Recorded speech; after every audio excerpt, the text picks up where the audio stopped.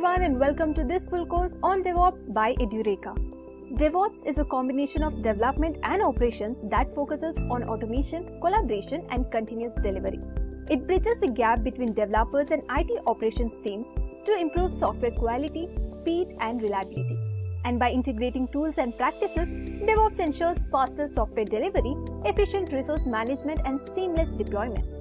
In this full course, we will explore the core concepts and essential tools of DevOps that are widely used in the industry today. Now, let's go through the agenda for this DevOps full course. First, we will learn the basics of DevOps, its principles and why it matters in modern software development. Next, we will understand Git, a version control system that helps developers track changes and collaborate on code. Then, we will explore GitHub, a cloud-based platform for managing Git repositories and enabling seamless collaboration. After that, we will dive into CI/CD, which stands for Continuous Integration and Continuous Deployment, and see how it automates software releases for faster and more reliable delivery. We will then introduce Jenkins, a popular tool used to automate build, test, and deployment pipelines. Following that, we will discuss Docker and understand why containerization is crucial for building scalable and portable applications. Next, we will explore Kubernetes, a powerful tool for managing and orchestrating containers in production environments. Then, we will look at Ansible, a configuration management tool that automates infrastructure provisioning and application deployment. After that, we will understand Terraform, a tool that helps manage cloud infrastructure as code, making deployment more efficient. Next, we will explore DevSecOps, where security is integrated into the DevOps pipeline to ensure safe and compliant software development. Then, we will discuss monitoring using Prometheus and Grafana, which helps track system performance and application health. Finally, we will look at the DevOps career path, exploring job opportunities, essential skills, and how to build a successful career in this field. We will also discuss some frequently asked DevOps interview questions to help you prepare for job interviews. And by the end of this full course, you will have a strong understanding of DevOps fundamentals and the tools that power modern development workflows. But before we begin, make sure to subscribe to our YouTube channel and hit the bell icon to stay updated on the latest tech content from the Edureka's YouTube channel. Edureka's DevOps Plus Certified by PwC course provides a unique opportunity to gain dual certification and learn directly from the top industry professionals. This course covers multiple industry-specific use cases, giving learners practical understanding and hands-on experience with various DevOps tools and practices. This course covers skills such as source code management, continuous integration, continuous deployment, and more, along with the essential tools like Ansible, AWS, Docker, Git, Jenkins, and many more. Also, the DevOps Engineer Master's Program equips you with the expertise in CI/CD, continuous monitoring, and continuous delivery using tools like Git, Jenkins, Docker, Puppet, and more. It also covers Linux, Python, and AWS DevOps and provides a comprehensive understanding of DevOps principles and methodologies. Designed for IT professionals, developers, and operations managers, this advanced program includes 200+ hours of interactive learning across 10 courses along with a capstone project. So go check out the course link in the description box below.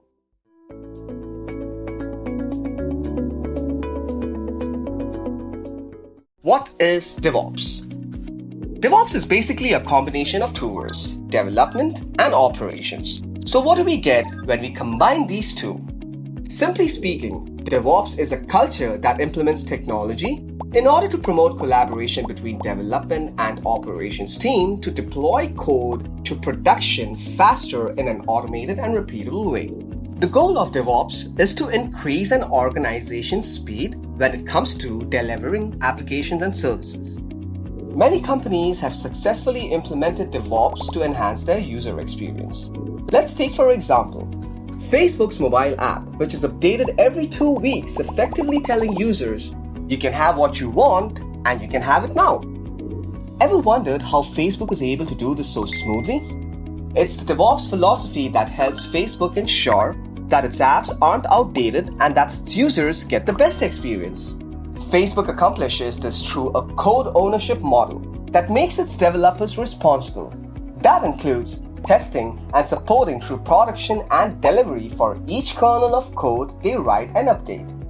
It's through policies like this that Facebook has developed a DevOps culture and has successfully accelerated its development lifecycle. Industries have started to gear up for the digital transformation by shifting their needs to weeks and months instead of years while maintaining high quality. As a result, we will soon see that DevOps engineers have more access and control of the end user than any other person in the enterprise. So what are you waiting for? Don't be in the sidelines when that happens. To master your skills, enroll in Edureka's DevOps Certification program and become a leader.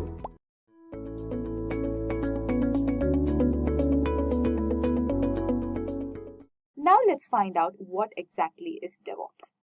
So DevOps is a set of practices that aims to automate and integrate software development and IT operations processes.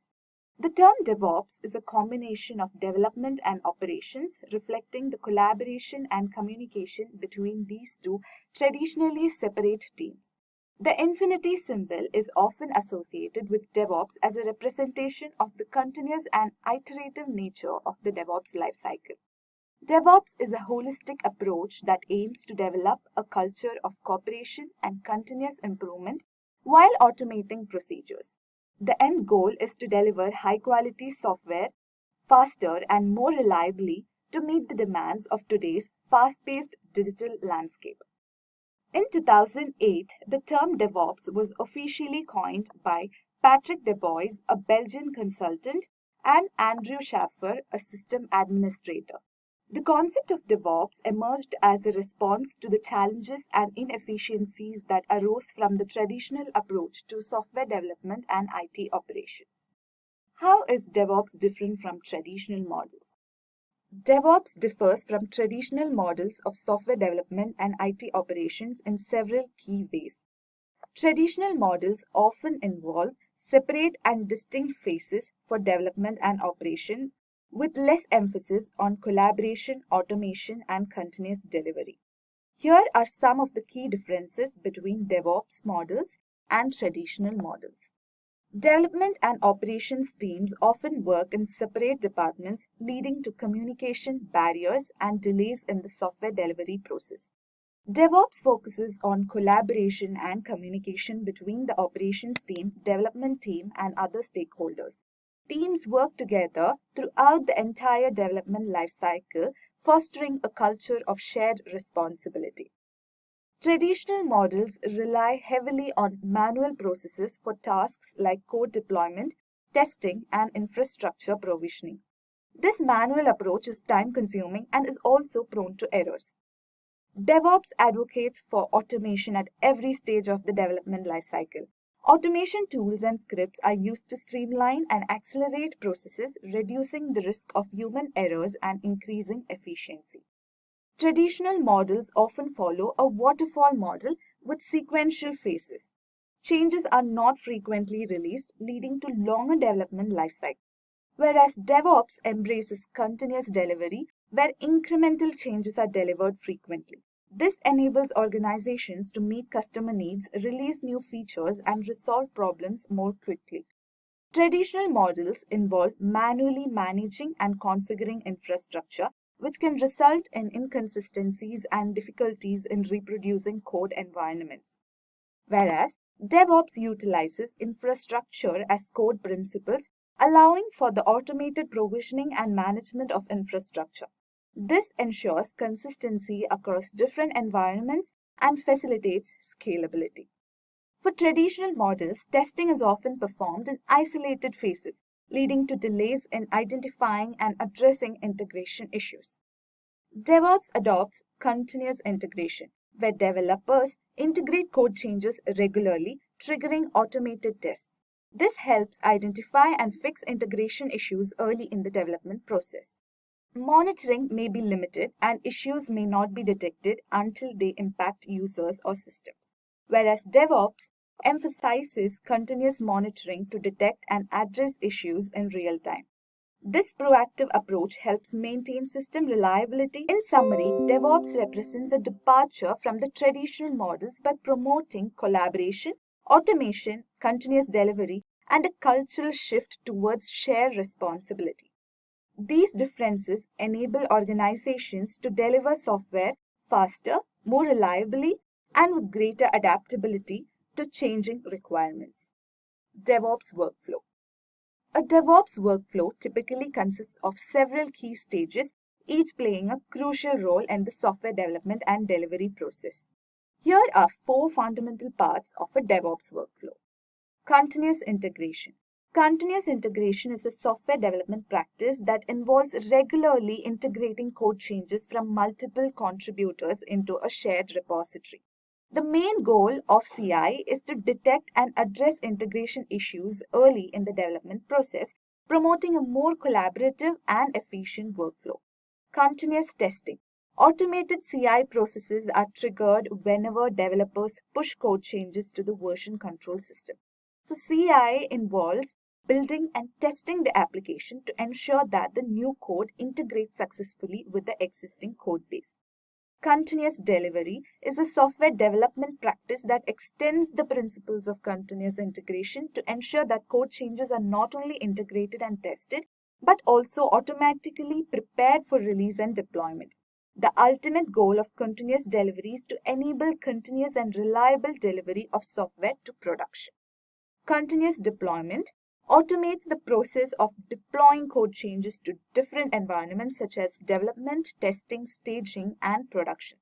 So CD pipelines define the steps involved in deploying applications, and they may include tasks like packaging, provisioning, infrastructure, and deploying the applications. Phases of DevOps lifecycle. The adoption of DevOps practices often involves a series of interconnected activities that span the entire software development and IT operations lifecycle. The DevOps lifecycle is characterized by continuous feedback, collaboration, and the iterative improvement of processes. Different phases of the DevOps lifecycle can be broken down into 8 Cs. This is a generalized representation of various phases of the DevOps lifecycle. Plan. In the planning phase, development and operations teams collaborate to define project goals, set priorities, and plan the features and improvements to be delivered. This phase involves aligning development efforts with businesses, objectives, and determining the necessary resources. Code. The coding phase involves developers writing and committing code to version control systems. Collaboration and communication between team members are crucial during this phase. Continuous integration practices ensure that code changes are frequently and automatically integrated. Build. The build phase involves compiling the code, running automated tests, and creating executable binaries. This process is often automated through continuous integration tools, ensuring that the software is built consistently and tested thoroughly. Test. Continuous testing is an ongoing process throughout the DevOps lifecycle. It includes unit testing, integration testing, performance testing, and other tests to verify the functionality, security, and performance of the software. Automated testing is a key aspect of identifying issues early in the development process. Release. Making sure the environment is ready for the updated software to launch successfully is the main objective of the release phase. Deploy. In the deployment phase, validated changes are automatically deployed to production environments. Continuous delivery practices ensure that the software changes are ready for deployment at any time. Operate. The operations phase involves monitoring the performance and health of applications and infrastructure in real time. Continuous monitoring provides insights into system behavior, allowing for proactive issue detection and resolution. Automated scripts may be used to manage and maintain infrastructure. Monitor. Continuous monitoring and logging are essential for capturing data on system behavior, user interactions, and performance matrices. Monitoring tools provide visibility into application and infrastructure health, enabling teams to make data-driven decisions and respond to issues promptly. DevOps use cases. Companies across diverse sectors have adopted DevOps practices. It's important to note that the use of DevOps is not limited to a specific sector, and organizations of all sizes, from startups to enterprises, can benefit from its principles. Some examples of companies that were known for their DevOps adoption are Amazon. Amazon has been a pioneer in adopting and promoting DevOps practices, particularly within its cloud computing division, AWS, that is Amazon Web Services. Amazon heavily emphasizes on CI/CD practices to enable rapid and reliable software releases. Amazon adopts DevOps practices to enhance its service delivery and infrastructure management. Amazon employs a microservices architecture for building and scaling its applications. The company's success in delivering scalable and reliable cloud services is indicative of its effective adoption of DevOps principles. Netflix. Netflix is one well-known example of a company that has embraced DevOps practices to enhance its software delivery processes, ensure high availability, and provide an exceptional streaming experience for its users. Netflix has a microservices architecture where its application is divided into a large number of small, independently deployable services. This enables teams to develop, deploy, and scale services independently, fostering agility and ease of maintenance. Netflix is known for its Chaos Monkey and Simian Army tools, which are part of its Chaos engineering approach. These tools intentionally introduce failures and disruptions into the system to test its resilience and identify potential weaknesses. Netflix's success in delivering a reliable streaming service with millions of users worldwide is a testament to its effective implementation of DevOps practices. Google introduced the concept of site reliability engineering, which combines aspects of software engineering and applies them to infrastructure and operations. Google is a pioneer in containerization technology and is one of the main contributors to the Kubernetes container orchestration system. Google Kubernetes Engine is a managed Kubernetes service that enables the deployment and management of containerized applications. Google's DevOps practices extend to its data analytics and machine learning initiatives. Tools like BigQuery and TensorFlow are integrated into the development and deployment process for data-driven decision-making and machine learning model management. Spotify, a popular music streaming service, has implemented DevOps practices to enhance its software development, delivery, and operations processes. Spotify employs a squad model, which is a form of cross-functional team. Each squad is a small, autonomous team responsible for a specific aspect of the product. So this organizational structure promotes collaboration and shared ownership of the entire development and delivery process. Spotify follows Agile principles and Scrum practices for its iterative and incremental development. Agile methods allow teams to respond quickly to changing requirements and deliver software in small, frequent releases. Spotify's emphasis on DevOps principles has enabled the company to maintain its position as a leader in the music streaming industry. Microsoft offers an extensive range of tools and services under the umbrella of Azure DevOps. This suite includes services like Azure Repos for version control, Azure Pipelines for continuous integration and continuous delivery, Azure Boards for work tracking, and Azure Test Plans for testing and release management. Microsoft leverages Azure DevOps Insights for analytics and reporting. This tool provides visibility into development workflows, code quality, and release pipelines, enabling data-driven decisions and continuous improvement. Facebook is known for its rapid and continuous deployment of features and updates.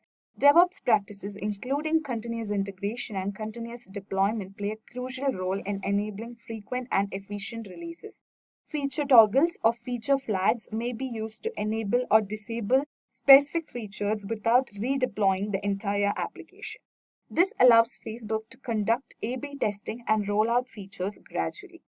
Now that we have an idea about what is DevOps and how it is used in the industry, let's move ahead with the roles and responsibilities of a DevOps engineer. A DevOps engineer is an IT professional who combines software development and IT operations to enhance the efficiency and teamwork of an organization's software development and delivery process. They should ensure fast, reliable, and secure software delivery. A DevOps engineer is responsible for creating scripts and tools to automate various aspects of the software development process, such as code integration, testing, and deployment. DevOps engineers frequently work with infrastructure that's managed through code and act as cloud architects. DevOps engineers Also carry out quality assurance software testing to understand the effectiveness of various software tools. They put in place mechanisms to monitor the functionality of applications and gather logs in order to identify and fix problems. Let's move on to some essential technical skills required for a DevOps engineer. Version control. DevOps engineers must be proficient in version control systems such as Git to manage and track changes in code and configurations. Scripting and programming skills. A DevOps engineer must have a basic understanding of Linux fundamentals such as file handling, system administration, text processing, and process management. A strong grasp of programming languages is also important for automating tasks and building custom tools. Cloud services. A DevOps engineer should have cloud computing skills and should have an understanding of public cloud services such as AWS, Azure, or Google Cloud to deploy and manage applications and infrastructure in the cloud.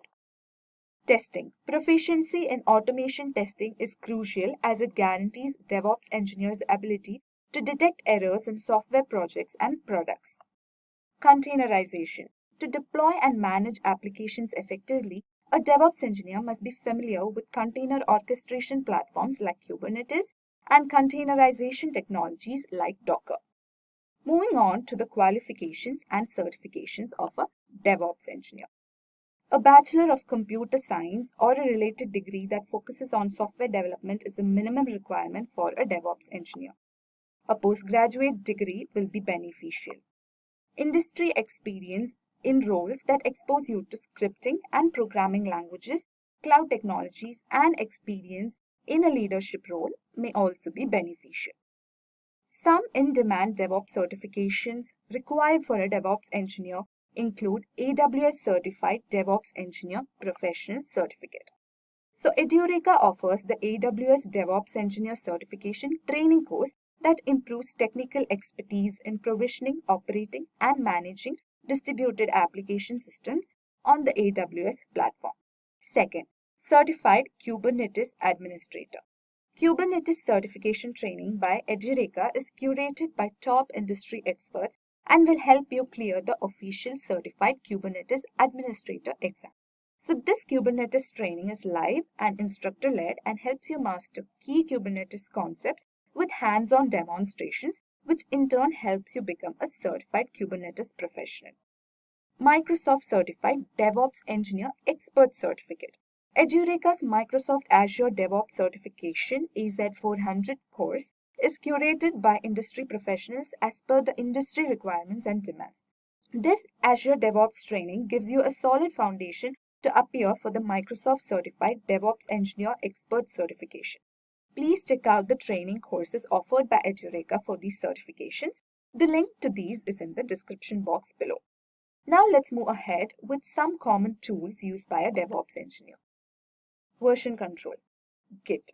Widely used for source code version control, Git is the backbone of many DevOps workflows.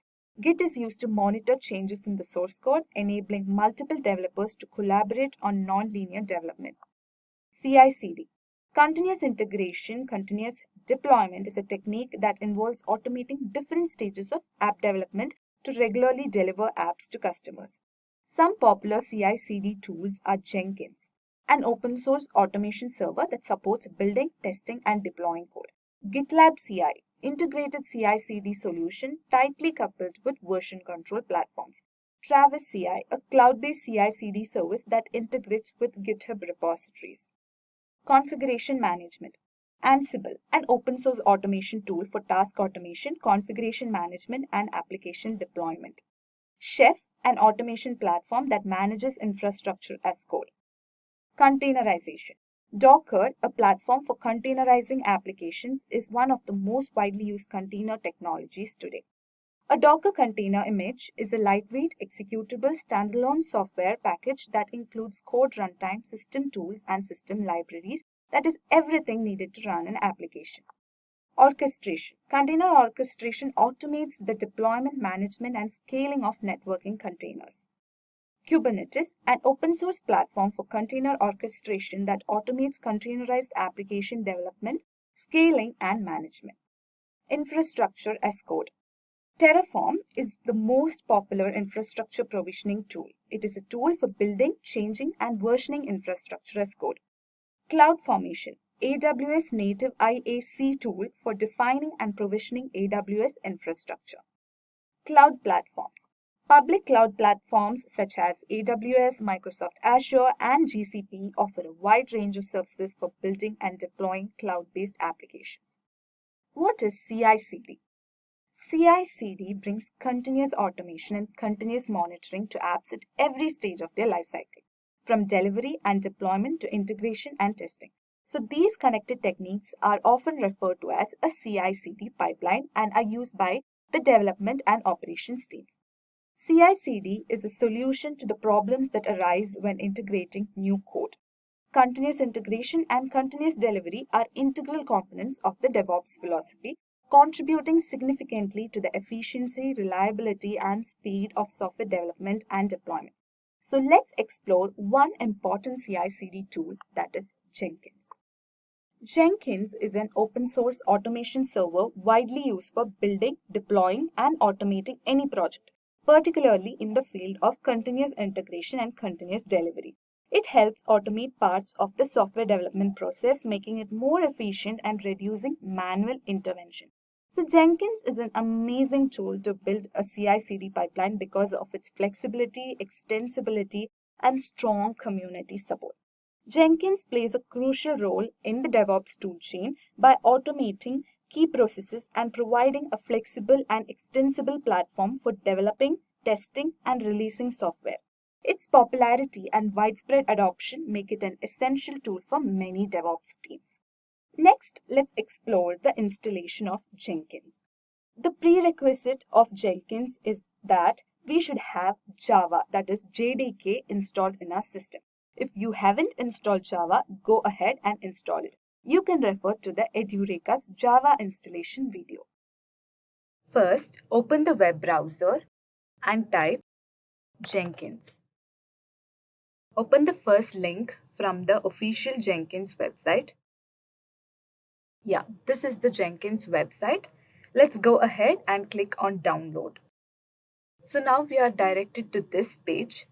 Here we can see the version, download Jenkins 2.4 to 6.1. This is LTS version. So we can download Jenkins using Docker, Kubernetes, or an Ubuntu. Here in this demo, I will be showing how to install Jenkins in Windows. So let's click on this. Yeah, so now Jenkins installer is downloaded. Let's just save it here. Wait for the download. Yeah, so it's preparing to install. Let's now click next. So this is the path where Jenkins will be downloaded. Now here, I am not setting up the password and username right now. So I'm just clicking run service as local system. We'll set it after Jenkins is installed. Next. So this is the port where Jenkins will run, that is 8080. So let's just test if that port is available. So this green tick shows that the port is available. So let's just click on next. So now here we need to paste the JDK link, okay, the path to our JDK. So for that, let's just go, yeah, this is the path. Let's just copy the path of JDK and let's just paste it here. Click on next. Let this be the default. Click on next and let's press on install. Yeah, once that is done, let's go to this link. Click on this link. So now we need to unlock Jenkins. To unlock Jenkins, we need the initial admin password.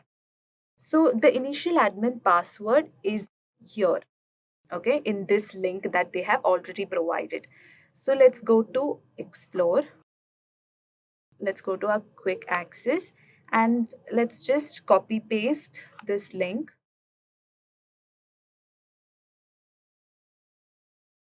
Okay, let's just open it using Notepad. Yeah, so this is the password. So let's just copy it and paste it here. Then click on Install Suggested Plugins. So now all these plugins will be installed. Let's just wait for the installation to be over.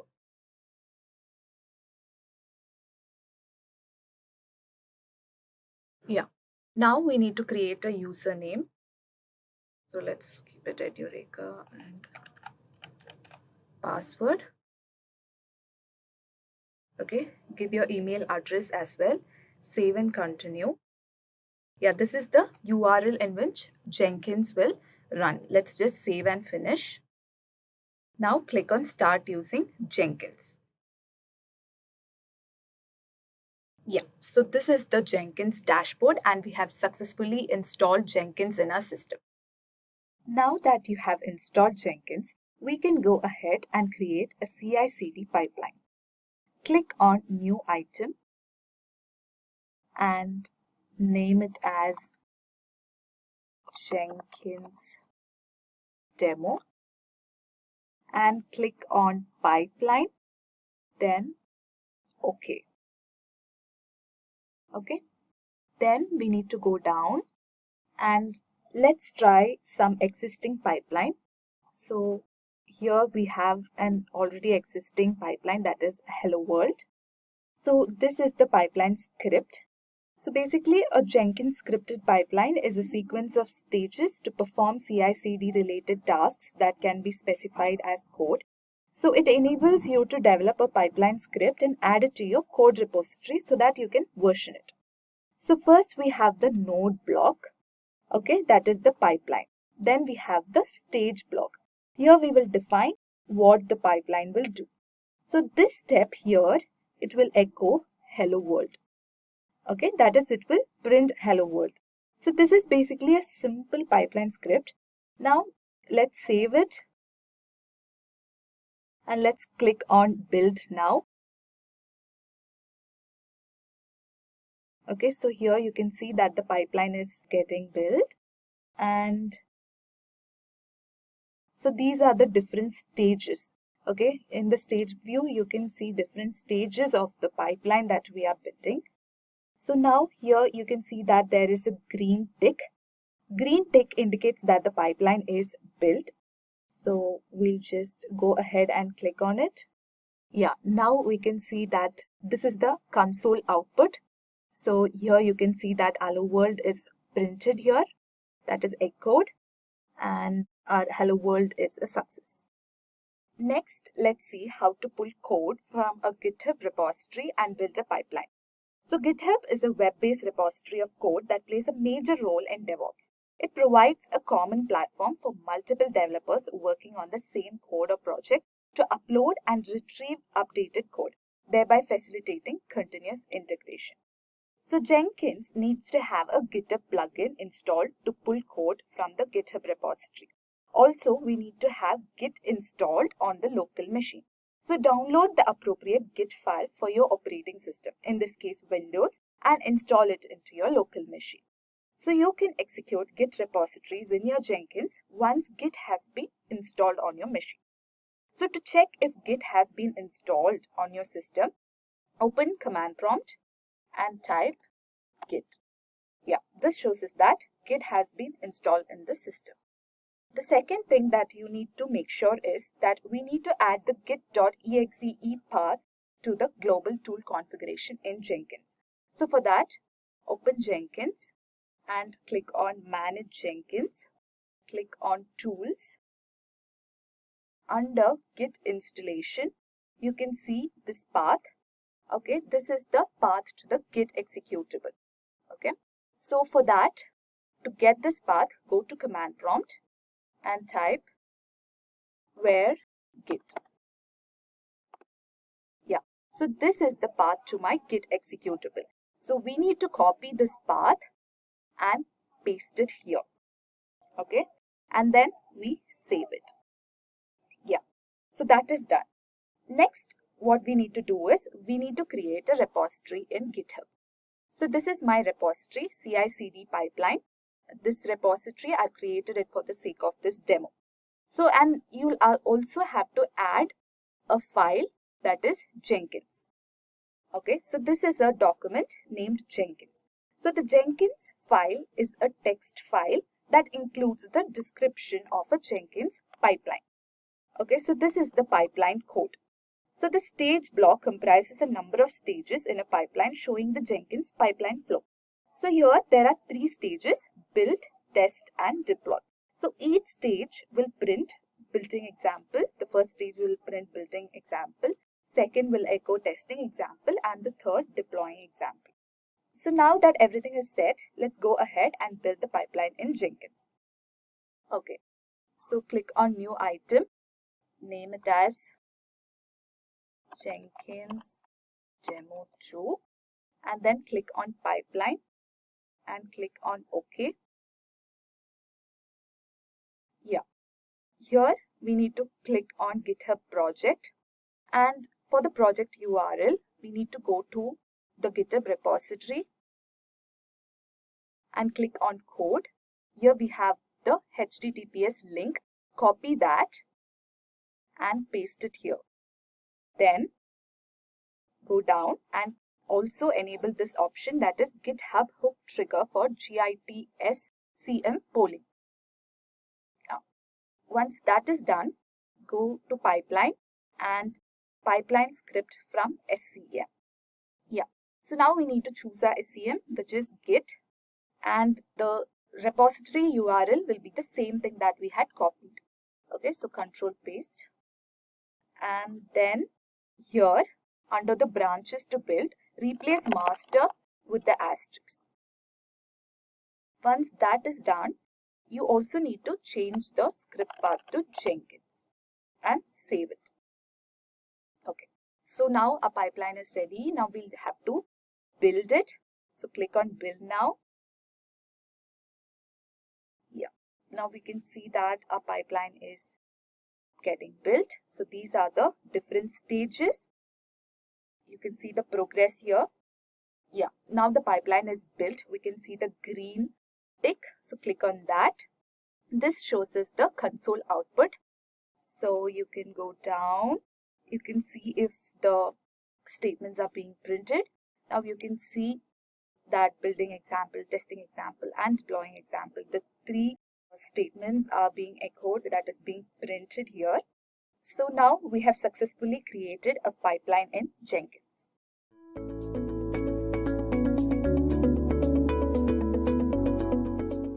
Let's start out with what's version control. So to understand what is version control system, we need to understand first why we need a version control system. So we'll see why do we exactly need a version control system. So for that, let's take a scenario where there are 3 developers working remotely on a web application or a mobile application. Now for simplicity's sake, let's just assume that it is a streaming application and one of them is working on a streaming page. Let's call them developer 1. Developer 2 is working on a user information page, and developer 3 is creating the payment portal. Now all 3 of them are done with their respective pages at 10 o'clock, 11 o'clock and 12 o'clock respectively. Now the thing is, all 3 developers are working in isolation. There may be their own changes, there may be changes in somebody else's page. They're all kind of adding some new files or modifying older files, changing the source code or something like that throughout the course of this project. But how exactly are they going to collaborate considering that they are working remotely? The solution to this is a version control system. With this system, I'll tell you what happens. At 10 o'clock, developer 1 uploads all the files regarding the streaming page. With a version control system, this modification is recorded and updated to one central directory or folder. So every time you're modifying an older file or adding a new file, it creates a snapshot of the latest version or the latest update of the changes that you've made or all the files that you've uploaded. So the snapshot of your update at 10 o'clock is saved. And then when developer 2 adds their user info page, this modification is also saved as a snapshot. Now there are 2 snapshots saved, and finally the payment portal page is added, and this is the last modification done at 12 o'clock, and this is the most recent snapshot saved, along with other snapshots of other updates and modifications done throughout the course of this project. Every change in your project, a snapshot is created and your entire project is saved that way. And these snapshots are actually known as different versions, which are basically the state of your project at a particular time or at the current time. It means that it will contain the kind of files your project is storing at one particular time and what kind of changes you have made so far between the previous version and this particular version. And this is exactly how a version control system works.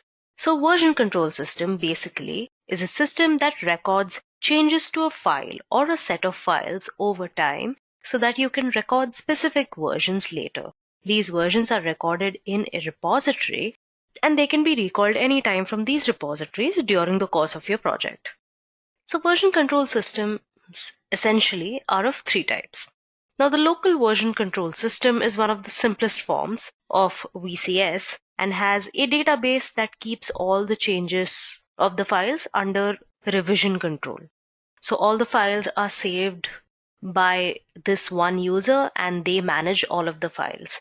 But it's actually really hard to maintain the changes of the file, and you can accidentally replace one or the other file that you need.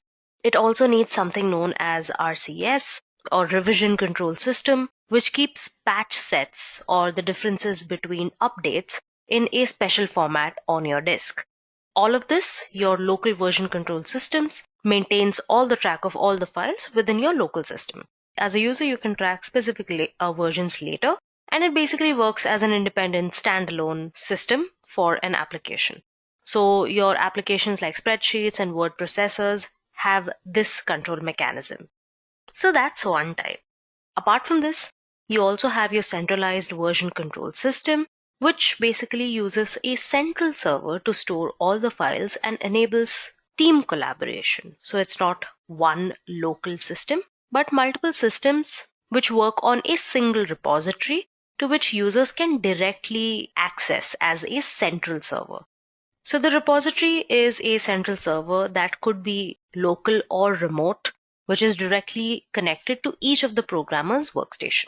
And the third kind of VCS is a distributed version control system. Now these systems do not necessarily rely on a central server to store all the versions of a project file.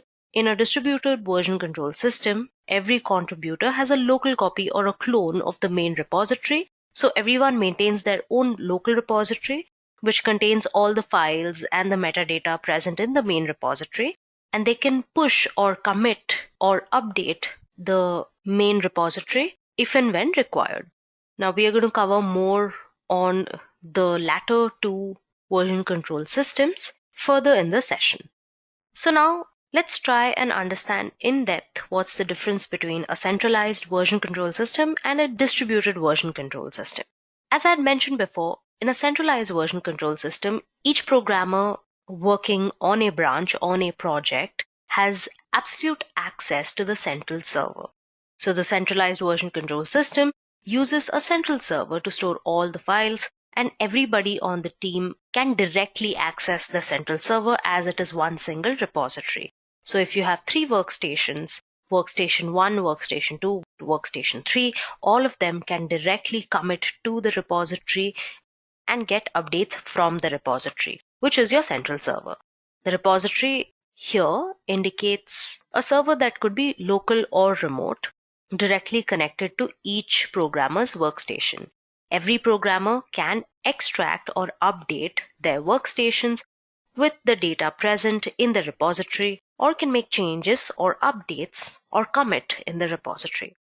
And every operation is performed directly on this repository. Even though this seems pretty convenient when we are just talking about 3 people, to maintain a single repository like this has some major drawbacks. One of them is that it's not locally available, meaning every change that you have to make, you will have to be connected to a network to perform any action. Also, in any case, the central server getting crashed or corrupted will result in losing the entire data of the project. Also, another small thing which is revertible, but is if one person accidentally makes some unwanted updates, instead of his or her local system, they will be making that changes directly in the central server. So recovering that part back will be again a time-consuming process. This is where distributed version control systems come to the rescue. Now, these systems do not necessarily rely on a central server to store all the versions of a project file. In the distributed version control system, each and every contributor has a local copy or a local workstation clone of the main repository. That is, everybody maintains a local repository of their own which contains all the files and metadata present in the main repository. You will understand it better if you take a look at the diagram. As you can see, every programmer maintains a local repository or a local copy on its own, which is actually the copy or clone of the central repository on their local hard drive. They can commit and update their local repository without any interference from one another. And then they can update their local repositories with new data from the central server by an operation called pull. Once they are done with their bit of the code, they can affect the changes of the main repository by an operation called push from their local repository. Now, this system or this act of cloning an entire repository to your workstation and making all the changes on a local repository gives you a couple of advantages over a centralized version control system. First of all the operations except push and pull are very fast because the tool only needs access to the hard drive and not a remote server. Hence, you do not always need to be connected via a network connection, or you always do not need an internet connection. Committing new change sets can be done locally without manipulating the data on the main repository. Once you have a group of change sets ready, you can push them all at once. So you complete your set of code on your local system and then you push all the files once and for all into the main repository. Third, since every contributor has a full copy of the project repository, they can share changes with one another on wanting to get some feedback before affecting the changes in the main repository. So this enhances the essence of collaboration amongst a development team. And finally, if the server gets crashed at any point in time, the lost data can be easily recovered from one of the contributors' local repository. And that is why distributed version control system has been picking up popularity over the past decade. So why version control is important? First of all, it helps collaboration. It allows remote development, shared workspace, and real-time updates. All versions of your code are preserved, hence it helps you manage versions of the same code. Easy rollback from current version. Suppose a part of your project has been headed to a wrong direction, you can easily roll back from the current version to the last version which was stable. Now, because you can reverse faulty updates, you can save time and hence it reduces downtime of your project development. And finally, it improves visibility. You can analyze and compare different versions, and that gives you like a 50-foot top view of your entire project, which just accelerates your product delivery. So now that you have a bare sense of what is version control and why do you need version control, let's understand one of the most popular version control systems that exists today, and that is Git. So Git is a distributed version control tool that supports distributed nonlinear workflows by providing data assurance from developing quality software. So basically what it does is that it lets you and your team of developers work together on the same project remotely from anywhere across the world. Your team members can work efficiently on files and easily merge their changes into one source without the fear of losing or deleting anything of importance due to the easy rollback feature. Git is primarily used to manage your project comprising of a set of code or text files that you may want to change from time to time. Now, Git is an integral part of DevOps. DevOps, as most of you might have the idea of, is the practice of bringing agility to the process of development and operations. A couple of years ago, it was this entirely revolutionary ideology which swept IT organizations worldwide, boosting project life cycles and in turn increasing profits. DevOps promoted communication between development engineers and operations participating together in the entire life cycle, from design through development process to production support. Now, in the entire life cycle of DevOps, starting from planning of the projects to its deployment and monitoring, Git plays a vital role. When it comes to managing the code that collaborators contribute to the shared repository, this code is extracted for performing continuous integration to create a build and test it on the test server and eventually deploy it to production. Tools like Git enable communication between the development and operations team.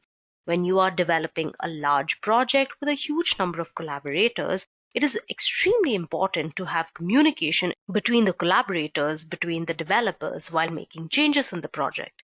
Commit messages in Git play a very important role in this particular collaboration or communication amongst the team. The bits and pieces that we deploy or update lies in this version control system, such as Git. To succeed in DevOps, you need to have all the communication in version control. Hence, Git plays an extremely vital role in succeeding at DevOps. And due to this very reason, Git has earned way more popularity compared to other version control tools available in the market, such as Apache Subversion, concurrent version systems, and Mercurial. If you compare the interest of Git by time with other version control systems, you shall realize that larger companies' products are generally developed by developers using Git all around the globe. And some famous names out of them are Facebook, Yahoo, Zynga, Quora, Twitter, eBay, Salesforce, Microsoft, and many, many more.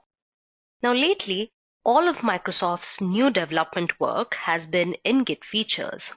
Microsoft migrating .NET and many of its open source projects on GitHub, which are managed by Git. One of such projects is the LightGBM. It's a fast, distributed, high-performance gradient boosting framework based on the decision tree algorithms, which is used for ranking, classification, and many other machine learning tasks. Here, Git plays an important role in managing this distributed version of LightGBM by providing speed and accuracy. So basically, to enable version control, Git is your go-to solution. It's fast and suitable for handling massive code bases scattered across multiple developers, which makes it the most popular tool used today. Now that you know about Git, a terminology we'll be using a lot while talking about Git and GitHub is a repository. Now, repository, or a repo as it's most commonly known as, is a directory or a storage space where your projects can basically live. It can be local to a folder or your computer, or it can be a storage space in another online host such as your GitHub. And in this particular space, in this particular directory, you can keep your code files, text files, images, you name it, all of it inside a repository. Through the course of this, we shall also be talking about something known as GitHub, which is nothing but a central repository, the kind that we spoke about when we discussed centralized versus distributed version control systems. There's a central repository, and that is where all of your code will live. You have your local repository where you'll make the changes, and there you have the central repository to which you will push all of the changes. Yeah? And the central repository is something that all of the developers involved in this particular project, in a certain project, have access to. All right, moving on, let's discuss a few Git features which make it so popular amongst organizations as well as individuals. First of all, it's economical. It's free and open source. Git is released under GPL's General Public Licenses, open source license. So you don't need to purchase Git.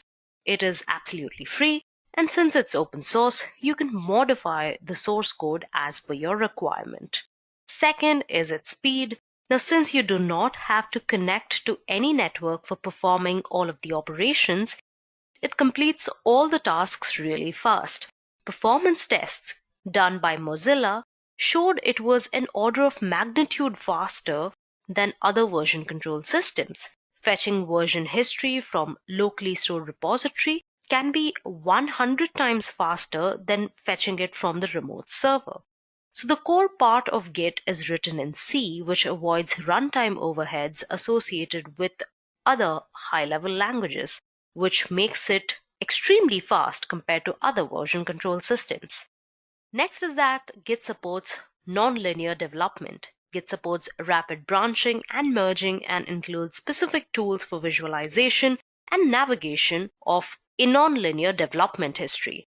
A core assumption in Git is that a change will be merged more often than it's written, as it is passed around various reviewers. Hence, branches in Git are very lightweight and is only a reference to a single commit. With its parental commits, the full branch structure can be constructed. Next, let's talk about the robustness. Nearly every single task in Git is undoable. Git gives each developer a local copy of the entire development history and the changes copied from one repository to another. These changes are imported as additional development branches and can be merged and deleted and recovered the same way as a locally developed branch. Next is the snapshots, which are recorded changes made to a file rather than the file itself. Followed by which you have integrity, which means no changes can be made without Git recording it. Since every contributor has their own local repository, on the events of a system crash, the lost data can be recovered from any of the local repositories. You will always have a backup of all of your files, and none of the changes made to the central repository will go unlogged by Git.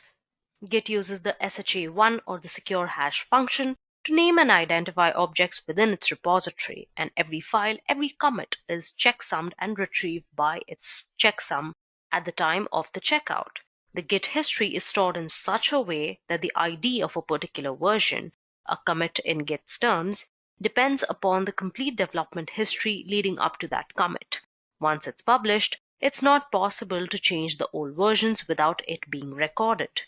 Then it's a distributed system, which means every user has their own copy of the repository and the data is stored locally.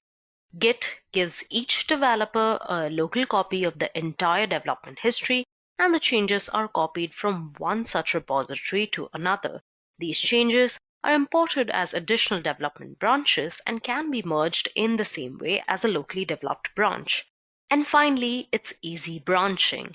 Now, branch management with Git is very simple. It only takes a few seconds to create, delete, and merge branches. Feature branches provide an isolated environment for each change to your code base. So when a developer wants to start working on something, no matter how big or small, they can create a fresh new branch which is not interfering with the main branch, which ensures that the master branch or the main branch always contains production quality code. So any little experimentation that you want to do or little things that you want to try out can always be on a separate feature branch instead of the changes made to your master branch. Because ultimately, your master branch should contain your publishable product. So now that you know the basic features of Git, let's try and understand what the basic workflow of Git is, or how does Git work. So the basic overview of how Git works goes like this. You basically create a repository or a project with a Git hosting tool like Git or Bitbucket. You copy or clone the repository to your own local machine or your working directory. You add a file to your local repository and commit the changes, which basically means you save the changes. Then you push the changes to your master branch. Then you make changes to your file and commit. Then you pull the changes to your local machine. You create a branch or a version, make a change, commit the change, same process, open a pull request, and merge your branch to the master branch. Now this is a little complicated listening to it like this, but once we get on to our demonstration, I think things will be way more clear. You can still take a good look at this diagram. But if you don't get it, don't worry. I will be explaining these operations one by one when we get to the demonstration part of this Git tutorial. Moving on, let's get to the good part, the hands-on section, starting with the installation and setup of Git. Now, there are two ways in which this goes. First of all, for Windows users, you need to install Git Bash for Windows.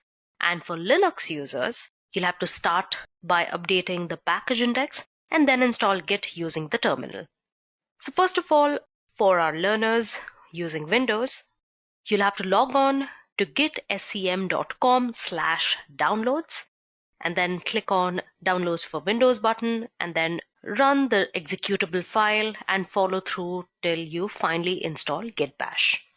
I'm not going to install it completely as I already have Git Bash downloaded, but I'm still going to open the page to show you guys. All right. So the latest source release is Git 2.30.1 on the 8th of Feb, and you can just click on this button. The moment you click on this button, it's going to start downloading Git for you. And once you have the executable file, all you have to do is open it or run it in your own system, right? Next, for people using Linux, this is an example considering you are using Ubuntu. If you're using CentOS, a lot of the commands don't change, but instead of apt install, you will be using yum install for CentOS. So for that, now I'm going to open my terminal on a virtual machine. So here I have running an Ubuntu machine using the Oracle VirtualBox. So I'm going to start by running an update. All right, this is going to take a while. Kindly be patient. So here I have my Ubuntu running on a virtual machine. So to install Git on your Ubuntu machine, you have to start by updating. So this will take some time. We're going to use sudo apt update. If you're using CentOS, you will be using yum instead of apt. Let's clear that out, and then we're going to install Git.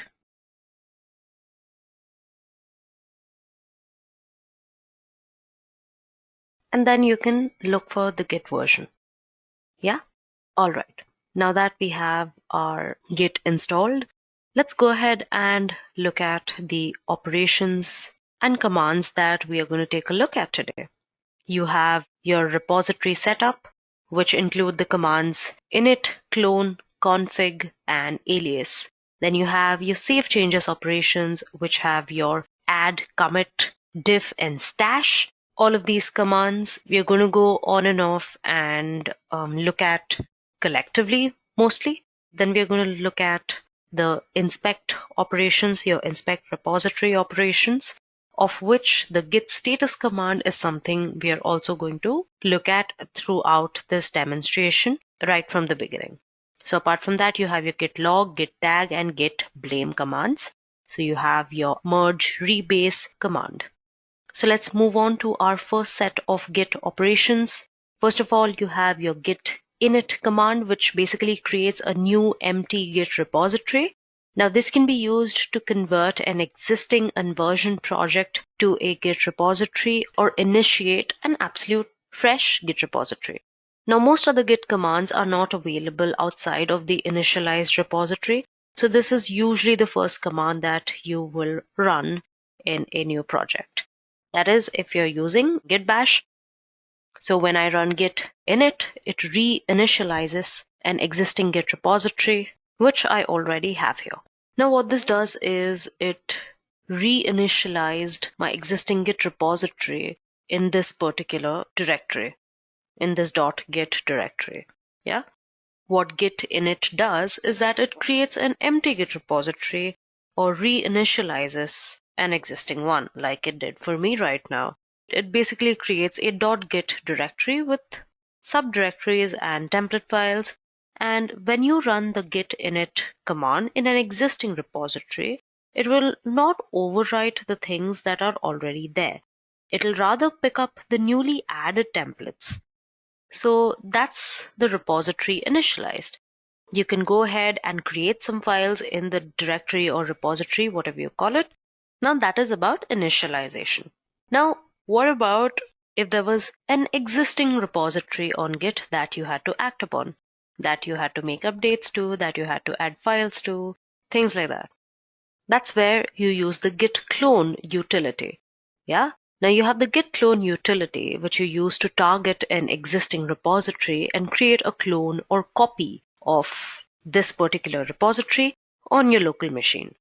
Now this is one of the features provided to you by a distributed version control system, as we had discussed before. So this is a blank file called Edureka rep with just the readme text file.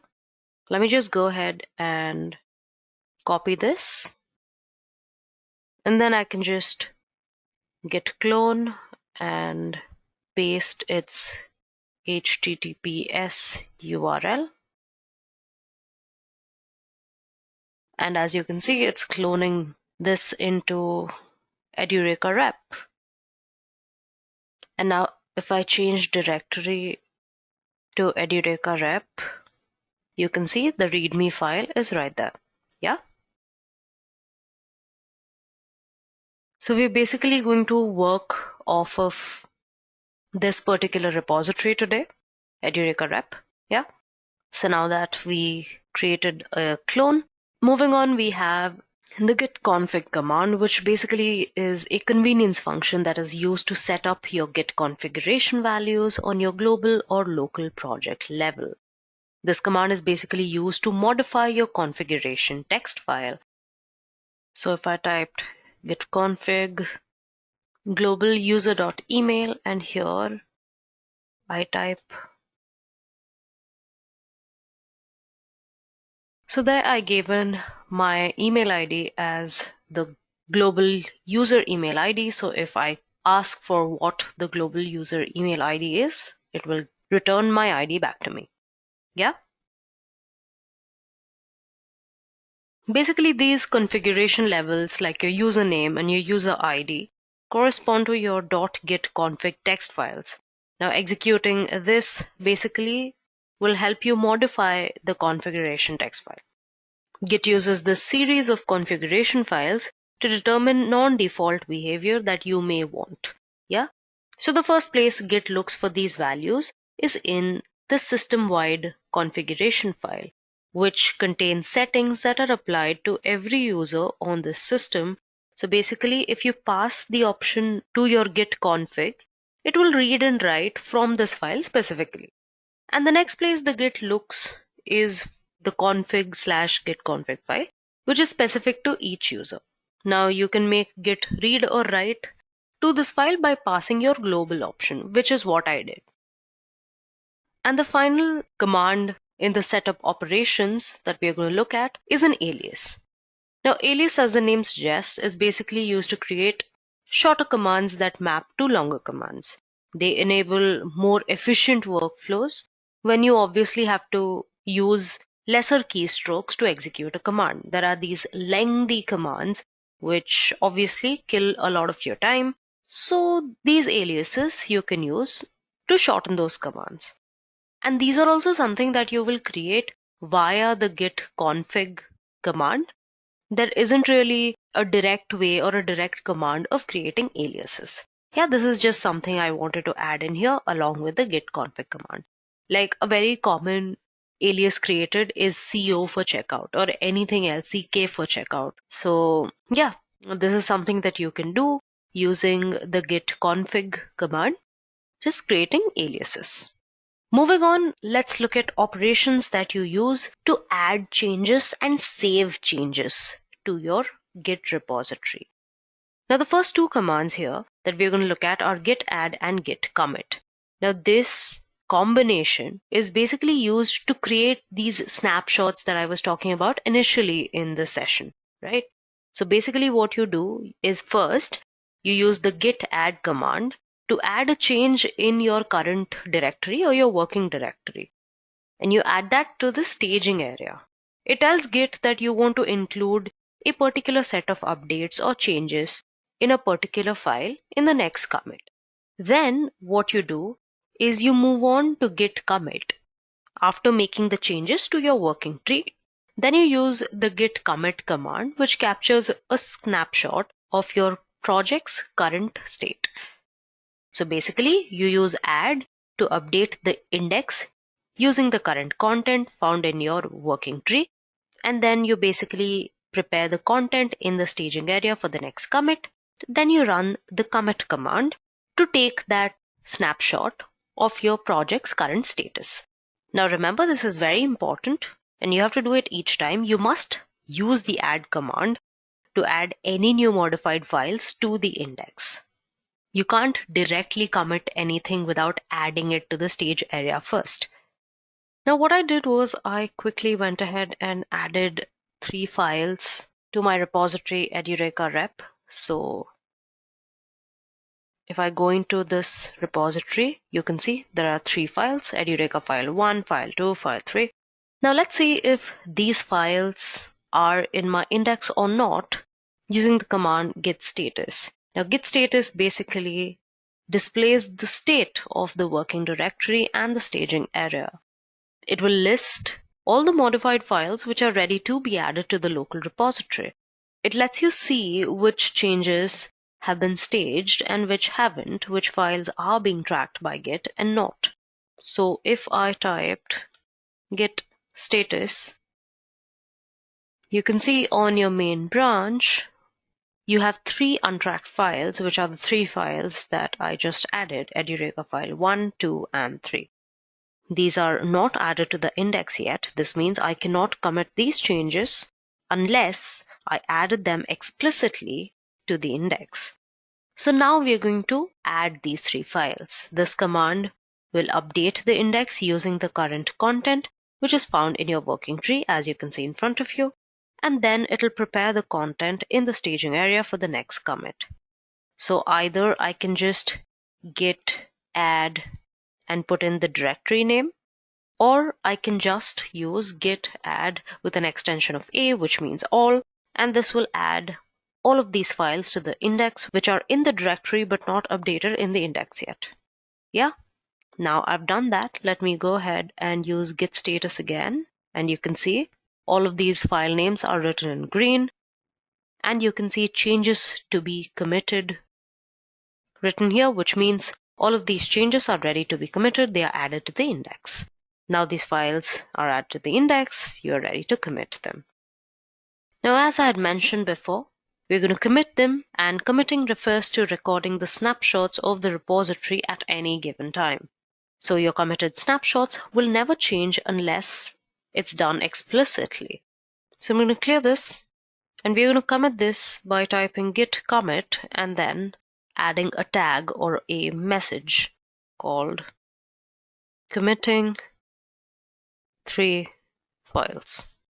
Let's try this out. As you can see, 3 files changed, 3 insertions. You can see our Edureka files 1, 2, 3 have been committed. The git commit command has committed the changes in the 3 files in your local repository. Now, if you want to commit a snapshot of all of the changes in your working directory at once, you can always go with commit-a. Now let me add a couple more files to my directory just to show you the difference between your files added to the index versus the ones that are not.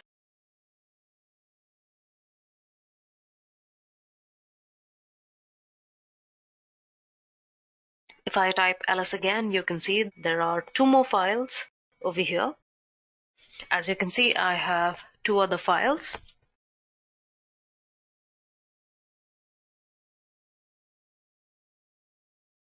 I'm just going to add the Edureka file 4 and not the file 5. And then I'm just going to git commit committing files. And as you can see, only 1 file changed, only 1 insertion happened. And that only happened because Edureka file 5 is not added to the index.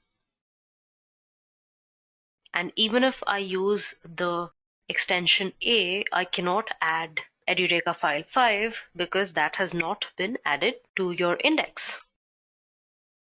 Now if I just go ahead and add Edureka file 5, voila, the change has occurred in our Git repository. Now if I typed git status, there are no more files to add or commit. Our branch is ahead of the origin or main branch by 3 commits. And you can use git push to publish your local commits. Now what is git push? This is something we will cover later in this session. Now understand that before you affect the changes made to the central repository, you should always pull changes from the central repository to your local repository just to get the most updated version of your branch. You'll get all the work of your collaborators that have been contributing in the central repository. For that, you use the pull command. Now, as you can see, there's nothing to commit and your working tree is clean. There are other commands like the git status command, which you could use for similar purposes. For example, you have the git log command, which only operates on committed history. It basically will display to you the committed snapshots and will let you list the project history, filter it, and search for specific changes. So if you typed git log, it's going to show you all the commits that have happened since we started with this git file. Okay, so you can see at the bottom, your original main, there's your initial commit, right? Then our first commit where we committed 3 files, then we committed the 4th file, and finally when we committed file number 5, right? These are all the commits, including the initial commit, the first one. Yeah, along with the author and the date and time. Remember when I told you about everything is recorded when you're using Git? This is what I meant. You can always access who made commits at what time and what commits were made when you use a version control system such as Git. Now at a point like this, I think it's crucial to mention one more command, which is the git tag, and it's used to basically capture a tag in history or a point in history that is used for a marked version release, right? So it's basically like a branch that doesn't change, and after being created, they have no further history of commits. Yeah, so that is one. And another one is git blame. Now the git blame function displays of the author's metadata attached to a specific committed line in a file. It's used to examine specific points in a file's history and get context as to who the last author was that modified that line. So if I went back and typed git blame Edureka file 5.txt, it's going to show who the person is that is to blame, who committed this particular file or made this particular change, right? It'll also, if you paid attention, give you the commit number. As you can see, this E9D63EFO commit number. This also has this E9D63EFO, which is the first few characters of this particular commit number. Yeah. So now that you know how to check the status of the changes and see who made the changes, it's time that you understand how you fetch changes from your remote repository to a local repository and how you push commits from your local repository to your remote repository. So here we are going to look at 2 commands called pull and push. Now, first of all, you have the git pull command, which fetches changes from your remote repository to a local repository. Basically, it merges upstream changes in your local repository, which is a common task in Git-based collaborations. But at first, you need to set your central repository as the origin using the command git remote add origin, and I'm going to add the link to my central repository, which is this. And as it says, the remote origin already exists. Now that your origin is set, and now we're going to pull our main branch. So I'm just going to type git pull origin main, and it says we are already up to date. Now, certain number of tutorials or documents that you might be following might even give you the command git pull origin master, in which case you're working on the master branch. Now, to know which branch you're at, you can just use the command git branch vv. Yeah, I'll tell you which branch are you working on. Yeah. So yeah, we are working on the main branch and we are already up to date with the branch, since my local repository was already updated with files from the main branch. This is the message of an up-to-date branch. Now you can also use git pull origin and your whatever branch name. Here I'm using main. That's a mistake on my part. Maybe I was trying to clear the screen. All right. So here, even if I pull from the branch using git pull origin and the branch name to my local git repository, you can see it's already up to date. So now my local git repository is now all updated with the recent changes. So now it's time to make the changes to your central repository by using the push command. So we're going to use the push command. This command transfers commits from your local repository to your remote repository. And it is basically the opposite of your pull operations. Pulling will import commits to your local repositories, whereas pushing will export commits to your remote repositories. It's going to ask you for your username.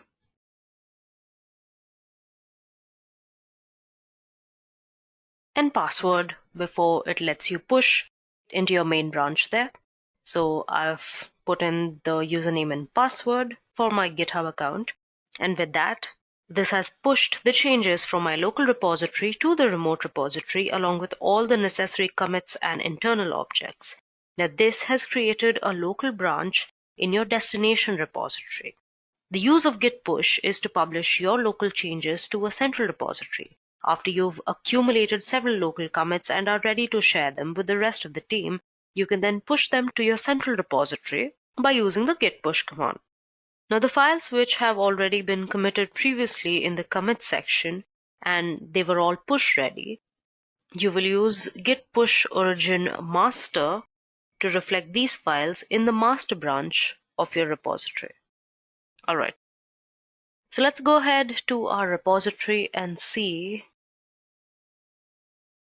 if changes have been made. And yes, you can see all of our files on our GitHub repository. You have Edureka file 1, 2, 3, 4, and 5. All the 5 files that we had created on our local repository. Yeah, you have all these 5 files and the README file here. Here also you have the README file and all the 5 files that we had created. Now at this point in this Git tutorial, I hope you have understood the basic commands of Git. You have pulling, pushing, adding, committing, things like that. Now let's take a step further and understand the 3 basic commands of parallel development. Here I'm going to be talking about branching, merging, and rebasing. So first of all, let's talk about merging. Now, merging is a way to combine the work of different branches together. This will basically allow you to branch off, develop a new feature, and then combine it back in. As you can see in the diagram, it shows you 2 basically different branches, new branch and master. Now, when we merge the work of the new branch into the master, it creates a new commit, which contains all the work of the master and new branch. Now, if we merge the 2 branches with the merge command, as I had mentioned before, Git allows you for easy branching, which means you have parallel branches with your master branch that help you carry on your individual work while not interrupting your main product, which is your master branch or your main branch. So branches in Git are nothing but pointers to specific commits. Yeah. So Git generally prefers to keep its branches as lightweight as possible. Now there are basically 2 kinds of branches via local and remote tracking branches. A local branch is just another path of your working tree. On the other hand, the remote tracking branches have special purposes. Some of them are linking your work from your local repository to your central repository and automatically detecting which remote branches to get changes from when you do a git pull. So you can check what your local branch is by using git branch. So you know you are at your main branch. And the one thing you should understand, one thing is like a main mantra of people who use Git are branch early and branch often. Yes? So to create a new branch, you're going to use a command git branch and your branch name. And in this case, I'm just going to use a branch name Edureka images. All right. And here you can see this diagram shows the workflow of a new branch that is created. When we create a new branch, it originates from the master branch itself. So since there's no storage or memory overhead with making many branches, it's usually easier to logically divide your work up than having big chunky branches. Hence, the branch often part. Now let's see how to commit using branches. Now branching includes the work of a particular commit along with all parent commits, right? So as you see, the new branch has detached itself from the master or the main branch, and hence it'll create a different path. So we are going to git check out the branch name, which in our case is Edureka images. And then we are going to git commit. So you have untracked files, Edureka images, and nothing added.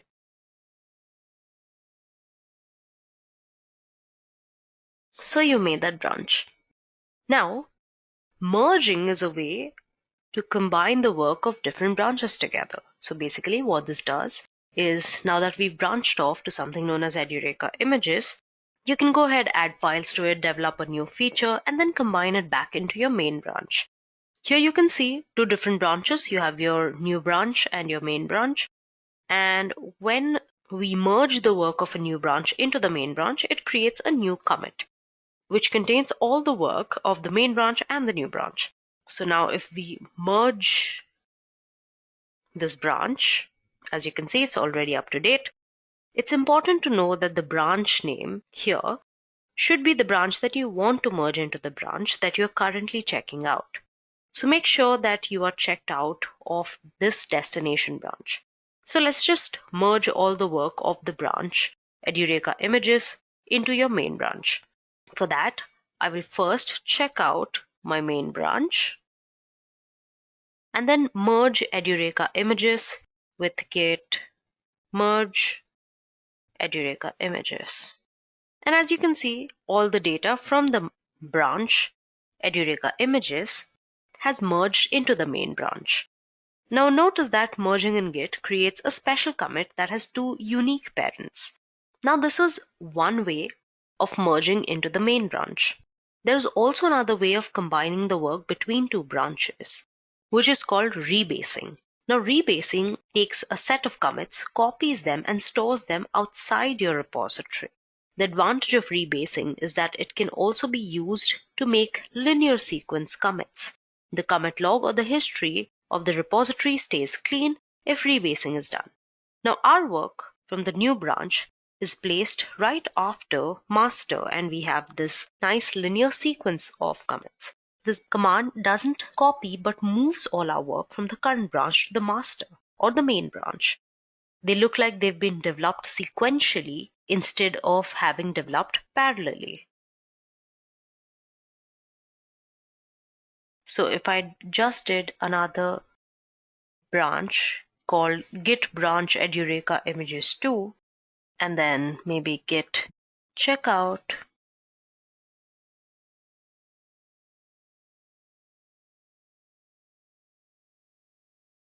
okay, then we git commit this, and then I could just git rebase main, and your current branch will be up to date. This command basically moves all of your work from your current branch to your master branch, and it'll basically look like it has been developed sequentially instead of having developed parallelly. Now, apart from these, there are certain operations that you ought to know. Firstly, archiving your repository. You can use this command. It stores all of your files and data in a zip file rather than a .git directory. This creates only a single snapshot, omitting version control completely though. This comes in handy when you want to send these files to a client for review who doesn't have Git installed in their computers. Apart from this, you can also bundle your repository, which basically turns your entire repository into a single file. This pushes the master branch or the main branch to a remote branch, only contained in a file instead of a repository. You could alternately change the repository, clone the repo bundle, create a copy, and use git log. But that is like 5 commands instead of 1. Why not just use 1 command? And finally, stashing uncommitted changes. When you want to undo adding a feature or any kind of added data temporarily, we can always stash them temporarily. You can use git status, stash status, and then you want to reapply the changes you stashed using git stash apply. Having said that, let's move on to another very important topic in this Git tutorial. Let's go through a brief introduction to SSH. Now, what is SSH? What is an SSH key? Now, an SSH key is an access credential for Secure Shell Network Protocol.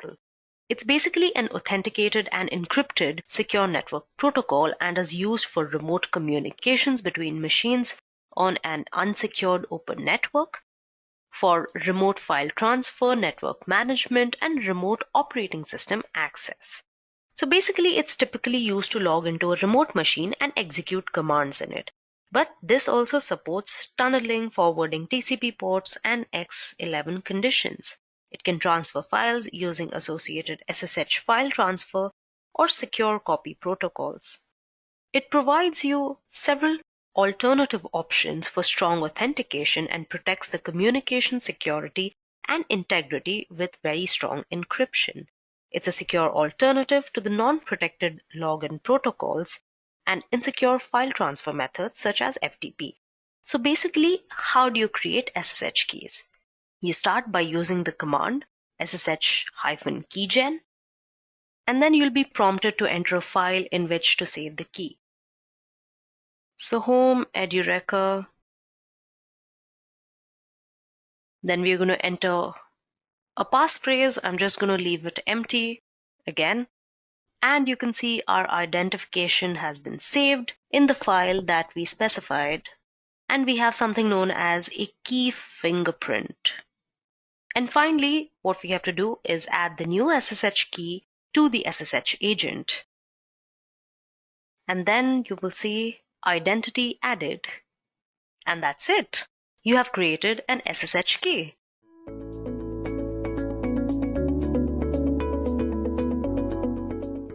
The need for GitHub. It is extremely important for software developers to work on a web-based platform to share their projects and collaborate with other developers. This platform must be a version control system, that is, it must enable multiple people to simultaneously work on a single project. Each person edits his or her own copy of the files and chooses when to share those changes with the rest of the team. This application must also be capable of hosting millions of programmers and hobbyists that download and evaluate each other's work. GitHub is one such platform of choice for developers that can host multiple programmers and review their code. GitHub has several competitors. For instance, GitLab. GitLab is an open source web interface and source control platform based on Git, whereas Microsoft Team Foundation Server is an enterprise-grade server for teams to share code, track work, and ship software for any language, all in a single package. Bitbucket, on the other hand, stores all of your Git and Mercurial source code in one place, with unlimited private repositories. So what really makes GitHub so powerful and popular among developers? GitHub is an open source platform, and the community is really what fuels it. Moreover, GitHub is the platform of choice for developers from various large corporations too. Microsoft is the #1 contributor to the system, but there are also Google, SAP, Airbnb, IBM, PayPal, and many others. Exposure and insight that you can get on GitHub are simply unmatched by any other platform. Here you can discover code written by others, learn from it, and even use it for your own projects. Versions control on GitHub works very much like Microsoft Office or Google Drive. It simply tracks all the changes made to your code and who makes them. You can always review the detailed change log that neatly hosts all of the relevant information. Using GitHub eliminates the need for complex corporate security solution because everything is on cloud. The platform protects code branches, verifies commit signing, and controls access. Now that we know why we need GitHub, let us understand what is GitHub. GitHub is a Git repository hosting service that provides a web-based graphical interface with many features. A repository is usually used to organize a single project. Repositories can contain folders, files, images, videos, spreadsheets, anything your project needs. Let's say, for example, a team wants to work on a particular project. Here they can simultaneously write and update their code to a central repository which is present on GitHub. So GitHub is a highly used software that is typically used for version control. It is helpful when more than just say one person is working on a project. For example, a software development team wants to build a website and everyone has to update their codes simultaneously while working on this project. In this case, GitHub helps them to build a centralized repository where everyone can upload, edit, and manage the code files. Most software projects have a bug tracker of some kind. GitHub's tracker is called Issues and has its very own section in every repository. Issues basically are a great way to keep track of tasks, enhancements, and bugs for your project. Moving on, people often get confused between the terms Git and GitHub. Now let me clearly explain the difference between them. Git is simply a version control system that lets you manage and track changes within your project, whereas GitHub is a cloud-based service that lets you manage Git repositories. So basically, Git is the tool and GitHub is the service. Now that we know the difference between Git and GitHub, let us move on and understand how these two work hand in hand. We already know that Git is a version control tool that will allow you to perform all kinds of operations to fetch data from the central server or push data to it, whereas GitHub is a code hosting platform for version control collaboration. GitHub is basically a company that allows you to host a central repository in a remote server. Now, without any further ado, let's get started with the demonstration on how to use GitHub. So for this demonstration, we're working on the website version of GitHub. There's another version of GitHub that is the desktop version, which you can download it to your personal computer. So we're simply going to search for GitHub in our search engine. The first link will lead you to the official website of GitHub. So I'm going to click on that. So this will redirect me to the main homepage of GitHub. As you can see, there is a search GitHub option. There are also two buttons that says sign in and sign up. If you're new to GitHub, you can simply enter in your credentials, that is a username, email, password, and sign up for GitHub. But if you already have an account like I do, I'm simply going to click on the sign in button and it'll redirect me to a page where I have to enter the credentials, that is my email address and password. I'm going to do that now and I'm going to click on the sign in button. Now, this is the main page of my account. As you can see, I have no repositories. It's all new, it's all fresh. But if you're not new to GitHub, you can view all of your repositories on the left-hand corner. Now, before we move on, I'm going to explain you all the features that are present within GitHub. So you can see a search bar here. So the search bar will allow you to look for profiles, certain keywords, look for different kinds of projects that are available on GitHub. All of those can be done using this bar here. And you can see 4 options next to the bar that says pull requests, issues, marketplace, explore. Pull requests we'll learn later on in this session, but the issues and marketplace we won't be discussing in this video for now. The explore button, on the other hand, is an extremely important and interesting button. So once I click on that, it'll redirect me to a page with some activities that are going on around in GitHub. You can see here they're trending repositories, they're trending developers. Basically, this is a feed that will allow you to interact with developers and other people, collaborators from all around the world, basically. In Instagram too, you have an explore button, which will allow you to interact with different people from all around the world. So the same concept is implied in the GitHub explore button too. So you can explore topics, you can explore trending repositories, developers. Basically, it's an interaction with other people from different parts of the world. So I hope that's clear. Now, the most important part of the session are the three buttons that are available in the right-hand corner of the navigation bar.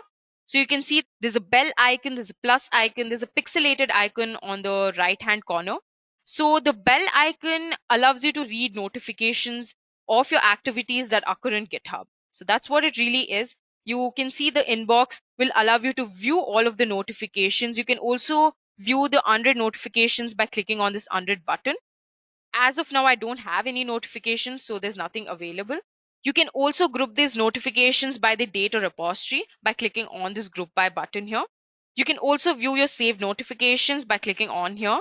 And the done button, on the other hand, will let you mark all of your notifications that you're done with, your previous notifications. So these are the three important buttons you'll have to know in this bell icon. And the filters are not necessary as of now, so I'm not going to discuss that. This button, on the other hand, will allow you to manage your notification settings and your subscriptions too.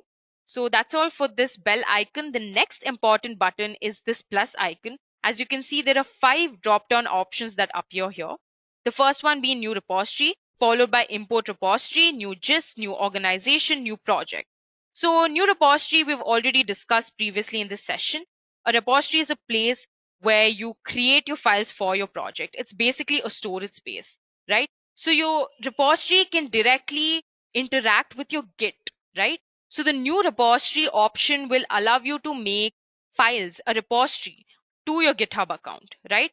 The Git, on the other hand, the tool that which we use to make local repositories in our personal computer, can be directly pushed on. The local repositories can directly be pushed onto your GitHub account. So that's what the new repository button allows you to do so.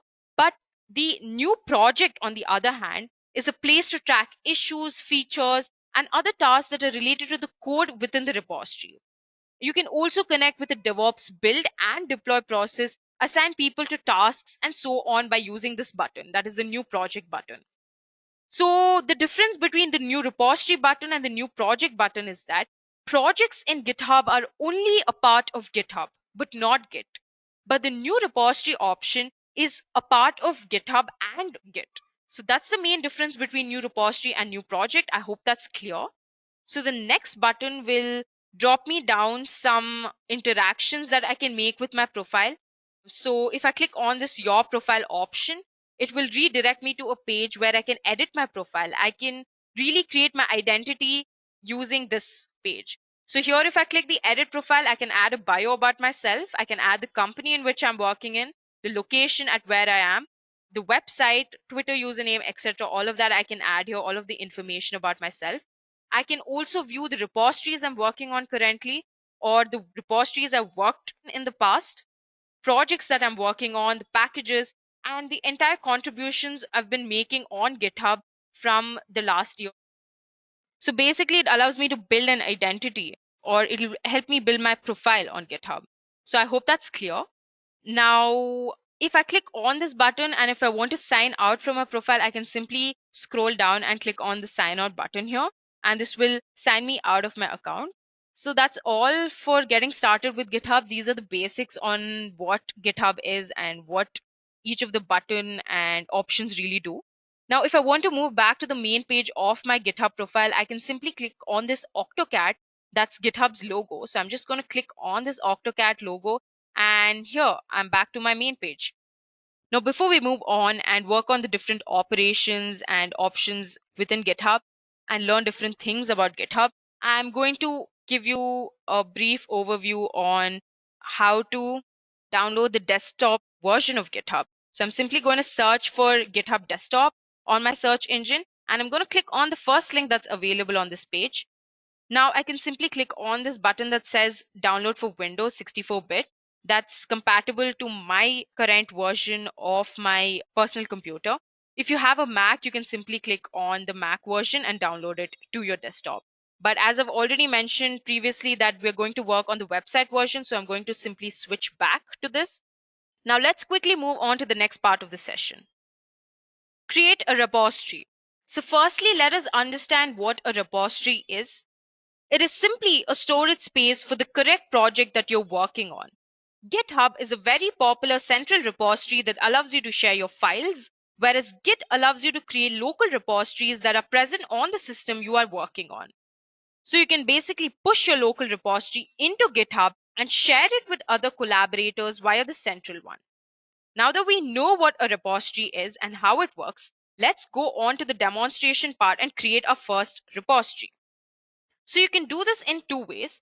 Either you can click on your create repository button that is present on the left side, or you can, as I've already mentioned in the previous part of the session, you can click on to this plus icon and you can click on the new repository option.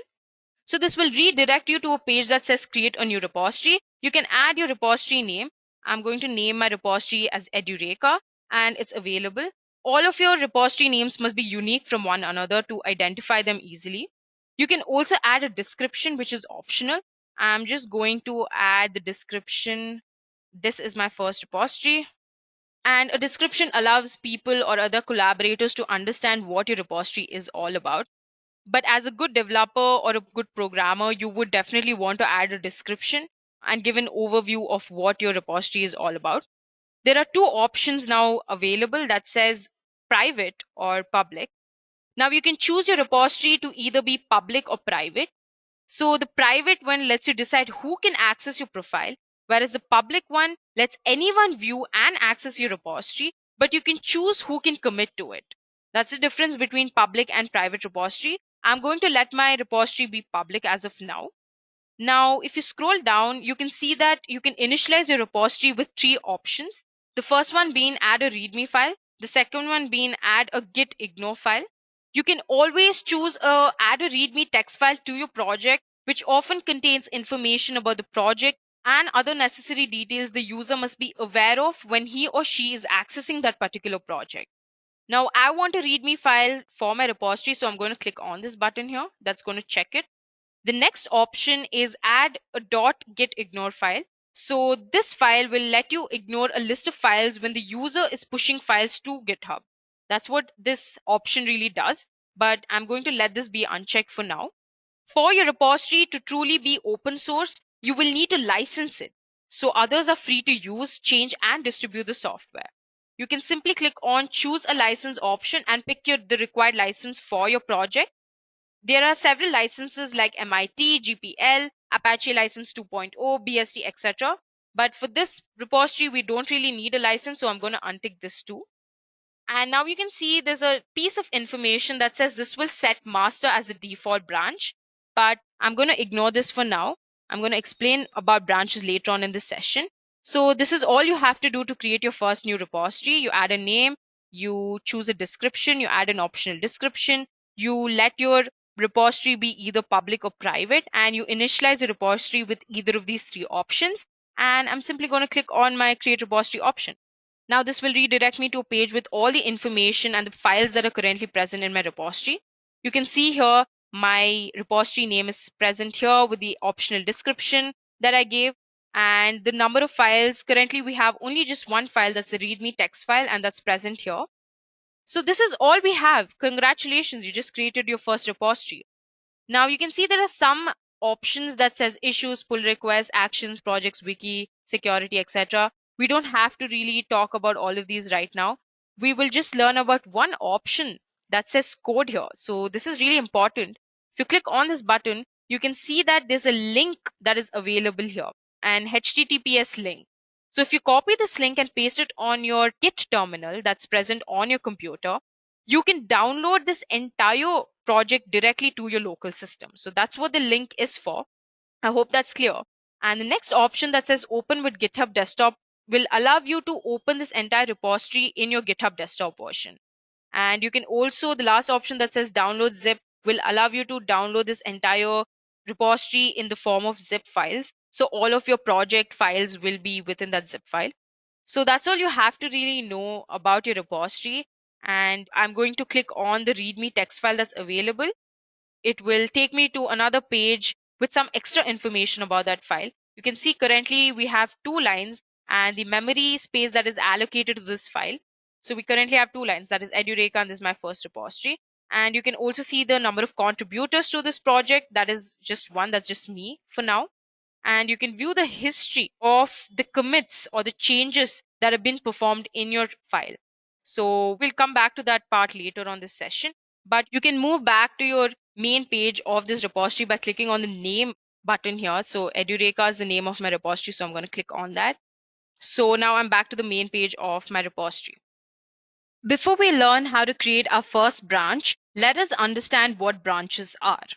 Branches allow you to work on other features that can be included and merged with the master branch if required.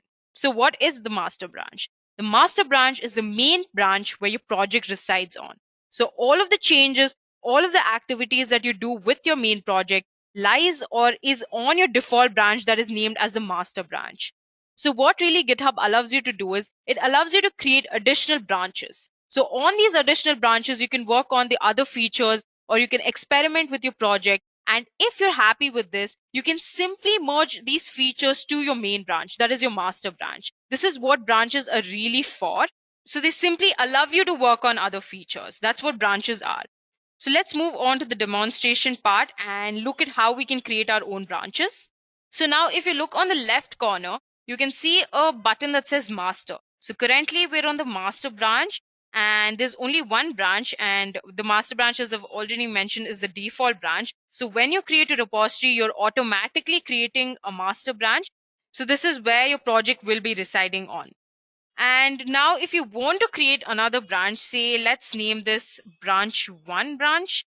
So this is what I want to name my additional branch. I'm simply going to name it and I'm going to click on the enter button. So it will redirect me to a page. So this is the exact replica of your master branch. And you can work on this branch. You can work on any other feature, or you can add something, you can remove something, you can really experiment on this branch. And if you're happy with this, you can merge back this feature or the experimentation that you've been working on to your master branch, right? So you can see there's a README text file. It's exactly the same. There's the name of your repository, the description of the repository. You can click on the README text file and everything's the absolute same. You can quickly switch back to the main page. But the only difference is that you're currently on a branch named branch 1 branch. You're not on your master branch. Now, if you want to switch back to your master branch and work on it, you can click on this button and you'll find the master here. You can click on that and it will take you back to your master branch. Here you can work on your project. So there are currently 2 branches. You can see that, and everything's normal. Everything looks simple. That's all for branches. It's really easy. I hope it's clear. So you can look for branches here on this bar here that's present here. You can also create new ones in the same option. So that's all for branches. Let's move on to the next part of the session. Make a commit. Now, what are commits? Commits simply record changes to one or more files in your branches. So basically, they save the changes that you're making in your project. Git always assigns each commit a unique identification, which is called SHA or hash, that identifies the specific changes. So for any changes are made to your project files, you can simply go back and look at the version history or the history of each commit you've performed on your project files. So that's what really commits are all about. It's extremely easy. Let's go ahead and make our first commit. Now I'm going to switch to my branch 1 branch and I'm going to make my first commit. I'm going to click on my README text file. That's the only file currently in our repository. So we'll make the change in the README text file. There are 3 really important icons that are present in the right corner, as you can see. The first one is a PC icon that says open this file in GitHub desktop. So if you click on this file, this entire file will open in your GitHub desktop version. The next one, that is the pencil icon, will allow me to edit this particular file. That is my README text file. And the third icon is a bin icon, which will allow me to delete this file. Now, what we'll be working on is the pencil icon. That's the edit this file option. I'm going to click on this and I can simply view a space or a file that will allow me to make changes to my README text file. I'm going to add another line here that says this is my first commit. This is what I want to add to my README text file. And if I want to preview the changes, I'm going to click on this preview changes button. You can see that this is my first repository. This is my first commit. This is my first commit as the additional piece of information that will be adding to my README text file. and it's highlighted in blue, so we know that that's the additional information. I'm happy with this change. I'm going to switch back to my edit file. I'm going to scroll down, and if I want to add a description about the change that I'm performing to my file, I can do that. A good programmer would always add a description to the change that he's making to the project file, so other collaborators, when they view the commit or they view the change, they can read the extended description and understand what the change is about. So that's a good habit that you must follow. But as of now, we're not going to do that. So I'm going to leave this blank. As you can see, there are two radio buttons that are currently available. The first one says commit directly to the branch 1 branch. This will allow me to make the change or save or make the commit directly to my branch 1 branch only. So the change that I'm making currently is only implemented to my branch 1 branch. The second option allows me to create a new branch for this particular commit and start a pull request. We're not going to talk much about this option right now, but the first option is extremely important. So we'll let this be stuck on to the option that says commit directly to the branch 1 branch. And I'm going to click on the commit changes options. And this will simply implement the entire change to the file. You can see that the change is implemented. The additional piece of line that says this is my first commit is added to my README text file. Now, the interesting part is if I switch to my master branch, the change is not implemented in my master branch. So the change is only currently present in my branch 1 branch. And now if I want to view the history of the changes that I've made, I've already mentioned in the previous part of the session that the history button will allow me to do so. So I'm going to click on this history button, and you can see that I made my first commit 23 minutes ago, and I made my new commit 41 seconds ago. And there is also a hash number, unique hash identification number, that allows me to distinguish between both of these changes. So all of my commits that I'll be making on this branch will be available here. So that's the main point of a version control system, isn't it? Understanding and keeping a record of all the changes that we're performing in our files and our projects. So this gives full justice to the word version control. So that is what GitHub is all about. Now that we learned how to make our first commit, let's move on to the next part of the session. Open and merge pull requests. So what are pull requests? Pull requests let you tell other developers about changes you've pushed to branch in a repository on GitHub. So once a pull request is open, you can acknowledge and review the changes with collaborators and add follow-up commits, after which your changes are merged into the base branch. So there are two ways to create a pull request. The first one being pull request from a forked repository, and the second one being pull request from a branch within a repository. Currently in this demo, we will work on the second one, that is pull request from a branch within a repository. Now I'm simply going to switch to my demo part. Okay, now currently I'm on my master branch. I'm going to click on this pull request option that's here. Now it says branch 1 has had recent pushes 3 minutes ago, compare and pull request. I'm not going to click on that. I'm going to simply click on the new pull request option here. So this will allow me to compare the changes. There's a base branch and a compare branch. The base branch is the master branch, and the compare branch, I will compare my master branch to my branch 1 branch. So this notification says that the merge between the branch 1 branch and master branch is definitely possible. So it's a green signal.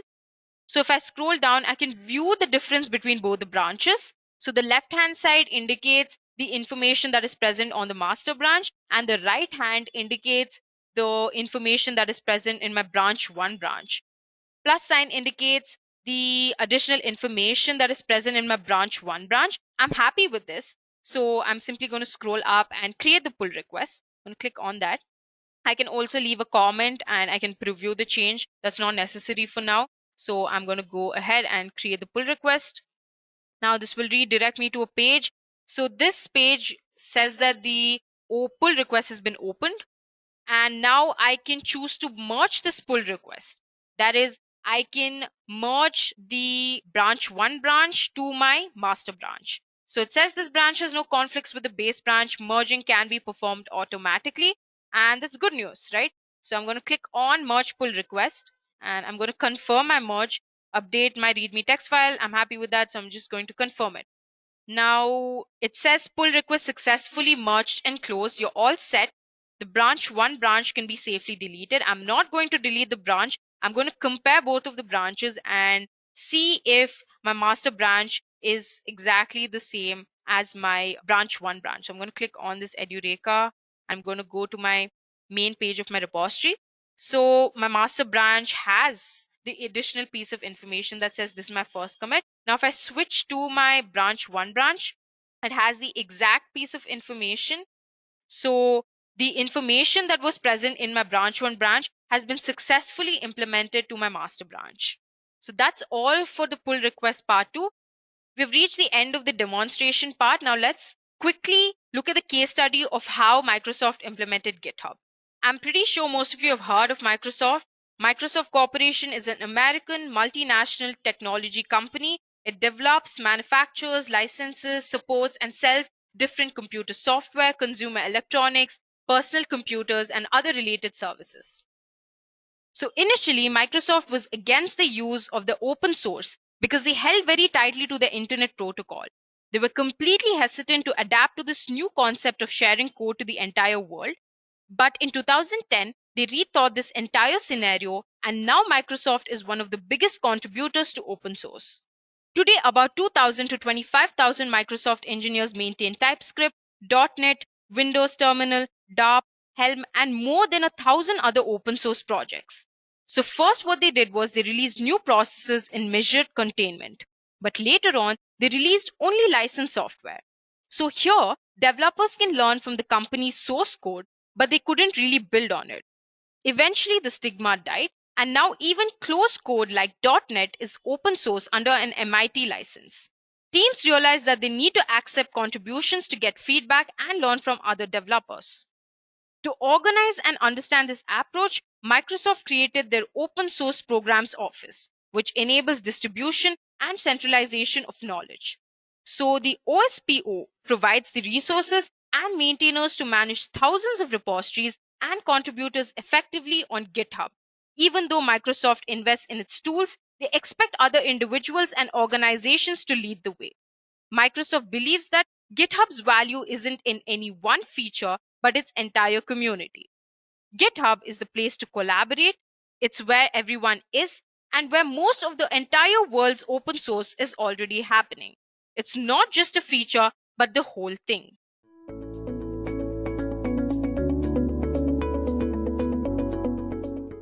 Let us execute this process with the help of the pipeline.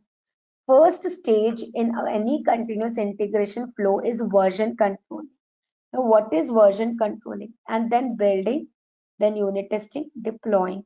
So let me directly show you the demonstration rather than talking about it. Let us take some code given to us by the developer friend. So there are version control tools where developers can write the code and push the code. I have a GitHub repository where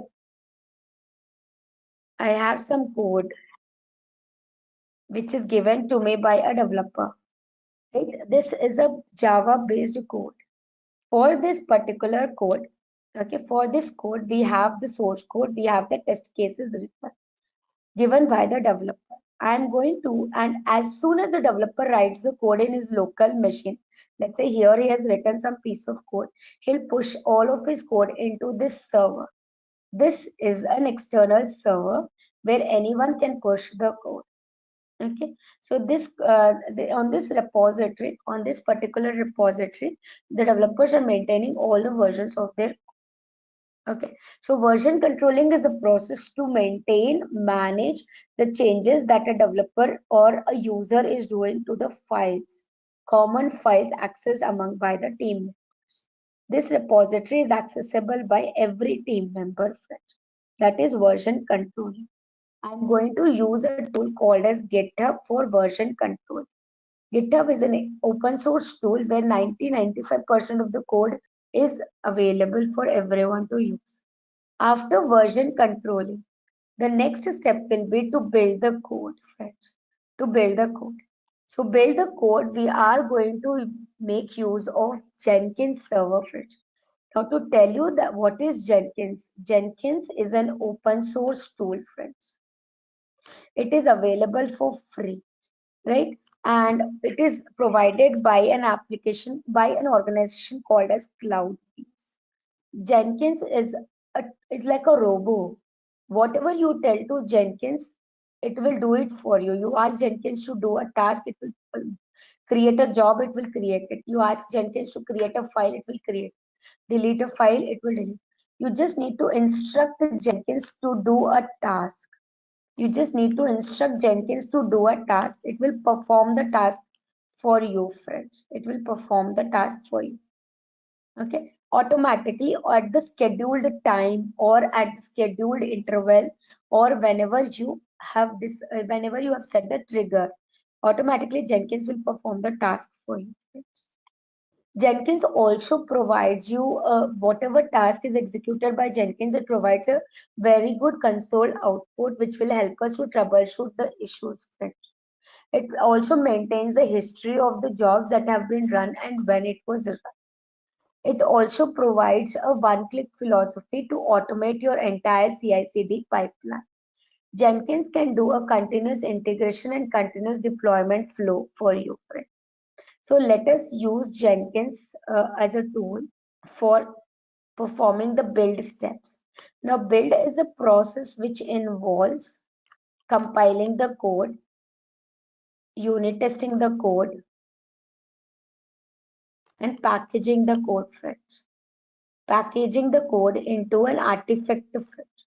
The code that I have picked up, if I show you the details of the code, the developer has already told this code when built, when this code is built, it is going to be built into a WAR file. So a package which will be generated will be of type WAR file. So I'm going to now to do the build process, friends. We have a tool called as Maven and its commands are available that will help us to build the code. But executing the Maven commands is done manually. DevOps says whatever is your manual process, please automate it. So using Jenkins, we are going to automate the process of compiling the code. So let me quickly log into this server. So I've already installed Jenkins and I'm going to log in with my credentials. Okay. Jenkins provides you. So if you're opening Jenkins for the very first time, if you're opening Jenkins for the first time, you may not have any particular job, right? So here, if you go to the new item, Jenkins will allow you to create a job. Job is nothing but a task that you want Jenkins to do. So here, my first task that I want Jenkins to do is compile the source code that is given by the developer. Now, where is the source code? The source code is available in this SRC folder, main folder. There are some files available here. These Java files can be used to, these are the source code available that I want to compile. It is my first step in build process. So let us write down one dot. So let's say I'll write 04 dot. Compile is the first job that I want to build. Jenkins provide you different templates to build your code. Whenever you want to do the process of building the code, you can use a template called as a freestyle project. It is one of the easiest way of creating your project in Jenkins. But if you prefer to go with the CI/CD pipeline, you can go with the pipeline code also, friends. So let me take the pipeline code and show you how to create the pipeline. It's very easy to work with the pipeline code also. Here you will be writing the scripted pipeline code. Writing scripted pipeline code in Jenkins is very easy, as it is the format is quite readable, easy to understand, and it does not require any coding skills for you to write the code. Also, Jenkins provide a pipeline syntax, that is a snippet generator, which will automatically generate the pipeline code for you. So let us use the snippet generator to generate the code that will create our CI/CD pipeline. Okay. So what I'm going to do, I'm going to go back and I'm going to recreate the job with a new name. I'm going to delete this job. I'm going to delete this job and I'm going to create a new job and I'm going to call this job as CI/CD pipeline.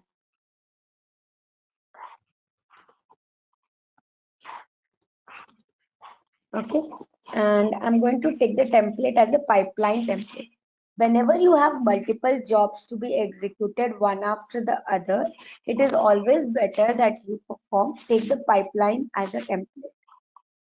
Let us press OK. Now what I'm planning to build today, let me quickly explain you that also. So I'm going to build a following pipeline. Okay, just a moment, please. I'm looking for a PPT for a slide. Okay, so I'm going to build the following pipeline for you, as we were just seeing in the slide also, but this is more descriptive. First, we have the source code in Git, and I'm going to create a stage called as compile. Now, in this pipeline, first we are going to take the code from Git and we are going to compile the code. Okay, all right. So here we go. We are going to write the code here. Every pipeline code starts with pipeline. Okay. And here we are then going to start building the code on a particular, where do we want to run the code? So we want to run the code on an agent. Okay. Agent N. And we also have an option called as tools. Which two tools I want to use to build my code from? The tools that I want to use is JDK, that is Java, because my code is Java based code. I want to use JDK, and this is the name of the tool, my Java. MVN is another tool that I want to, Maven is another tool that I want to use because we are going to build the code. For building the build automation tool that I am using is MVN Fridge. Okay, so here you go. The name of the tool that I have set up in Jenkins is my Maven. So this is the first phase in my pipeline where I'm creating set of tools. Okay, these are the two tools that I'm going to use to execute my task. Okay, then we are going to create something called as stages. Stages is here represent the steps that you want to perform.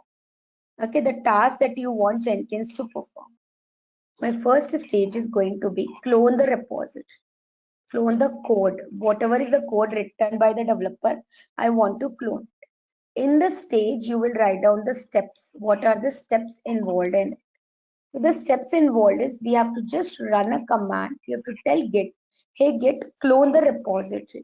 By cloning the repository means whenever you create a Jenkins job, in its workspace, we want to get the code given to us by the developer. So this is the code given by the developer. Let us go and take the path of the repository here. This is the path of the repository available. I am going to use the snippet generator. In the snippet generator, if you see, there is a step section. I'm going to use a step called as get. In this step, it is asking us, give the repository URL which you want to clone. And then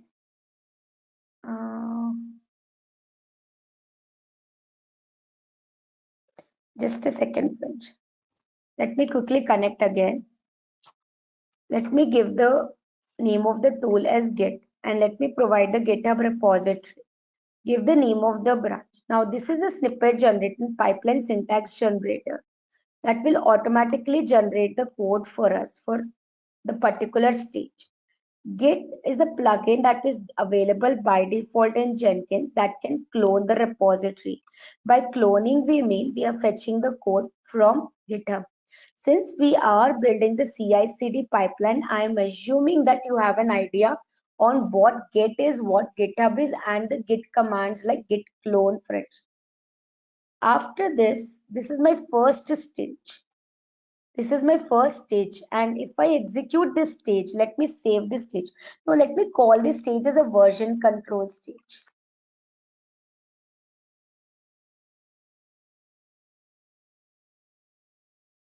Let me save it. So you will save the pipeline and you will build it fresh.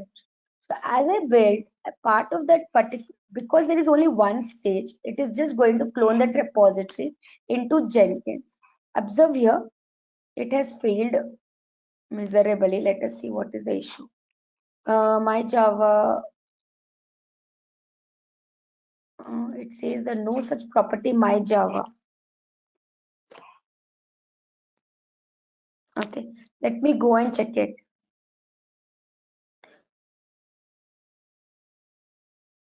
Let us go to manage Jenkins. We have to actually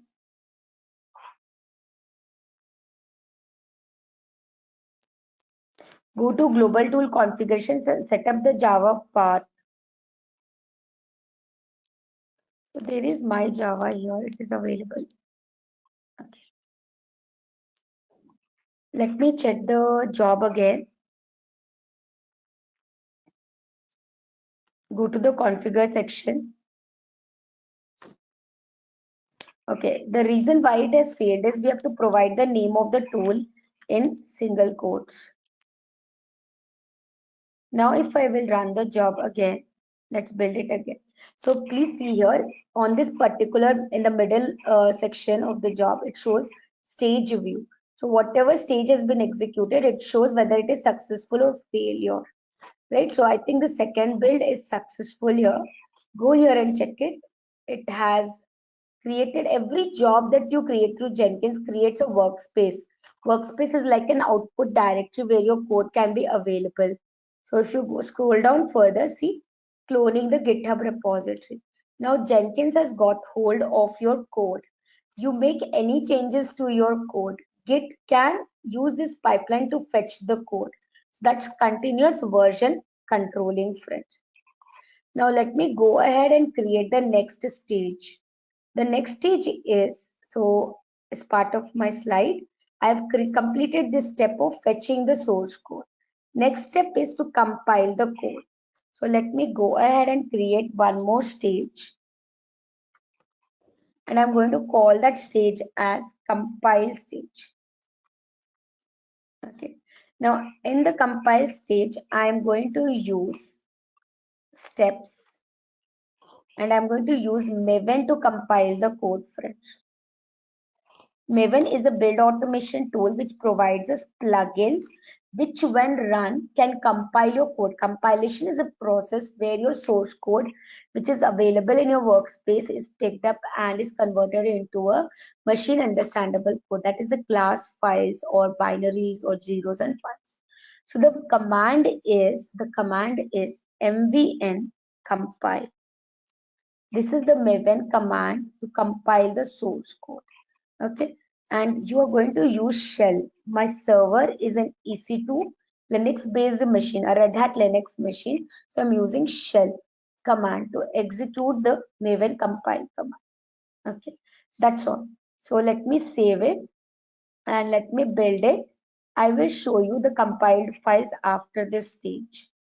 So my third build, observe here, I'm slowly building my pipeline, version controlling and compiling the code. Okay, compiling the code. Now if you go to your build here, no, let me go and show you in the workspace.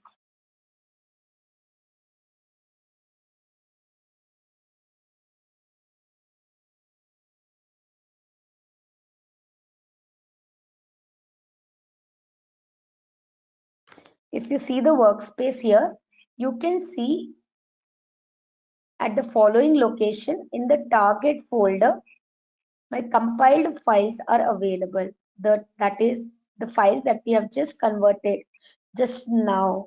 We have converted these files, compiled the Java files into class files.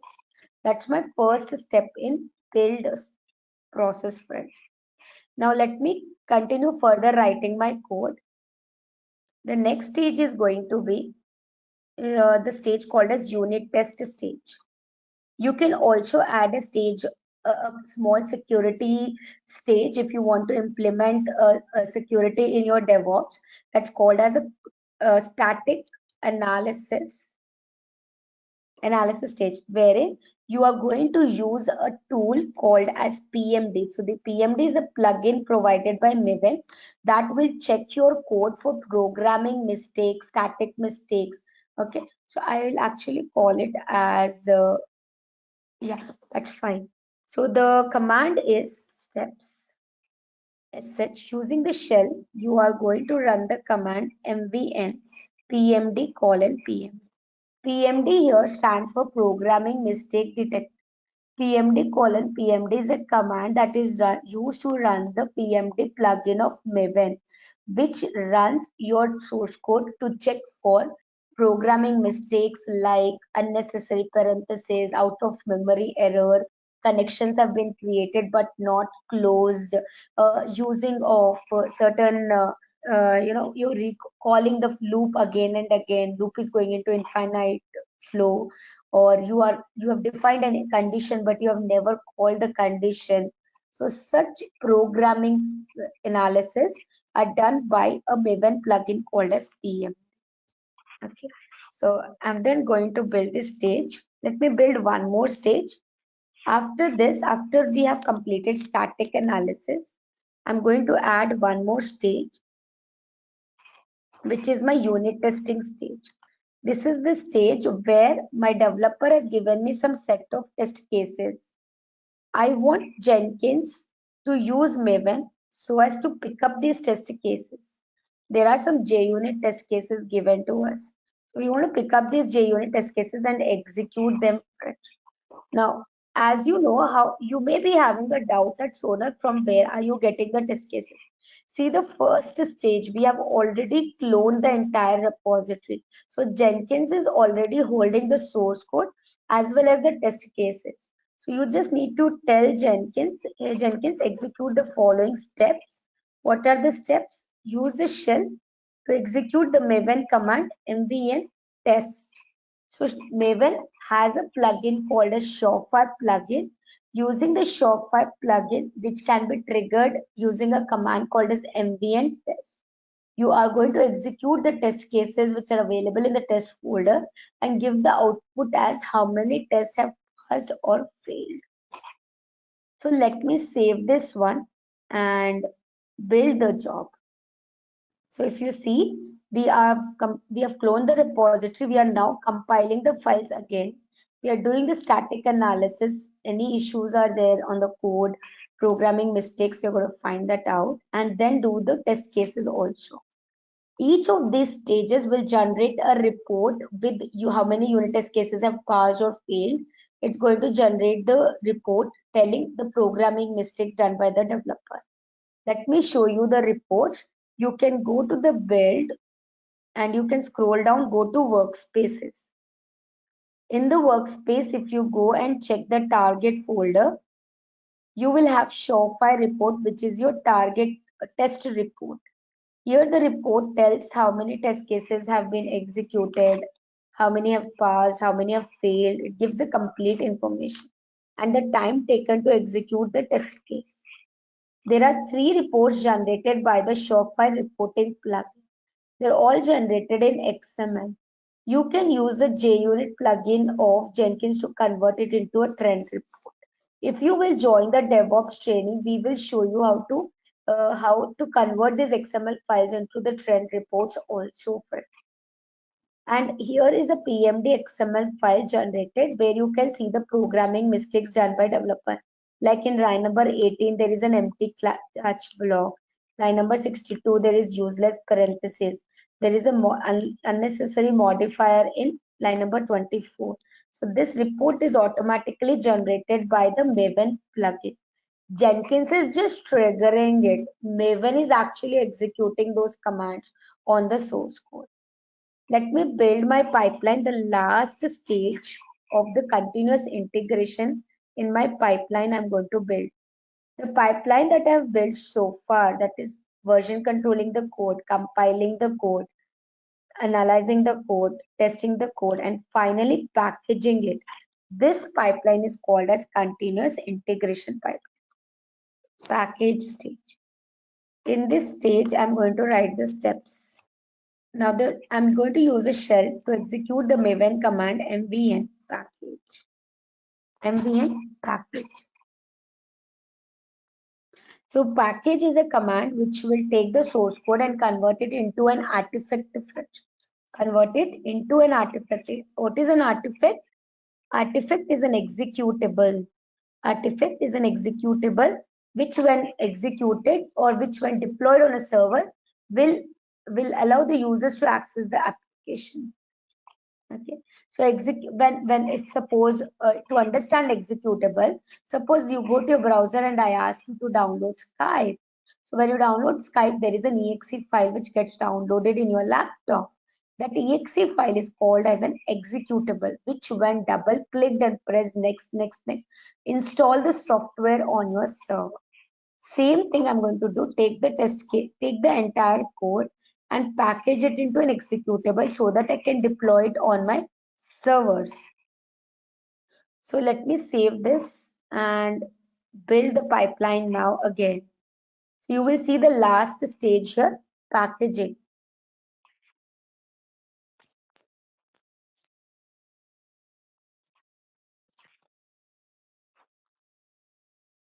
So here we go, friends. Our first continuous integration pipeline is automated.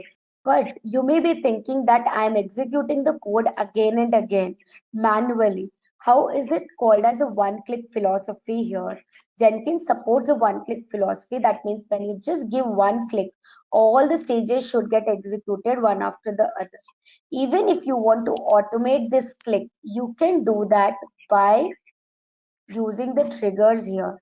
There is an option called as build periodically. Let's say every 15 minutes I want to run this pipeline. So I can give a schedule here by using a cron tab format. This is the cron tab format that you have to use. Like how many minutes, what for every 15 minutes, or what time do you want to run? Which hour of the day do you want to run it? Which day of the month do you want to run it? Which day of the week do you want to run this particular code frame, right? So this gives you, you can even set a schedule. Let's say I want to run it star means every minute at, let's say at 9 p.m. So we have already crossed 9 p.m. So let's say I want to run it at 22. Okay, at 10 p.m. is when I want to run my pipeline again, and I set a schedule here. Star here represents every day, every month, every day of the week. That's a schedule given. Suppose some more examples are given to you by Jenkins here, that let's say you want to run your job every 15 minutes. So let us take this cron tab. This tab here represents, so this is the Linux cron tab. Same thing. Every 10 minutes of the first half an hour. Once every 2 hours. Once every 2 hours slot between 8 a.m. to 4 p.m. You can give this schedule like this. So let me give a 15 minutes tab here so that we can see. Okay, so as per the schedule, the job will run in the next 15 minutes. Suppose you don't want the scheduled one. There is also an option called as poll SCM. Poll SCM is a process in Jenkins where Jenkins is going to check with Git. Has the developer done any changes on the repository? Let us say the developer created a file here and did changes to it. As you commit the changes, as a developer commits the changes here, immediately the pipeline will run. So let's do this. So let us do this. So I'm going to set, again here you have to give a schedule to Jenkins. Jenkins, at what time should it check with GitHub for changes? So let's say every minute. So I'll give star, space, star, space, star, space, star. Every minute I want Jenkins to check with GitHub if developer has done a commit. So always in continuous integration, that's the flow. Hold on, I think there was an error. Okay, there's no error. So do you really mean that every minute you want to run it? Yes. Okay, but observe the pipeline will not run. Observe the pipeline will not run until and unless the change happens on GitHub. The continuous flow says, if we are here, let me see if there is. The continuous flow says, as the, so we have completed till here only, till here. The continuous flow says, as you version control your code or as the developer pushes the code in GitHub, your build pipeline, that is compiling the code, unit testing the code, package the code, should trigger automatically. Should trigger automatically. So the setup is done in the following way. Now let's assume I am a developer of this repository. I will make small change in one of the files. Let me make a small change to a file. So let's say checkout on Git. Okay. On the repository, if there is a commit, I'm doing a particular commit. On the repository, if there is a commit, immediately the pipeline should trigger. So give it a second. If you see here, there is a polling log generated, created by Jenkins. So when every second, or sorry, every minute it is going to poll GitHub. If there is a change, it's going to trigger the job. Right now, note, it did not poll yet. It did not poll yet. 343, it is going to poll. Since we did a change in the GitHub repository, it should trigger the job. Just give it a second. Yeah. See here, changes have been found. Since some changes have been found, a new automatically the pipeline has been triggered. If you observe, all your steps will be triggered again, friends. All the pipeline is getting executed again. Who is triggering the pipeline? Jenkins is triggering. Who is executing the stages? Maven is executing it. Where is the code available? In GitHub. So we have integrated 3 DevOps tools: Git, Maven, Jenkins. Right? Okay. Now, after this, we want to deploy the code on a particular server, friends. So next step is deployment. Deploying your code on the next server, on any other server. Now, deployment of the code can be done using a deployment tool. Now, there are two ways to deploy your code. Either you deploy the code in the legacy way, that is installing the Tomcat server or Apache server, placing the code on the directory and then restarting the server. You can do that flow, or you can do it with the help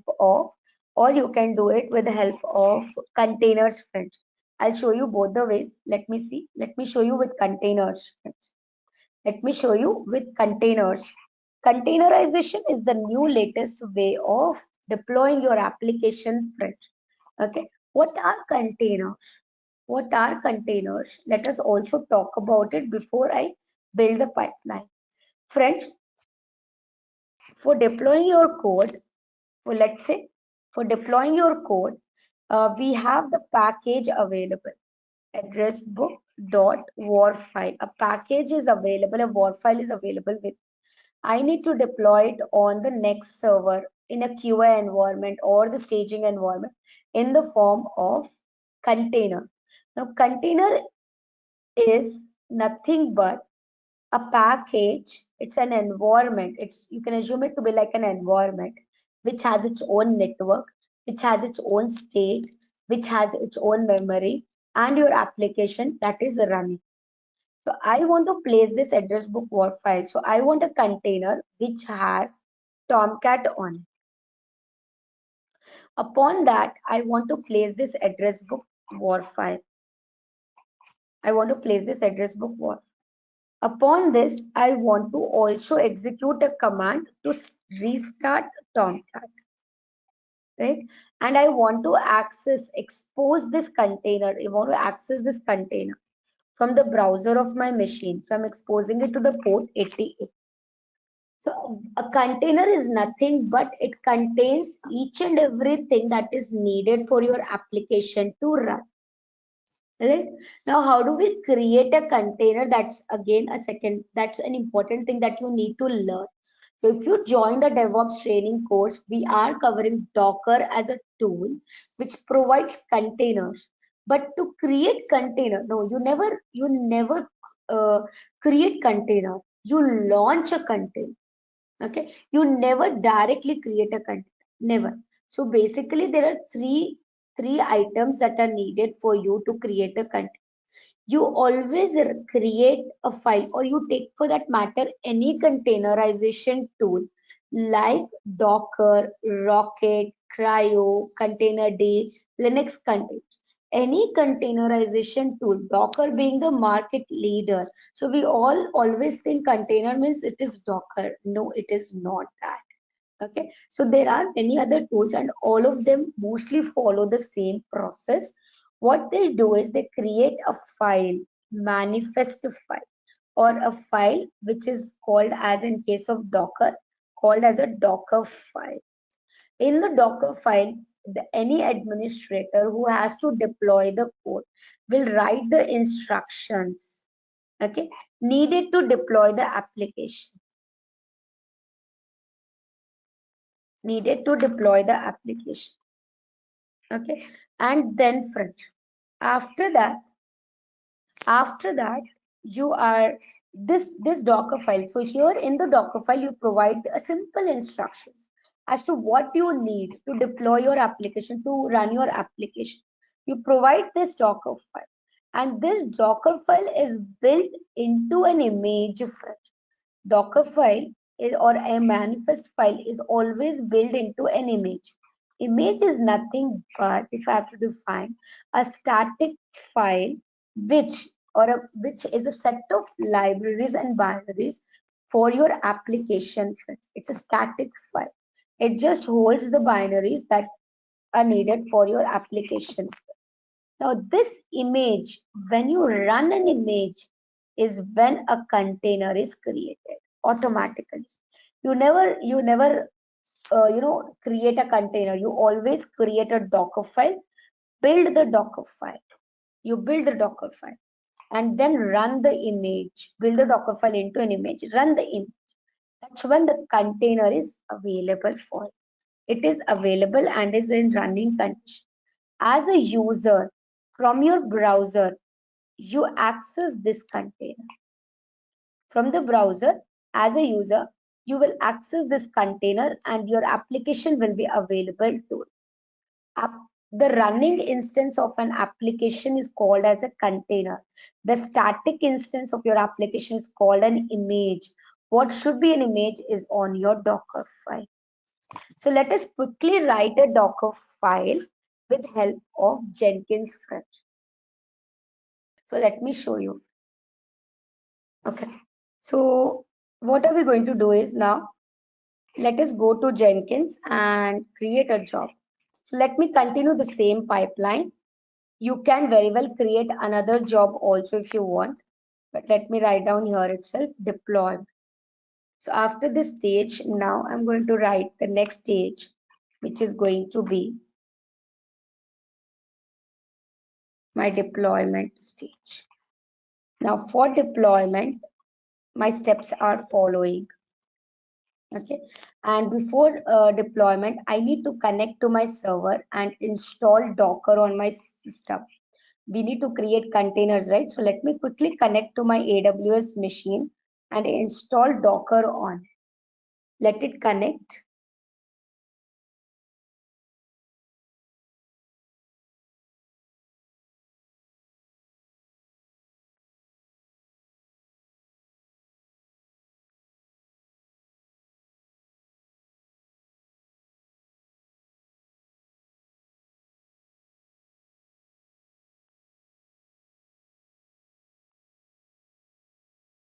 You also need to start Docker. Docker is a service that needs to be started. That is one thing. The next thing that you have to do is you have to go to a file called as vim.etc sudo ers file where you need to provide Jenkins. Okay, already there is permission. You need to provide Jenkins user full permissions to execute any command.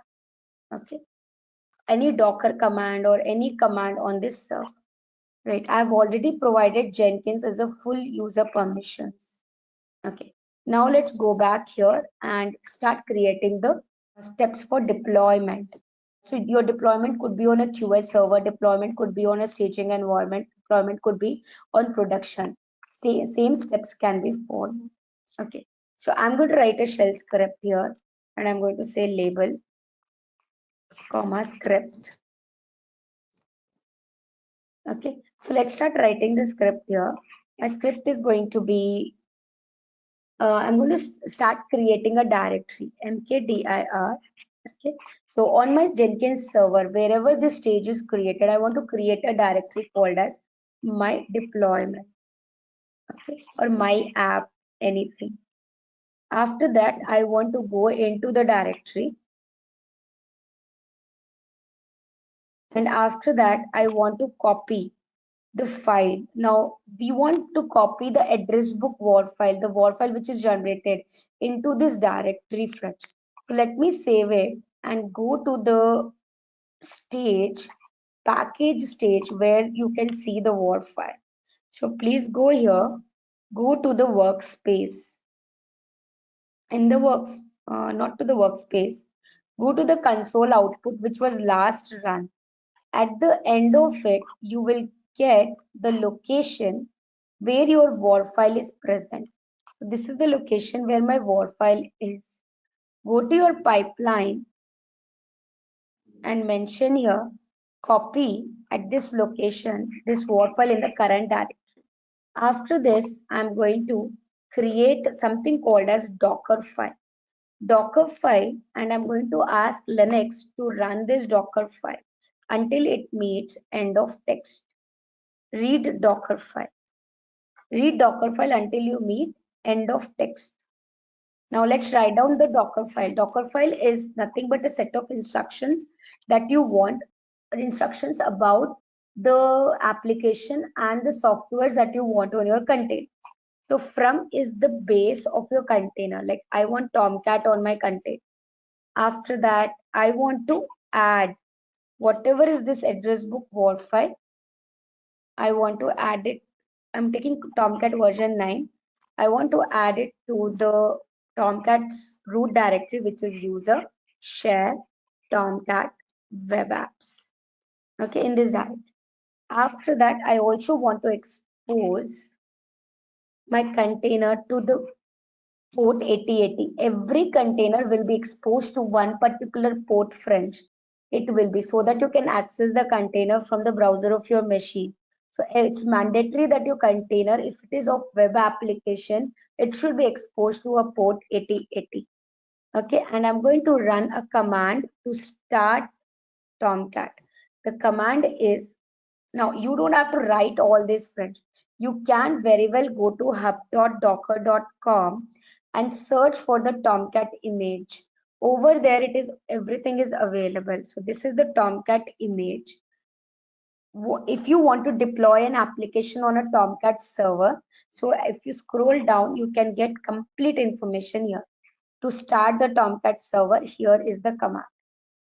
To deploy on Tomcat, here are the to create a Tomcat container, to remove a Tomcat container. They have not given anything, but however, here is the home directory of Tomcat, and this is the command to start Tomcat server. Same thing I am mentioning here, start Tomcat server. Okay. Once I start the Tomcat server, I stop my Docker file here.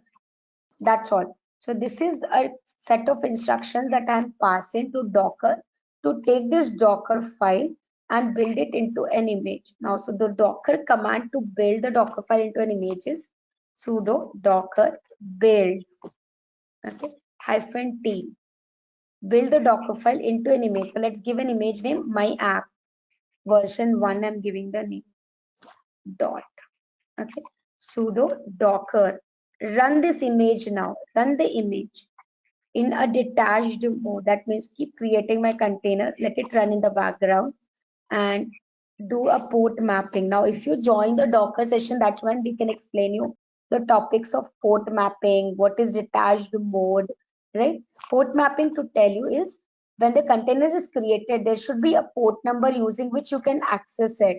So that port number you will get from this option called as port mapping. Give the image a name, my app version 1. Okay, that's all, friends. Let me close the script. Right, so I've started a script here and it went on to create this. So these are the steps that I've executed, closing the stage,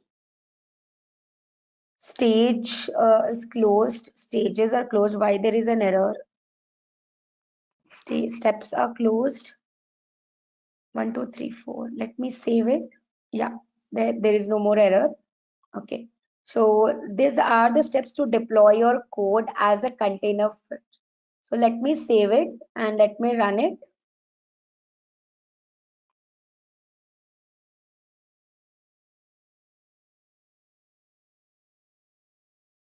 So my Jenkins and Docker are on the same server RP. If they are in different servers, then you have to use SSH to connect Jenkins to Docker. Currently on my same server, I have Jenkins and I have Docker. So it does not need to connect to any other machine. But in real time, of course, you will have another server where you would want to deploy it. So you need to create an agent on Jenkins. You need to create an agent on Jenkins that will that the master will connect to it and deploy it as a Docker container on the third server. Okay, so I think it has created the container for us. Let us first go and see if it has created an image.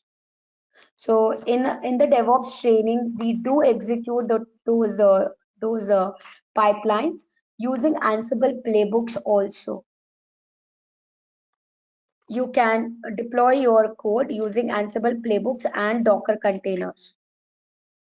Okay, so let me see.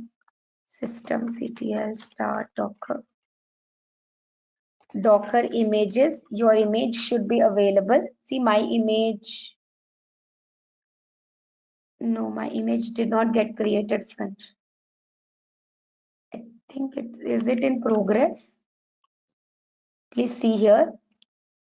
So here my Docker file has been built.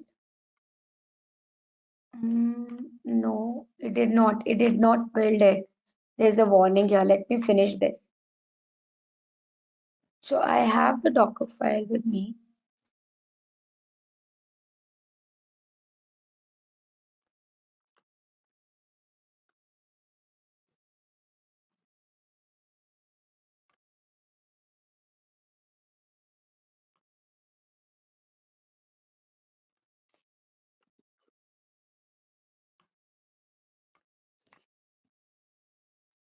Let me just quickly finish it. And how to use CI/CD for QA testing. So after the package, after you have deployed Mohammed, so after the deployment is done in the QA environment, the container of your application will be available. Then push your Selenium test cases into GitHub. Those test cases which are written by the testing team. Now create a next job here called as system testing, or create a job like integration testing, and ask Selenium. Clone the Selenium test cases repository and use Jenkins to run it, Selenium test cases. And you can also create a job in Jenkins to run the JMeter test cases for performance testing. Yes, Ansible playbook is not an alternative to Docker. Ansible playbook will trigger the execution of Docker containers. Now, however, my deployment has failed. Let us go and check it. Cannot create the directory, file already exists. So directory is already available. That is why it is failing. Let us go and quickly make changes to it. That is okay. So basically Ansible is again a similar automation server where you write a playbook to install Docker, to start Docker, to create Docker file, to build a Docker file into an image and run it into a container. So Ansible can trigger everything for you on hundreds of servers. So here it is now creating the image. Can we integrate test cases report to the some test case management tool as well as with Jenkins job? You can. So test case reports like your HTML reports, your TestNG reports, your JMeter reports, your extent reports, you can. Okay. And see here, one image has been created and one container also got created. See, your image has been created and your container also got created. You can go and check it here. Docker ps-a. So here one container is just up and running on the port 49153. So if I take the public IP address of my server and go to 49153/ address book. So here we have successfully deployed the application. Oops. Okay. Let me just see. Okay. All right, friends. And now I know the reason why it is not deployed. We need to make a quick change. I'm going to build now again quickly on those 100 servers. Now I think we should be through with the. So I have a container 49154.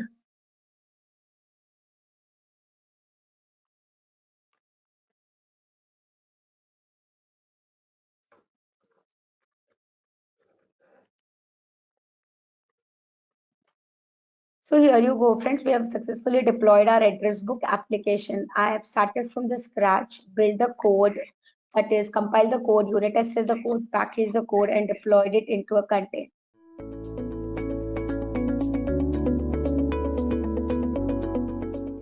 What is Jenkins and how does Jenkins fit in this particular picture? Now, Jenkins is an open source automation server which helps us to automate the process of development relating to testing, deployment packaging, and others. It is a server-based system that run on software, Apache Tomcat. Now, it supports VCS store like Git, Bitbucket, etc. It also supports build automation tools like Apache, Maven, and it helps to make and facilitate our continuous integration and continuous delivery process. Now, Jenkins was first released in the year 2011 and it's completely open source software as a part of the MIT license. Jenkins is a plugin based profile. In Jenkins, you have got plugin which basically used to interact with different tools and components. In Jenkins, plugins are primarily released in language other than Java. Plugins are available to integrate Jenkins with most version control system tools and most databases. Using these plugins, we set up purposes, for example, unit testing. Now you can do compiling, you can do packaging. Now you can create some reports. Now you can do some logging. Now all these things are possible using plugins and Jenkins. Another important component that we've talked about in Jenkins, apart from plugins, is Jenkins notification, which we call it as Mailer. Using Mailer, guys, we can configure email notification. For instance, you can configure scenario. For example, you want mail notification when build is successful. Now, all these things can be done using Mailer as the Jenkins component. Another important component in Jenkins is the SSH agent. Jenkins also follow a typical master-slave topology. Now, why do we need a master-slave topology and a CI tools like Jenkins? Now, when you work in the organization, we have got multiple teams which you want to build and deploy their own pipeline or deploy their own software project codes. Now, teams don't want the piece of code to be run on a server which is owned by some other teams. So what we can do is we can set up a master-slave topology where Jenkins may run on a server X. But you can connect multiple other servers which will act as a slave. So when you are deploying a code executing a pipeline, you can run those codes on those XYZ servers. Now this is the beauty of using Jenkins master-slave topology. Now another good thing about Jenkins is Jenkins can be deployed on any operating system. In Jenkins, you can use in a Windows mode, a Linux mode, a Mac mode, and now all these Jenkins jobs can be deployed on any operating system. It is not at all dependent. Now both master and slave needs to be of the same operating system. Another important core component of Jenkins call is JavaDoc. This is our plugin in Jenkins, which basically is a part of Jenkins core that helps us to publish results like build action, build directory, what is the expected build output. All those things that we see in Jenkins, they all are happening using JavaDoc. Now let's talk about security injection. Apart from that, Jenkins have other sorts of authorization like project-based strategy, metric-based authorization, which help us to make Jenkins more secure. We'll talk more about this when we talk about the Jenkins overall. So as you can see on the diagram, Jenkins is pulling code from the source code control system like Git, Bitbucket, etc. To start deploying it in Jenkins, we have got a notification management system using Mailer, where if the build is successful, we get a WAR file or a zip file. We can define how we want the build to be created, and if it is a failure, it will send the notification management to a developer that something happened wrongly with the specific code lines and you need to rectify your codes. Now that is the beauty of using Jenkins. So Jenkins is still the bread and butter in the industry.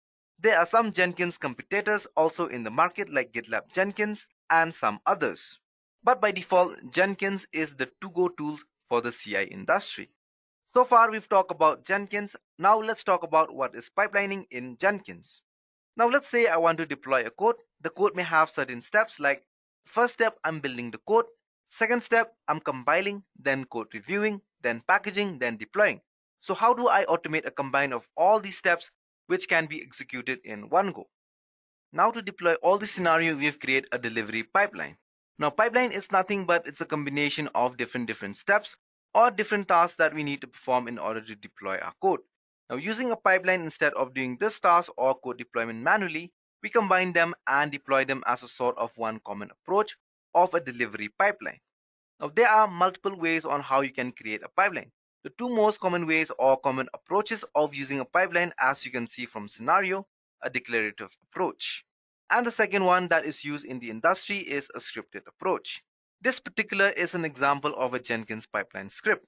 Here you are saying we are first doing a stage called build stage, where we will be combining multiple tasks. Like first we are using Java, then we are printing something called echo hello pipeline. Then we are using Maven as the build automation tool and try to deploy a package. And then we are doing a shell script output of what all things are present in that particular directory structure. This is a typical example of syntax of how to create a pipeline in Jenkins. Now let's talk about the two predominant pipelines that are used in the IT industry, scripted and declarative. Now let's talk about what is scripted and declarative and how they are different from each other.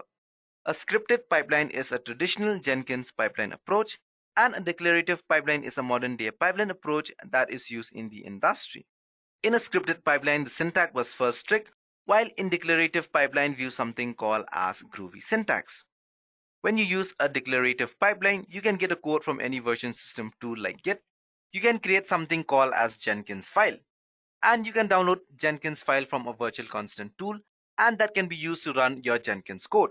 When you use a scripted pipeline, you define a code something called as a node block. But one declarative pipeline will define a code in a pipeline block, as we can see in the previous example. Now let's talk about what is Jenkins file and how it can be used. Now Jenkins file are like a text file where you define your entire structure and syntax of your Jenkins. You know only how to download the file, and in particular, you can just give the part of your Git repo. If it is true, then get the credential, the private repo, and it can pull all the contents from there and just execute your code. It is a modern deployment mechanism that we use when we work with a Jenkins pipeline. Using Jenkins pipeline, we use certain things which help us. Let's talk about this. First is code review. Now you do a Jenkins pipeline, you can easily review your code. Your code can be reviewed by multiple developers before being executed. Now how that works is, in Jenkins file, they are stored generally in a version control tool like Git. You can put something called as a pull request for a code review. Now different members of your team can review the code before you actually pull the Jenkins file and deploy it. Now you can do an audit trail or refer to as a long audit. You can log each and every step's output that is being executed as part of the Jenkins file and can see what is happening when the Jenkins file is getting executed. It's sort of like a verbose log. Then you can find a single place to store all your data or all your outputs. You don't need to have developers scattered here and there and writing their own codes for executing a Jenkins pipeline. Whole organization can approach a Jenkins file methodology where code can be stored in a VCS tools, and from there the code can be downloaded and can work as a single source for your entire pipeline. Now let's talk about the Jenkins workflow in particular. How does Jenkins workflow work? Jenkins workflow always starts with a version control system, or you can say a source code repository. Multiple developers collaborate and they put their code in a source code system like Git, from where Jenkins tries to pull the data from that source control system. For your system, there is no mandatory or the source code needs to be Git. It can be Bitbucket, SVN, whatever your organization uses with Jenkins server. Now we execute tasks like build, deploy, compiling, packaging, code reviewing. Now all these things happen using Jenkins server, where your Jenkins actually installed was running. Now Jenkins server can be any operating system. It can be a Windows machine, Ubuntu machine, Linux machine, or a Mac as well. It can be any operating system of today's modern world availability. Using this Jenkins server will execute our different tasks and scenarios. In Jenkins server, we use the mail functionality for the feedback mechanism. We notify developers the commit or the code deployment successfully or it is a failure. it also has some challenges. Now, what can be done using the feedback mechanism? Possibly using the Jenkins server. So using Jenkins server, we always first deploy the code on a lower lifecycle environment. That is recommended standard practice. So what we do is we first deploy a QA server on a testing server, and once the code deployment is successful on the lower lifecycle, then we go ahead and deploy the code on a production server. That is how the entire Jenkins workflow, mainly particular, interact first. Now guys, let's talk about the Jenkins installation and how to install Jenkins in a machine. As you all know, Jenkins by default run on 8080. So please make sure that if you're using any VMs in your organization, the port 8080 firewall settings are open and configured so that it can be accessible. I will get into some of the prerequisites required for installing Jenkins first, which will go ahead and install Jenkins on a window box. Now, there are a few first configuration that needs to be done, and I'll be covering those as well. So once I have Jenkins installed and configured properly, I will get into the user administrative part, then create few users, and I will get into some of the plugins for setting up various kinds of access permissions for these users, and I also put in some of the freestyle jobs. Freestyle job is basically nothing but a very simple job, and I will also show you the powerfulness of Jenkins by scheduling this particular job to run based upon time schedule. Then I will also connect Jenkins with GitHub. Now, GitHub is a source code repository where I've got some repositories put up there. So using Jenkins, I will connect to GitHub, pull up a repository that is existing on GitHub onto the Jenkins box, and then run a few commands to build this particular repository that is pulled from the Jenkins sending out emails. Now, it's a very, very important configuration of Jenkins or any other continuous integration server for that particular matter. Now, whenever there is any notification that has been sent as a part of either build going bad or by being good or building propagate to some environment and all these scenarios, now you will need the continuous integration servers to be sending out notification. So I will get into the bit of details of how to configure the Jenkins for sending out emails. Now, I will also get into the scenario where I will have a web application such as a Maven-based Java web application, which will be pulled from the GitHub repository, and I will deploy it into the Tomcat server. Now, the Tomcat server will be locally running on the my system. Eventually, I will get into the other very, very important topic, which is the master-slave configuration. It's a very important and pretty interesting topics where distributed builds is achieved using a master-slave configuration. Now, all this can be very, very easily based up using a plugin. So this is what I'm going to be covering as a part of this tutorial. Now, Jenkins is a web application that is written in Java, and there are various ways in which you can use and install Jenkins. Now, I've listed the popular three mechanisms in which Jenkins is usually installed in any system. Now, the topmost one is a window or a Linux-based services. So if at all you have a window like the way I have, and I'm going to use this mechanism for this demo, so I will download the MSI installer. So whenever you start as a service, it goes out and nicely install all that is required for my Jenkins, and I have a service that can be started or stopped based upon my needs. Any flavors of Linux is one of many other ways of running Jenkins in downloading this generic WAR file, and as long as you have a JDK installed. You can launch this WAR file by the command opening up a command box prompt or shell prompt deferred to later on Linux box, specifying jar and the name of this WAR file, typically bringing up your web application.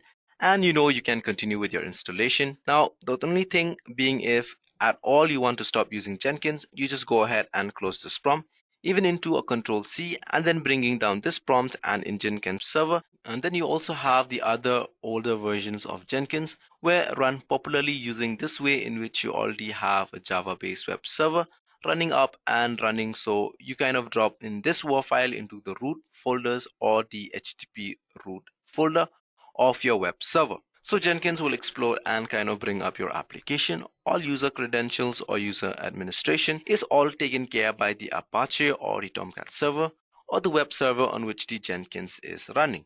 This was a very old way of running, but still some people use it because if they don't want to maintain two servers, now if they already have a Java web service which is being nicely maintained and backup, now Jenkins can't run a test to it, alright?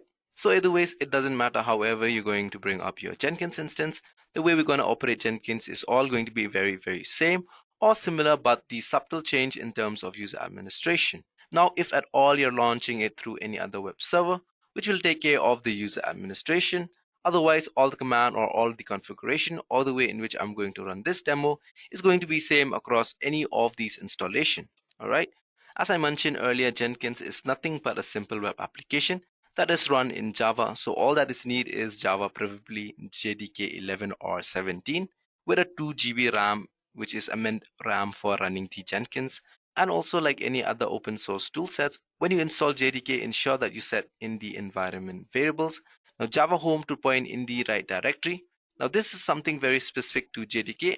Now, but for any other open source tools that I've installed, there is always a preferred environment variable that we got to set in, which is specific to that particular tools that if you're going to use.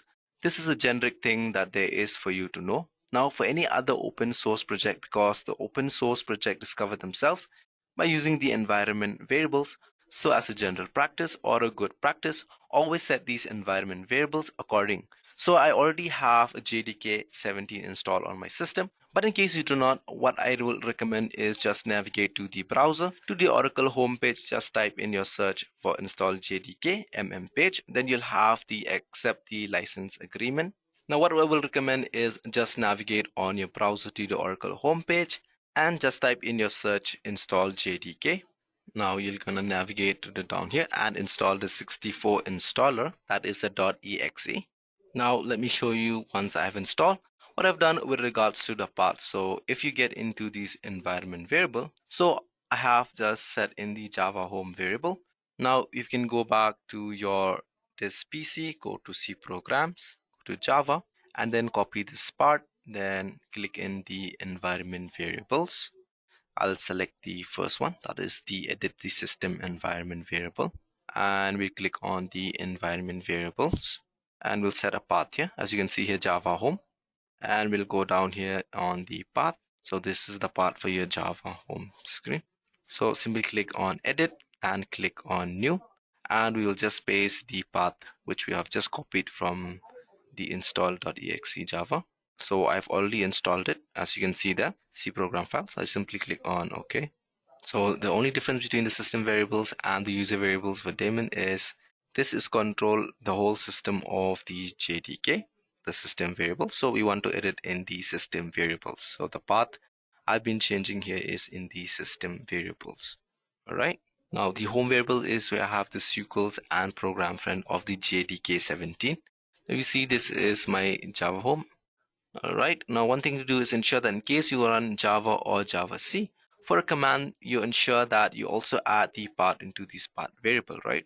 So if you see somewhere, I will say there you got the colon program files. Now you click on that and I'll show you the bin as well, which I've copied and pasted here as well.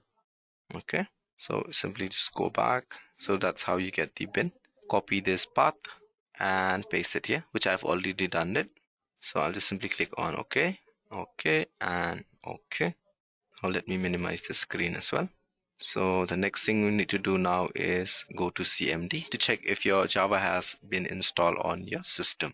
So you simply type on Java space / version, and you can see I already have Java version 17.0.5 installed in my system and is up and running. So as you can see the runtime environments, and it's a 64-bit server. This is a VM virtual machine. Okay, so as you can see, Java is installed in my system and is up and ready. So the next thing we need to do now is install Jenkins. I'm just canceling that out and open a new browser again, new tab, and type in jenkins.io. Now as you can see, this is the homepage of Jenkins. All right, so you can even read the documentation, or you can simply click on download. Will take you to this page. Now here you can see the hardware and software requirements, then what packaging is required for downloading the installing Jenkins. So this is the part for, on the left hand side we have the LTS, and on the other side we have the, which is a more stable, and on the right hand side we have the regular weekly releases. So we'll definitely go for the stable LTS download, which is a long-term support, which is released every 12 weeks, whereas the regular releases changes weekly. So I'll be going ahead and scroll down and click on window. So as you can see, there are different parameters where you can do. You can have on Dockers, then you have Ubuntu, Then we have the CentOS, Fedora, or the Windows, like I'm going to install in this case, in this demo. Then, but we have different aspects as well, like the FreeBSD, the CentOS, Mac OS, etc. So as you can see on the first stop, we have the .var. We can even install that and unzip that. But in this case, in this demo part, we'll simply click on Windows. So go on ahead and click Window, guys.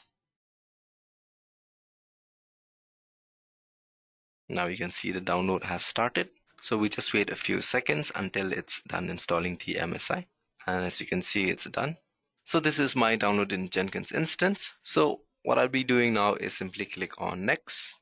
Now, as you can see, guys, on top here, it's written the Jenkins run on localhost 8080. So keeping that in mind, click on Next. As you can see, this is where our Jenkins is installed. That is in C and program files and by the name Jenkins. So you can always change this location where the Jenkins has been installed. But in this case, I'll rather keep it on the C drive itself. So the next thing you need to do now is we'll run server as a local system so that we don't have to put any administrator or the password. And so the next step now is we test the port. So as you can see, you got a green tick mark. So next, now you can see here that it has failed because there is no compatible Java version 11 or 17. But as you can remember, guys, we have already installed Java 17 and we have already verified that we're using the command prompt where it has shown us the version Java 17. So what you need to do is simply click on change and select the Java 17 from Java 8. So simply click on Java 17, JDK 17, as you can see, click on next and click on the install part. Done and dusted. So I've already told you that Jenkins run on the localhost 8080, right? So we're gonna go localhost :8080 and hit on enter. Now, as you can see, please wait while Jenkins is getting ready for work, right? So this will take a few minutes and then you'll be having to provide the credential of the administrator. All right. So just give it a few minutes while it's starting up. All right. Now you have to provide the administrator password, right? So you can go ahead and go down out here. You can see the password is in the C and goes to the program data, then Jenkins.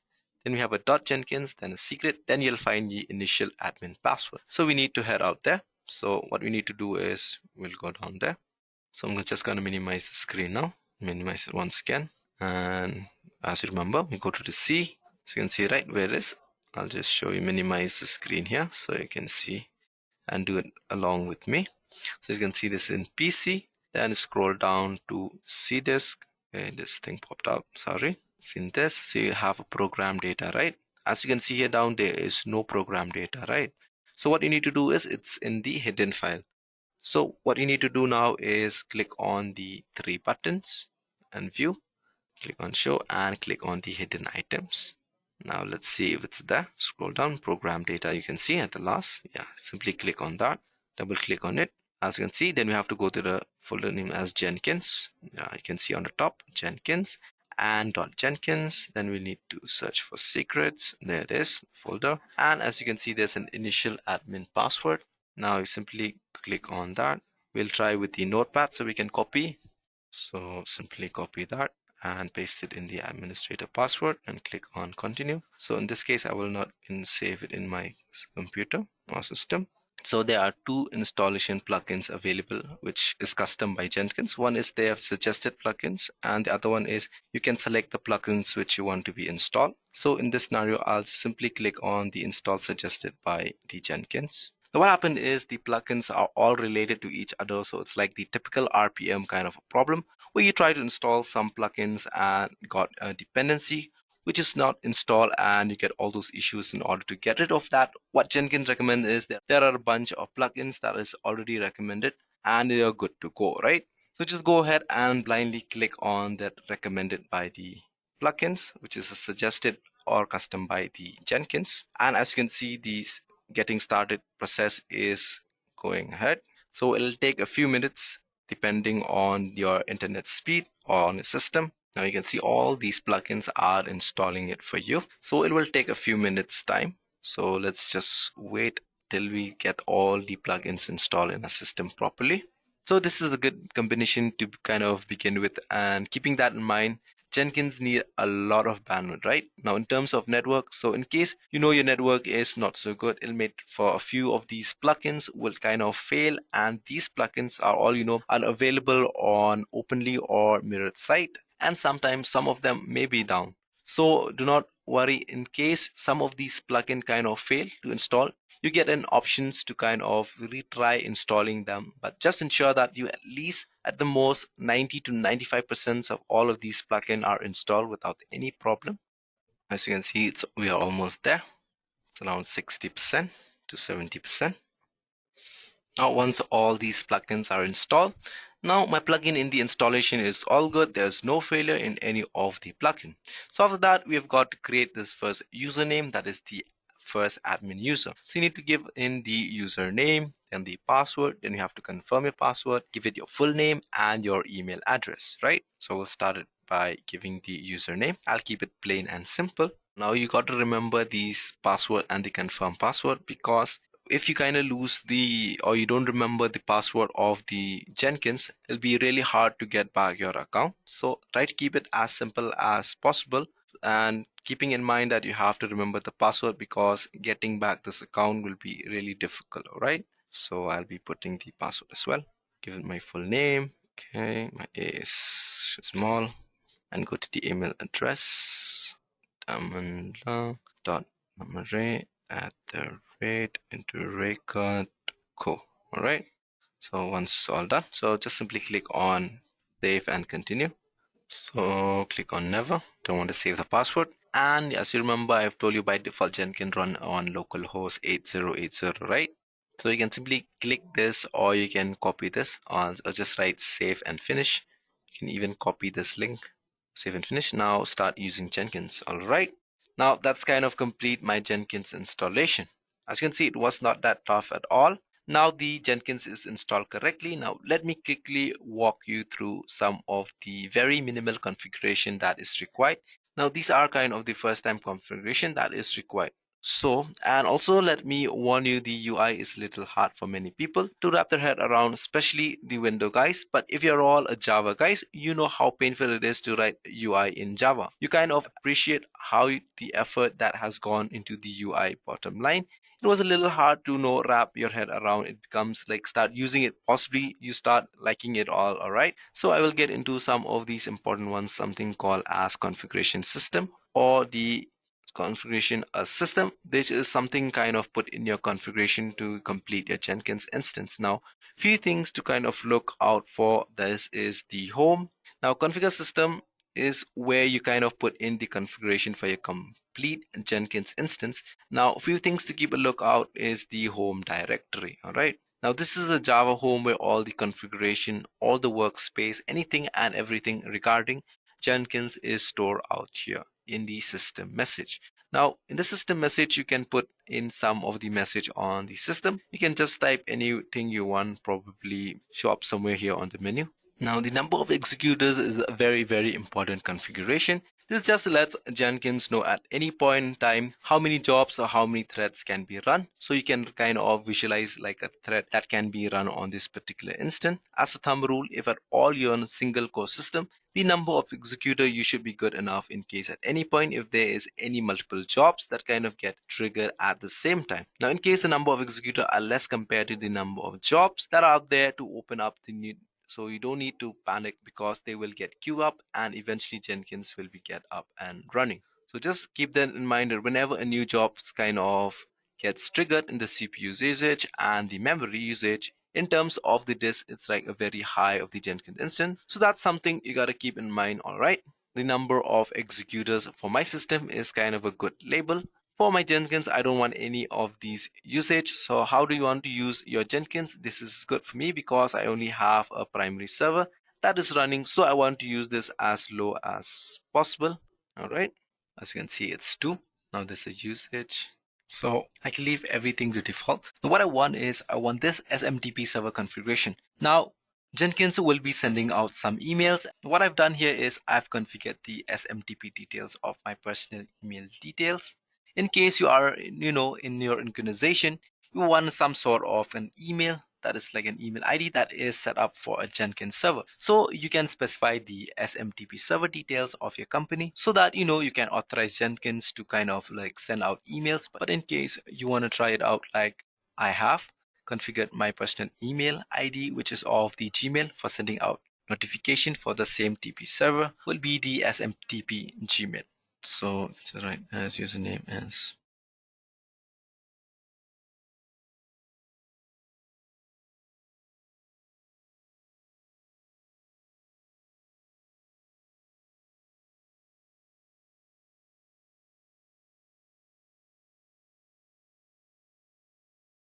so we have used SMTP authentication, and then we give the password. Now you can just send out an email to see if at all this configuration works again. Now Gmail will not allow you to allow anybody to send out notification on your behalf. So you just have to lower the security level of your Gmail ID so that you can allow programmatically somebody to send out email notification on your behalf. So I've already done that. So let's see if this works.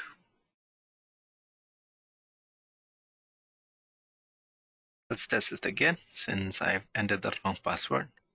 Let's see if this works or not. And it has given me a password has not accepted. So now as you can see, since my Gmail has not been set up, so what you have to do is you have to lower your security level of your Gmail ID so that you can be allowed to test your email configuration. All right. So simply click on save. So now we're heading back to the dashboard. Now we should go to the global tool configuration. Now look at the scenario where Jenkins is a continuous integration server. Now it does not know what kind of a code base it's going to pull and what kind of tool says is required or what is the code that is going to pull in and how it is going to build.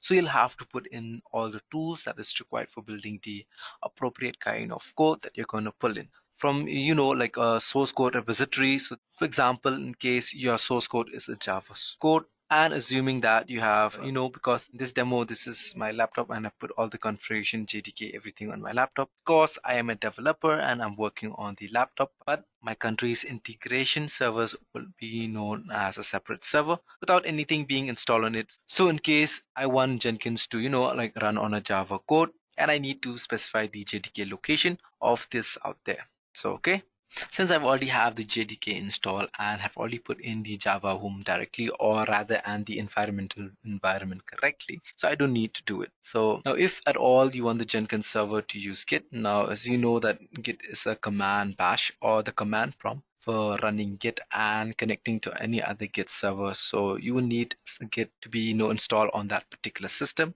Now Gradle and Maven, if at all you have some Maven as you want to do this in any other tools that you're going to install on your system, which is your continuous integration server. So you'll have to come in here and try to configure it. And in case you have not configured, then Jenkins will not be able to find these tools for building your task. So since I don't want to install anything, we'll go back to manage system. Now you can see the global configure global security. You can see this an SSH server. Now what does this mean if you ask me? Jenkins own user database. So this is nothing but the security access control which is set to Jenkins own user database.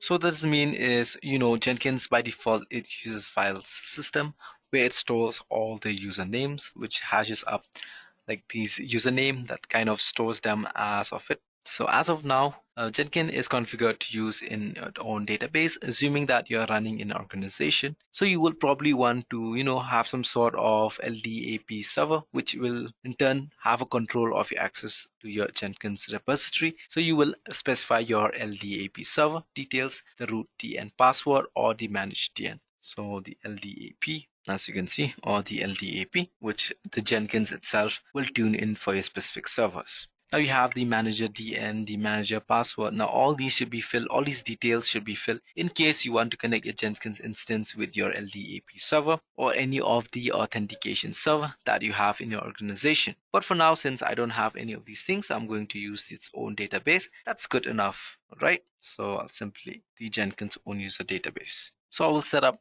some authorization methods. So for now, let me not get into any of these details of this. Just be aware that Jenkins can be connected for authorization to an LDAP server, or you can have Jenkins managing its own server, which is happening as of now. let me put in a very simple job. All right, so let's create a new job in this video. So simply click on new item. Now simply you can add any item name here. So the most important here are the freestyle and pipeline. Now for the first demo, we'll click on the freestyle job and click on OK. So in the description, you can write anything in your description. This is an optional thing. So you can say this is my first job demo for. So in this demo, I don't want it to connect it to any source code for now. So I'm just going to leave it to none. Now we don't need to write any build environment as well. Now in this build step, we simply click on execute Windows on. So since I'm on the window box, I will say execute window bash command. All right. So what do you want to do? So let me just echo something. Echo hello world. This is hello. Welcome to my first demo job in Edureka. Then we'll specify the date and time as well. So put in date, colon as time as well. So you can see it's a very simple command. You just have to put an echo and we have something along with the date and time. So we'll keep everything as simple as possible. So we'll save this job. So once it is shipped, so you can see there's a build history. So once you have saved this job, you know the job name comes up here. As you can see, project first job. By mistakenly, I've written double T in my first job. Now as you'll see here, there's some builds history. So there is nothing as of now because I've put in a job. I have not yet run it. All right. So let me try and build it now. Now you can see there's a number, my first job. So you will see a date and you will see the time since I've clicked twice. So if I've come 1 and 2. Now if you click on this, now you can see the console output. Now if you click on this, now you can see it. And this is the output that is run. Hello, welcome to my first demo job in Edureka, along with the date and along with the time. Now if you see this, now if we navigate this, we go back to here. Now as you can see, there's a folder created as jobs, right? So this is the directory what I was mentioning earlier regarding Jenkins home. If you can just open it up wider, you can see this folder jobs. So this was mentioned earlier regarding Jenkins home. So all the job related stuff, it's specific to this particular Jenkins installation is all here. Now all the plugins that I install, the details in each of those plugins can be found here, right? So the workspace is where the jobs that I've created, whichever I'm running would, there'll be an individual folder specific to the jobs that has been put up there. All right. So one job, one quick run, that is how it looks like. So the workspace is where all the jobs that I've created, whichever I'm running, would, there'll be an individual folder specific to that jobs that has been made up. All right. So as you can see, there's a first job that we have just created just now. So one job, one quick run that we have done. That is how it's look like. It's pretty simple. Now let's go back. So let us put on a second job. So we can go back to dashboard, click on new items and say second job. Let's get the spelling correct this time. Second, I wrote second first again. Second job, and I can put a semicolon here, underscore. Second job. We click on freestyle again. Click on OK, and you can say this is my second. So I just want to demonstrate the powerfulness of the automation server and how simple it is to automate a job that is put on the Jenkins, which will be triggered automatically. Now remember what I've said earlier about Jenkins, because at the core of Jenkins is a very powerful automation server. All right, this is my second job. This is my second job, which will be triggered automatically. Okay, so in the build step, we'll put bash tabs, then we'll write here echo again. So we'll say here something as second job is going on here. The tools, with the tools of an automation tool. And then I'll give some date as well. Date, put in the time. But this time I'm going to demonstrate the powerfulness of the automation server that is there. So if you see here, there is a build trigger. So build can be triggered using various triggers that is there. So you'll get into the GitHub trigger or a hook or a webhook, which is kind of triggering. So we'll see that later on. But for now, what I want to do is I want to ensure that this job that I'm going to put in will be automatically triggered. Let's say every minute I'm on this job to be run on its own. So we'll put as build periodically and we will set the time. Now, if you can see here, there's a bunch of help. If you want to go through it, you can go through it. Let's just put out very simple regular expression for scheduling this job every minute. All right. So 5,000 is all I'm going to put in. 1, 2, 3, 4, 5. Now let me save this. Let's go back. So when you build periodically, is now you can see here. Now we just copy that, and now how do we check if it gets triggered every 15 minutes? So I just don't do anything but wait for 15 minutes, and if everything goes well, Jenkins will automatically trigger my second job in 15 minutes. Now you can see here it's still processing, so we have to wait for 15 minutes. Now we can go through all those commands of the scheduling time, so you can see how many stars required for each minute or for each hour. Now as you can see it's done. You can just go and go here and go to console output. Now you can see the finish is success, and you have this. Now we can go back and copy this and see if they're on your it's already there. You can go to workspace. You can see your second job has also been created automatically by Jenkins. Now that I have my Jenkins up and running, a few jobs that have been put up here on my Jenkins instance, I will need a way of controlling access to my Jenkins server. This is where I will use a plugin called a role-based access plugin and create a few rules. The rules are something like a global rule and a project rules for a specific role. I can have different rules, and I can have users who have signed up, or the users from my create kind of assign to these roles so that each of these users fall into some category. This is my way of kind of controlling access to my Jenkins instance and ensuring that people don't do something unwanted. All right, so first thing first, let me go ahead and install a plugin for doing that. So we get into manage Jenkins, then we go to manage plugins. We will plugins, install plugins, we have advanced settings. So these are the available plugins, and then if you go to install, now these are the installed plugins. Now let's go and search for a role-based. Now you can see here, base authorization strategy. So this will happen is it enables user authorization using a role-based strategy. Now roles can be defined globally or for particular jobs or nodes selected by a regular expression. This is the plugins that we want. So we will install it without restart. So it's success. It looks good. Looks good. Now waiting for this. Yeah, success. Done now. So go back to the top page. Now one thing to remember, guys, is Jenkins is running on a Java using a Java instance. So typically many things will work the same way unless inherently you want it to restart. So, but a good practice is whenever you do some sort of a big installation or a big patches on your Jenkins instance, just ensure that you can restart it. Otherwise, there will be a difference in terms of what is installed in the system and what is there on the file system. So you'll need to flush out few of those settings later on. But for now, these are very small plugins. So this will run without any problem. But otherwise, if at all there are some plugins which they will need to restart, you can kindly go ahead and restart your Jenkins instance. But for now, I don't need that. So it looks good. I have installed the plugins. So where do I see my plugins and install the plugins? It is specific to the user control to the access control. Now let's go to the configure global security. Now we can go ahead and check the authorization. You can see here authorization, role-based strategy popping out here, right? As you can see, the role-based strategy has been installed and it's been shown here. This is because of my installation of my role-based plugin. So this is what I would want to enable because I already have my own database set up, and for the authorization part in that sense that you can do what I'm going to install. I mean, I've already installed a role-based strategy, right? Now I'm going to enable that strategy. So we'll simply click on role-based strategy, okay, and click on save. So now I'm going to enable that strategy. All right, now I will say, okay, now I've installed the role-based access plugin.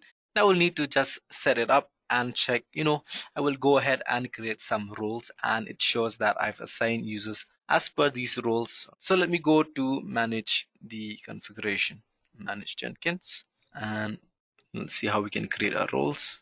Not here as well.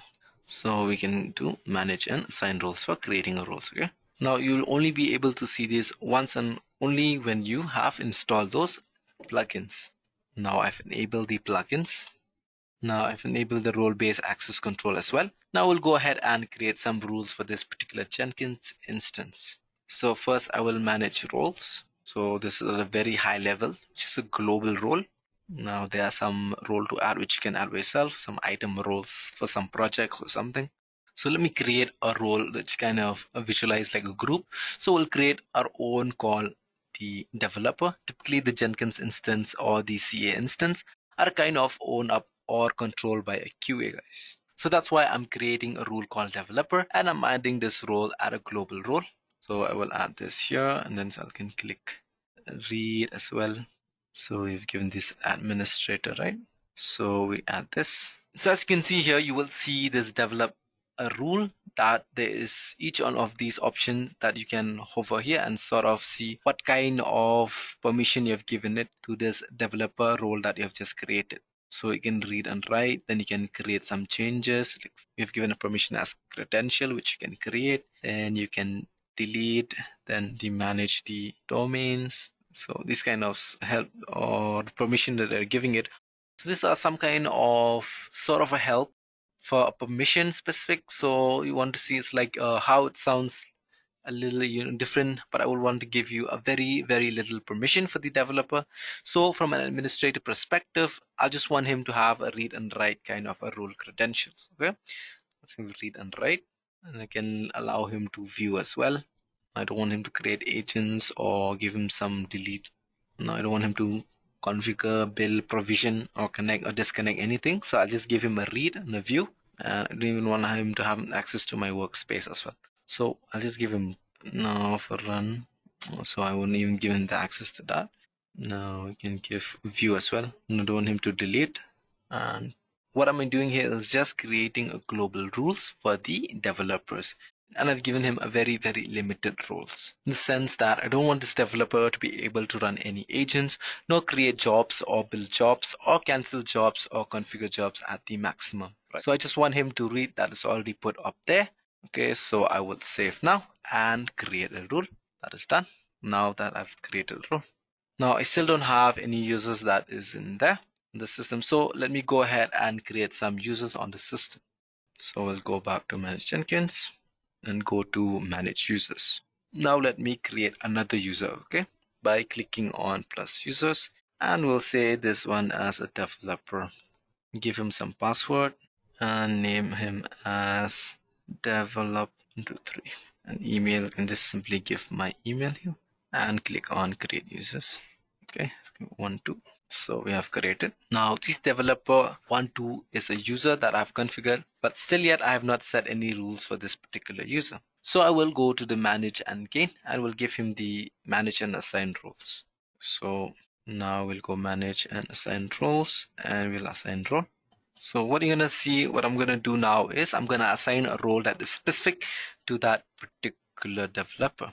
So I'll find that particular user and assign him, or means the developer role that I've already configured the rules. Okay, so this is the role that we have created. So we will search the user that we have just created, developer 1-2. Now if I assign this, so go ahead and save the changes. Now let's go ahead and check the permission of this particular user by logging on to my main account and logging back as the developer one. Now let's log out from here. Log out and say developer 1. Now, if you remember, this role was created with very less privilege. So there you go. I have Jenkins, but I don't see a new item. I can't trigger a new jobs. I can't do anything. I see these jobs. However, I don't think I'll be able to start this job. Now, I don't have the permission to set forth at the maximum. So what I can do is look at this job, see. So this is a limited role that was created, and I've added this Damanang Lamare to that particular role, which was a developer role, so that the developers don't get to configure any of the jobs because the Jenkins instance is owned by a QA person. He doesn't want to give developer any ethnicity or right. So the rights that you set out by creating a developer roles, or any user who's tagged as a part of this developer role, will get the same kind of permission. And these permission can be, fine grained. It can be a project specific permission as well. But for now, I just demonstrate the high level permission that I've set. So let me quickly log out of this user and get back to my admin account. So because I need to continue my demo with the developer roles that was created. Now, one of the reasons for Jenkins being so popular, as I mentioned earlier, is the bunch of plugins, but it's got plugin for connecting anything and everything. Now you can find the Jenkins plugins, then you will see the index over here. There are so many plugins that are there. All of these are wonderful plugins. Whatever connectors that you will need if you want to connect Jenkins to the AWS instance, or you want to connect Jenkins to a Docker instance, or any of those containers, you will have a plugin. You can go and search up if you want And if you want to connect Jenkins to Bitbucket, simply click on Big. So as you can see, these are available. So bottom line, Jenkins without plugin is nothing.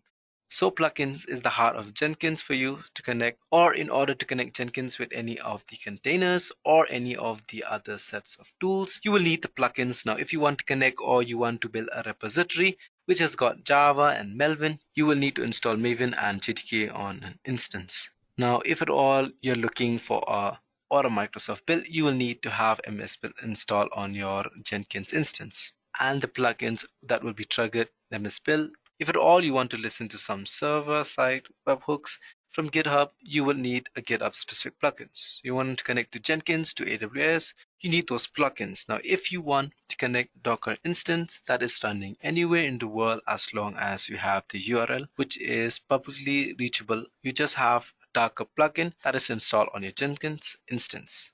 So if you want to connect to a Docker instance that is running anywhere in the world, as long as you have the URL which is publicly reachable, you just have a plugin that is installed on your Jenkins instance. Now, SonarQube is one of popular statistic code analysis, so you can connect a Jenkins build. You can build a jobs on Jenkins and push it to a SonarQube and get SonarQube to run analysis on that and get back the result in Jenkins. Now, all of these works very well because of the plugins. Now with that, let me connect our Jenkins instance to a GitHub. So now let us connect our Jenkins instance to a GitHub. Now I already have a very simple Java repository up on my GitHub instance. So let me connect Jenkins to this particular GitHub instance and pull out a job that is put up there. Right. So this is a very, very simple and repository is called Hello Java. And this is what is there in the repository.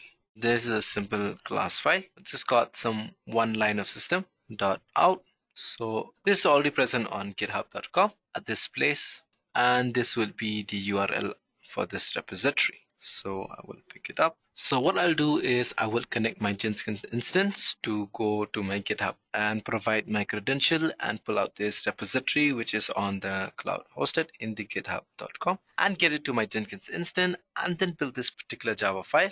Now I'm keeping the source code very, very simple. It is just a Java file. Now how do I build my Java file? How do I compile my Java file? I just say Java C and name. Now the name of my class file is hello Java, and how do I run my Java file? I will say Java and hello. Okay, so remember I don't need to install any plugins now because what it all needs is a Git plugin. So Git plugin which is already installed on this system. So let us go back, create a new items. We'll create a first job here. Let's say this is a Git first project. Now let it be a freestyle. Okay. Now we'll go to the source code management. Remember, right? We always have been keeping it on none. So in this part, we'll put it as Git. Now, as you remember earlier in examples, we do not use any source code because we were just putting up some echo kind of jobs that did not need any integration with any of the source code system. So now let us connect this. So I'm going to put up my source code and it will show up because the plugin is already there. Now I've already copied the HTTP address from the GitHub and simply paste it here. Now what is the credential? So I'll simply add that. If we add credential this time, so I'll just click and cancel. So if it just add Jenkins, so we'll add a username here. Now if there are any errors in terms of not able to Jenkins to be able to find the Git or the git.exe, or if the credentials are wrong somewhere down here, so you'll see a red message, okay, like something is not right. So for now it's okay. Now I'm gonna build trigger. Now what will be there as a part of my build step, because this repository just have the Java file correct, hello Java. So in order for me to build this, I will say execute window bash command, and I'll say Java, hello Java, Java. Now let's save this. Okay, so let me try to run this. Okay, build now, click on this, console output. Great. Now as you can see here, there's a lot of executed Git on the behalf. It goes on there to provide my credentials, and so it pull all my repository and my default. Now we'll pull up the master branch. This is there on the post string, and it kind of builds this whole thing on Java C hello world. Finish, and it's given me a success. So it's kind of build this whole thing Java C hello to Java, and it runs this Java hello world.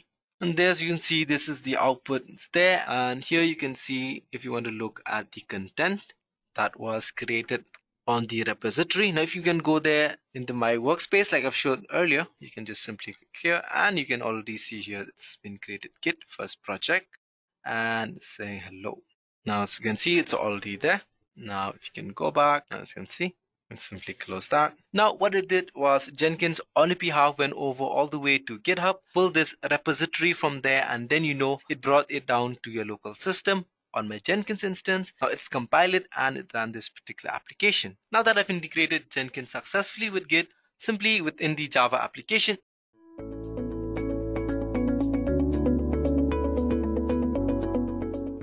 So since Docker is a containerization platform, it's important to understand what came before containerization, or what is the history of containerization. So before Docker came into the picture, before containerization came into the picture, there was this concept of virtualization, or basically using virtual machines. So virtualization was this technique of importing a guest OS on top of an operating system. And this technique was a revelation at the beginning because it allowed developers to run multiple operating systems in different virtual machines, all running on the same host operating system, which nothing but eliminated the need for extra hardware resources. Now, the advantages of virtual machines or of virtualization are many. Multiple OSs could be run on the same machine. The maintenance and recovery was easy in case of failure conditions. And the third point here being the total cost of ownership was also less due to the reduced need for infrastructure. So as you can see here on your screen right now, you can see that there is a host operating system on which there are multiple guest OSs running, which is nothing but a virtual machine. So as most concepts have their shortcomings, virtualization also had a few. So running multiple virtual machines on the same host OS, each to the performance of degradation. This is because the guest OS running on top of the host OS will have its own kernel, own set of libraries, and own dependencies. And these take up a large chunk of the system resources, that is the hard disk, processor, RAM, and other resources. Another problem with a virtual machine, which used virtualization, that it takes a lot of time to boot up. So the problem is very critical in case of real-time applications, so these drawbacks were always there. Apart from that, you also have the age-old battle between development and production teams, that the code works at development and does not work in productions, because the developer has a system with their own set of libraries, their own kernel, and the apps running on there, whereas the production team has these resources of their own. So this is a problem that you can blame upon the difference in the computing environment. A code that runs on the developer's system might not run on someone else's computer. So this led to a new technique called containerization. Basically, a container brings virtualization to the OS level. While virtualization brings abstraction to the hardware, containerization brings abstraction to the OS. So what you might notice here is containerization is basically virtualization, but it's more efficient because there is no guest OS here. It utilizes a host's operating system, shares relevant public libraries and resources when needed, and unlike virtual machines, the application-specific libraries and binaries of containers run on the host kernel. So each app has its own set of libraries and binaries in its own little container, which makes processing and execution extremely fast.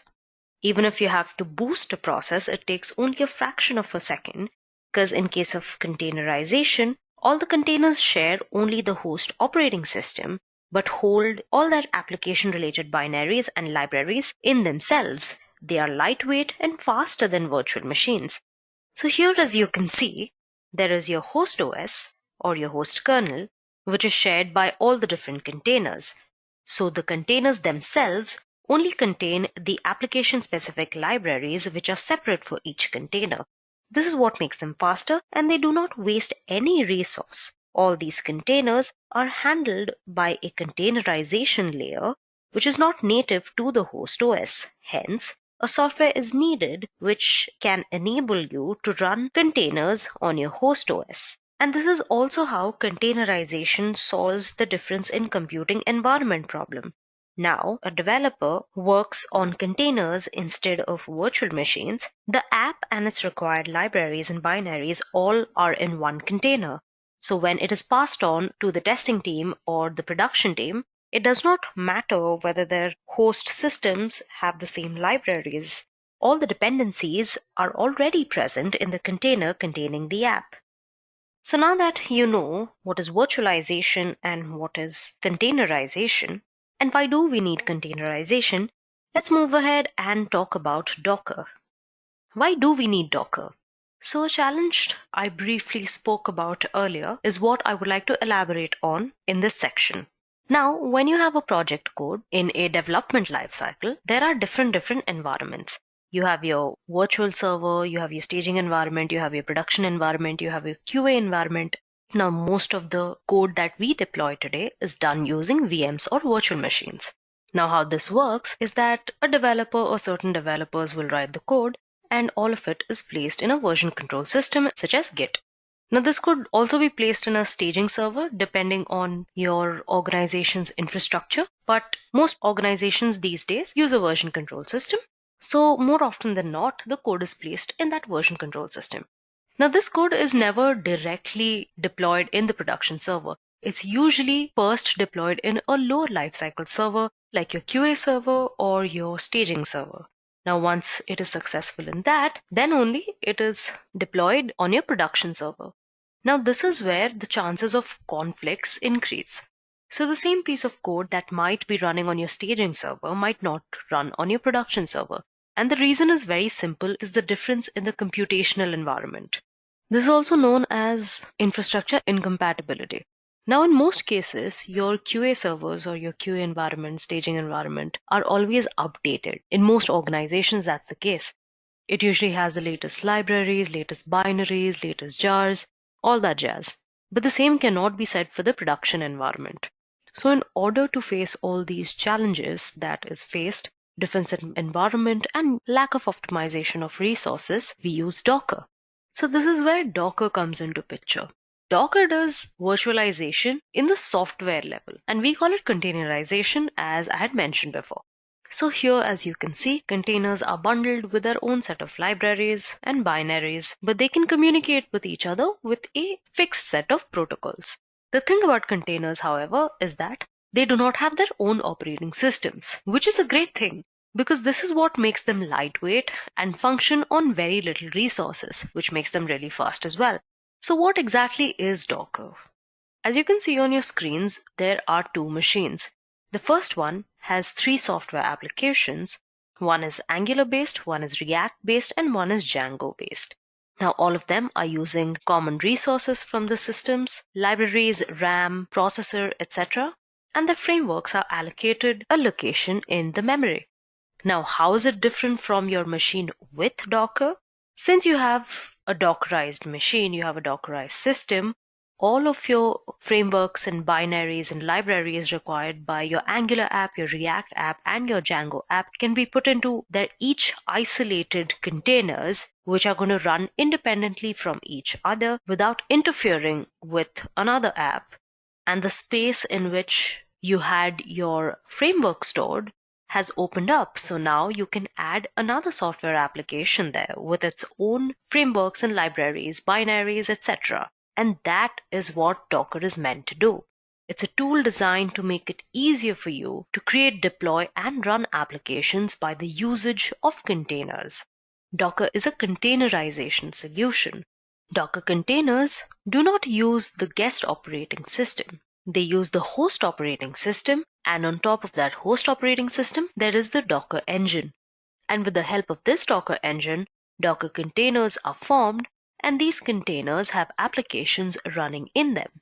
The requirements for those applications, such as all the binaries, libraries, frameworks, jars, etc., are also packaged in the same container.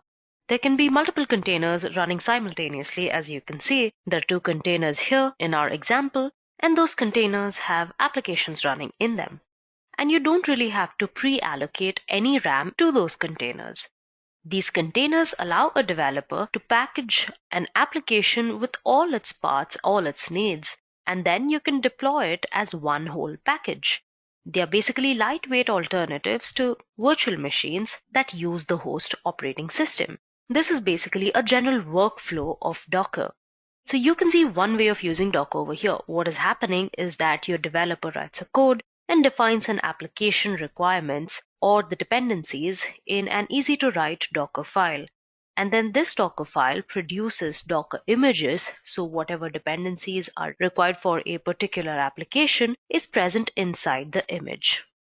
Now, as we have specified many times before, what are Docker containers?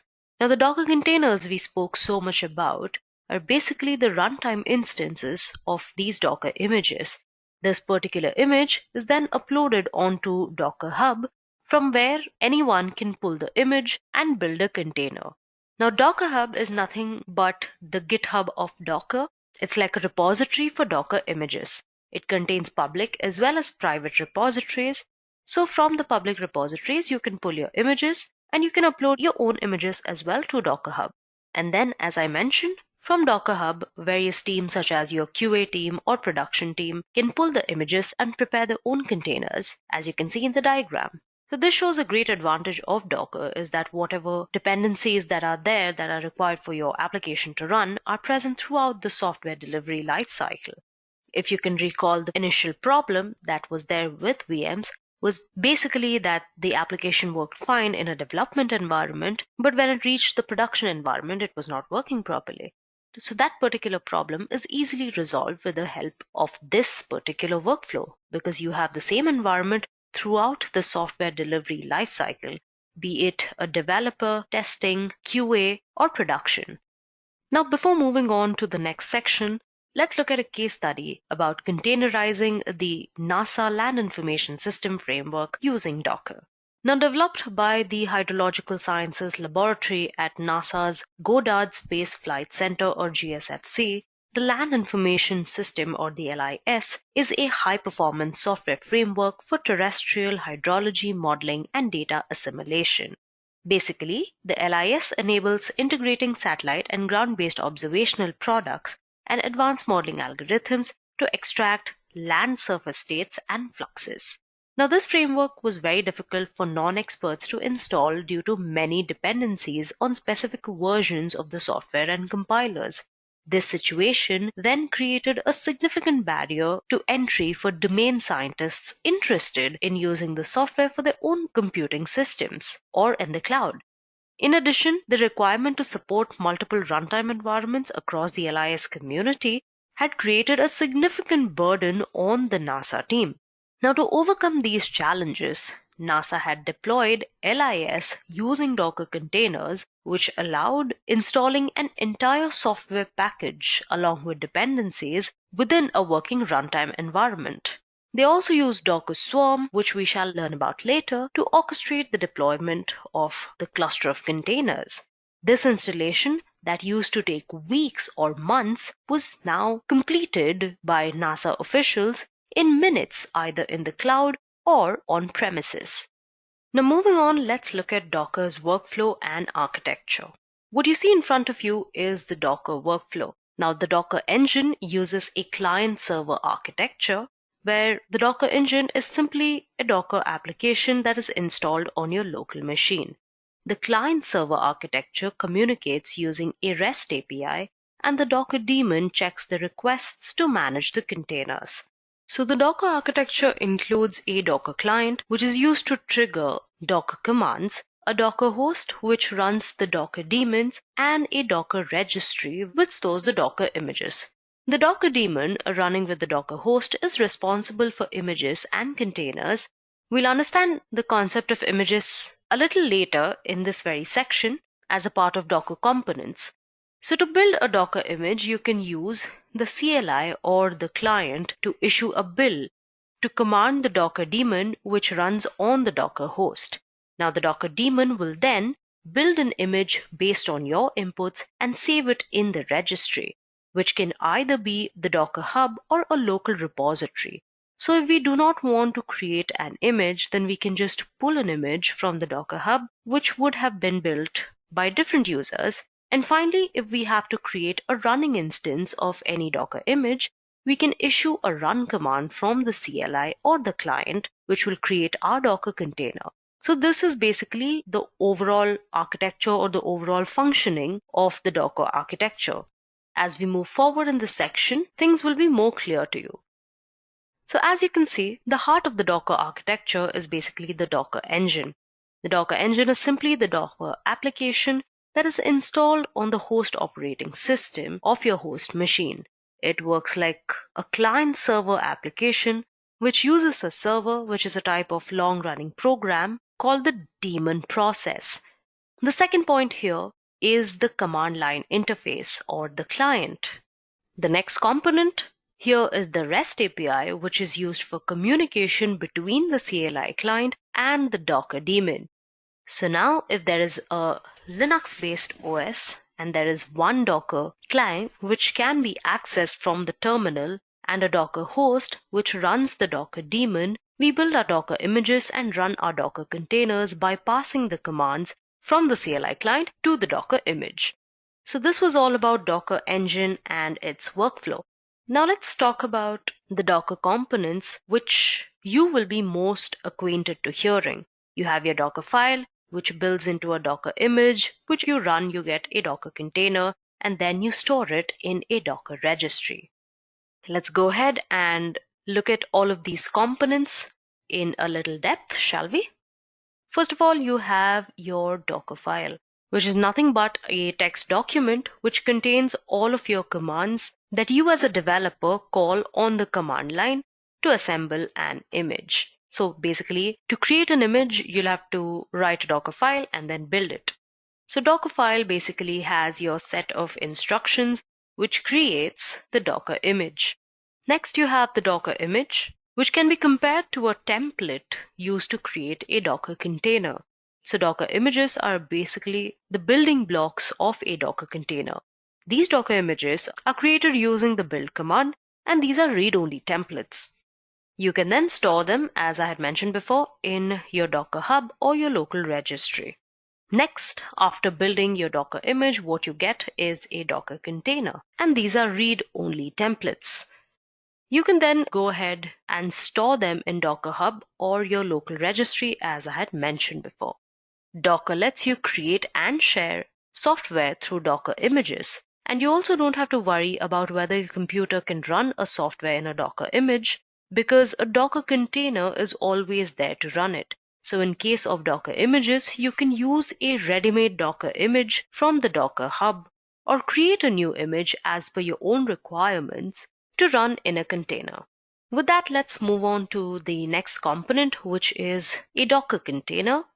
So the Docker containers are the ready applications created from Docker images. It's the running instance of a Docker image, and this Docker container holds the entire package needed to run this Docker application. So a Docker container happens to be the ultimate utility of Docker, and hence this is the part of Docker which is most popular and most widely used. So if you talk about the applications, every application is run inside a container. So it is an isolated application platform that contains all you need to run an application built from one or more images. So finally, let's move on to Docker Registry, which is a storage component for the Docker images. Now this is where the Docker images are stored, which could either be a user's local repository or a public repository like the Docker Hub, which allows multiple users to collaborate building an application even with multiple teams within the same organization who exchange or share containers by uploading them to the Docker Hub. It helps you control where your images are being stored and integrates your image storage with your in-house development workflow as well. Now, Docker Hub, as I mentioned before, is Docker's very own cloud repository, which is similar to GitHub, which is kind of like GitHub but for Docker images. Hope you guys are with me so far. With this, we have seen the architecture and components of Docker. So now we are going to talk about two other components of Docker, Docker Compose and Docker Swarm. So first of all, let's start with Docker Compose. Now, Docker Compose is a tool for defining and running multi-container Docker applications. which basically means you can run different or multiple containers as a single service.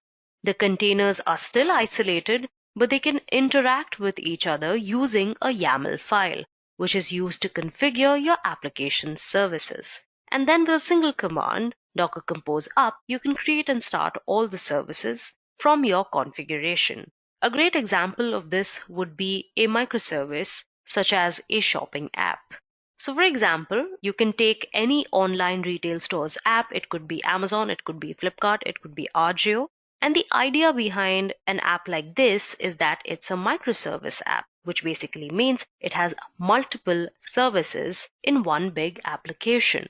So all of these services individually are easier to build and maintain. And when one service is failing, the entire app is not down.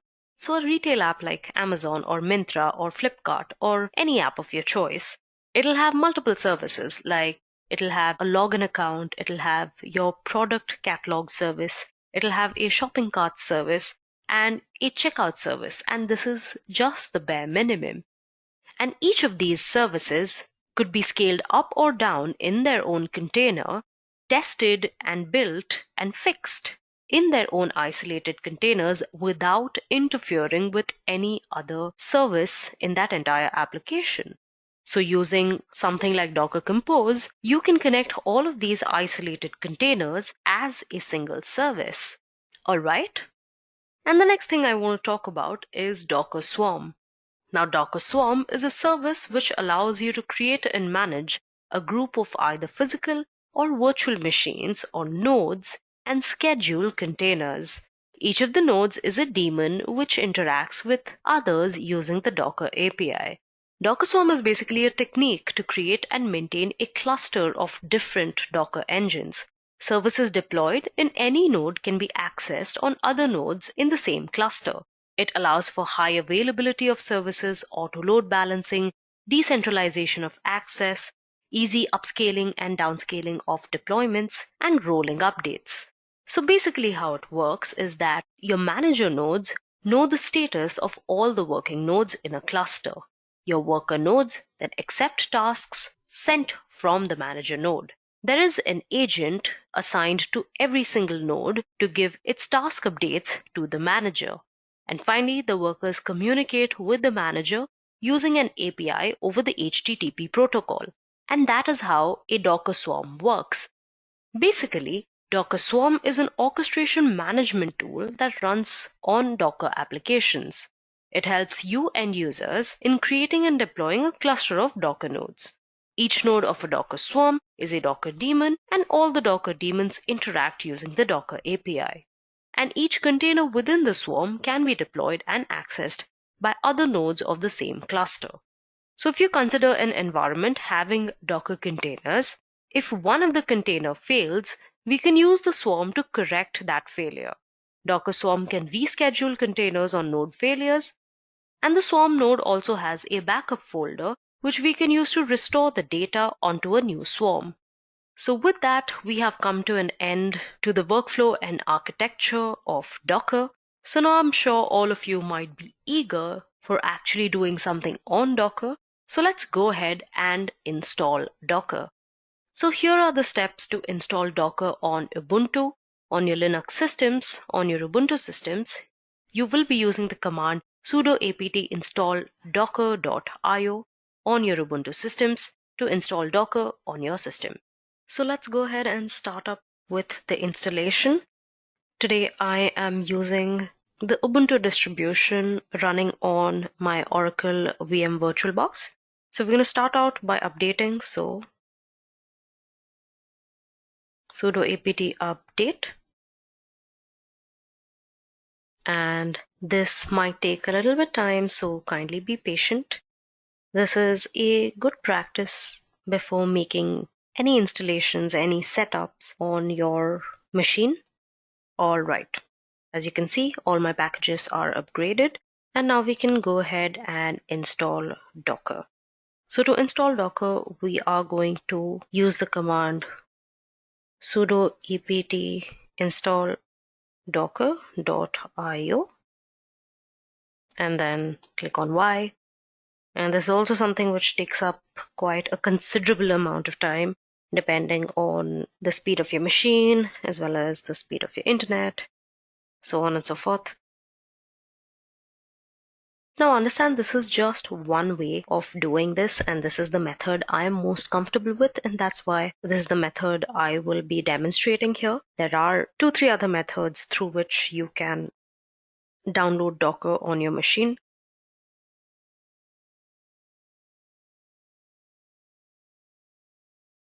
And not just in Linux, you can also install Docker Desktop on Windows, just in case you do not want to use a virtual machine. And you can also use a cloud platform such as an EC2 instance to run all of these Docker commands that I shall be showing you later in this session.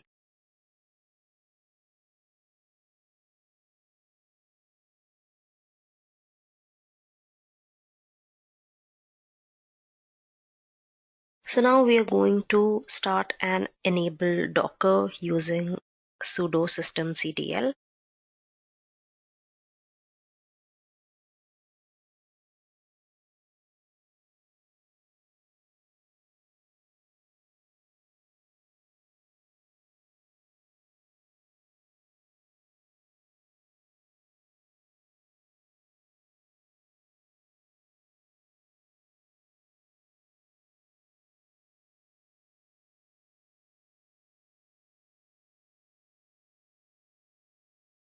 Okay, with that we have started and enabled our Docker machines.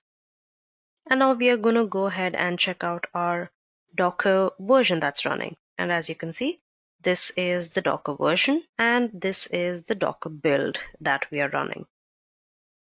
All right, so moving on, we are going to get to our hands-on section. In this section, we will learn how to create a Django project setup using Docker and deploy it on our local host. For that, remember, you need to have a GitHub account and Docker installed on your machine, just the way I showed you right now. We're going to build a backend REST API with Python and Django. We're going to create a new GitHub project that we are going to use to store the source code for our recipe app API. Now, this is a wonderful way to show the versatility of Docker.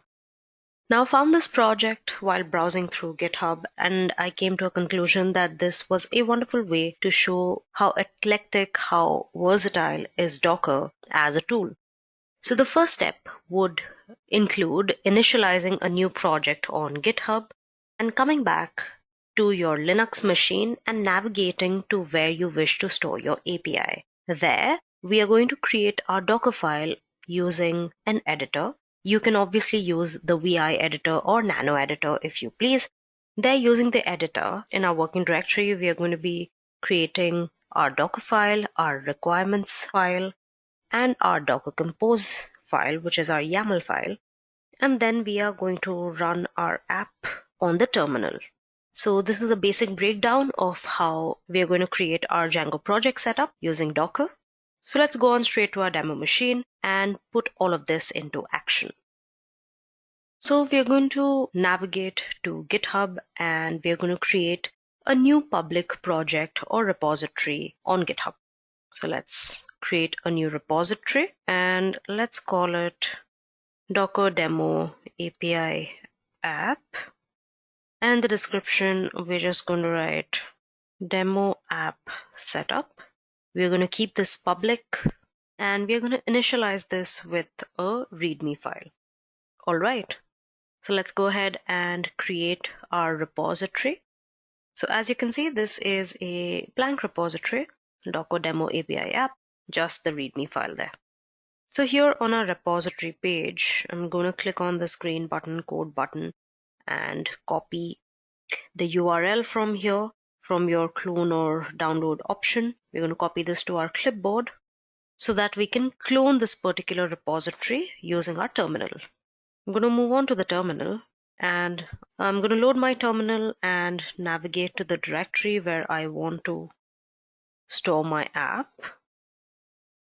So maybe I'll just save it here I'm just going to clone this repository to my local machine. All right, and that's done. Now you can go ahead and change your directory to the repository. So now I'm going to use the command ls to see if my repository has been cloned. Yes, it has been cloned. You can see the Docker demo API app is cloned right here on my local machine. So I'm going to change my directory to this repository I just created by typing the command cd docker demo API app. Now what I'm going to do is I'm going to open up this project in the editor. Like I had mentioned, you can use any other editor. You can use the VI editor, the Nano editor, any editor that you're comfortable with.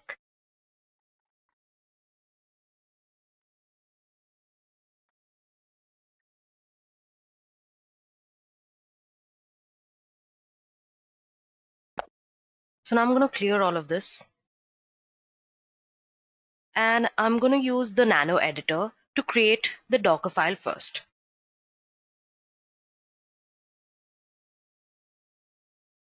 So just Nano and Docker file. There's no spaces between Docker and file.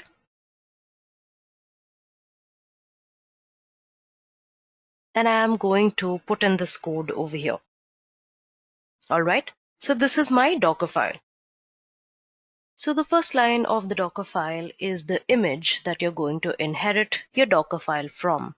With Docker, you can basically build images on top of other images. The benefit of this is that you can find an image that has pretty much everything that you need for your project. So you can just add customized bits that you need just for your specifications. So we are going to create our Docker file from Python 3.7 Alpine image. Now you can find this if you head over to the Docker Hub. You can find a list of available images that you can use to base your project off of. If you search for Python, it'll take you to a list of items where you can choose this one. So we're going to use the 3.7 Alpine image. So what it is that it's basically a lightweight version of Docker, and that's what Alpine means, and it runs Python 3.7. And the next line is optional. It's usually a maintainer line, but it's useful just to know who is maintaining the project. So I'm going to leave that one out, but you can go ahead and put in your maintainer line. You can put your name or your company's name, whatever name you basically use to keep track to show that who is maintaining this Docker image.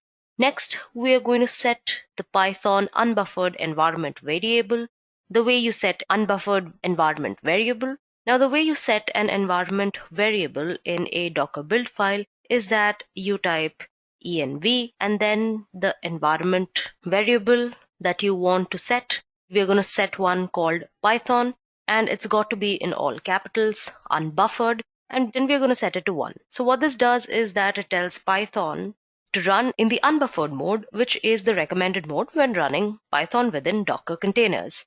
The reason for this is that it doesn't allow Python to buffer the outputs. It just prints them directly and then avoids some complications and things like that.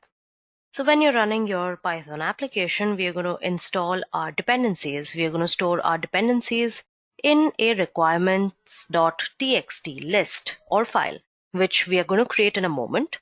So that what we need to do here is we need to copy our requirements.txt file. And what this does is it says copy from the directory adjacent to the Docker file copy. So we're going to copy the requirements.txt file. Further, we're going to copy it on the Docker image, which is what this /requirement.txt file means.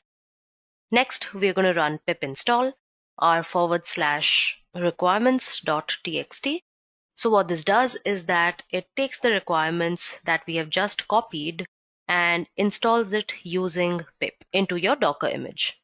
Next, we're going to make a directory within our Docker image that we can use to store our application source code. So you have your run mkdir /app all in lowercase. And below that, we are going to type workdir /app And below that, we are going to type copy./app /app. What this does is it creates an empty folder in our Docker image called /app at this location. And then it switches to that as the default directory. So any application we've run using our Docker container will run starting from this particular location, unless we specify otherwise, of course. Next, what it does is that it copies from our local machine the app folder to the app folder that we have just created on our image. This allows us to take the code that we created in our project here and copy it to our Docker image. So here we have run add user -D and user. And finally, we are going to switch to that user by typing user. Now this might be a little confusing because I've added the username user for our user, but what this command means is that it says add user which creates a user. User -D says create a user that is going to be used for running applications only.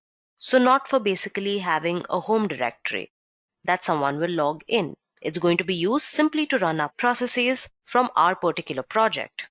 Finally, this user switches Docker to the user that we've just created. The reason we do this is for security purposes. If you don't do this, then the image will run our application using the root account, which is not recommended, because that means if someone compromises our application, they can have the root access to the whole image and they can go ahead and do other malicious things. Whereas if you create a separate user just for the application, then that kind of limits the scope that the attacker would have within our Docker container.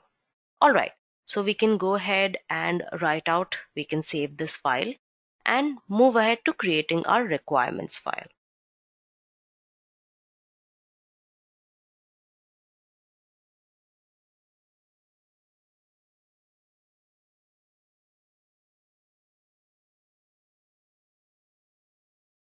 So this is what your requirements.txt file will look like. It's just 2 lines. In the first line here, we are installing Django. We are using version 2.2.4, which is the latest stable version that I could find. And that's the version that we are going to use for the project. And then type Django > 2.2.4. So basically what it says is that install Django that is equal to or higher than this particular version. And we do this to take the minor version, which is the last number, and make sure that we install the latest available version, because typically it's the version that has the security features and security fixes and things like that.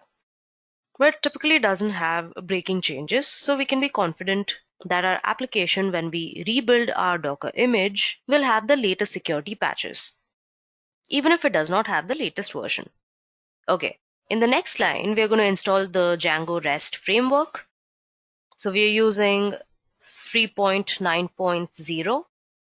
And in the same way which we did with Django, we're going to make the install one less than 3.10.0 to get the latest version of 3.9, which is whatever is the latest minor version at the time we build our project.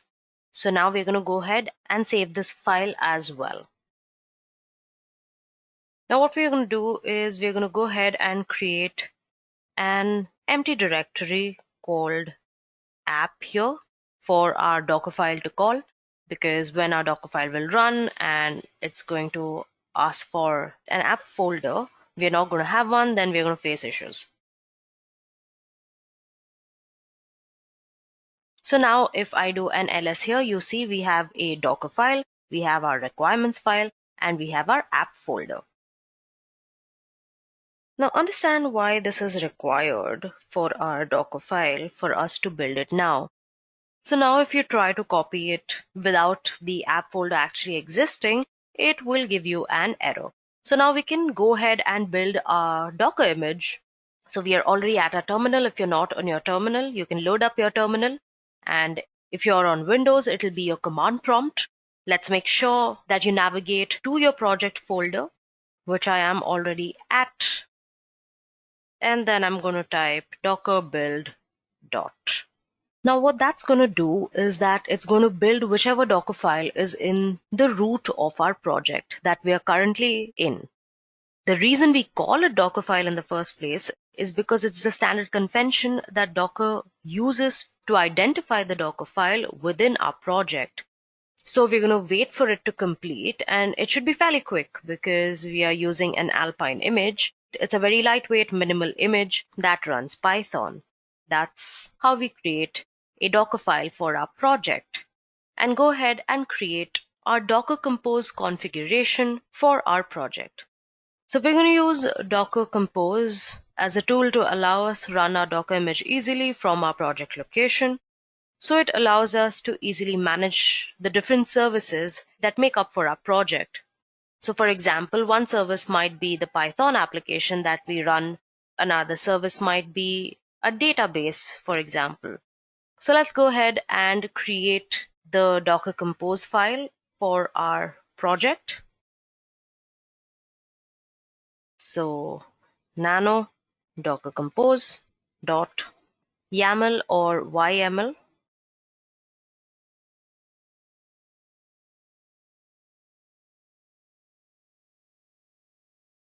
So this is a YAML file that contains the configuration for all services that make up our project. The first line of the Docker Compose configuration file is the version of Docker Compose that we are going to be writing our file for. So version : and 3. Next, we define the services that make up our application. Right now, we only need one service for our Python Django application. So services : and in the line below, you're going to type app. This is the name of our service. So we are going to call it out. And then we are going to type build. And then context code on context. So what this says is that we are going to have a service called app, and the build section of the configuration we are going to set the context to dot, which is our current directory that we are running Docker Compose from. Next, we're going to type the port configuration. So we're going to type them in open speech marks. 8080 is our host to port 8080 on our image. So we're going to type that. And then we're going to add a volume. The volume allows us to get the updates that we make to our project into our Docker image in real time. So it basically maps a volume from our local machine here into our Docker container while we'll be running our application. Now this means whenever you change a file or you change something in the project, you will automatically update it in the container. Now the good part is you don't have to restart Docker to get the changes into effect. So then you have a ./app /app. So what this does is it maps the app directory, which we have here in our project. And this it maps to the app directory in our Docker image. Then you have the command to run your application in your Docker container. So just make sure that the indentation is one indent from where your command starts, and then you type the command. So we're going to use to run our application be sh-c. This means we are going to run the command using the shell, the Python manage py run server. Then we're going to run the server on our local host at port 8080. So this will run the Django development server available on all IP addresses that run on the Docker container. And it's going to run on port 8080, which is going to be mapped through the POS configuration on our local machine so we can run our application. So again, we are going to move on to our terminal and build the Docker Compose file. And what this does is it will build our image using the Docker Compose configuration, and this should not take too much time. So we're going to build our Docker file.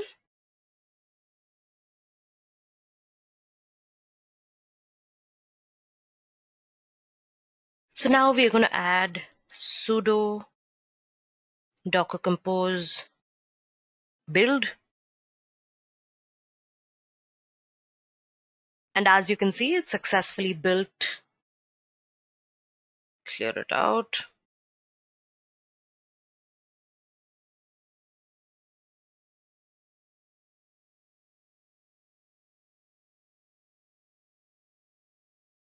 So now we're going to use Docker Compose to create the project files for our application. And for that, you can either log in as super user or just type sudo.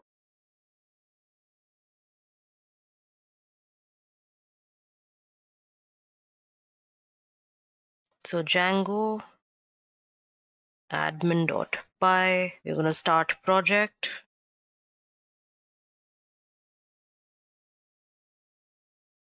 Now, after running the command, you will realize that if you go into your empty app folder, which was the folder that you created initially, and list out, it's not empty anymore. It has another app folder in it, which contains all of our app setup. I will show you.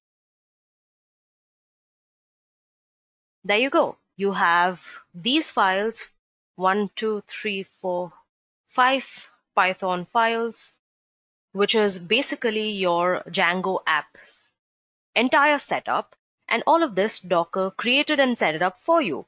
So a teensy little detail, let's just open up our settings.py file, and we're going to go down to allowed hosts, and just in case it's empty between the close brackets, you can go ahead and add your local host or put in the asterisk, which allows all hosts. All right, so I'm just going to do that, and then I'm going to go back. And now all we have to do is deploy the application through your terminal. So we're going to go sudo docker compose up.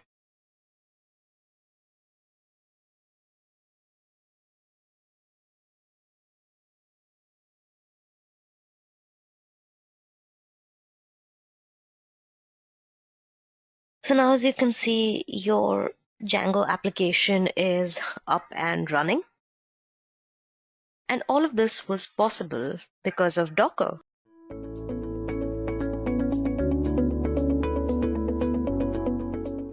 Need for Kubernetes. What is Kubernetes? But before I start with Kubernetes, I want to talk about two things. Like Kubernetes is a container orchestrator. It's a container orchestrator. So I need to talk about two things here. What exactly a container is and what exactly a orchestrator is. I just want to talk about these two things first.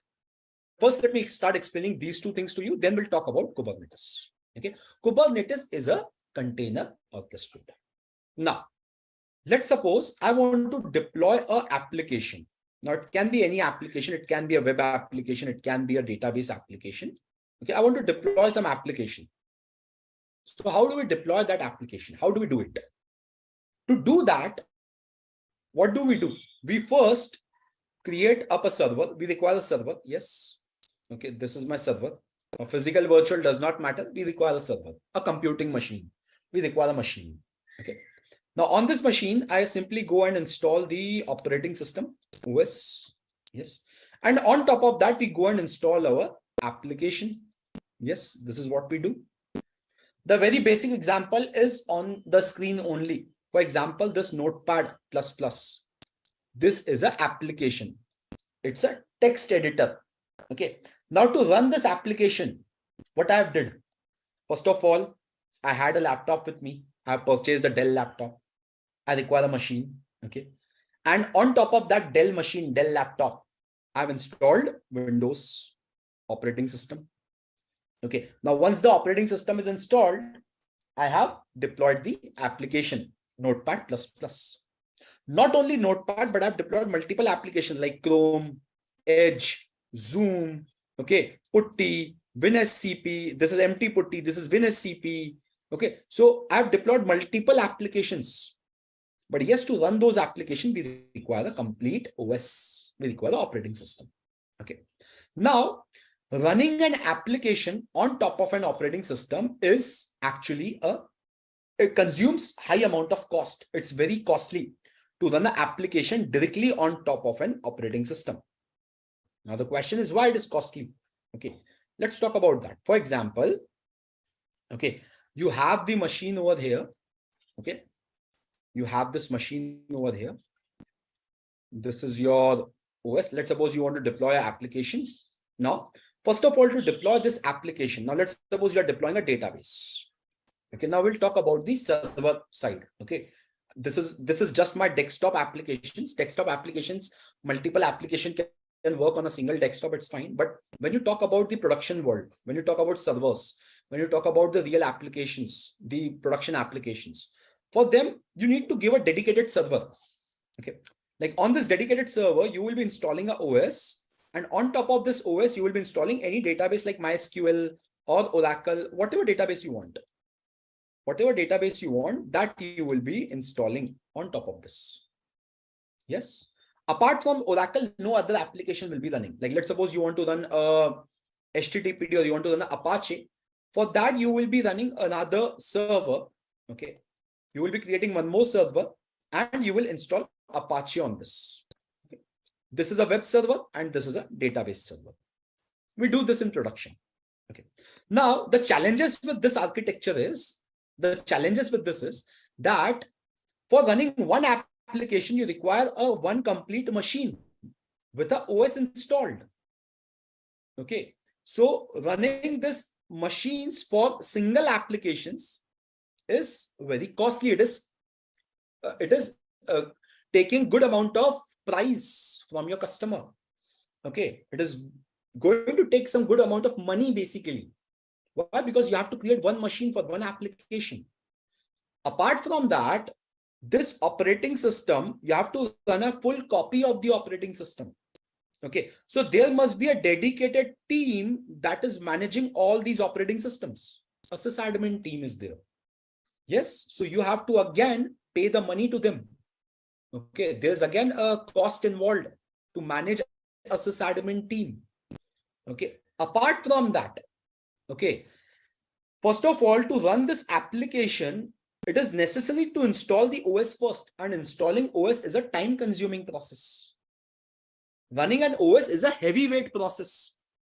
This OS itself will take some amount of resources. Like for example, to this machine, you have given around 10 CPUs and you have given around 32 GB of RAM. But out of this 10 CPUs, 2 CPU and out of 32 GB, maybe around 8 GB is taken itself by the operating system.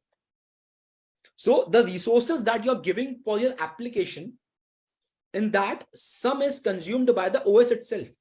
And these resources are nothing but again money. So running an application on a single server is costly. First of all, you need to maintain a full copy of the OS. Okay. And apart from that, this OS, you need to also have a sysadmin team, because sysadmin team will be patching the operating system. Okay. They will be maintaining any bug fixes on the operating, or they will be basically scanning the vulnerabilities on the operating system. All the OS related tasks will be done by the admin team, not by the application team. Application team is only managing this. Okay. But for a client to run Oracle on a single machine or to run MySQL, it is costly because he has to maintain a complete machine. So now the question is, can we not put multiple applications on a single OS over here? Like on this, on my desktop, okay, you can see that I'm running multiple applications here on a single operating system. This is Windows 11. I have Windows 11. On Windows 11, I'm running multiple applications. Can we not run multiple applications on a single server? Okay, and all the applications isolated from each other. All of them are isolated. Okay, so can we not do that? Answer is yes, we can do it. Okay, first of all, to do that, okay, we first need to have a machine. On that machine, we have an operating system installed. OS is installed. Now, let's suppose you are running one application. Okay, it's fine. Application number one. You are running another application.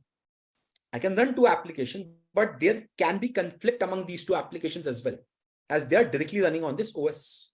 Now, it can be any conflict. Like for example, I want to deploy Apache. Okay, and I also want to deploy HTTPD on the same server, Apache, or let's suppose I want to deploy NGINX, which is a front-end application. I want to deploy similar kind of applications on OS. Now let's suppose when I'm running Apache, This application is running fine and is running on port number 80. Now I'm trying to deploy NGINX. Now NGINX also requires port 80. NGINX also requires port 80. My problem is that I want to run multiple applications on single server to reduce my cost. Okay, that is what my thing is. I want to run multiple applications on single server. But the problem that it arises that there can be conflicts. There can be network conflicts. There can be some file, like for example, there is a single file and that file is accessed by both the applications simultaneously. Again, there's a conflict. Okay, so there can be conflict at any point, network conflict, file conflict, process conflict. There can be conflicts. So I want a solution where I want to run these applications on the same server to reduce cost.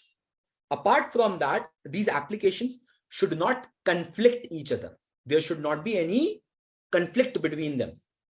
Okay, like here, Nginx and Apache both are using port 80. So I cannot run two applications which are utilizing same port number. It's a network conflict. Okay, so to overcome this problem, to give me a solution that I want to run multiple applications on single server in their isolated environment, for doing that, we require some kind of isolations. And that isolation is given by your container runtime tools, container runtime engines. Okay, CRE basically. Okay, there are a lot many container runtime engines basically. Okay, you have like Docker, you have Cryo, okay, you have LXC, you have your Podman, okay, you have container D. There are a lot many container runtime environments. Now, what they exactly do? Okay, so basically on this machine, okay, where you had your operating system installed, on top of that, first of all, you will install Docker, any container runtime basically. You can, Docker is one of the more very popular container runtime engine. So that's why I'm naming it Docker over here. But yes, you can use any of them. It's not only necessarily Docker. Okay. Now let's suppose you have installed Docker. Okay. And what this Docker is going to do, Docker will help you in creating some isolated environment. Okay. On this server, onto this particular server, you can create some isolated environments. Now, this isolated environment will have its own IP address. Okay, it will have its own name. Okay, it will have its own set of processes. It will have its own set of files or mounts. Basically, it will have everything different. Same for this. Same for this. Okay, and now in this isolated environment, you can run your application and you can run your another application over here. Like I can run Apache over here. Apache utilizes port 80. I can run Nginx over here, which utilizes again port 80. But they both are isolated. Why? Because they have their different IPs. Like this will have IP1, this has IP2. The IPs are different. Ports can be same. The distinguish is done at the IP layer, the networking layer. TCP layer can be same. Ports can be same if IPs are different. Okay, so this Docker or these container runtime tools allow us to create these isolated environments. And these isolated environments are nothing but your containers. These are your containers. Okay, and these tools allow us to create these. And why do we put our application? Why do we need to put our application in the container? To reduce cost. Okay, because on a single OS, now you can run multiple applications. I can run multiple containers, and in each container, I can have a different application. Like here, I can run MySQL, here I can run a Kafka, or here I can run a Hadoop, or whatever you want to run, you can run it. Yes. So on a single piece of hardware, on a single machine, I'm running multiple applications in their own isolated environment. And that isolated environment is nothing but a container. So this is what a container is all about. Okay. Now, my life is good. Like I'm able to run multiple applications on a single server. Okay. Like I have this OS installed. I have a container runtime engine. Okay.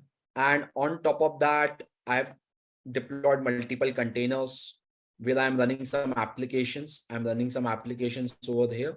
Okay, that's fine. That's good enough. But this architecture also has a drawback. It also has a serious drawback. And the drawback with the container or with this architecture is, what if this machine fails? What will happen if this machine fails? If the operating system goes corrupt, then what is going to happen over here? That is what the problem is. Okay, if the OS goes corrupt, if the OS goes offline or the machine goes offline, what will happen to these application containers? They are running on the Docker on this machine. They are running on this machine. Okay, so in that case, these containers will also fail. If the machine fails, it's a single point of failure. It's a SPOF, single point of failure. If the machine fails, container fails. Now, there is no high availability. There is no fault tolerance for your application containers, for your apps. There's no high availability. There's no fault tolerance. Okay, like if the container has failed, it should be recreated, but there's nothing because the complete machine has failed. So how we can overcome this? That is now the question. How to overcome this problem? Okay, containers has made my life easier. Okay, but container has reduced the cost. But the thing is, containers are not giving me a scalable, fault tolerant, highly available architecture for my application. Okay, so in this case, we require a orchestrator, a container orchestrator we require, okay, to give us all these features. Okay, so what does an orchestrator basically do? If I talk about the orchestrator over, there are a lot many orchestrators available in the market. Container orchestrator I'm talking about. Okay, so there are a few container orchestrators. I can name them for you. I think the first one we all know is Kubernetes, Docker Swarm, Apache, Mesosphere. These are some of the well-known container orchestrators available in the market. Out of which Kubernetes, out of these three, Kubernetes is the most popular container orchestrator. It has become the de facto standard for running any containerized application, Kubernetes. Okay. Why we'll talk about that, but first let's see how does the orchestrator solves the problem. So orchestrator, if I define what a container orchestrator is basically the technology that groups multiple machines to create a cluster of containers. Okay, basically it's a container clustering technology. How does it work? Let's talk about that over here. For example, let's suppose I have this machine number. Let me make a bigger picture. Okay, just 1 minute. So let's suppose I have this machine which has the OS installed on this, and I have a container runtime engine running over here. I have one more machine over here which is having the OS installed, container runtime engine. These are all standalone machines as of now. These all are your standalone machines. Okay, you have one more machine over here. Now it can be 1, 2, 3, as many machines as you want, you can have those. Okay, so I'm just starting with a basic 3 node. Okay, so now you have 3 machines, machine number 1, machine number 2, machine number 3. Now on these 3 machines, you want to create a orchestrator. You want to create a cluster, Kubernetes cluster, or you want to create a Docker Swarm cluster or Apache Mesosphere cluster. So what does these orchestrators will do? What does the orchestrator is going to do? Orchestrators are simply any orchestrator. Like for example, you talk about this Kubernetes. So what Kubernetes is going to do, or what Docker Swarm is going to do? The orchestrator, when you deploy orchestrator, it will create up a cluster network. It is going to create a network, a container network, okay, between all the machines. It's basically a private network, private container network. Okay, and what this network is used for? This network is basically used for providing the IPs to the containers that are running on different machines. Like you have container number 1 running here, container number 2 running over there, container number 3 running over here. Okay, these are different containers that you are running. Okay, now the thing here is that these containers are running on different machines. Container 1 on machine 1, container 2 on machine 2, container 3 on machine 3. All the containers are on different machines, but these containers will take the IP from this common network, which is created by the orchestrator. Any orchestrator do the same thing. You talk about Docker Swarm, you talk about Kubernetes, you talk about Apache Mesosphere. All the orchestrator do the same stuff, same thing. Okay, all the orchestrator has the same thing to do. They will first create a network between the machines so that containers can take the IP.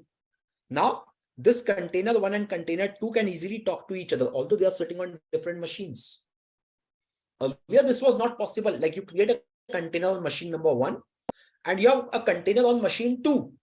The two containers sitting on two different machines cannot talk until and unless you are using an orchestrator.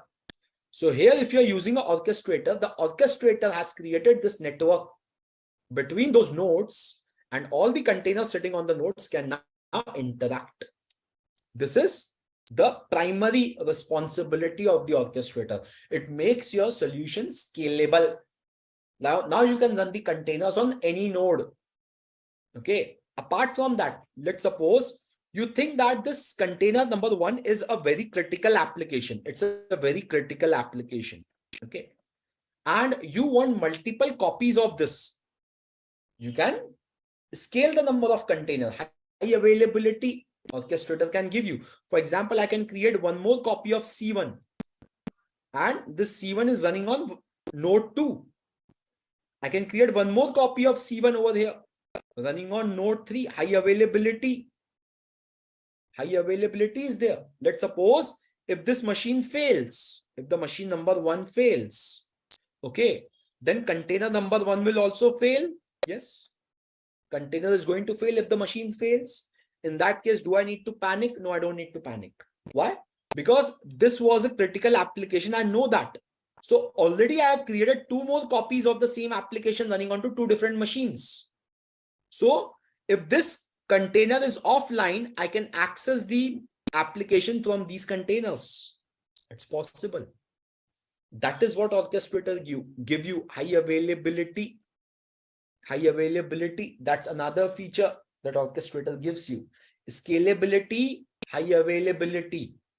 And the third one is fault tolerance. For example, this container number 2, this machine fails. This machine fails. Container number 2 is offline. Container 1 is also offline over here. But let's talk about this. Container 2 is offline. So orchestrator is a smart guy. He knows what to do with the failed container.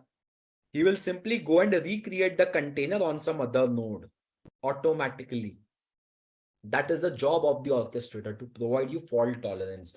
This is also called as a self-healing nature of Kubernetes, or self-healing nature provided by orchestrator. Kubernetes is a type of container orchestrator. Container orchestrator is a generic term. Like cloud is a generic term. AWS, GCP, Azure are type of clouds. OpenStack, all these are different types of clouds that are available in the market. Container orchestrator is a generic term. Kubernetes is a type of container orchestrator. Docker, Swarm, Apache, Mesosphere, these are type of container orchestrator. But yes, the main responsibility of the orchestrator is to give you a network for your containers, and that network will be spanning across multiple nodes. It gives you high availability. Apart from high availability, it gives you fault tolerance, FT. Okay, so these are the important features of an orchestrator. Okay, so guys, now we will be talking about a bit about Kubernetes. Okay, because we all are here for Kubernetes. We have talked about orchestrator. Why do we require orchestrator? Because orchestrator provides us scalability. high availability, fault tolerance for our container applications. Now we are going to talk a bit about Kubernetes. And after that, we'll see a small demo around this. Let's talk a brief history about Kubernetes over here. Okay. So Kubernetes, the short form for Kubernetes is Kates. Okay. Why we call it as Kates? Because you see the spelling over here. It starts with the letter K, end with the letter S, and between the first and the last letter, you have total 8 letters, 8 characters. You can see that. UBERNETE. So the first letter is K, total number, last is S. Between first and last, you have 8 characters. So the short form is Kates. Full form is Kubernetes. Okay. Now, on this Kubernetes was actually developed by Google in the year 2009. Okay. And from the year 2009 to 2013, this was used by Google as an internal project. Means nobody was knowing about this Kubernetes. Okay. Then something happened in the year 2013, and Google basically donated this Kubernetes project to CNCF. CNCF stands for your Cloud Native Computing Foundation. That is what your CNCF stands for. It's basically a community of lot many developers sitting across the globe and who are contributing to multiple projects which are owned by CNCF, which are managed by CNCF. Okay, Kubernetes is one of the project managed by CNCF, and as I told, they donated it to CNCF. CNCF is a open source organization. They mainly handle all the open source projects. So in the year 2018, Kubernetes became open source. Open source means the code is freely available on GitHub. You can go and check the source code of the technology. Okay, it's freely available, no licensing required, no vendor. You don't need to connect with any vendor. Like Linux is an operating system which is open source. Okay, you don't need to purchase any license for running Linux. Okay, you don't need to go to any vendor, but normally we go to vendors like Red Hat, Ubuntu, we run their operating system. But yes, it is open source. You can also deploy it by your own. You can do that. Okay, that's also perfectly, that's also very much feasible. So it became open source. Okay, and as it became open source, it started gaining the popularity. Okay, Kubernetes started gaining popularity from the year starting onwards, 2013 or somewhere around 2014. Okay, why? The first thing was it was open source. Okay, so anything which is open source, for which you don't have to pay anything, definitely get much popularity. And it was the first orchestrator in the market. It was the first orchestrator in the market. And we know that whichever technology is the first in the market is always have a highest market share, has a good market share, whichever is the first in the market. Okay, so like for example, AWS started in the year 2006, Azure in 2010. Okay, so we know AWS still has the highest market share. Why? The AWS was started quite before Azure or GCP. So it gained popularity because it was open source. It was the first orchestrator. Apart from that, the number of features that Kubernetes provides are way more than other orchestrators. This is another reason. Like if you compare AWS and Azure, the number of services that you will be getting in Azure and is around 60, 70, 80 services somewhere. Whereas in AWS, you will be getting more than 150 plus services. Okay, that is another beauty, that the number of services that your Kubernetes provides are more than what the other orchestrators are providing. Okay, that is another reason of gaining its popularity. Okay, so because of these reasons, Kubernetes became the de facto standard for running your container applications. Now, if anyone says that I'm running an application, I'm running a containerized application, okay, it means they are running the application on Kubernetes. Kubernetes has become the de facto platform, a de facto standard for running your containerized applications because of its popularity, because of its ease to use, because of the features that it provides, and it's open source. You don't need to pay to anyone. Okay, so that is the reason of the popularity of Kubernetes. Okay, so now we'll see a small demo on how do we work with Kubernetes, how do we create these containers into Kubernetes, how do we run our application into Kubernetes. Let's see a small demo as well on that. So just one thing to start off with, like in Kubernetes, Kubernetes actually manages pods, and in the pods, we create containers. We are creating containers in the pods. Okay, so that is what we do. Kubernetes never manages the container directly. Okay, there is another layer over the container that is called as a pod. Kubernetes will simply be managing the pod, and in the pod we run the containers. Okay, so let's see that. Let's see how we run it up. Okay, and how do we access our application? Let's see all these things. Okay, so to show you a small demo here, okay, I have created up a small cluster. You can see that. Let me close this. I'm using my GCP account. Okay, and you can see that I have created a Kubernetes cluster, and it's just for this particular webinar. I've just created this cluster. So I created this cluster at the start of the webinar. So you can see that this cluster is running hello cluster, and it will be having just one node. Right now I've just kept one node, but normally in production we keep multiple nodes. We keep 3, 4, 5 nodes depending on how many applications you want to run. For example, you just want to run 50, 60 applications. You're good with 5 nodes. Okay, but let's suppose you want to run thousands of applications. You need to have 20 or 30 nodes. Okay, but right now I just have one machine as a part of my cluster. It's fine. I can have a single node cluster as well. Okay, and you can see that this machine is over here. I can show you that on my compute engine. You can see the machine. Yes, this is the machine. You can see this one single machine is a part of my cluster. Okay, now let's go and start checking how we interact with the cluster. So to interact with the cluster, I will activate my Cloud Shell over there. I will activate the command line. So let me open up the command line over here. Just a minute, it is still opening up. And let me also make a full screen, open a new window. So this will open up it in the new window. Okay, so let this get opened up over here. It's provisioning my Cloud Shell machine. It is connecting to the instance. Okay, now it is connected. Okay, now let's see if I can connect with the Kubernetes. So the command line to interact with Kubernetes is kubectl. Kubectl get me how many nodes I have in the Kubernetes cluster, and this will tell me how many nodes I have.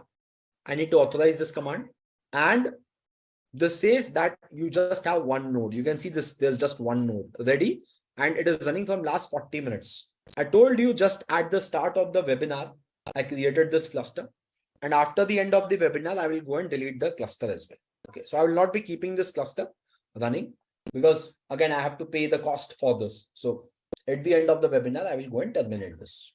Okay. So I just have one node cluster running from last 40 minutes, and the version of Kubernetes that I'm running is 1.24.8. This is the version that I'm running, 1.24.8. Okay. Now let's see if I have anything over there. Kubectl. Kubectl is the command line utility. You also called as kubectl. Kubectl or kubectl, one and the same thing. So kubectl get me if I have any pod in the cluster. No resources found, nothing. Okay, it's all empty. Let's go and create. Let's go and create some pod. So kubectl run. Okay, my first pod or my first application. Okay, my first app. Okay, this is the name that you can give by your own. You can give any name: test app, web app, database app, whatever you want to give, you can give. Okay. After that, you have to give the container that you want to run in the pod. This is the name of the pod, basically. This is the name of the pod. Okay. Now, in this pod, you want to run a container. Okay, so what container, what application you want to run? You need to just pass the image of that application. You just need to pass it. Okay, so I'm giving the image as, let's suppose I want to run nginx. I believe we all know what nginx is, or let's suppose I want to run httpd, a simple web application. Nginx is also a web application. It's a front end. It can also act as a proxy server, load balancer. But yes, let's go with the very known service, httpd. Okay, it's again a web service. Okay, so I want to run a httpd container inside this pod. Let's hit enter, and it says pod created. kubectl get me the pod, and it says the pod is there, but in the pod the status is container creating. This is the name of the pod, and inside the pod the container is getting created. You can see 0 by 1. 0 by 1 simply means that total number of container is 1, total is 1, and out of 1, 0 is running.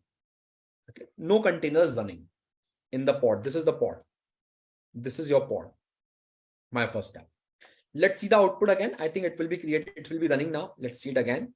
kubectl get the pod and see it is running. It is running 1 by 1. 1 by 1 means this pod has one container and out of which one is running. A pod can have multiple containers as well. Okay, you can see that it is running. Now let's go and see more detailed output. Let's see the more detailed output. So kubectl describe, I want to describe this pod. Name of the pod is my first app. Describe it. And this is going to describe the pod for you. See the events. See these events. Okay, these events will basically tell you a lot much thing.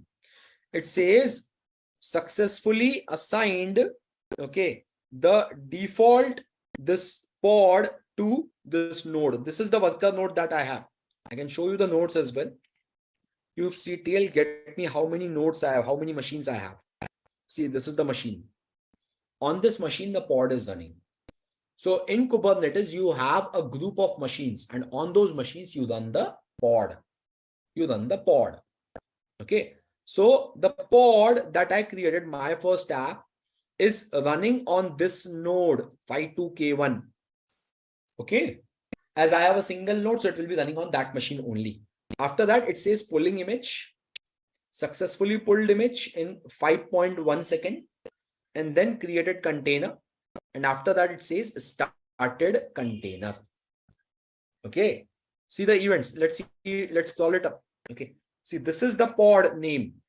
This is the IP of the pod. And in this pod, you are running container. This is the container image HTTPD. And I'm not using a Docker container. I'm using container D.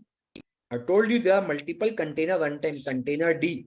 This is used by Google Kubernetes Engine, GKE.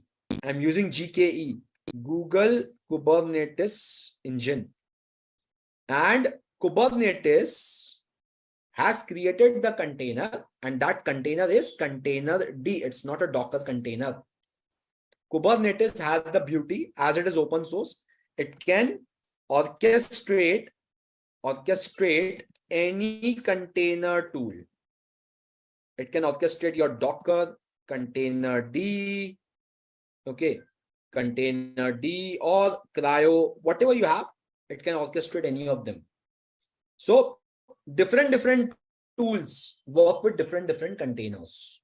Like GKE uses container D. Now let's suppose if you talk about OpenShift, Red Hat OpenShift, if you have heard this name, it's also Kubernetes, Red Hat OpenShift. So Red Hat OpenShift is Kubernetes. It's an orchestrator. It's Kubernetes only. But Red Hat OpenShift uses these container, cryo containers.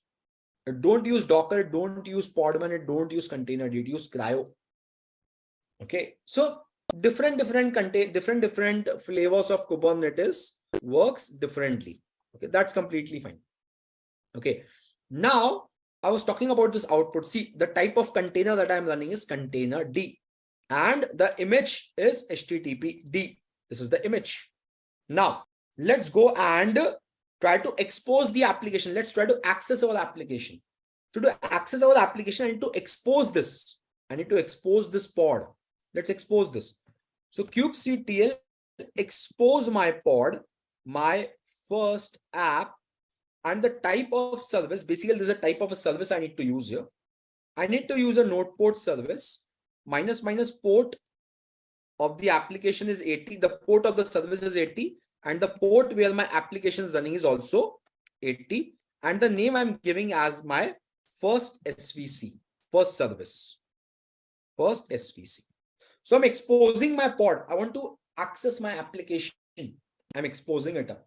Okay. So let's hit enter. Okay. So it says it is exposed. Let's see that kubectl get me the service. Okay. Give me the services. See the service, first SVC running from last 7 seconds. Now I want to access this. I want to access this service. How will I use it?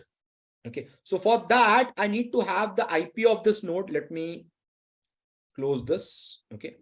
I need to have the IP of this node copied, followed by the port number. Port number is 32671. So what I'm going to do is put this here and 32671. That's it. And see, my application is working. You guys can also access this. You guys can also try to access this. I can put the URL on the chat box for everyone.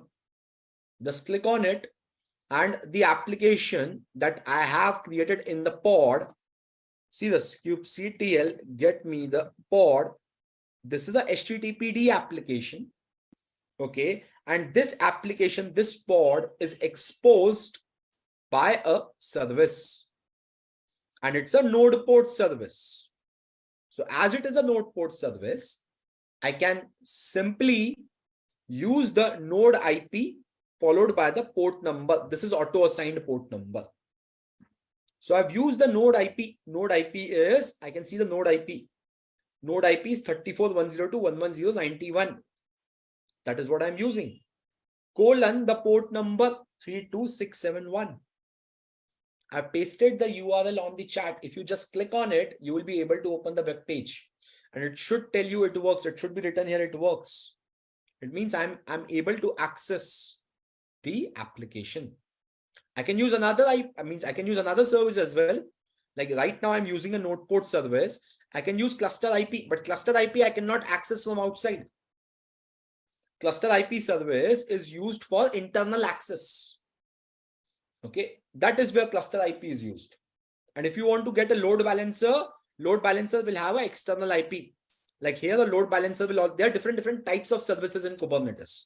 Okay, one is a node port. Node port means that you're using the node IP followed by this port number that is auto assigned.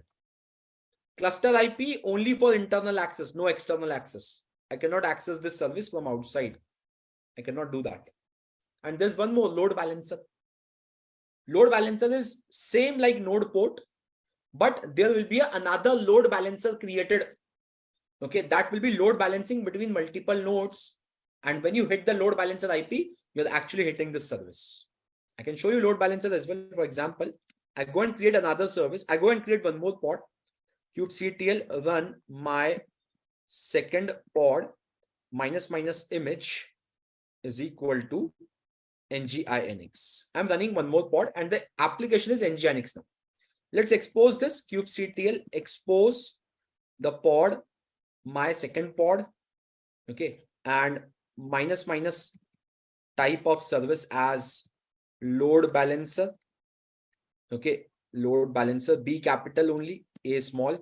Okay, it's, you have to be precise with the syntax, uppercase, lowercase. Okay, minus port as 80, minus target minus port as 80 for the application, and minus name as I give second SVC.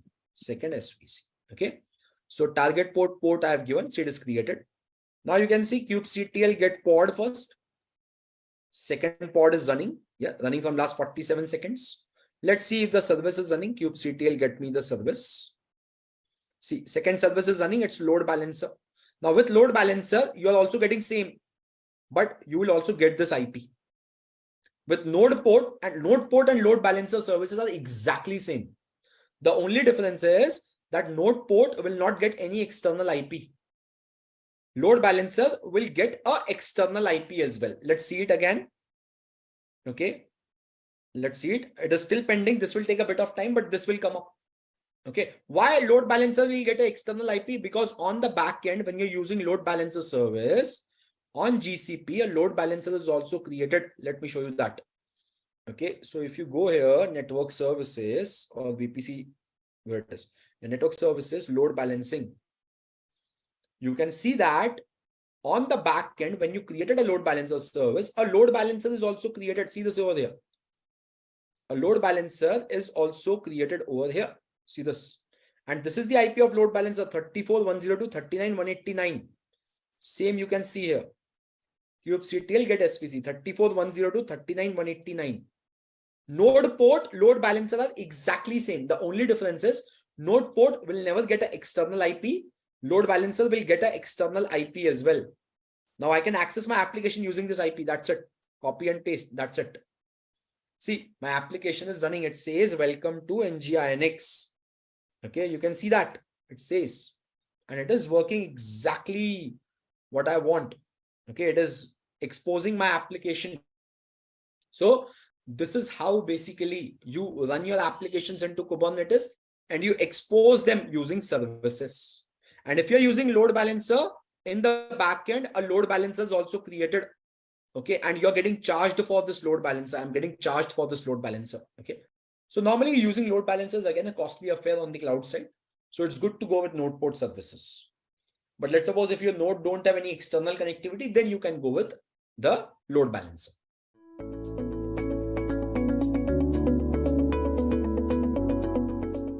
Well, Ansible is a simple open source IT engine which automates the application deployment, intra-service orchestration, cloud provisioning, and many other IT tools. Not only this, but Ansible also is very easy to deploy because it does not use any agents or custom security infrastructures. So Ansible uses playbook to describe automation jobs, and playbooks use very simple language, that is the YAML. So what do you think this YAML is? Well, YAML is a human readable data serialization language and is commonly used for configuration files, but it can be also used for many applications where data is also stored. So this means it is very easy for the humans to understand, read and write, isn't it? So the advantage of YAML file is that even the IT infrastructure support guys can read and understand the playbook and debug if needed. So it's basically a really simple language and makes it really easy for the humans to read, write and understand.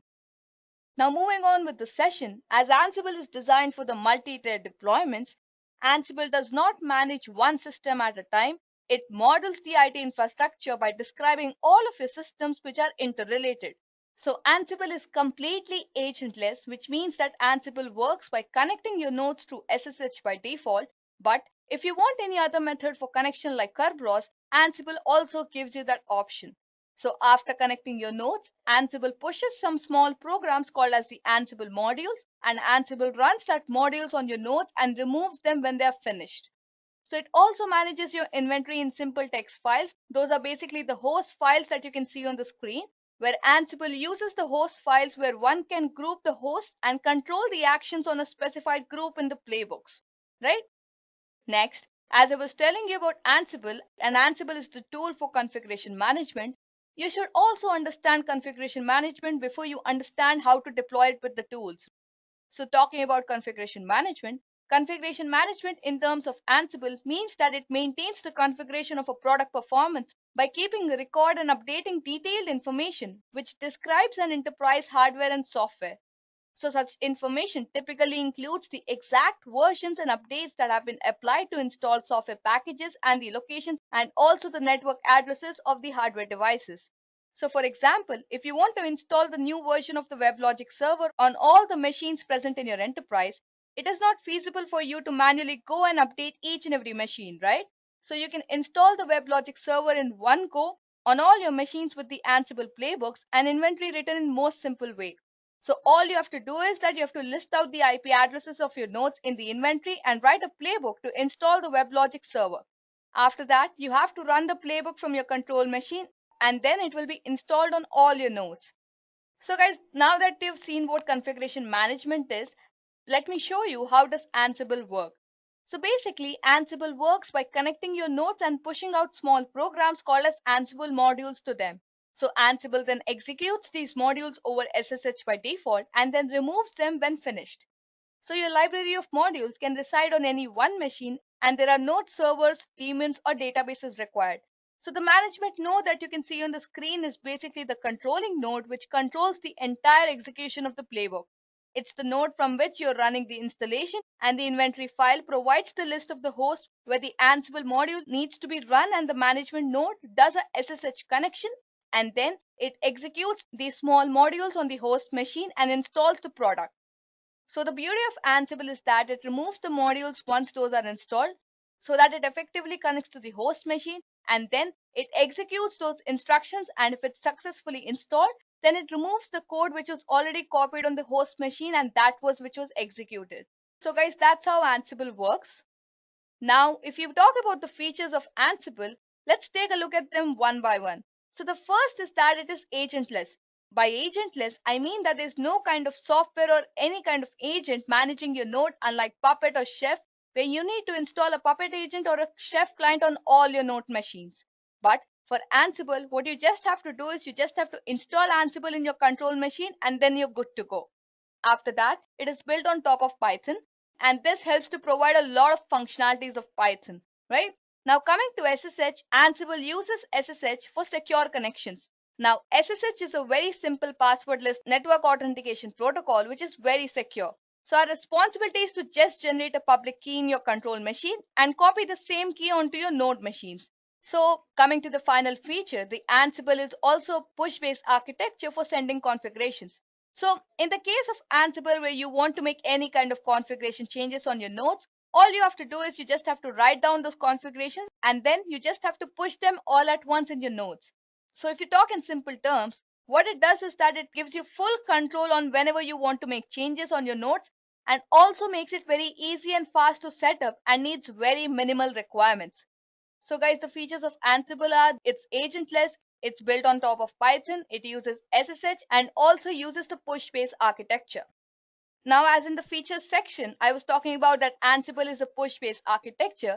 What do you think is the difference between the push-based architecture and the pull-based architecture?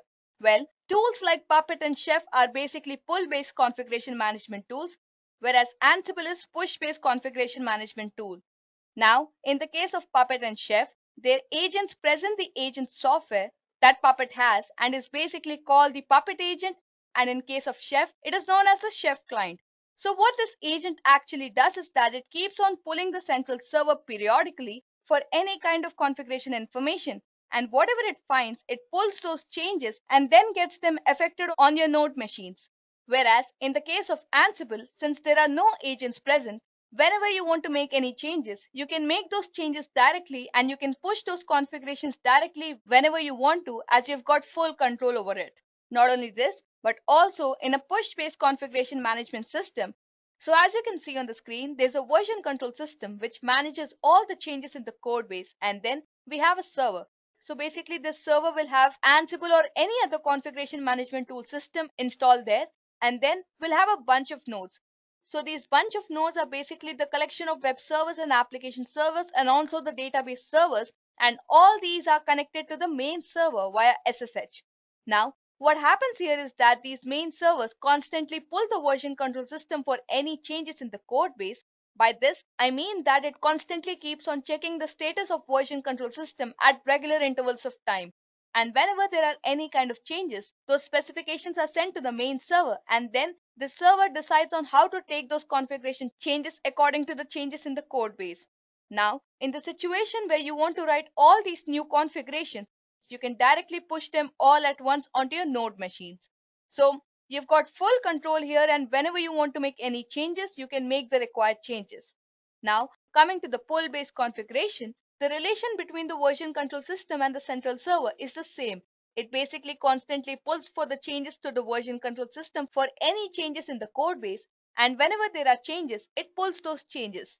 But the main difference between both the architectures is that from a push-based configuration management tool, it has got an agent present, and then this agent or the client is a software that manages all the nodes. So what this agent does is that it constantly pulls the central server for any configuration changes. By this, I mean that it keeps on checking the central server for any changes in the configuration that needs to be made, and whenever it finds any kind of configuration changes, it pulls those changes and then only it gets affected onto the node machines. So at this point, you have to wait for an agent to pull those changes, and only then the configuration changes will get affected onto your nodes. So the basic point is you have to be a little bit dependent on the agent here and the improvement tools, right? So as I was chanting from the beginning of the session that Ansible is really simple, it's very easy to learn because it gives us the simplicity of push-based system. But there's a disadvantage with the system. That's because you cannot achieve full automation with the push-based system, because it's not usually possible to boot a server and have it configure without some sort of client or server protocol, and also it gives you a lack of scalability, as well as when you're dealing with hundreds of servers, a push-based system will start showing its limits unless you make use of threading or multiprocessing. Alright guys, so those were the differences between the push-based configuration and the pull-based configuration. So Ansible is basically a push-based configuration management tool. Now moving on with the session, as I've talked so much about Ansible, you would be interested to install it. So how do you think that you can install Ansible? So before I start telling you the steps to install Ansible, let me tell you that there are basically two types of machine when we talk about deployment. Those are the control machine and the remote machines. So the control machines are the machines from where we can manage other machines, and the remote machines are those machines which are handled or controlled by the control machine. So there can be multiple remote machines which are handled by a single control machine. So for managing remote machines, we have to install the Ansible on the control machine. So now let me tell you the steps to install Ansible. So for that, you just have to type in the command sudo apt-get update. So this command will basically update your repositories. Now once that is done, you have to, install the common software properties. So for that, you'll type in the command sudo apt-get install software-properties-common. So you can see that, on the screen that your installation is going on. Now once that is done, you'll type in the command sudo apt-add-repository space ppa:/Ansible. So this will basically include your Ansible's repository. So you can see a description about Ansible. Now if you want to continue, you just have to press on enter. So once you press on enter, you can see that it is getting continued. Now once this is done, you again have to update your repositories. So for that, type in the command sudo apt-get update. Now once you're done updating your repositories, you have to install Ansible. So for that, you'll type in the command sudo apt-get install Ansible. So this will basically install the Ansible tool.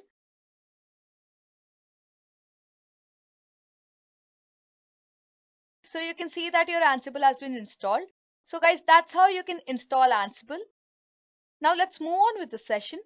So now let me just give you a summary of the commands that you need when you install Ansible. You just have to update your repositories. Once you're done with that, you have to install the common software properties. Once that is also done, you'll add a new repository on the name of Ansible, and then you'll update your own repositories, and then finally you'll install Ansible. So these are the commands that you have to use. Now moving on with the session, what do you think this host inventory is?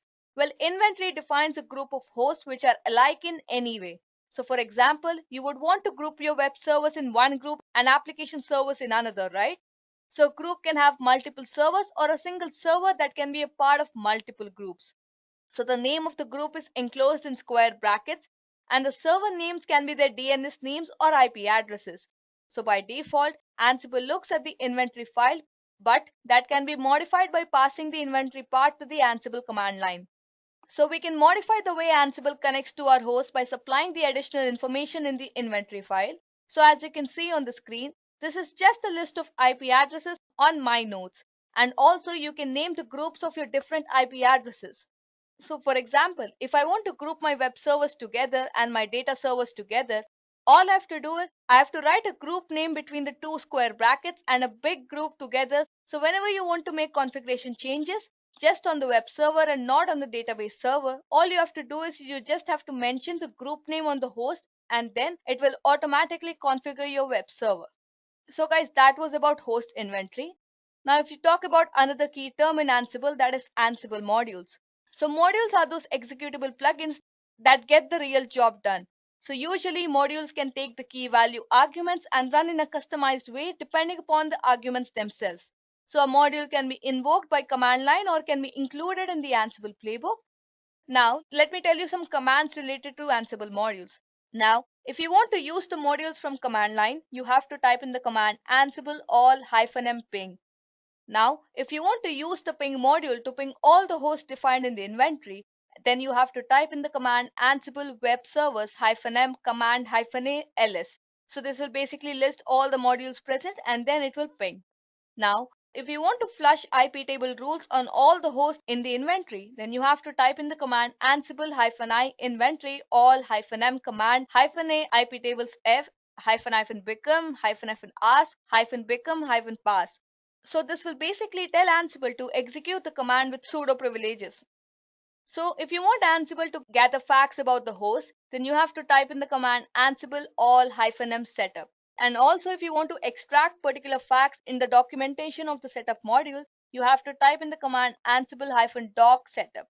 So guys, these were few commands that you can use with Ansible modules.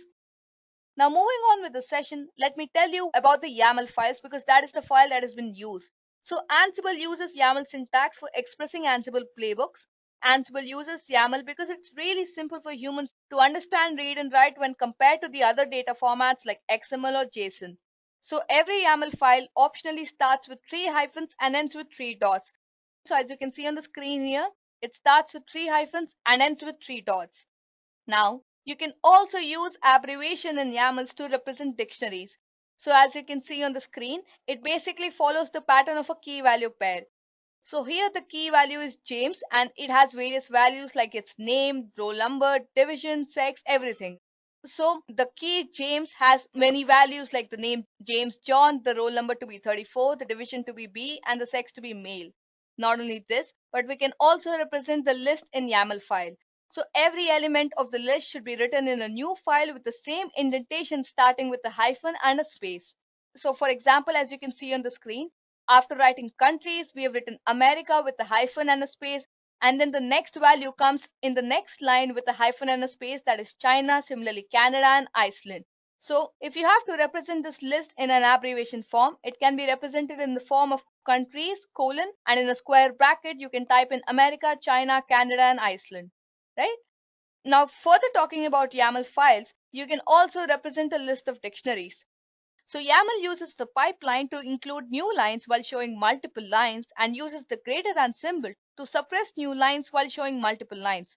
So due to this, we can read and edit large lines, and in both the cases, indentations are ignored. So guys, that was about the YAML files. Now talking about Ansible playbooks, let me tell you how to write an Ansible playbook. But before that, let's see what exactly Ansible playbook is. So as I've told you before, that the playbooks are the files where Ansible code is written, and these are written in the YAML format. So YAML stands for yet another markup language, and playbooks are one of the core features of Ansible and tell Ansible what to execute.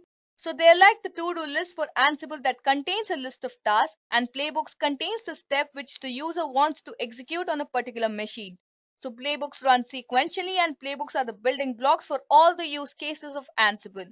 So each playbook is an aggregation of one or more plays in it, and playbooks are structured using the plays. So they can be more than a play inside a playbook, and the function of a play is to map a set of instructions defined against a particular host. So since YAML is a strict type of language, we need to take extra care while writing the YAML files. So now let me tell you how can we create a playbook. So as I mentioned before, YAML starts with 3 hyphens and then we have different YAML tags. So now let's go through each and every YAML tag. So the different tags that are included are the name, host, vars, and task. So the name tag specifies the name of the Ansible book. So basically I'm talking about as in what this playbook will be doing, or any logical name that can be given to this playbook. Coming to the host tag specifies the list of hosts or the host group against which we want to run the task. The host field or tag is mandatory and it tells Ansible on which host to run the listed task. So the task can run on the same machine or on a remote machine, and one can run the task on multiple machines, and hence the host tags can have a group of host entry as well. Coming to the Vars tag, the Vars tag lets you define the variables which you can use in your playbook, and usage is very similar to the variables in any programming language.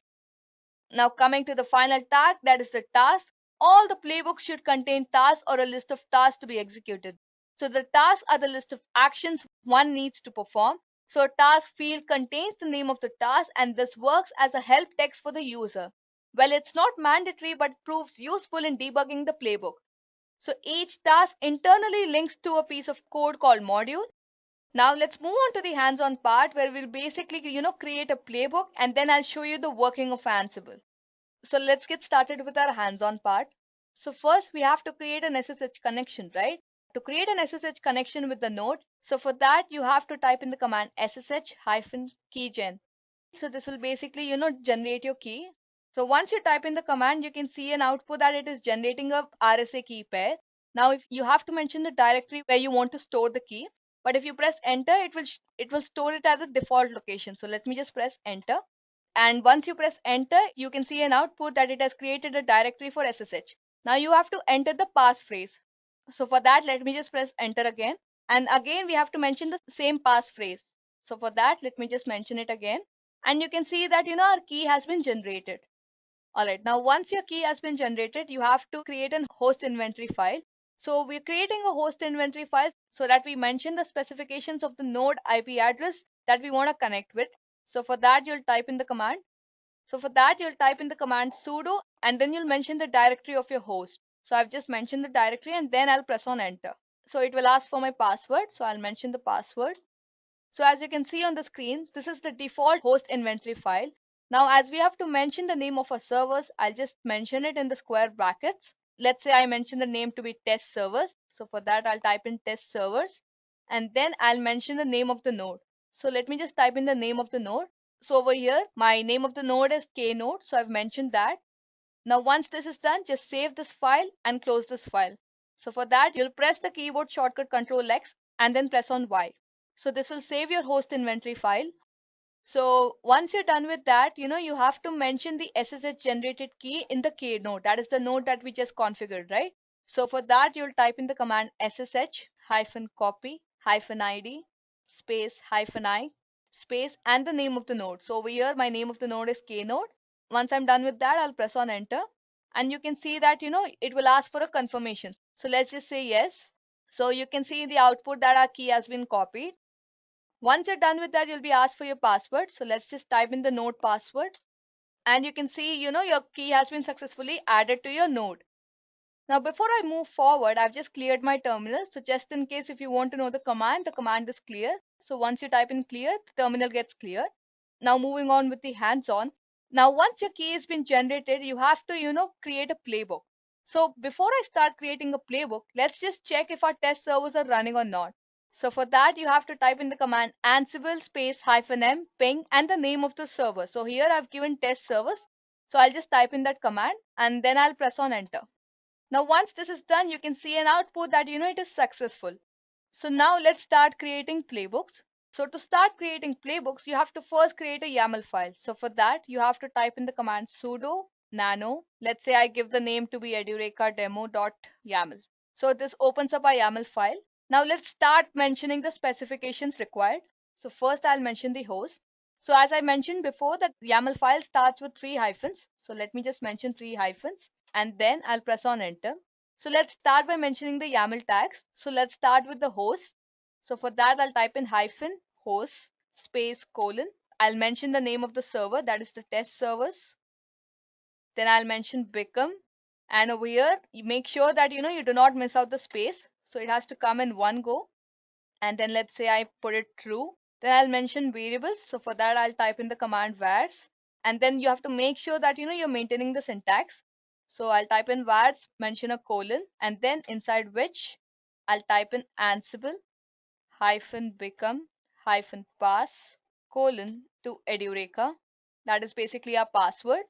Then I'll again mention task : space : and then inside which I'll mention the name. That is basically the name of the task. So for that, I'll type in hyphen name space colon install nginx, and then let's mention the package also, space colon space pkg is equal to nginx space state is equal to installed, and then I'll put in a space, and then after that, so let me just put in spaces, and then I'll mention notify colon, I'll press on enter, I'll go inside that, I'll mention hyphen start nginx. After that, let's press on enter, and now let's mention the handlers. So for that, let's again maintain the spaces, space colon, inside which we'll again mention the name.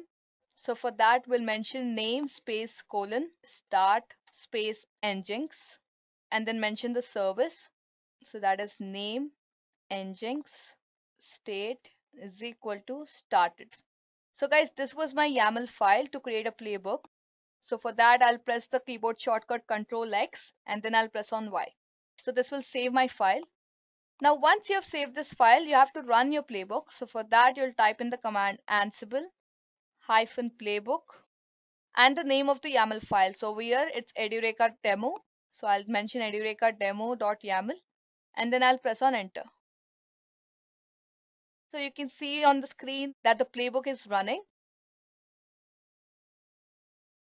So as you can see, the playbook has run. So basically it mentions name of the server, that is the test servers. It mentions the task. So we wanted to install nginx, so it has mentioned the task. Then it also mentions the running handler node, that is the K node over here. And then it also mentions whether it is unreachable, failed or not. So guys, this is how playbook runs. Now once the playbook runs, it automatically installs your nginx container. That is basically the task that we mentioned. Now to check whether it is running on the other node or not, you have to switch to your other node. So let me just switch to my other node. So now to check whether nginx has been installed or not on the other node, let's type in the command ps aux, that is WAUX space pipeline space grep, the name of the file that we installed, that is nginx. Now let's press on enter. So you can see the output that it has been installed. So guys, that's how Ansible basically works. It's really simple to do, right? So you just have to mention on one node and all the actions will happen on all the other nodes connected to it.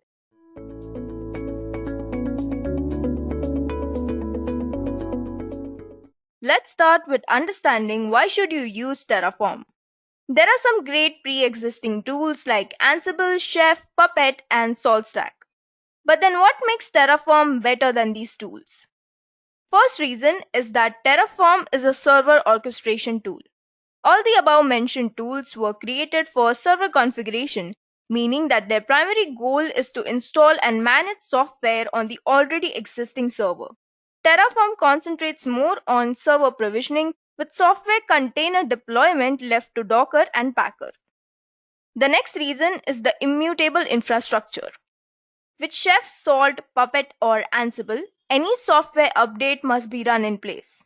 Thus, every server grows a unique record of updates throughout its life cycle.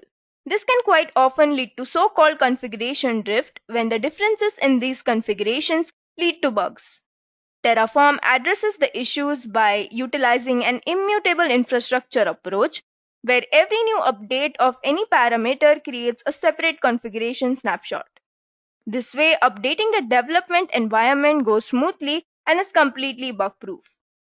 The next reason is the declarative code style. While Chef or Ansible forces you to write step-by-step procedural instructions for reaching the desired state, Terraform prefers describing the desired each state of the system, and the tool itself deals with reaching the goal state. But why is it better? With the procedural code, you need to think of all the recent events and processes that took place in order to write clear instructions. But with Terraform, you simply order the tool to do something with the currently active state of the system. This is why the code base remains quite small and easily understandable. The fourth reason is the client-only architecture. Terraform leverages the cloud provider's API for provisioning the infrastructure, which removes the need of additional security checks, running a separate configuration management server, and multiple software agents. Ansible does this by connecting through SSH, yet the capabilities are quite limited. So, what is Terraform? Terraform is an open source infrastructure as a code tool developed by HashiCorp. It is used to define and provision the complete infrastructure using an easy-to-learn declarative language called HCL, or HashiCorp Configuration Language. Terraform supports multiple providers such as AWS, Azure, Kubernetes, Google Cloud, and many more. Now let's understand Terraform better through a use case. Rapider is an agile, innovative company. They are providers of strategic cloud consulting, cloud migration, DevOps automation, managed services, and security consulting. So once their client was looking for a cloud agnostic tool to orchestrate the infrastructure onto multiple public clouds. They wanted the infrastructure to be up in a matter of few minutes. The client had different environments like production, staging, and QA to test. Database backups were also included as a part of infrastructure setup. DevOps engineers at Rapider reviewed and analyzed the client's requirements and came up with a solution of using Terraform to codify the provisioning of infrastructure onto public cloud. Not only infrastructure, but Rapider also automated the application deployment process by integrating GitLab to improve the software development and accelerate the software delivery. The solution provided by Rapider also took care of database backup for a situation when the infrastructure is destroyed. Using this solution, the client is now able to test their application and deploy it on production environment without downtime. So the overall benefits that a client could experience include the client's ability to create the infrastructure over multiple public clouds within a matter of few minutes. Next is that the client has the flexibility to launch the infrastructure as and when needed. Furthermore, the automated deployments help the client push the application into production seamlessly, thereby reducing the time to market. Also, the automated backup of the database ensures that they always have a copy of their latest database. Moving ahead, let's understand Terraform lifecycle. It includes initialize, plan, apply, and destroy. Terraform init initializes the working directory, which consists of all the configuration files. Terraform plan is used to create an execution plan to reach a desired state of the infrastructure. Terraform apply then makes the changes in the infrastructure as defined in the plan, and the infrastructure comes to the desired state. Terraform destroy is used to delete all the old infrastructure resources which are marked tainted after the apply phase. Now let's see how Terraform works. Terraform core uses two input sources to do its job. The first input source is a Terraform configuration that you as a user configure. Here you define what needs to be created or provisioned. The second input source is a state where Terraform keeps the up-to-date state of how current setup of infrastructure looks like. So what Terraform core does is it takes the input and it figures out a plan of what needs to be done.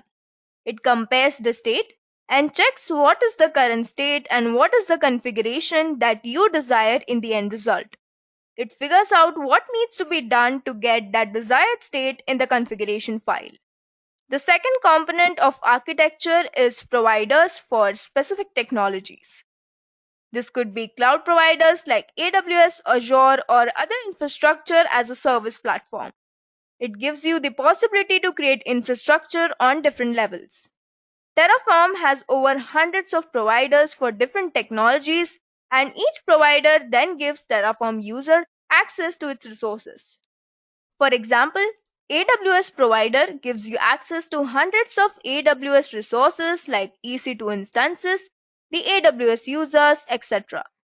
With Kubernetes provider, you can access commodities, resources like services and deployments, namespace, etc. So this is how Terraform works, and this way it tries to help you provision and cover the complete application setup from infrastructure all the way to the application. Moving ahead, let's see how to install Terraform. Now to install Terraform, let's go to its official website.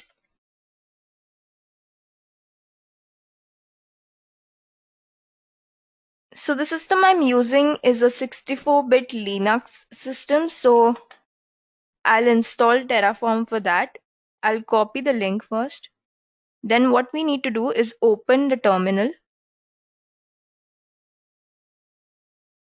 Then we write wget and we paste the link we had copied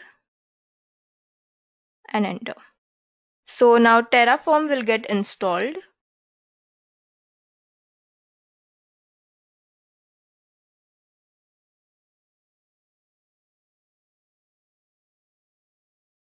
Okay, so Terraform has been installed. Since it's a zip file, let's unzip it now. And this is the file name. Let's copy that.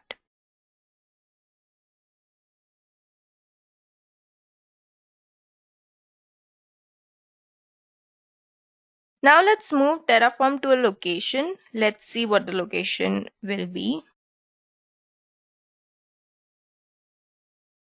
So we'll be moving Terraform to this location. Okay. Now that it has been successfully moved, let's see the Terraform version that we have. So it's 14.5. Okay. So by writing Terraform and entering, you'll see what all commands Terraform provides you. So these are all the commands. It also includes init, plan, apply, destroy, as we discussed before. There's something also called as validate that you can use, and several other commands. Now that we have installed Terraform in our system, let's move ahead with our demo. So let's just clear screen. Okay. Now what we need to do is we are going to create a directory and we are going to name it Terraform demo. Okay. So let's move into that directory now.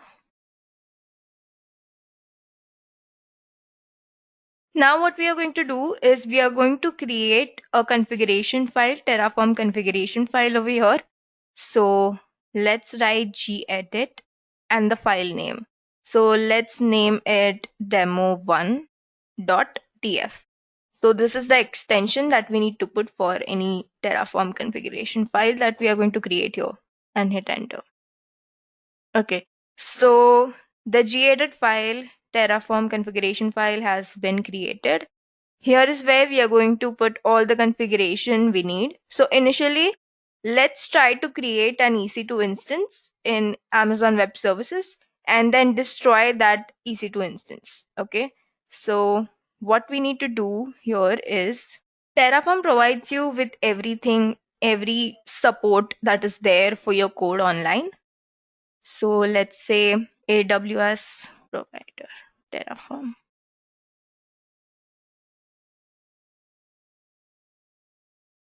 Okay, so you can see the usage here. This is what we need to define that we want to create or use AWS service. Let's paste this here. Okay, so it asks for region, access key and secret key. So what are access key and secret key here? We'll get that from Amazon Web Services. Let's see how. So I'm going to create a user over here.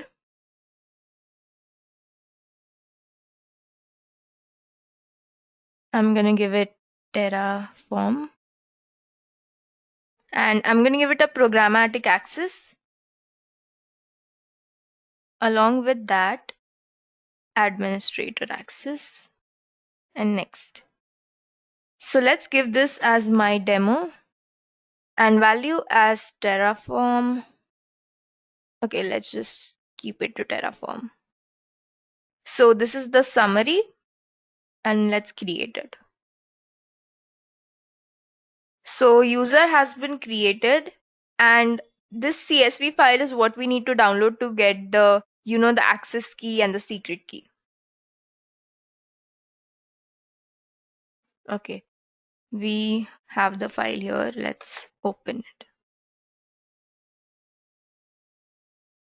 So this is the access key here. Let's copy this and we are going to paste it here. And we have the secret key. Again, let's copy and paste it here. Okay. So for region, let's create this for US East 2. Okay.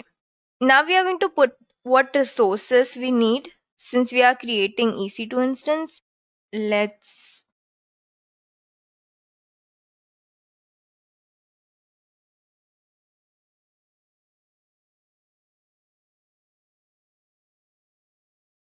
So what we need is just this part for now for creating our instance. Let's paste it here.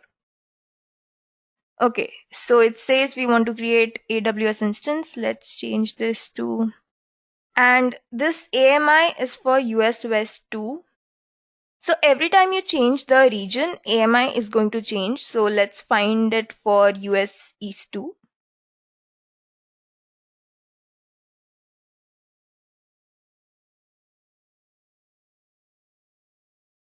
So let's check. So we are on US East 2 right now. And you can see there are no instances running. Okay. So suppose we want to create an instance, we want to launch one. So here you can see the AMI for US East 2. Let's copy that. And we'll paste this here. Okay. So I think this is enough. We don't need to add anything else. We have provider AWS and we have given the region, access and secret key. We want to create AWS instance and AMI and instance type as T2 micro. Let's keep it that way. Okay. Let's save the file and close it. Now let's go back to the terminal. And now what we are going to do is initialize it.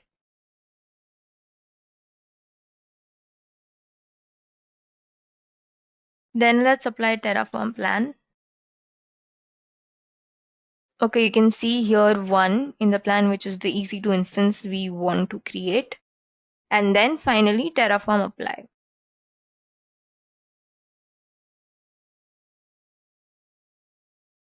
So it asks for an approval from you. So you just write yes over here.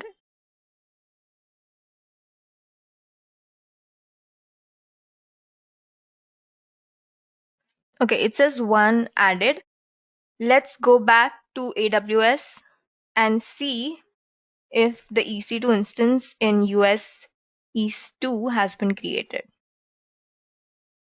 Okay, so you can see the instance has been created here. Okay, yeah. So one instance is running and we are in US East 2. So the instance has been created. Okay. Now what we need to do is we want to destroy this instance that we have created. Now simply what we need to do here is Terraform destroy, and this will destroy that instance.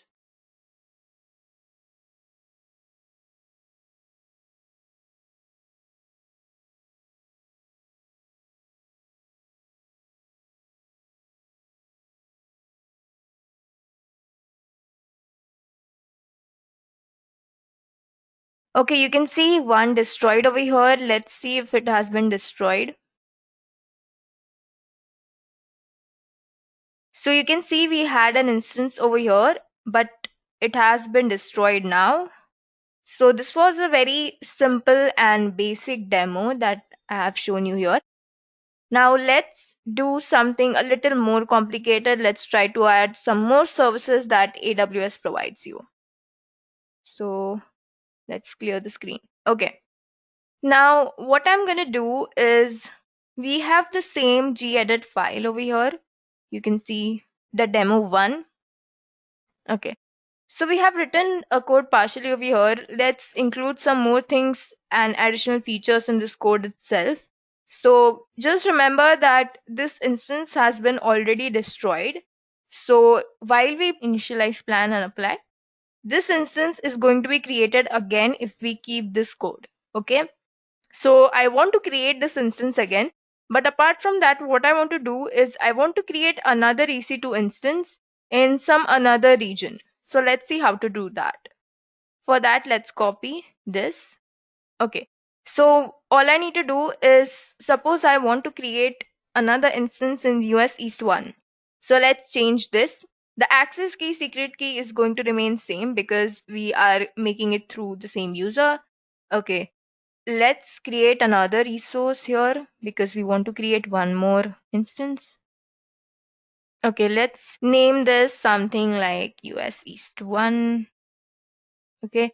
And just remember the AMI is going to change for US East 1. Okay, so let's search for that AMI now.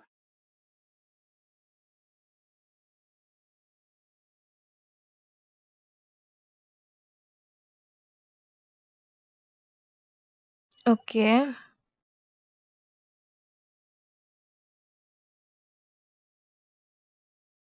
Yeah, okay, there is no instance over here. So suppose we want to create one. So you can see the AMI here for Linux. So let's copy this, and so this is the US East 1. Let's paste this here. So you can see the AMI differs from region to region. Okay. So we have done this now. What we need to do is, how will this resource understand that it wants to create an EC2 instance in US East 1? So for that, what we are going to do is we are going to create an alias. So let's put this as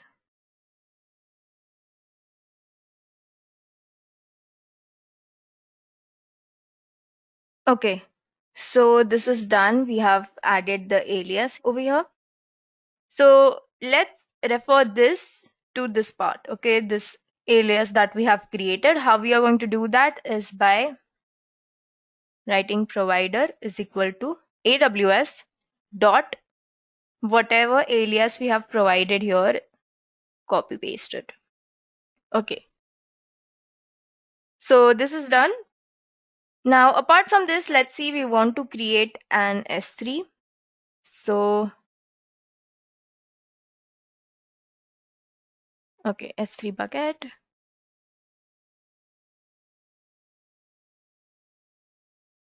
Okay, so for S3, this is what we need. So let's copy these and paste it here. Okay, so let's change this to something. Let's keep this. So one thing to remember is that the bucket name has to be unique. So let's try to make a unique name over here.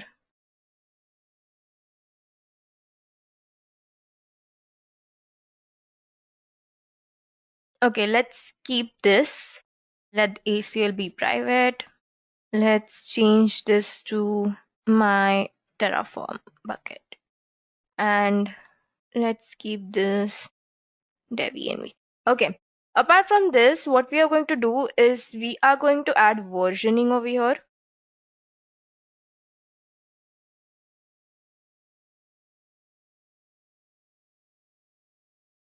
So why we are adding versioning here is because we want to preserve, retrieve, and restore every version of every object stored in our Amazon S3 bucket. So that's the reason we have added the versioning block over here. Okay. So looks fine. Let's save this. Okay, so we have one EC2 instance in US East 2, another in US East 1, and one S3 bucket. So remember that in case of US East 2, we haven't used any alias. So what it is going to do is it is going to refer to this default one where there are no alias, nothing provided for it, to refer. So it's going to refer this by default, US East 2. Okay, let's save this. And let's close this. Okay. Let's open the terminal and let's initialize again.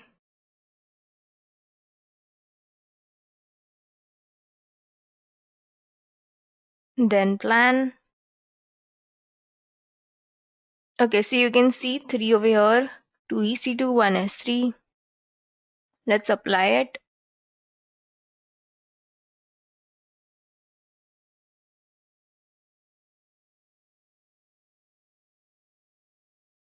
Okay, so you can see 3 added. Let's check it now in AWS.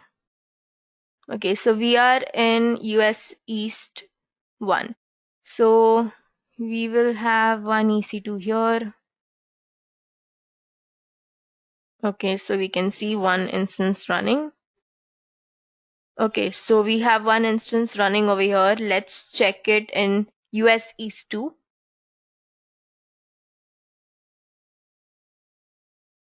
Okay, so we have one instance successfully running over here as well. And let's check our S3 bucket.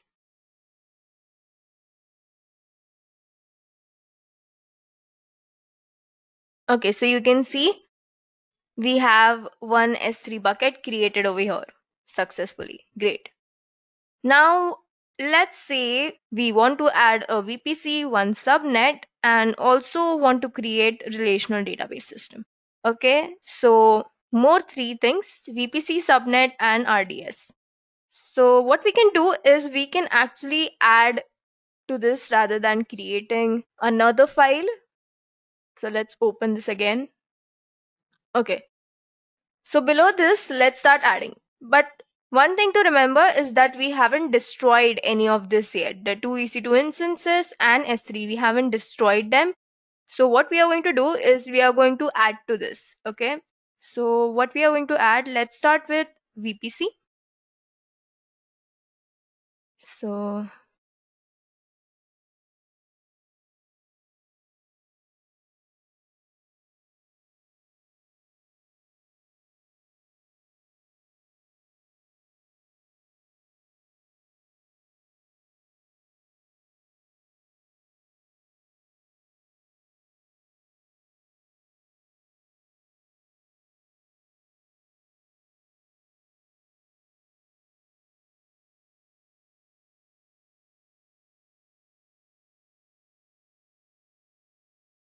okay, so let's copy this.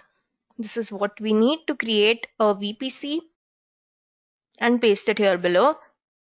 Okay, so it says resource we want to create is AWS VPC. Let's give this a name as dev. Okay, cider block. Okay, let's keep this and let's keep this default. Okay, let's change the tag name to something else. Let's keep it dev VPC. Okay, so that's done. Now suppose you also want to create subnet. So let's search for that.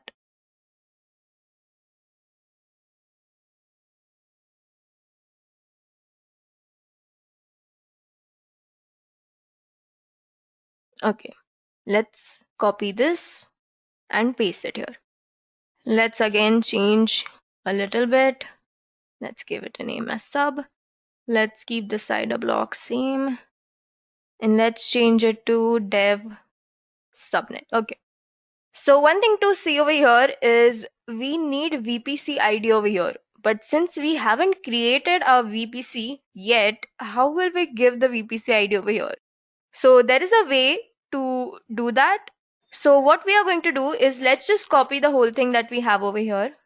Copy this and paste it here. We don't want the double inverted commas. Okay. So this is how we are going to give the VPC ID to our subnet. Okay. It's the same as this over here. Just AWS VPC dot dev dot ID. Okay. This is how it will get the ID of the VPC. Okay. So this is done.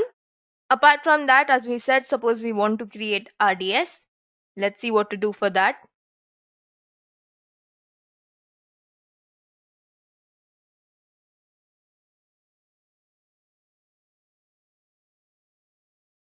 So you can see the basic usage here. Let's copy this.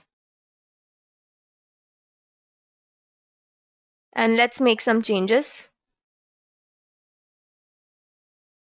We want engine version as 8.0.19. Okay. And let's change this to 8.0. Okay. So we are going to add one more line over here, which is we don't want to create a snapshot of this RDS that we are creating. Okay, suppose this is some dummy RDS that we have created. We don't want any backup for this. So we are going to provide it that we don't want a snapshot. Okay.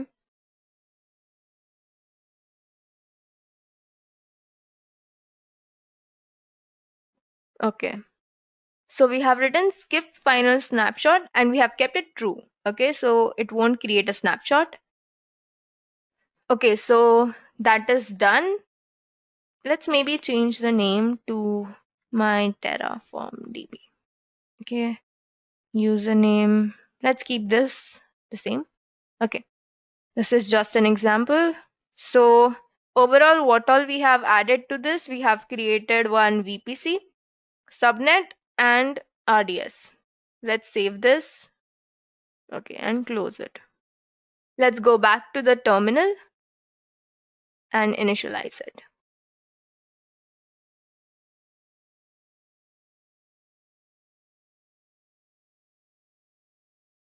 Then Terraform plan.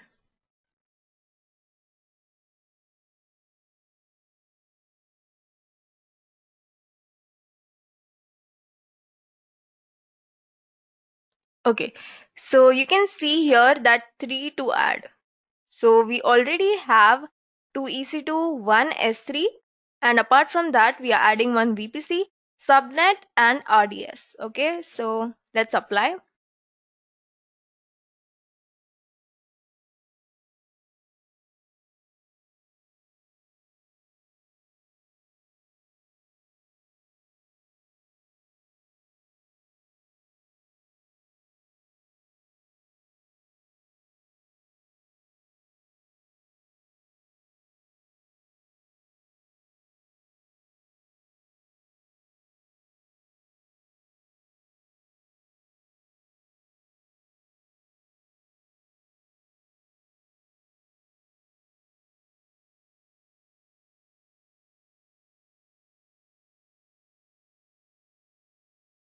Okay, so we can see 3 added. Let's go and check.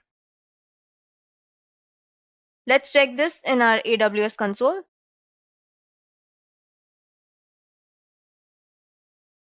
So we can see that S3 is still running, the one we had created before. So the 3 things we have created now is VPC, subnet, and RDS. Okay, let's check those now.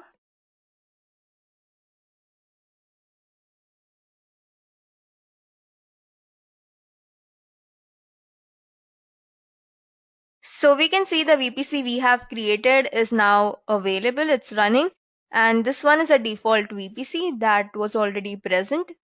Apart from that, let's check subnets. So see, our subnet is present over here and it's running. Rest are default. Okay, apart from that, let's check RDS. So we can see one database instance here. Let's see. Okay, so you can see the RDS we had created for MySQL, that's running now. Okay, now suppose everything that we have created now, we want to destroy it. Okay, imagine how much time would it take to destroy all of these through console. Now let's see how we are going to destroy it through Terraform. So all we need to do here is Terraform destroy. So what all will it destroy?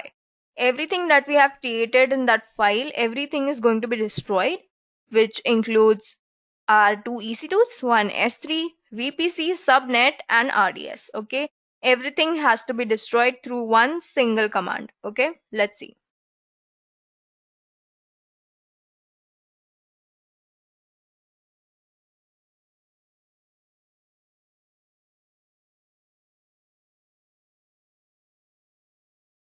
So you can see 6 over here. So let's see if it destroys everything.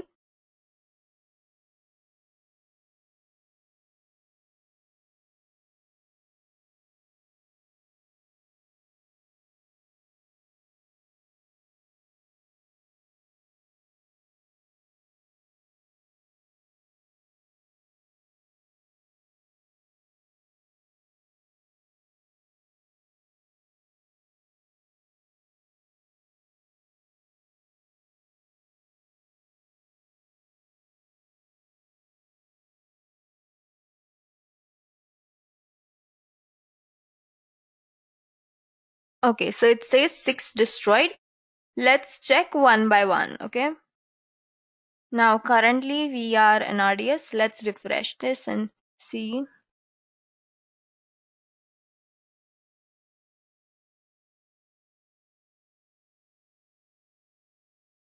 Okay, so you can see the RDS has been deleted now. It is destroyed. So let's next see VPCs.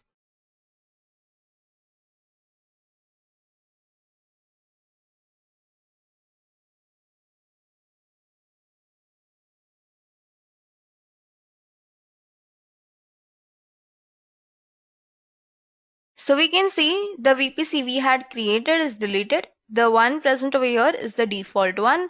Let's check the subnet. Okay, again the subnet we had created has been destroyed, and these are just the default subnets that are present. Apart from that, let's see EC2.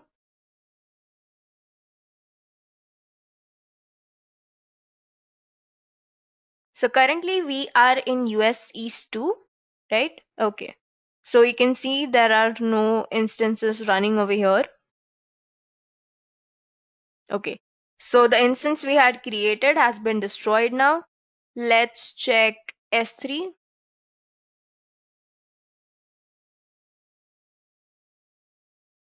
As you can see, no buckets over here. So the S3 we had created is also destroyed. Okay, now let's go back to EC2 and we are going to change our region to US East 1.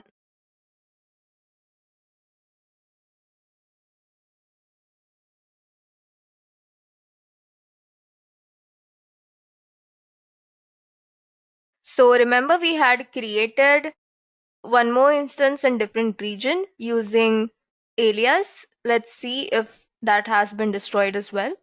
Okay, so you can see there are no running instances. Okay, so the instance we had created in US East 1 also has been destroyed. This is just one example of how multiple services AWS provides, and you can do everything through infrastructure as code rather than going through console, okay? So you can do this with other cloud platforms as well, like Azure, Google Clouds, and there are many more. So this was just a simple example for AWS.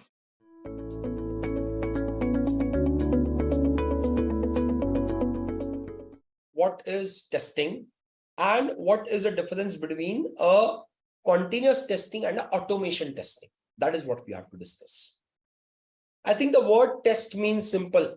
Testing, test. Test means to test something, whether it is working fine or not. You have developed something and you want to see if it is working fine or not. That simple thing is called as testing. Okay. Now, testing can be of two types. It can be automated testing, automated testing. You call it as automation, or it can be continuous testing. Now, what is the difference between continuous testing and what is the difference between the automation testing? Okay, like for example, I've deployed an application. Okay, I have an application running on the server. I go onto this application, I open the web page, and I'm putting the data and I'm seeing whether the response is correct or not. I'm doing all these things manually. All the things manually by my hand. Like developer has developed the application. After the development is done, I just open the application, enter required fields, enter required data. After that, I simply see that it is working or not. I get the desired output or not. That is what is a manual testing. But normally, nowadays in the IT industry, manual testing has a limited scope. Manual testing only comes into the picture when you cannot automate it.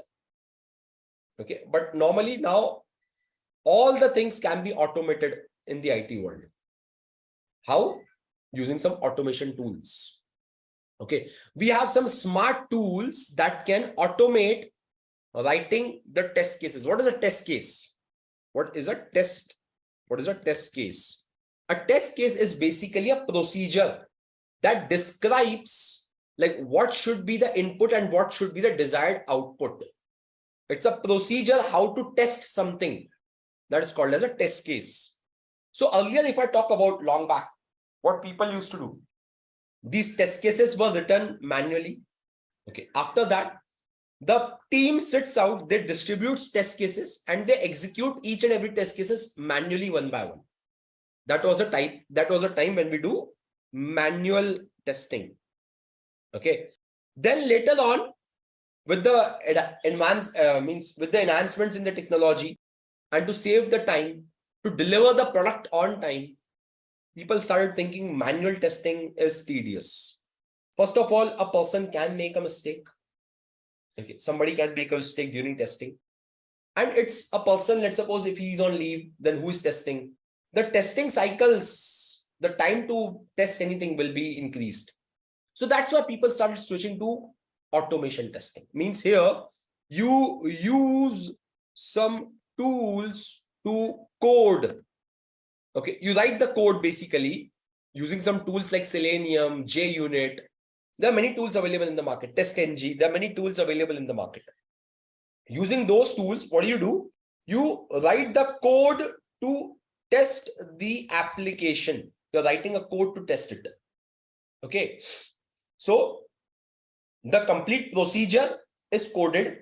Then you simply execute that code. That code will go and test the application. On your behalf, that code will go and put the data and see whether the output is getting desired or not. If not, then it will show you the error that it has failed. Now, anyone in your team who knows how to run it can run it. Even if, let's suppose I am the person who is running the test cases automation, I am on leave. If some other person is also know how to run it, he can run it on my behalf. So there's no blockage. And automation is really fast. You execute it, it will give you the output in like within a few minutes, like whether all the test cases are passed or not. So this is what automation brings into speed and less chances of error. Because when a human being is doing it, there are chances that there may be errors coming in even after your testing. Okay. So that's why people switch to automation. Okay. Now, automation is done by using some tools like you can use JUnit, or you may be using Selenium, any test cases you may be using, any test tool you may be using. So what is basically a continuous testing? We have seen manual, automation. Automation is done by a tool. What is continuous? Continuous simply means it's automation test which is done continuously. What does the term continuously means over there? That is what the question is. So for example, let's suppose a developer developed something. Okay. That code is placed. Now that code will be built. You will start creating a package from that code. Okay. After the build, testing will be done. Automatically, test cases will be called and testing will be done. Now, let's suppose any of the test cases fails. Okay, any of the test cases fail. Automation testing is happening. Some Selenium or JUnit test cases are running. Let's suppose the testing fails. At that time, to the developer, a bug will be reported. Hey developer, there is a bug in the code. The test case is not passed. It has failed. What developer will do? Developer will create another version of the code. He will change the code. He will modify the code to fix the bug. He has to modify the code. So he's going to put another version of the code. Let's suppose this was V1. The code version is V2. Okay. Now from this version 2, you created a build earlier, build version V1. Now you will create a build version 2. And then use this build version 2 will again be tested. Let's suppose again something fails. A bug will be reported to developer. Developer will go and create a new version of the code after making the changes. In the V2, he will make changes. So version V3 will be prepared. From the V3, a build will be generated, which will be V3. And this V3 will again be tested And this loop goes on and on and on and on until all the test cases pass. Until all the test cases are not passed, this loop goes on and on and on and on and on. And this is what is called as continuous testing. Any single bug fix, any feature update, a single line of code is also updated, then also it will be tested. Using some automation only it is tested, like Selenium JUnit, some automation tool will be used. But the testing is happening continuously. Whenever the bug is reported, some code will be changed. From that code, a new package will be generated and that package will be tested. So this is what the continuous testing is all about. Automation means automating the task. You're writing some code to automate the task. Okay, so that is what testing is all about. And that is what the difference between automation and continuous testing is. This is the loop: planning, coding, building, testing. Basically, this is your CI loop and this is your CD loop. So testing comes in the CI loop, in the integration loop, where you build and test. You write the code, you build it, and then you test it. Once testing is passed, then you will go and release it, deploy it, operate it, and monitor it. This is your continuous deployment loop. DevOps is all about CI/CD, creating these CI/CD pipelines. You have to create this CI pipeline and the CD pipeline. Okay, starting from writing the code to the deployment of the final application. This is DevOps. This includes many things. Writing code, so maintaining code. Writing code is not part of DevOps. Code will be written by developer.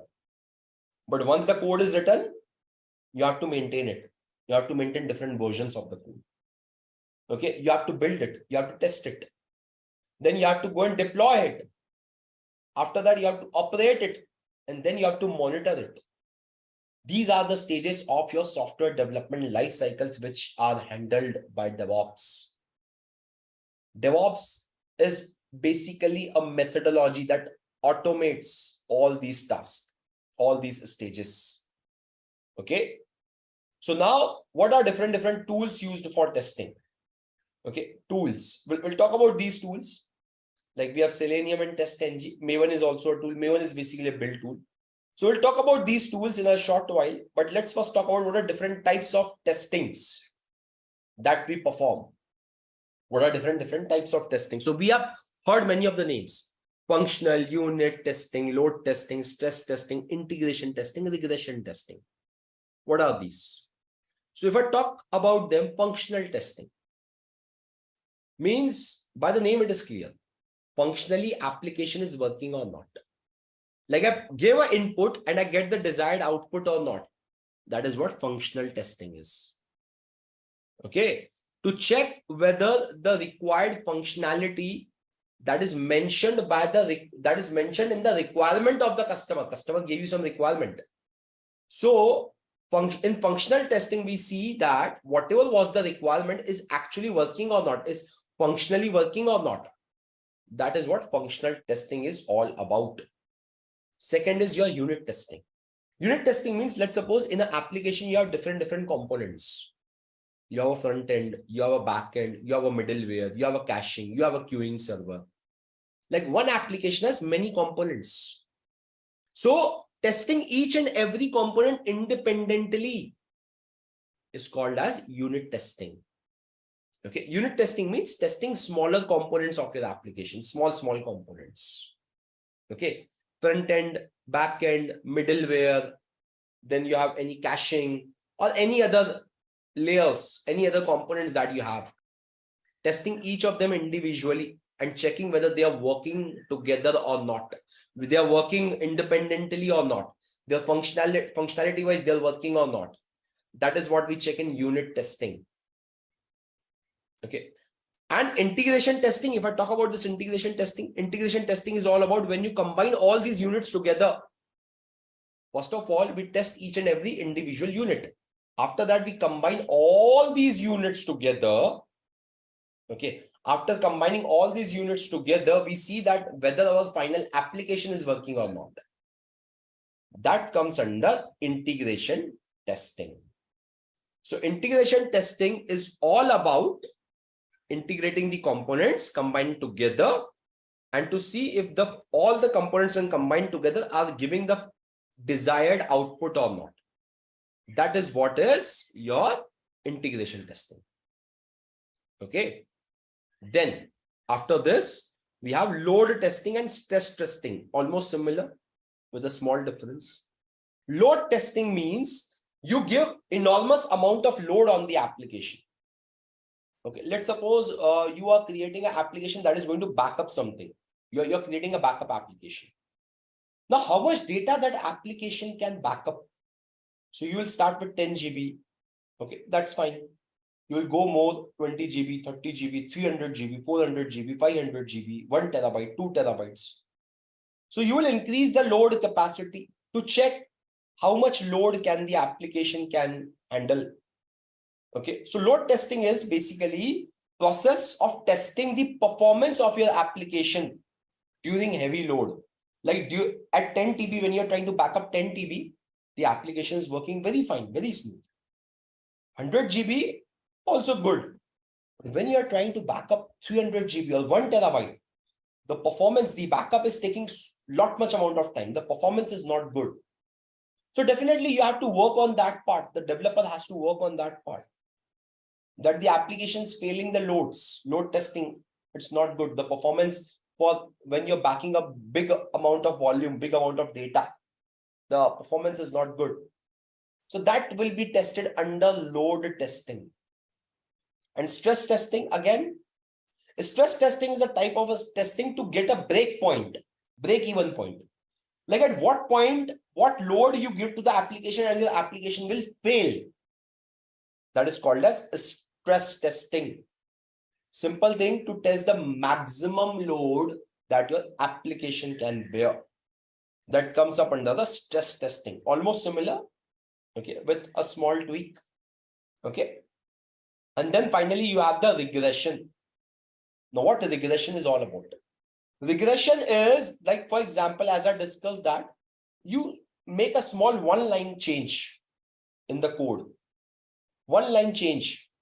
So there, even if you're making that one line of change, you have to run all the test cases right from this beginning till the end. Because that one line change can cause other functionalities. It can hamper other features, other functionalities. Okay, so this is what a standard practice is. Like whenever a developer makes any code changes, complete test cycles have to be executed. Okay, it is not like that you have made a one line of change, you will test that only. No, it can happen that that one line of change can even a one word of change can break other functionalities, can break other components. Okay, so that to test all the features, regression means continuously testing. Even a small component is modified, you will be completely testing the end-to-end entire application. So such kind of testing is called as a regression testing. Okay, so these are different types of testing that are performed in the real world for our applications. Okay, now coming on to the tools, like what tools we use over here.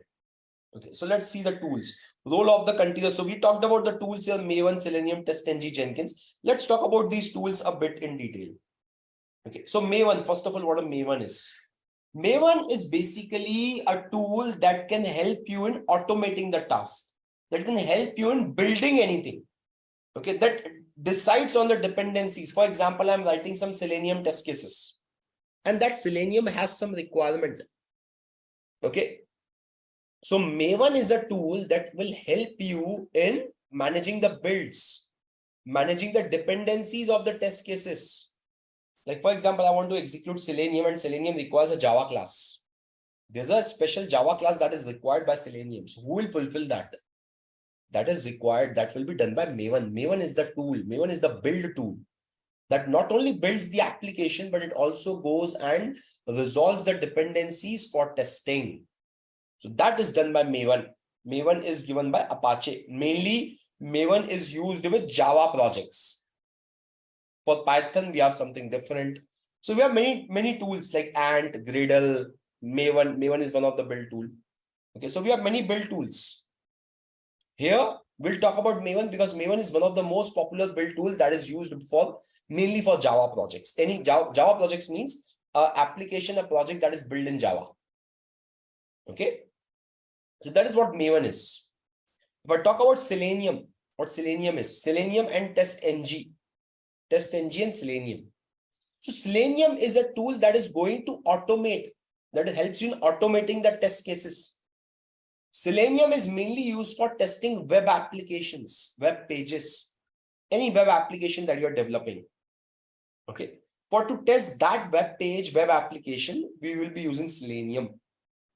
Okay, and it can easily integrate with tools like Maven, TestNG, Jenkins, easily integrate. So Selenium is basically the tool in which you will be writing the code. You will be writing the code, and that code is basically going to test your application. So Selenium will allow you writing that code. Okay, Selenium is the test tool. Maven is the build tool that resolves dependencies, that builds your application. Like for example, I want to build my application that requires some Java class. So that Java class will be pulled by Maven. Okay, Selenium will go and perform testing and then test NG. So basically Selenium has few drawbacks. Like Selenium can automate your testing. Okay, that's fine. But Selenium is very bad when it comes to writing test cases. Like you want to write test case, Selenium will not be able to do it. You want to generate any report, Selenium will not be able to do it. Okay, so Selenium is really bad in doing such stuff. So to maintain those stuff, what we use is we used TestNG. TestNG is another tool that is mainly used for your managing test cases, writing test cases, and for creating test reports. Like, okay, Selenium, all the test cases that were run through Selenium are passed. Who will give the report? TestNG will give the report. Okay, so TestNG is basically a reporting tool and mainly used for performing, managing your test cases, which Selenium won't be doing it. Okay, and last but not the least, we have Jenkins. So all these test cases, normally nowadays, testing team writes it. DevOps engineer can also write these test cases, or developer can also write the test cases. Nowadays, there's a trend that, okay, that what happens here is, whenever a developer develops the application, along with that only, developer writes the test cases as well. Okay, instead of DevOps guy writing the test cases or the testing team writing the test cases, the developer only says, okay, we have to test all these things. They write their test cases. Now they can use Selenium, they can use JUnit, anything. Those are tools for executing test cases, for writing it up, for Selenium test cases or JUnit test cases. But yes, they do it up. Okay, and we just have to integrate those. We just have to call those test cases. Okay, we just have to call those test cases and execute those. That's it. And how we do that? We do that using a tool, is Jenkins. So Jenkins, there are many tools available in the market similar to Jenkins. Like you have Bamboo, TeamCity, Hudson.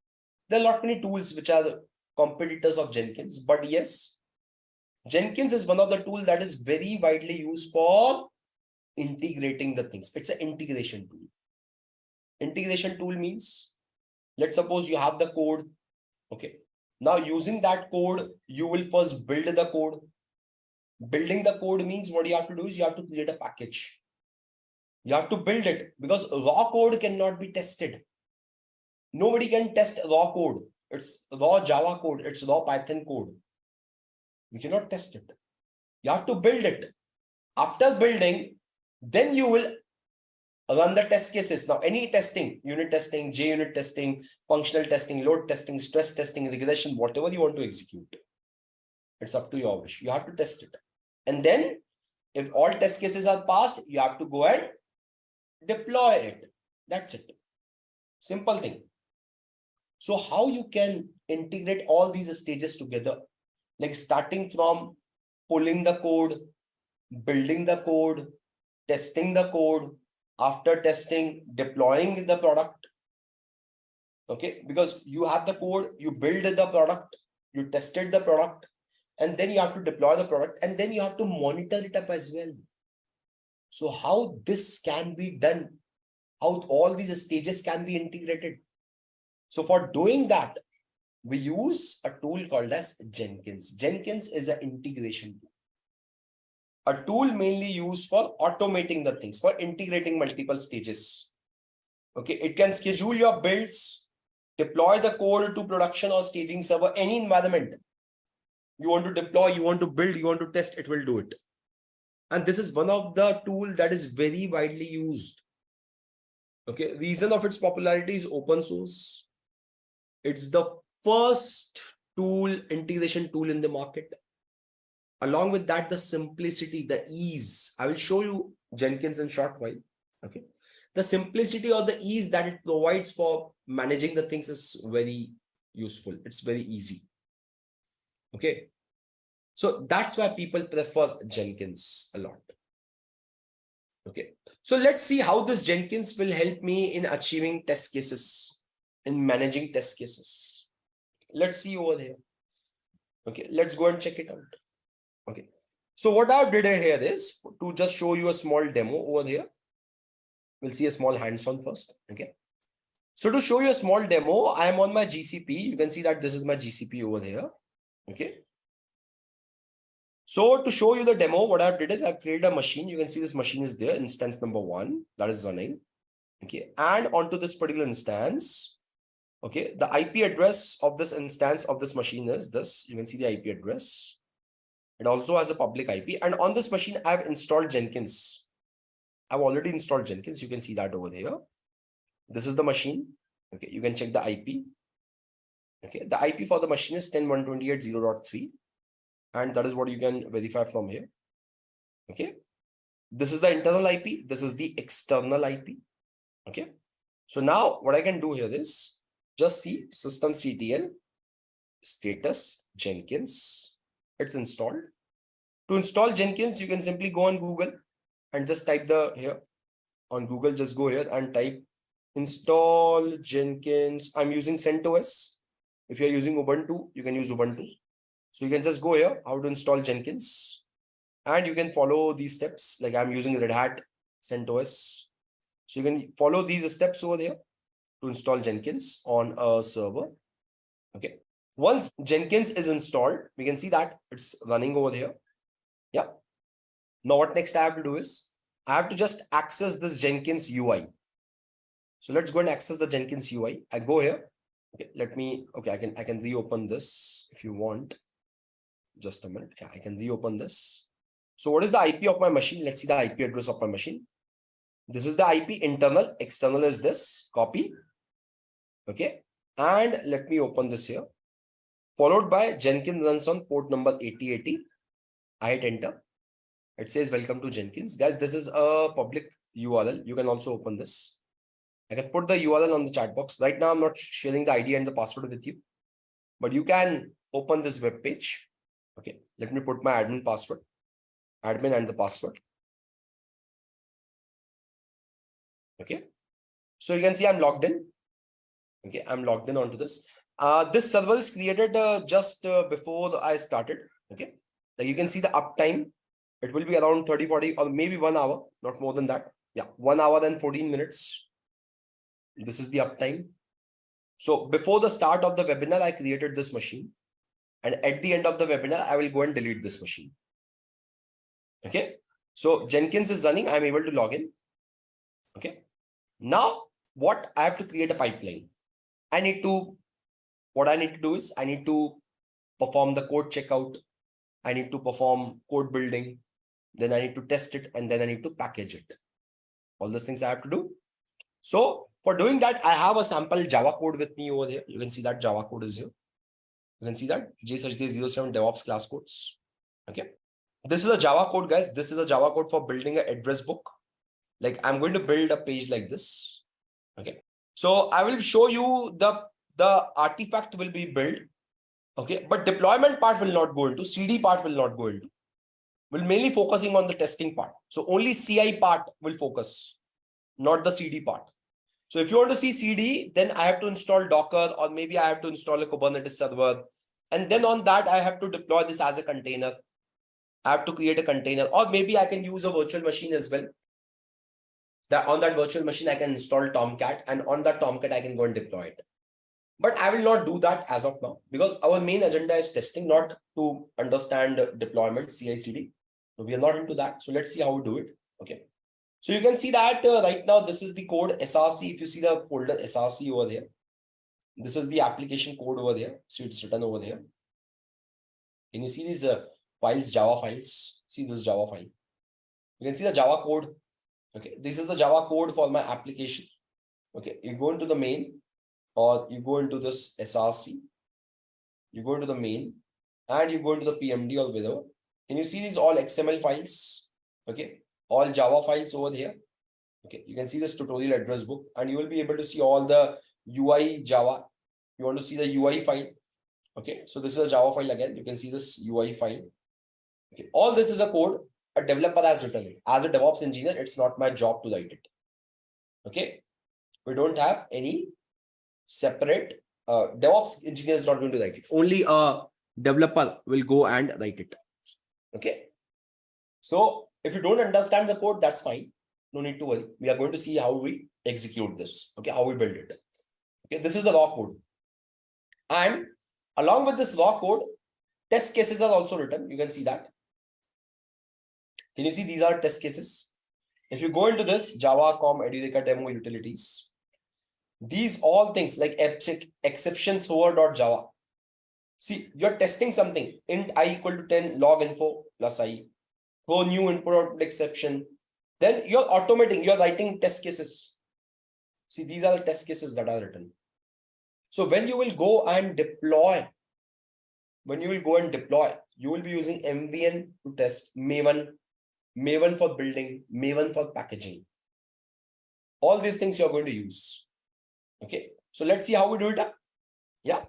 So this is the code. In the code, this is my source folder. In the SRC, this is the application code, and this is the test cases that I need to execute. Okay, so how to automate this? Simple. Let's go on to Jenkins. Let's create a job. Let's create a Jenkins job, a project, a build job. I click on new item. Okay, you can name anything like my Java project. Okay, I can name it anything. I'm going to use a pipeline. I need to show you everything in the pipeline: code checkout, code building, code testing, then code packaging. Okay, so I will be, if I show you the pipeline over here, this is a pipeline look like over here. You can see that. Okay, just a minute, let me open it up. So this is the pipeline that you can see. So what I'm doing here in this is, let me put it on a notepad. Okay, so this is the pipeline. I can put this pipeline for you guys if you want on the chat. I'm not sure if it will come on the chat or not, or maybe I will upload the file. Just a minute. Yeah, I think it's coming up. So you can copy it from there as well. You can copy that pipeline as well. Okay, so that is what my Jenkins is going to deploy. My Jenkins is going to run. So see what I'm doing over there. See, first stage is a checkout stage where I'm just doing a git checkout. I'm copying my code. Okay. Now, after that, do a copy of the code. I do a git checkout. After that, I do a compiling. So for compiling, what tool in Jenkins I'm using? I'm using Maven, MVN as a build tool. MVN compile. Compile my code, because once compiling is done, then only you can test it. Raw code cannot be tested. A compiled code are only tested. Nobody can test a raw code. Okay. Once compiling is done, compiling means once you get the compiled code, okay, which is in the form of which your computer system can understand, that code you will go and test. So for testing, I'm running a command, Maven test, MVN test. That's it. So MVN is basically Maven. Maven is installed on Jenkins. If you want to check, I can show you that as well. Like I go onto my browser and I show you here which Maven. See, Maven, or maybe I can do here MVN -- version. I think it is not copied there. So you can see, yeah, it's there. Maven. Can you see the version of Maven that I'm using? So it's in OPT Maven. It's not in this. So mvn minus version, see maven is there on my system. Okay. And I'm going to use this maven as a build tool for deploying, for building my application, for testing my application. So as a next step, I'm just going to do an mvn compile. After the mvn compile, I'm doing an mvn test. Now, once all the test cases are passed, then it will go and create a package. The file that is ready to be deployed. This is, guys, my CI.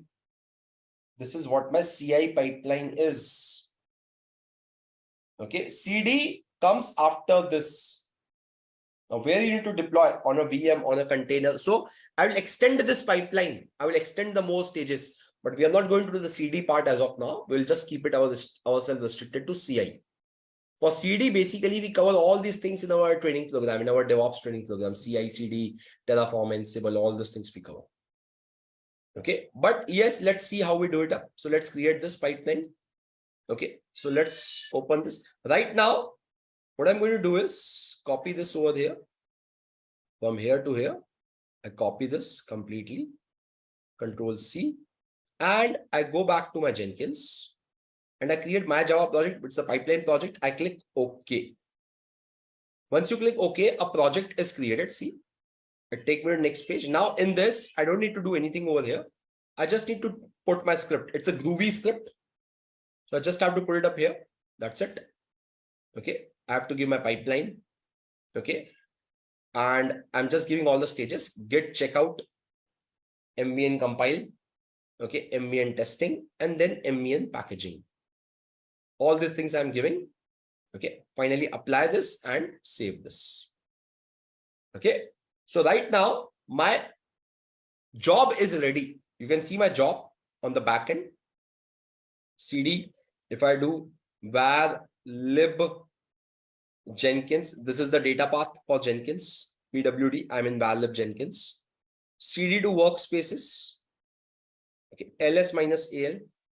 Okay, right now, nothing is created inside this workspace. When I will go and execute, right now, see, nothing is there. ls minus al. And what's my PWD? So right now, nothing is there. Let's go and execute a job. Let's go and execute my build job. Let's do that. Okay, so how to do that is just you have to run this. You have to execute this. So click on build now. So once you're building it, you will see different stages coming up. The first job started, Git checkout is happening over there. Now it is doing a compile. Okay, compiling. Now it is testing the thing. Okay, test cases are getting run up here. Okay, now testing is happening. After test cases, it will go and package it up. It will building it up. It's building, it's creating the package, the final package. And it's successful. See, this is green. This is green. Okay, so this is what DevOps is all about. Automating the thing. It's taking the code, compiling the code, testing the code, and then building. On the back end, you see here, earlier this was empty. Okay, now you see ls minus al. Can you see this my Java project created? Because you ran the first job. You created the job, that's why it created the folder here. cd to my Java project, ls minus al. Can you see the complete source code over there? See, all these files are present on GitHub as well. See this GitHub. See, src docker file I'm not using Docker over there. Docker is mainly used for deploying it. Okay. Readme, address book, build.properties, build.xml, pom.xml. So 1, 2, 3, 4, 5, 6, 7, 8. 8 files are present. See these 8 files. Yes, 1, 2, 3, 4, 5, 6, 7, 8, 9. I think one more is created right now. Yeah, this one, this address book.yaml. Let me see that. Is it was there? 1, 2, 3, 4, 5, 6. Okay, 9 are there. 1, 2, 3, 4, 5, 6, 7, 8, 9 files. 9 direct there. And you can see exactly same over there. So my code is checked in. It has been checked out over there. Apart from that, can you see a target folder as well? From where does this target folder comes up? Whenever you compile Java, okay, Java code, you compiled Java code, it created the target folder. cd to target. Maven created this because Maven did the compilation. ls minus al. Can you see this final output? Can you see this classes? You go to cd classes, ls minus al. Can you see this cd to com? Basically, let's go to com, ls minus al. No, I think it's cd to Edureka demo. Where's the class file? No, I think it's not here. I think, let me just go back, ls minus al, cd to address book, ls minus al, where I think it should be, the classes file should be inside this only. Yeah, let's see that classes file, cd to classes, sorry, cd dot to classes, com Edureka demo, and let's go into the helper. Yeah, can you see these class files actually? See this, ls minus a. Can you see these class files? What these class files are? So whenever you have the code, you have the Java code with you.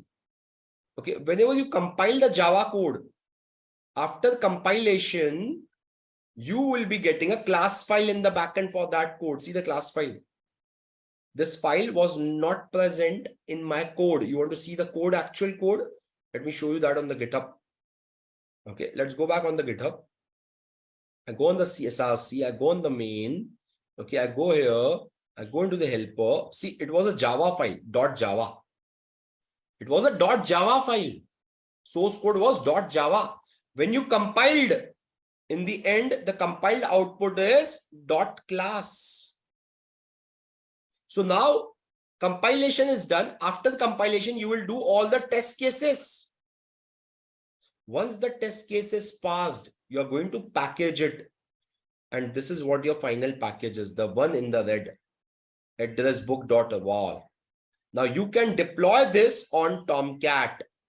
You can create a server, you can create a CD pipeline. On that, you can deploy a server. On that server, you install Tomcat. On Tomcat, you go and copy this and execute this. That's it. That will be a part of CD. My job is not to go with CD as of now. I'm going to show you CI, and this is CI. Can you see this file, this WAR file? WAR stands for Web Archive. Web Archive. That is what it is. Okay, Web Archive. That is what your WAR file is. So this is your final output. This is the final deployable artifact. You want to check the logs? Let's see the logs as well. Okay. I will give you the logs. Okay. Okay. Let's see the logs over there. Let's go to my Jenkins and click on this number 1 job. Okay. You want to see the console output? See the console output. Okay. So on the console output, it first running the job in valib Jenkins workspace my Java project. Okay, that's fine. Okay, now you see it did a git config, git all these things it did. Now after that, Maven compile, it's compiling the things. So when it started compiling, it called the Maven. Okay, to compile it, it created inside the target, it created the classes folder. See this folder. Okay, inside this folder, it created addressbook UI. .java will be compiled to Java, will be compiled to .class files. It will start creating all the class files for the tools. Okay, once the build was success, then it tested all the class files. It's doing the testing right now. See this testing, test cases, running the test loggers and all these things. Okay, so after testing, once the build is success, then it go to the packaging. And in the end, you will get your final package. See, if you scroll down over here, build success, building WAR file in this. See this. Valib Jenkins workspace, my Java project, target, addressbook.war. See this. Can you see the file on the back end? Yes. See, what's my PWD? Sorry, let me go back over there. CD valib Jenkins workspaces, my Java project, target, my Java project, and then target, ls minus al. See my PWD. Inside this, you have this file, valib Jenkins workspace, my Java project, target, and that is what my log says. Valib Jenkins workspace, my Java project, target. Inside that, you have the final file. This file you have to go and deploy now using a CD pipeline. So CI pipeline we have seen, but this is how we test. This is how we use integrate this.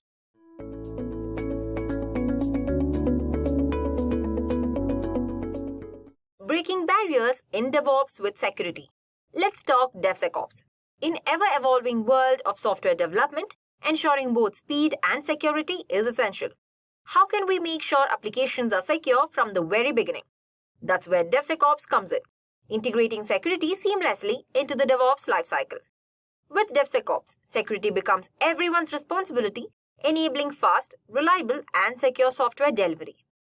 Now that we have set the stage for DevSecOps, let's dive into some real-world use case and see how organizations are benefiting from this transformative approach.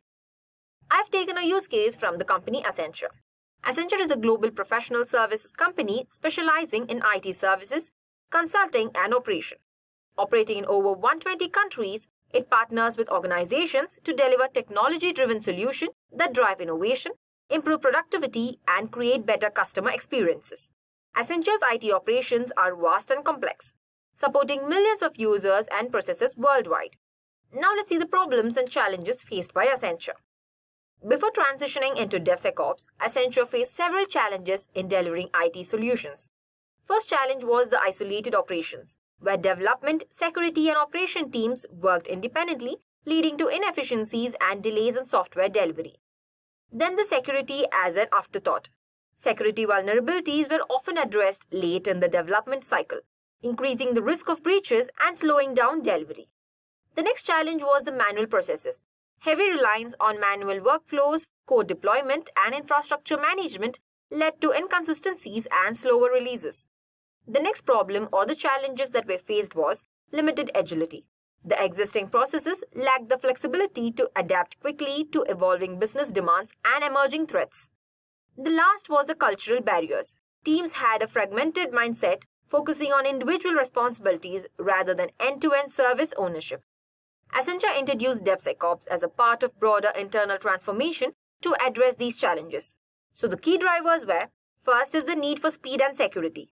Delivering faster solutions without compromising on security became a priority for supporting business agility. Then end-to-end automation to eliminate repetitive manual tasks and improve delivery efficiency. Improved collaboration, breaking down silos between the teams and fostering a culture of accountability. Next is the cloud transformation. As Accenture shifted to cloud-based infrastructure, it needed modern methodologies like DevSecOps to optimize operations. Last was the enhanced quality, ensuring higher reliability and reduced failure rates in IT delivery. Before adopting DevSecOps, Accenture's IT delivery model had traditional and fragmented practices. Those were, first is the development and operation, where teams worked independently, leading to bottlenecks and slower time to market. Then is the security practices. Security checks were conducted late in the development process, often leading to rework and delays. Then is the manual efforts. Deployment processes were mostly manual, prone to errors, and also required significant administrative effort. Last is their mindset. Teams focused on individual goals rather than holistic service delivery, resulting in limited accountability. Tools that were used before the DevSecOps were, first is the traditional CI/CD tools, where Jenkins having the basic usage, then the Bamboo or other manual pipelines. The next tool was monitoring tools, basic infrastructure monitoring with nudge use or similar. Then infrastructure management, manual configurations or scripts with limited use of infrastructure as code. Last is the security, standalone tools for vulnerability scans used late in the development lifecycle. Accenture modernized its technology stack to support DevSecOps principles. So the tools that included were, first is the CI/CD pipelines, advanced use of Jenkins, GitLab CI/CD, or Azure DevOps for automated pipelines. Then is the infrastructure as code, tools like Terraform and Ansible for automated and consistent infrastructure provisioning.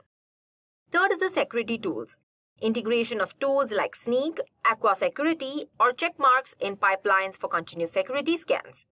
Then is the cloud-native tools, leveraged AWS, Azure, or GCP services for cloud management and scaling.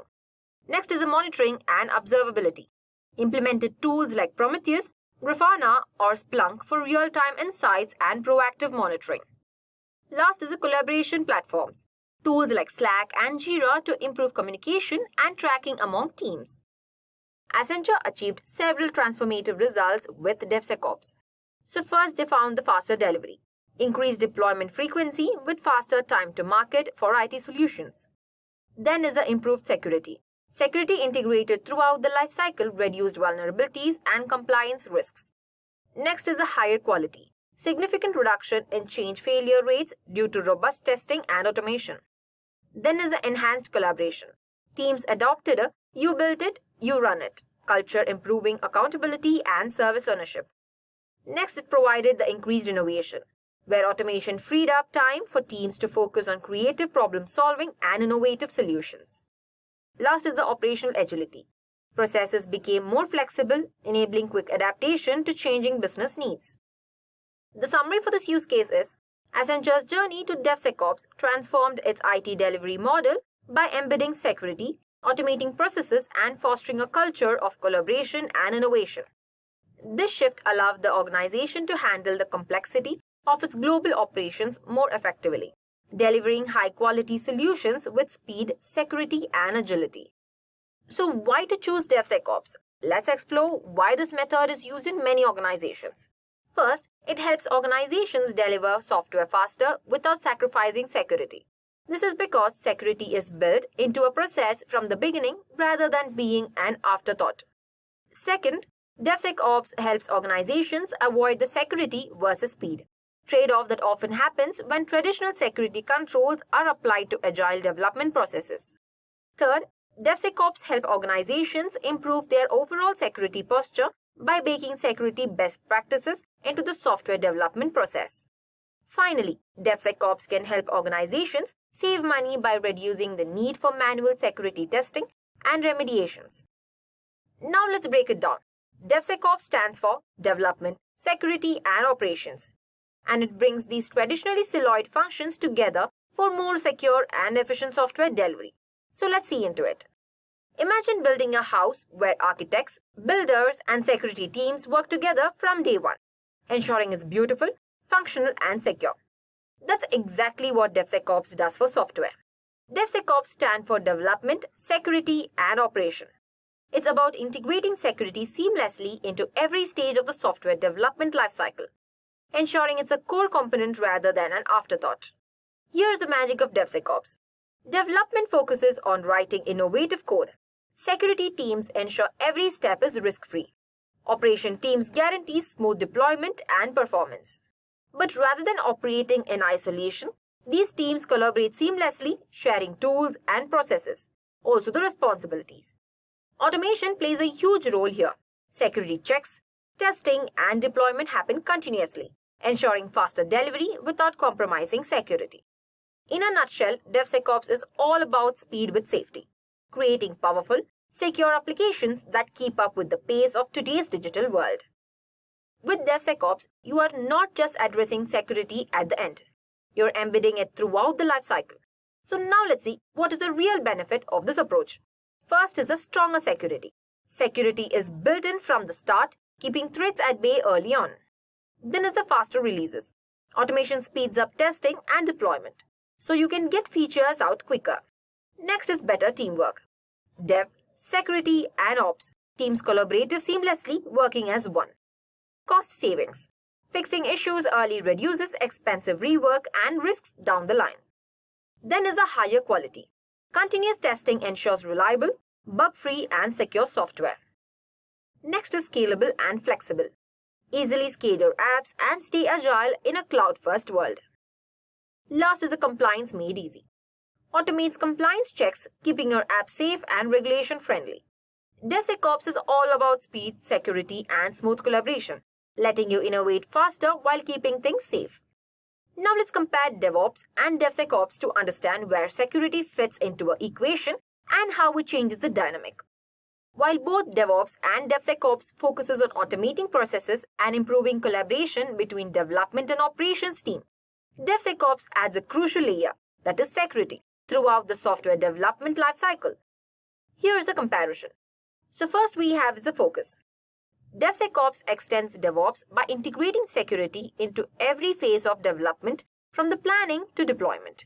Security is embedded rather than being a separate or later stage process. But in DevOps, it focuses on improving collaboration and efficiency between development and operations team. It aims to speed up the development lifecycle through automation and continuous integration pipelines. Then in security, DevSecOps security is shifted left. It is integrated from the start of the development process and continuous monitoring throughout the lifecycle. Security tests, vulnerability scans, and compliance checks are automated at each stage. But in DevOps, security is often treated as an afterthought or addressed during the later stages of the pipeline, that is, before production deployment. In collaboration, DevSecOps promotes cross-functional collaboration between development, security, and operations team to ensure that security is everyone's responsibility throughout the process. But DevOps encourages collaboration between development and operation teams but may not fully involve security teams into the process. Moving to automation. DevSecOps automates everything from code scanning and vulnerability testing to infrastructure management and security monitoring, ensuring security is baked into the process at every stage. But DevOps automates build, testing, and also deployment processes to improve speed and reliability. In risk management, DevSecOps actively manages security risks by ensuring vulnerabilities are detected and mitigated early in the development lifecycle, reducing the risk of breaches or downtime.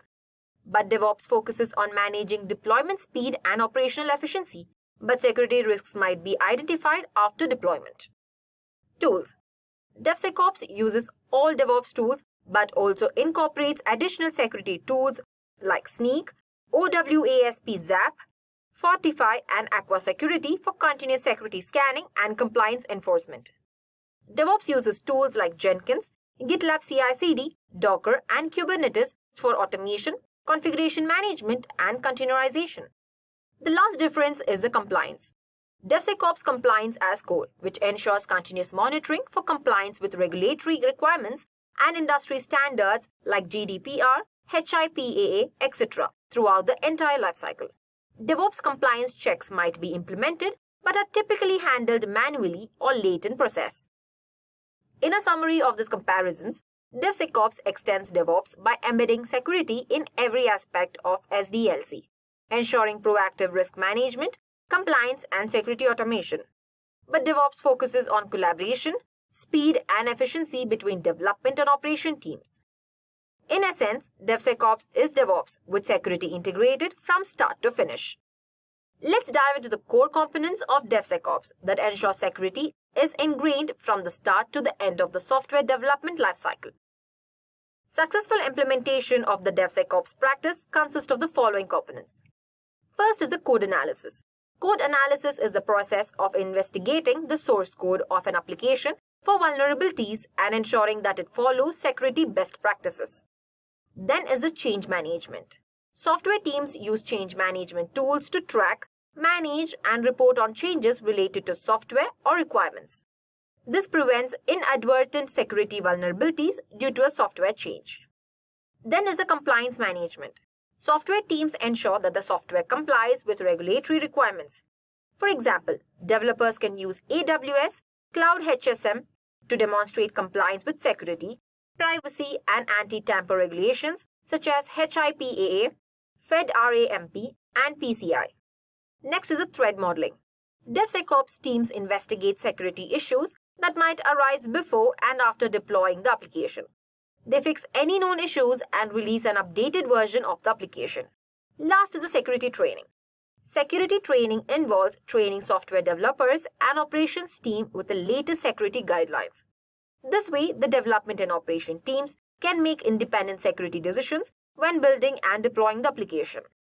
Now that we know the key components, let's look at the best practices for integrating DevSecOps successfully into your organization. Companies use the following approach to support digital transformation with DevSecOps. First is the shift left. Shift left is the process for checking for vulnerabilities in the earlier stages of software development. By following the process, software teams can prevent undetected security issues when they build the application. For example, developers create secure code in a DevSecOps process. Next is a shift right. Shift right indicates the importance of focusing on security after the application is deployed. Some vulnerabilities might escape earlier security checks and become apparent only when customer uses software. Next is use automated security tools. DevSecOps teams might need to make multiple revisions in a day. To do that, they need to integrate security scanning tools into CI/CD process. This prevents security evaluations from slowing down development. Last is promote security awareness. Companies make security awareness a part of their core values when building software.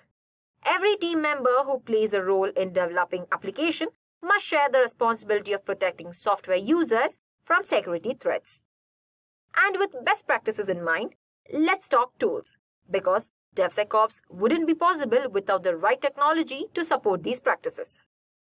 Software teams use the following DevSecOps tools to assess, detect, and report security flaws during software development. First is static application security testing. Static application security testing, that is also known as SAST tools, analyze and find vulnerabilities in proprietary source code. Then is the software composition analysis. Software composition analysis is a process of automating visibility into open source software use for the purpose of risk management, security, and license compliance. Next is interactive application security testing. DevSecOps teams use IAST tools, that is interactive application security testing, to evaluate an application's potential vulnerabilities in the production environment. IAST consists of special security monitors that run from within the application. Last is the dynamic application security testing. DAST tools, that is dynamic application security testing, mimic hackers by testing the application security from outside the network. Of course, no transformation is without its challenges. So, what obstacles might you encounter when trying to implement DevSecOps in your organization? Let's look into it. Companies might encounter the following challenges when introducing DevSecOps to their software teams. First is the resistance to culture shift. Software and security teams have been following conventional software building practices for years. Companies might find it harder for their IT teams to adopt the DevSecOps mindset quickly. Software teams focuses on building, testing, and deploying applications. Meanwhile, security teams focuses on keeping the application safe. Therefore, top leadership needs to get both teams on the same page about the importance of software security practices and timely delivery. Next is the complex tools integration. Software teams uses different types of tools to build applications and test their security. Integrating tools from different vendors into the continuous delivery process is a challenge. Traditionally, security scanners might not support modern development practices. Speaking of cultural shifts, DevSecOps is not just a technical change. It's a cultural transformation. Let's explore the DevSecOps culture and how it fosters collaboration and shared responsibility. DevSecOps is a cultural and technical approach that integrates security practices into an entire software development lifecycle. It aims to eliminate the traditional silos between development, operation, and security teams, fostering collaboration and shared responsibility for delivering secure applications. So the key aspects included are continuous security, where security is embedded from the start, not treated as a final step. Then is the automation. Tools for code analysis, vulnerability scanning, and monitoring ensure consistency and speed. Next is the collaboration. Teams work together, balancing security needs with the development speed and operational efficiency. Last is the feedback loops. Continuous feedback helps identify and resolve issues early in the cycle. These approaches ensure faster delivery of secure, reliable software while minimizing risks. So, how does DevSecOps function in practice? Let's break it down step by step to understand how security is integrated throughout the development lifecycle. DevSecOps integrates security into every phase of the software development lifecycle to create secure, high-quality applications without slowing down delivery. Here's how it works. First is by adopting DevOps practices. DevSecOps builds on DevOps by first fostering collaborations between development and operation teams. It emphasizes automation, communication, and continuous delivery to ensure faster releases. Then is the embedding security early, that is the shift left. Security becomes a part of the process from the very beginning. Starting at the planning phase, this includes threat modeling, secure coding practices, and automated vulnerability scanning integrated into the development pipelines. Then is the continuous integration and testing. Under that, we have three: code scans, which automates tools like Sneak or OWASP Zap analyze code for vulnerabilities during development. Then we have is the infrastructure as code, where security checks are applied to IAC tools like Terraform to ensure secure configurations. Last is the dynamic testing. Applications are tested in real-time environments to identify runtime issues. Next we have is the automation throughout the pipeline. DevSecOps automates security checks at each stage, such as scanning dependencies for vulnerabilities, continuous compliance checks, deployment security validations. Then we have the collaborations between teams. Under that also we have developers who write secure code and innovative codes. Then is the security teams, which monitor and address risks continuously. Last is the operations teams, which ensure secure and reliable deployments. All teams share responsibility for security, fostering a culture of transparency and accountability. Then we have the monitoring and feedback loops, that is the shift right. Post-deployment, tools like Prometheus or Splunk monitor the application for security threats in production. Feedback loops ensure that detected vulnerabilities are quickly resolved in future releases. Last is the compliance as code. Regulatory standards like GDPR or HIPAA are integrated into CI/CD pipelines, ensuring ongoing compliance without manual intervention. In a nutshell, DevSecOps ensures security isn't a bottleneck but a natural part of the process, allowing teams to build, deploy, and scale applications securely while maintaining speed and agility. As we have seen, DevSecOps is more than just a methodology. It's a mindset that integrates security into every phase of development, creating safer, faster, and more efficient software delivery. As we have journeyed through the concepts, practices, and benefits of DevSecOps, one thing is clear. It's not just a methodology, it's a mindset. DevSecOps bridges the gap between speed and security, ensuring that innovation isn't hampered by vulnerabilities. By embedding security into every phase of development, fostering collaboration, and leveraging cutting-edge tools, DevSecOps empowers organizations to deliver faster, safer, and more reliable software. So, what's next for you? Are you ready to adopt DevSecOps in your projects? Or what steps will you take to make security a shared responsibility in your teams? Just think of it. The future of the software development is secure, automated, and collaborative. Don't get left behind. Embrace DevSecOps and stay ahead of the curve.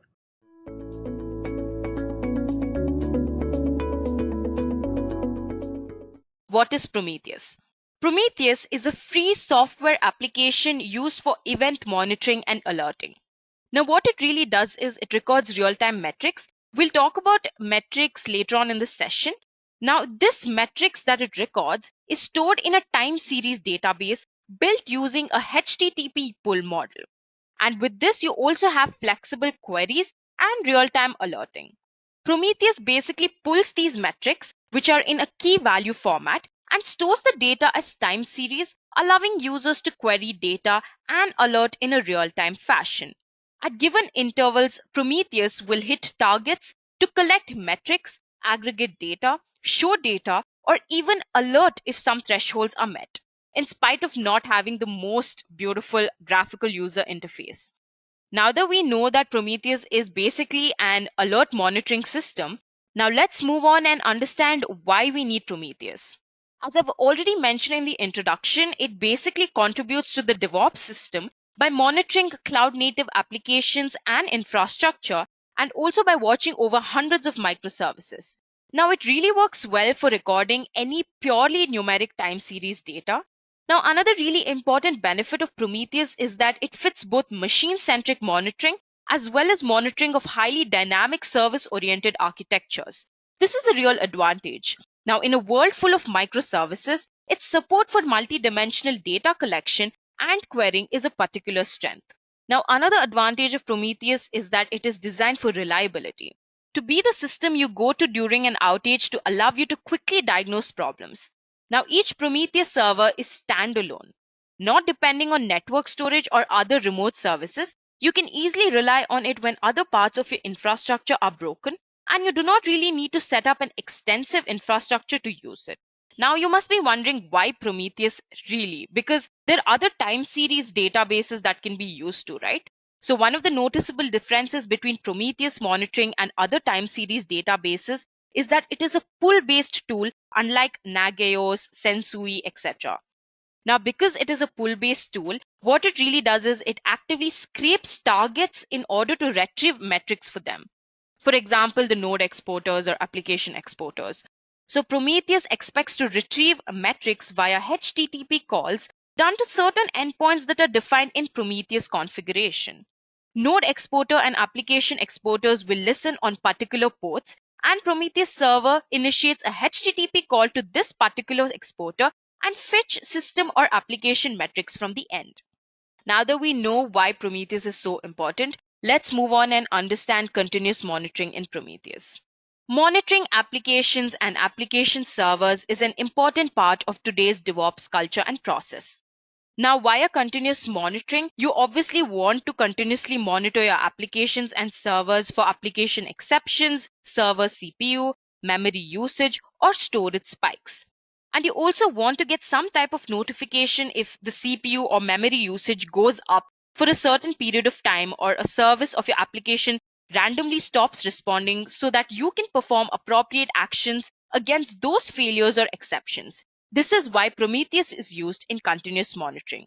Now, with monitoring, the number of tools out there such as Amazon CloudWatch, Nagios, New Relic, and many others. But Prometheus is a very popular free and open source project for monitoring dozens of servers, as I've already mentioned, even microservices. Now that we know what is Prometheus used for in continuous monitoring, let's move on and check out the Prometheus architecture. So in Prometheus terms, we call the main monitoring service the Prometheus server. You can see that on the screen. And the things that Prometheus monitors are called targets. So the server is the monitoring service, and the targets is what the Prometheus monitors. So I hope that is clear. So in short, the Prometheus server monitors targets. I said earlier, targets can also refer to an array of things. It could be a single server or a target for probing of endpoints over HTTP, HTTPS, DNS, TCP, or it could simply be a HTTP endpoint that an application exposes, through which the Prometheus server gets the application's health status from. So now let me explain a little bit about metric. Each unit of target, such as current CPU status, memory usage, or any other specific unit that you would like to monitor, is called a metric. So Prometheus server collects metrics from targets over HTTP, stores them locally or remotely, and then displays them back in the Prometheus server. Now, the Prometheus server scrapes targets at an interval that you define to collect metrics from specific targets. For example, for a minute or 30 seconds or whatever you want, you can give the target as, and then it will finally store it in a time series database. You can see the storage box that is in between. That is your time series database. Now, you define the targets to be scraped and the time interval for scraping metrics in the prometheus.yml configuration file.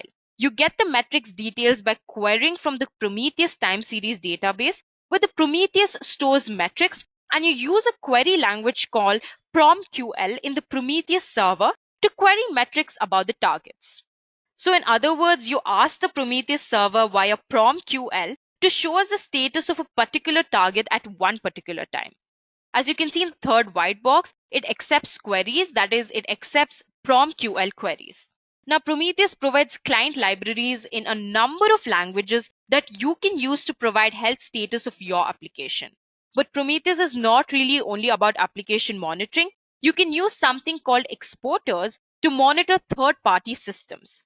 Now, exporter is a piece of software that gets existing metrics from a third-party system and eventually export them to metric format that the Prometheus server can eventually understand. Now, a sample metric from a Prometheus server could be the current usage of free memory or file system free via a node exporter in the Prometheus server. We'll learn all of this in the demo part of this session. Now, I hope Prometheus server is clear to you. So the main component here is the Prometheus server, which is divided into three parts: the retrieval part, the storage part, and the HTTP server. So the HTTP server really accepts queries and displays it in the graphical user interface. Also, we'll be learning about Alert Manager later on in this session. So I hope all of these are clear. let's move on to the next part of this session and learn about Prometheus metrics and its types. So here each unit of a target, such as the current CPU status, memory usage, or any other specific unit that you would like to monitor is simply called the metric. So the server collects the metrics and stores them either locally or remotely, and then eventually displays it on the Prometheus graphical user interface. Now, moving on, let us check out the 4 different types of metrics that are available. The first one that we'll be talking about is the counters. A counter is simply a cumulative metric that represents a single monotonically increasing counter whose value can only increase or be reset to 0 on restart. Now, for example, you can use a counter to represent the number of requests served, tasks completed, or errors. You always have to remember this to not use a counter to expose a value that can decrease. Now, for example, do not use a counter for the number of currently running processes. Instead, use a gauge. We'll be talking about gauges in a bit. Now, client library usage documentation for counters are Go, Java, Python, and Ruby. Let's move on and understand the next metric type, that is gauges. I'm sure you must be aware of gauge. Now, a gauge is a metric that represents a single numerical value that can arbitrarily go up and down. Gauges are typically used for measured values like temperatures or current memory usage. If you check out a speedometer in a car, it looks like a gauge, right? That is a gauge. That's exactly what we're talking about here. So the client library usage documentation for gauges are Go, Java, Python, and Ruby. The next metric type is the histogram. Now, a histogram samples observations and counts them in configurable buckets. It also provides a sum of all observed values. A histogram with a base metric name of base name exposes multiple time series during a scrape. Now, when you're operating on buckets, remember that histogram is cumulative. Now, moving on to the next metric, we have summary, which is very similar to histogram. A summary samples observations, while it also provides a total count of observations and a sum of all observed values. It really calculates configurable quantiles over a sliding time window. Now, a summary with a base metric name of base name exposes multiple time series during a scrape. Now, the difference between summary and histogram is that here you do not know what the range of values will be upfront, so you cannot use histograms. Whereas in histogram, you know what the range of values will be upfront, so you can just define it on your own. Now with this, let's move on to the demo part of this session and install Prometheus on our Linux virtual machine. So I'm just going to check out my Ubuntu machine number. So the first thing what we're going to do is we're going to install Prometheus from the official website. So I'm going to go to my web browser. So I'm just going to type in Prometheus in my web browser and I'm going to click the first link. And as you can see, this is the official website of Prometheus. I'm going to click on the download button. So once I click on the download button, it will redirect me to a page. So as you can see here, there are a lot of products: Prometheus, Alert Manager, Black Box Exporter, and a lot more if you keep scrolling down. Right now, we're going to be downloading Prometheus. So we're just going to stay here and I'm just going to click on the operating system as Linux. And this will just show the tar file for the Linux operating system. I'm just going to right click on that and I'm going to click on copy link location.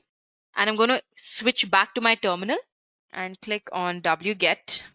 And this will download Prometheus for me in my Linux operating system.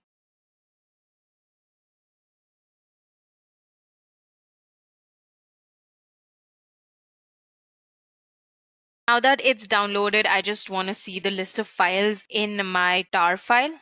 So as you can see, there's the Prometheus Linux tar file, which is present currently in my Prometheus folder.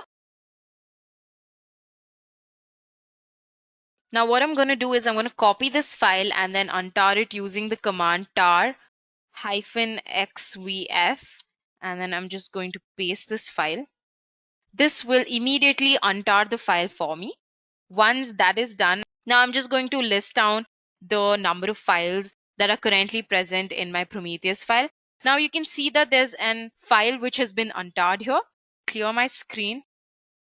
Okay, now I'm again going to just list it so you can see it clearly. Now I'm just going to copy this file and enter this directory. So I'm just going to list down all the files that are present. You can see there's console libraries, there's consoles, license notice. There's a file that's named Prometheus. So this is the application, the Prometheus application. So I've already mentioned before that the Prometheus.yml configuration file really just defines the targets that has to be scraped, right? And also the time interval for scraping metrics. Now let's just check if all of those parameters that I just mentioned are there in the configuration file. So I'm just going to use scat command for it. You can see that there's a scrape interval parameter of 15 seconds. You can set the scrape interval to every 15 seconds. Default is every 1 minute. So I also have an alert manager configuration. Right now, we haven't set that up, but it's just there. You can also load your own rules and evaluate them according to the global evaluation interval. And you can see by default, it is currently active on the 9090 port. Okay. And by default, a scrap configuration containing exactly one endpoint to scrape is given. That is the Prometheus itself, right? As I've already mentioned before, Prometheus is a tool or an application that will scrape out metrics from different applications. But by default, right now, we have the Prometheus itself to be scraped, and that is currently present on the port number 9090. So I hope that is clear. We will learn about the rules in the next part of the session. We'll also learn about the alert manager configuration in the later part of the session. So both of these will be clear later. But I hope the scrap interval and the scrap configs are clear to you. Now let's move on to the next part. Now I'm just going to clear the screen. Now I'm just going to execute Prometheus by using /Prometheus, and this will immediately activate and get my Prometheus application running. If we move back to my web browser and just type in localhost 9090, this will redirect me to my Prometheus application, as you can see. Now, if I come out of my terminal, right? Okay, and I reload my page, you can see that it is unable to connect to my Prometheus. So what I'll have to do is I will have to create a Prometheus service and get that running. So let's learn how to do that. I'm just going to clear my screen. So now to be able to run Prometheus as a service, I'm going to use the copy command. I'm just going to use the cp-r command. I'm just going to copy all of these files that are consisting in this folder to the destination folder. And I'm going to use this command -user local -bin Prometheus. Now, for any application to be run as service, you will have to compulsorily have a .service file. So let's go ahead and create one. So to create the service file, I'm just going to use the command sudo vi, and I'm going to enter that particular folder.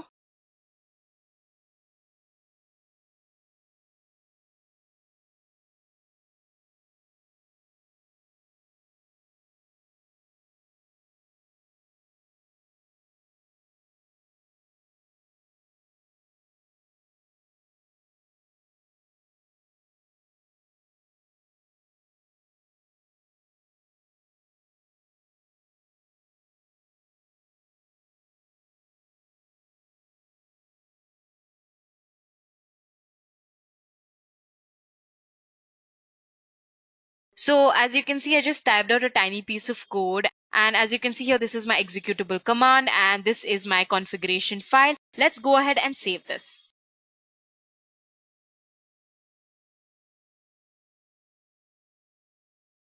Okay, great. So now that our service file has been created, I'm just going to clear my screen, and now we're just going to start our service file.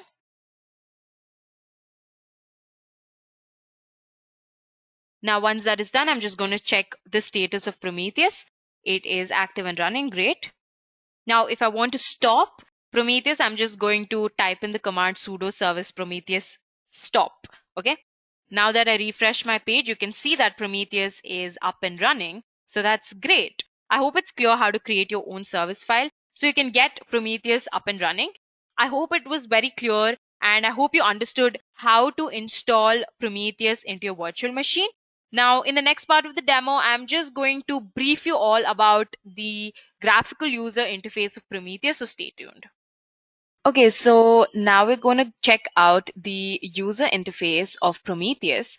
So in the previous session, we installed Prometheus and we got the instance running. Now, if I click on Prometheus, this is where it will take me.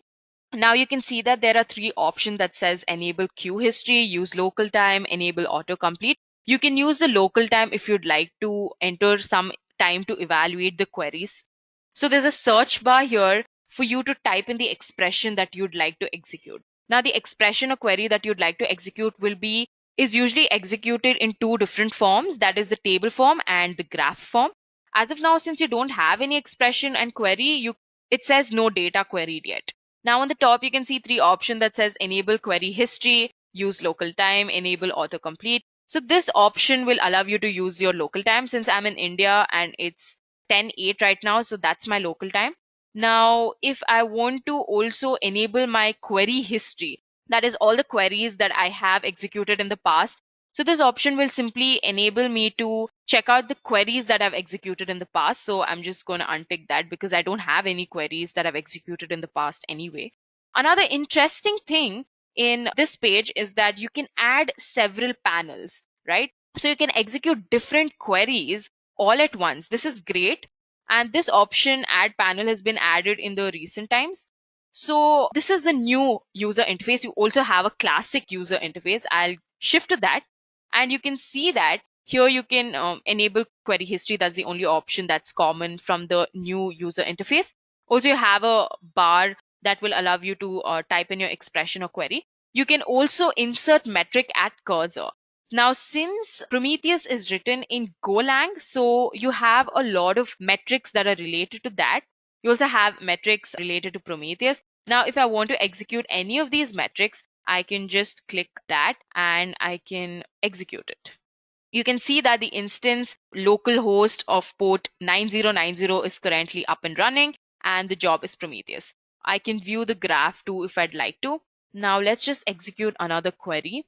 I'm just going to click Go Info, and this will just give me the version of the Golang and the job, etc. So you can just really execute all the queries directly from this option in your classic UI. But as you can see in the new user interface, that option is unavailable. Now let's move on and check out the other options that are available in this panel. Let's click on alerts. Currently, we have no alerts. As I've already mentioned before, that alerts are simply conditions that you will have to specify. And if these conditions are satisfied, so the alert will be triggered to that particular maintainer or manager. So currently, as we have none, it just shows nothing here. So these options will allow me to check my inactive alerts, my pending alerts, my firing alerts. So usually it's in inactive state if the condition is not satisfied. If the condition has been satisfied, then it'll go to the pending stage. And finally, if it exceeds the critical limit or the critical alerts based on these three states, that is the inactive state, pending state, and firing state. Moving on, we have graph. So this is the same as the homepage of Prometheus, right? So we've talked about that. So once I click the status option, you can see that there are 7 different options that drop down. The first one is runtime and build information. This just really gives me, the information about Prometheus. That is the start time of Prometheus, the working directory, the configuration reload. Extra information about my runtime and build is given in this option.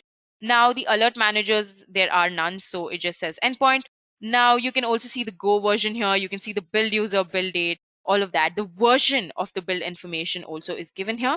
So this is what the runtime and build information is all about. The next option in the status is TSDB status. What is TSDB? TSDB is simply the time series database. So this option allows me to check out my database's status, right? The number of series, the number of chunks.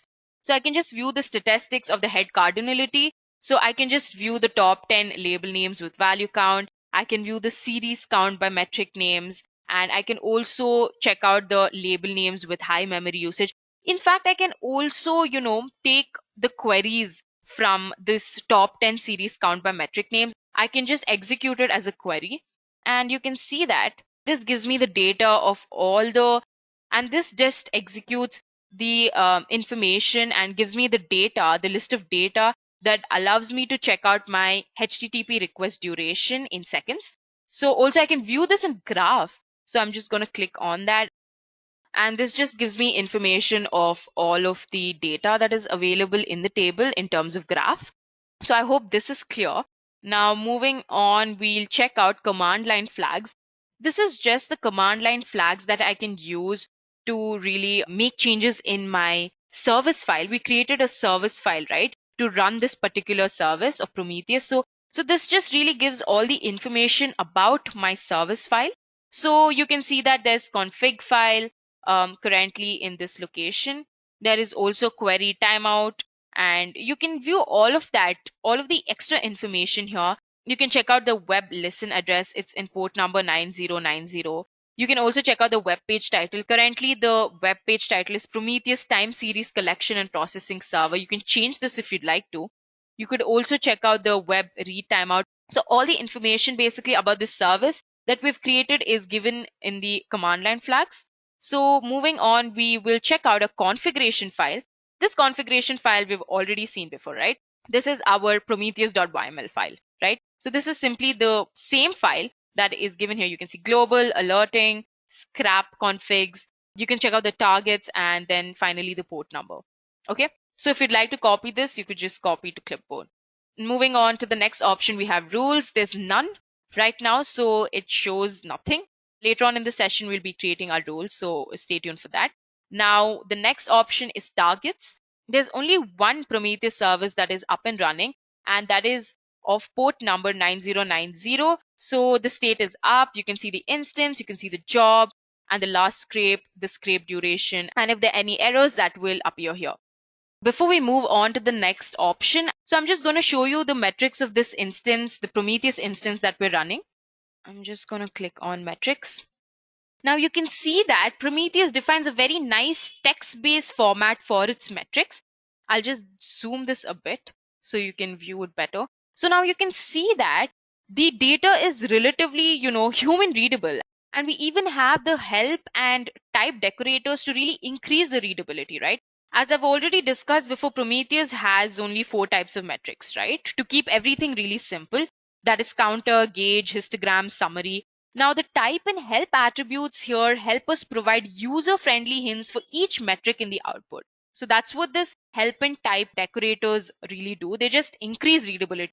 You can't really view all of these metrics and understand what they are. So they're just helping you with the readability. You can see that the help here says go GC duration seconds, a summary of the pause duration of garbage collection cycles, and the metric type is summary. Here you can see the type is gauge, and you can see all of that information. Here the type is counter. Also here the type is counter, gauge again. So that's what really the type will do. So the type will just give you an insight of what type of metric it is. So help will just really describe the metric, and type will just give you the type of metric. So I hope this is clear. So I hope metrics was easy to understand. Now that we finished targets, let's move on to service discovery.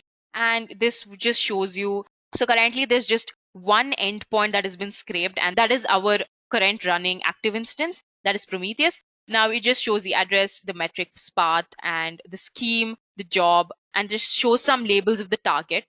So that's all service discovery is all about. And if you'd like to check out and know more about Prometheus, just click the help option in the panel, and this will redirect you to the Prometheus official website. Now the classic UI we already discussed, and this is all for the graphical user interface of Prometheus.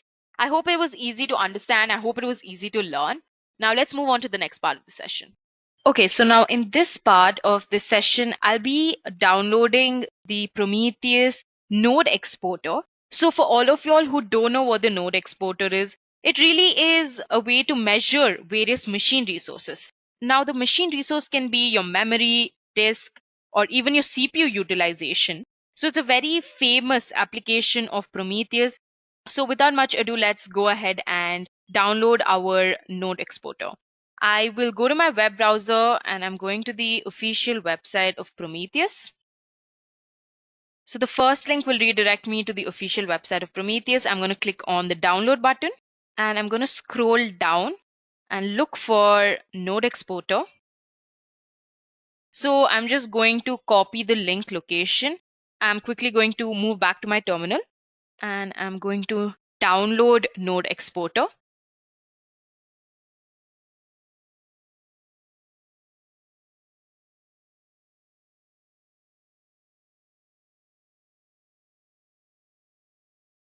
So now that the node exporter has been downloaded, now let's just check if the file is available, and it is. So I'm just going to untar this tarred file with the command tar xzf, and I'm just going to copy this. And this command will just untar my file. Okay, so I'm just going to clear the screen. Now let's just move ahead and check out what are the files that are there in our node exporter file. So we have license, node exporter, and notice. Now what I'm going to do is I'm going to use the sudo cp command. So I'm going to copy the node exporter file to my user local bin location. So with the help of the copy command, that is the cp command, I'm just going to create a copy of the node exporter file into my user local bin location. Okay.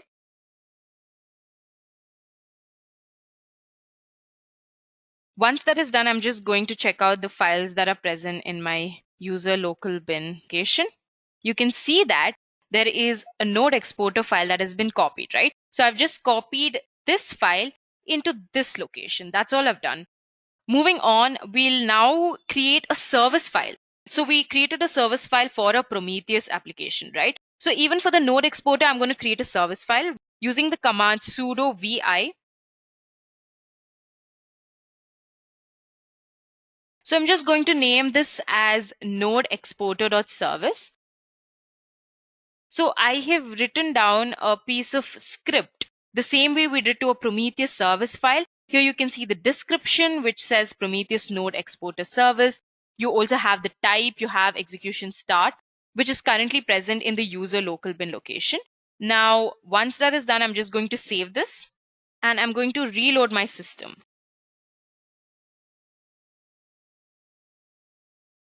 Now I'm just going to start the service. You'll have to make sure of one thing, and that is the node exporter. So what you're naming the service file, you'll have to initiate the same name.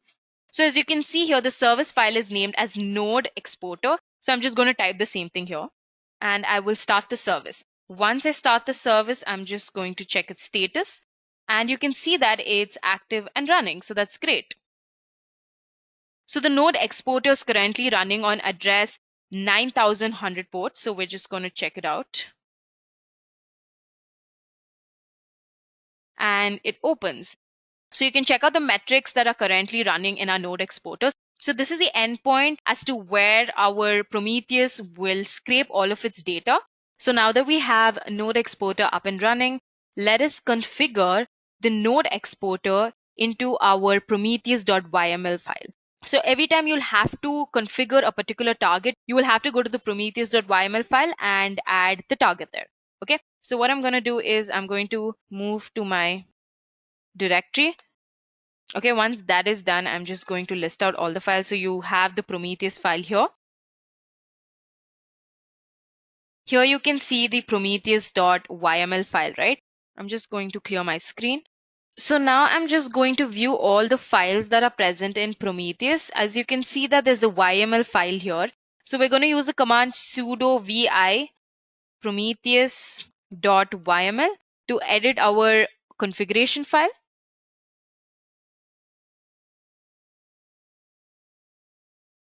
So now you can see there is only currently one job, and that is Prometheus. We have to add another job to our file. So here I'm adding node exporter as my job name, and the target is with IP address 9100, right? So make sure the indentation is correct. So once the indentation is correct, we have applied a target. We have added a target to our configuration file, and we can just save this. Once that is done, I'm just going to clear my screen.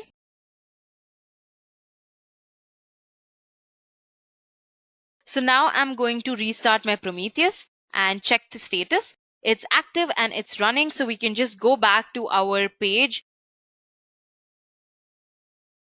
So you can see here the node exporter has been added to our service discovery with address as localhost 9100. It's localhost because we are currently working on our machine. If you want to add another machine's port address, you can do that too in Prometheus by mentioning their address.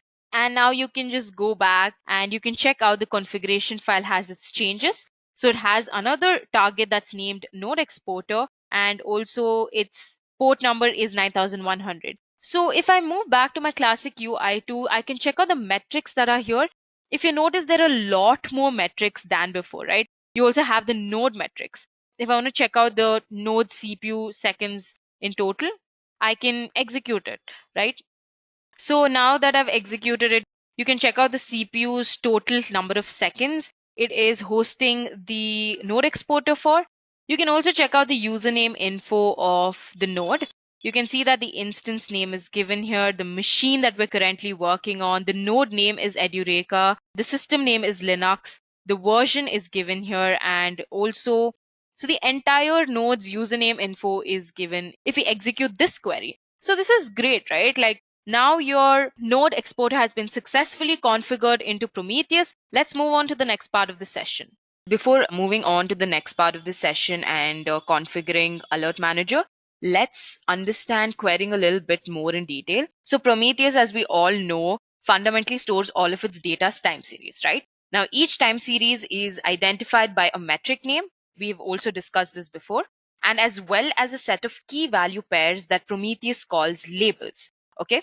Now, the metric name indicates the overall aspect of a system that has been measured. Let me just execute this query, Prometheus HTTP request, duration seconds total. Okay. Now you can see that labels serve to differentiate subdimensions of a metric, such as, the handler, the code, the instance, the job that it's currently running on. Finally, a sequence of samples forms the actual data for a series.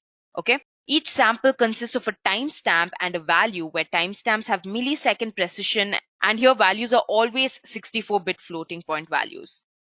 The best part of Prometheus queries is that you can add regular expressions, you can specify a time limit, a certain time limit.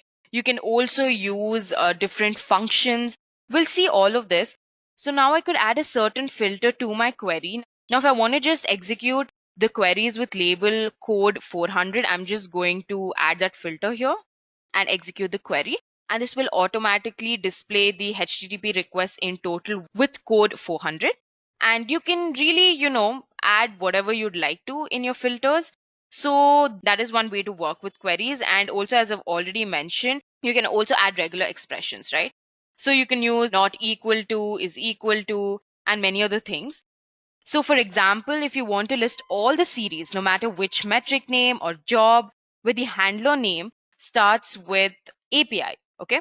So you can just simply run this query.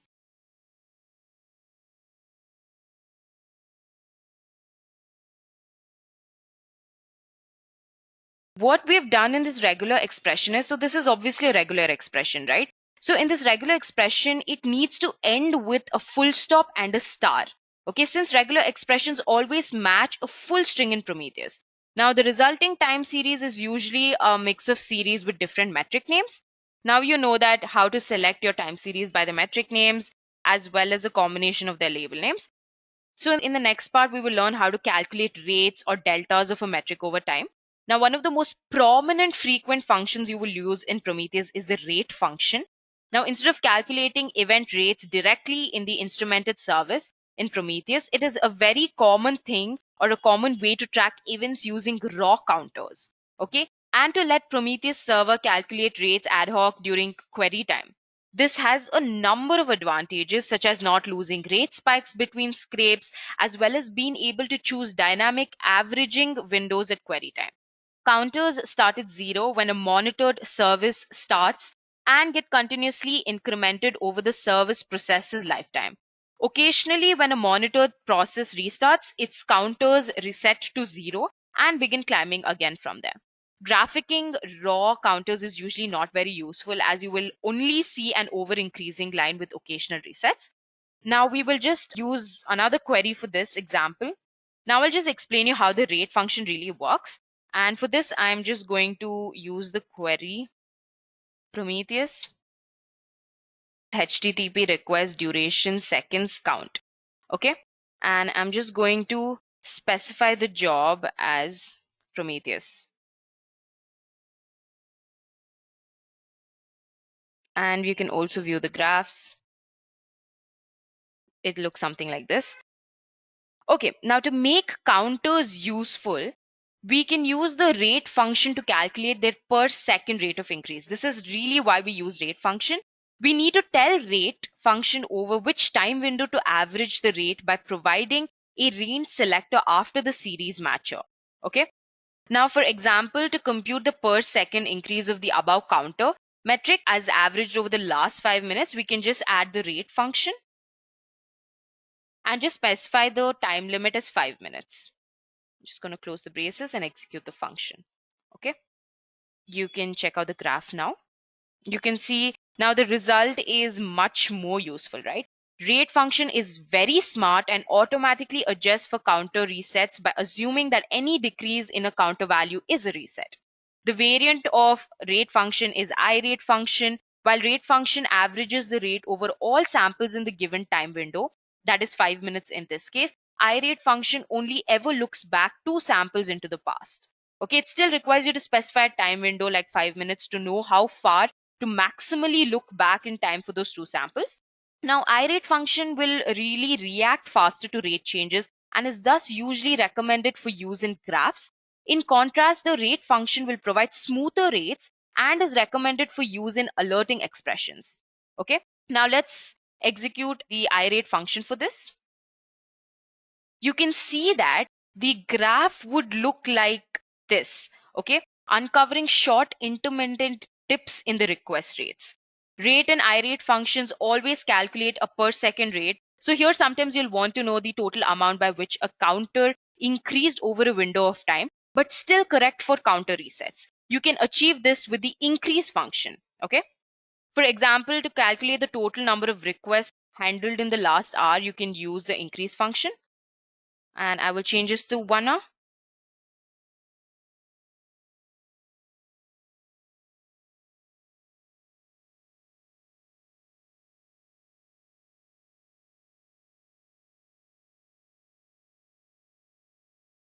Now that we know how queries work, how you can use regular expressions, and how you can really use functions in your queries, let's move on to the next part of this session, that is custom roles. Okay, so time series queries can quickly become quite complicated to remember and type using the expression browser all the time, right? So what you can do is, sometimes in some situations you'd want to use some queries very frequently, right? But you don't want to really type the same query over and over again. So in this case, rather than remembering and typing this particular query every time, we can create a recording rule that will run at a chosen interval and make the data available as a time series. So how are we going to do it? So this is a pretty popular query that I'm going to execute. That is node memory 3 bytes. Okay. I'm just going to execute this query. This will just give me how much of free bytes is available in the node exporter. You can see the free number of bytes here. But what if I want to execute this in terms of, percentage?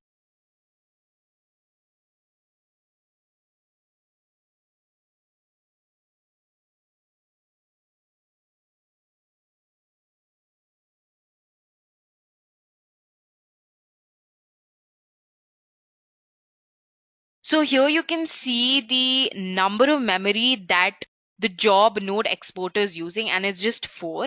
So I'm just multiplying by 100 to check in percentage form. So you can see that it is only using 4 bytes of memory. Now, if I want to see how much of memory is remaining, I'm just going to minus the entire query with 100. So you can see that 95% of bytes is left over. Now, what if I want to execute this query very often, right? So it'd be very time consuming for me to type the whole thing out and then execute it, right? So, but there's an easier way to make this a query, right? So it'll just drop down in your drop down list, and then you can just search for it and execute it, right? So how do we do that? So what we're going to do is we're quickly going to shift back to our terminal. I'm just going to clear my screen. Okay. And I'm just going to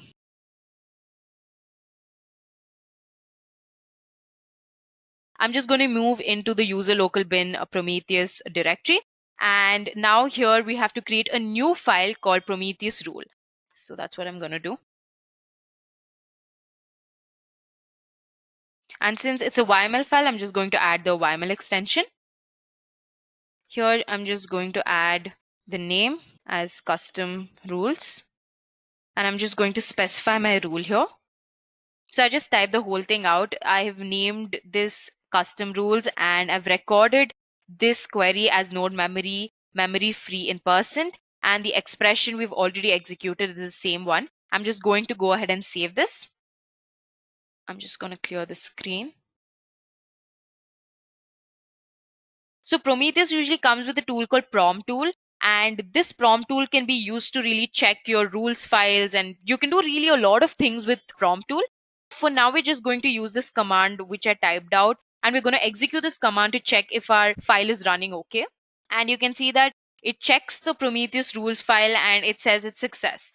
Now let's go ahead and add the Prometheus rules.yml reference to the Prometheus YML rule file section. I'm just going to clear the screen. Now I'm just going to enter the prometheus.yml file. So here I'm just going to enter the Prometheus_rules.yml file.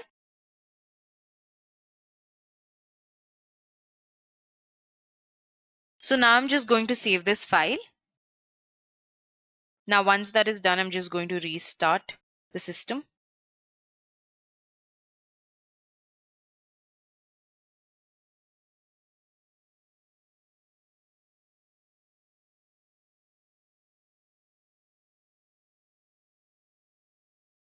And I'm just going to check the status too. Okay, great, it's up and running. So we're just going to switch back to Prometheus. And I remember naming it free bytes. I'm just going to switch to the classic UI so I can look for it. And it was named node memory free in %, right? This is exactly what we named our query. And I'm just going to execute this. And you can see that it's 95%. So this is how easy it is to make your own queries and execute them. Okay, so now that we've created our, custom rule, so let's just go check out our custom rule. And you can see that it's here. And the state says, okay, so that's great. Now let's go ahead and create our first alert rule. Okay, the same way that we created our custom rule, we're going to be creating our alert rules. This is exactly why I explained you custom rules in the beginning. So I'm just going to switch back to my terminal. I'm going to clear the file. I'm just going to go to the Prometheus_rules.yml file. And once that is done, so I'm just going to type in my alert in this Prometheus_rules.yml file. And once I'm done typing, so I'll just explain you the alert after that.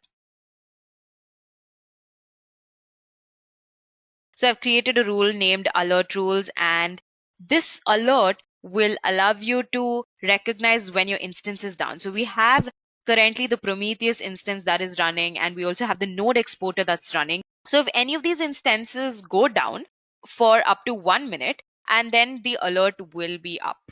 Okay, so the severity is pretty critical, and we have given annotations too where we have mentioned the instance. So this just gives a summary of what instance is going down and a description too of the job type. And also we have mentioned the job type and that it has been down for more than 1 minute. Okay, so once this is done, we're just going to save this. I'm going to clear my screen. So the same way that we executed the prom tool command, we're just going to execute that. So we're just going to execute this command. And it says 2 rules found. That's great. Now I'm just going to restart my Prometheus and I'm going to check the status. Okay, it's up and running. Let's switch back to our Prometheus and reload it. Now you can see that there is now an alert rule, okay, which has the alert instance down and the expression is up is equal to 0. So this expression that says up is equal to 0 is pretty interesting because now if I go to my Prometheus and just execute up, it'll just tell me what are the jobs that are currently up and running. Now the value is currently 0. So if the expression turns 0, so then the alert will be activated. So here, this is what the expression really means. So here, if the up is equal to 0 for more than a minute, then the alert will be immediately activated. As I've already mentioned before, the 3 states, that is the inactive stage, pending stage, and then the firing stage. If none of the alerts are up, then it's just going to be an inactive state. And if, for instance, one of the jobs go down, okay, then it will immediately move to the pending state. So once it immediately moves to the pending stage, then it will wait for a minute, because we have specified the condition that it should be in the pending state for a minute. And if it goes beyond a minute, then it should go to the firing stage. Okay. So once it reaches the firing stage, all of the managers that are involved in getting the notification about this alert, then they will be informed about it immediately. So I really hope you understood how to create your own rules, how to configure them into your Prometheus rules.yml file, and then just really, understand how they really work. Now let's move on and install and configure our alert manager. We'll have to just simply go to the Prometheus official website, click on download, and then you'll get an option called alert manager. I'm just going to click on that. And then I'm just going to copy the link location of Linux, because I've been clearly using Linux machines. So I'm just going to copy that link location, clear my screen, and so I'm just going to download Alert Manager. So once I copy the link location, what I'm going to do first is I'm just going to move back directories. So now I'm just back to my root. I'm just going to move into my Prometheus directory. So I'm just going to download my Alert Manager here. Okay, as you can see that the download is complete, I'm just going to list out the files. And you can see that there's an alert manager, the tar alert manager file. I'm just going to untar this using the command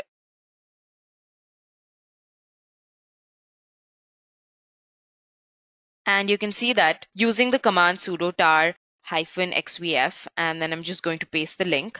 And you can see that the files have been untarred. I'm going to clear my screen and I'm just going to list out the files. Yeah, so the alert manager file has been untarred. I'm just going to enter into this directory and check out the files that are currently in this.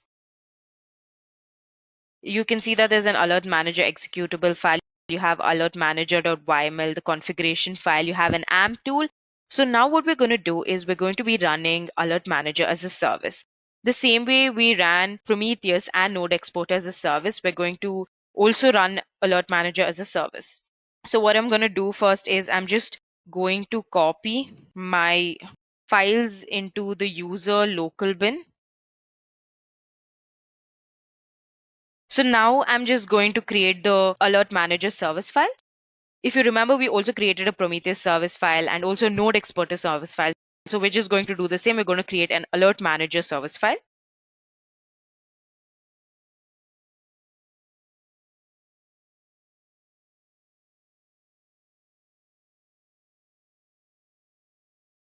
So once you create your alert manager service file, this is what you'll have to type out. I've typed out the script. So you have a description, you also have the type of the service, and you're just going to mention the location of the configuration file and where the execution will begin from.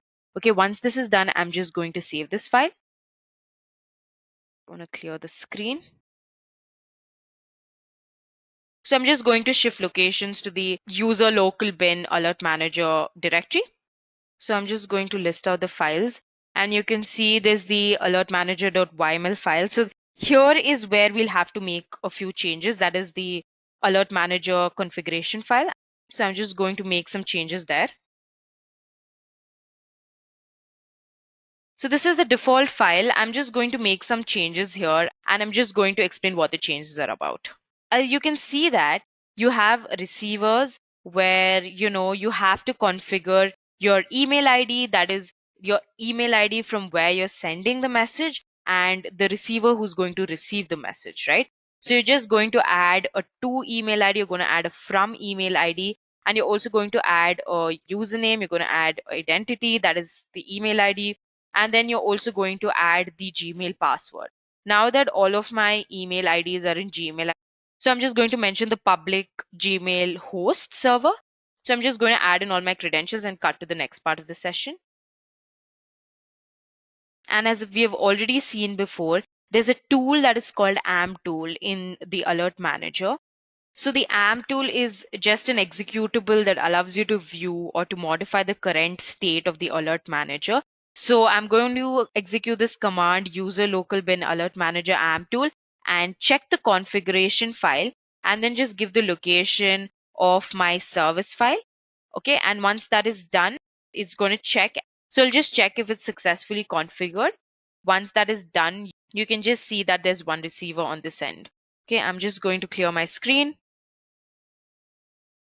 And I'm going to start my alert manager. So once I've made changes to my service file, so now I'm just going to execute my command user local bin alert manager AMP tool. Now for all of you all who don't know what AMP tool is an executable that allows you to view or to modify the current state of the alert manager. Okay, so once this is done, this is successful. So you can just check the config file with the help of AMP tool, and once that is successful, you can just see that there's one receiver. So what I'm going to do is I'm just going to clear my screen and I'm going to start my alert manager service.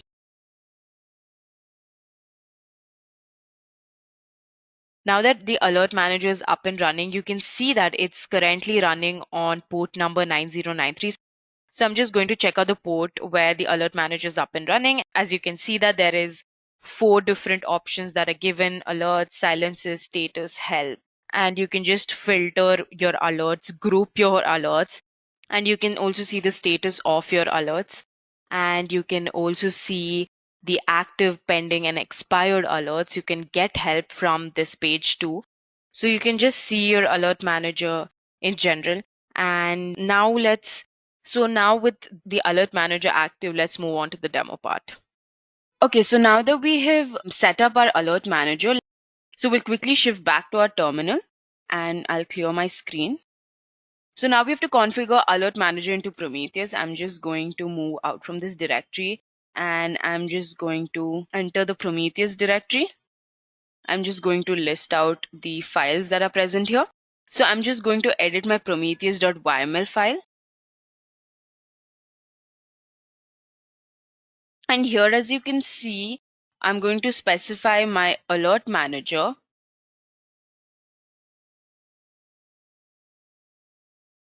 So I'm just going to specify my alert manager to port number 9093. And once I'm done with that, I'm just going to save this file.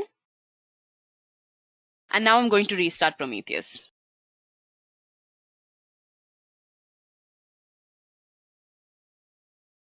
Okay, it's up and running.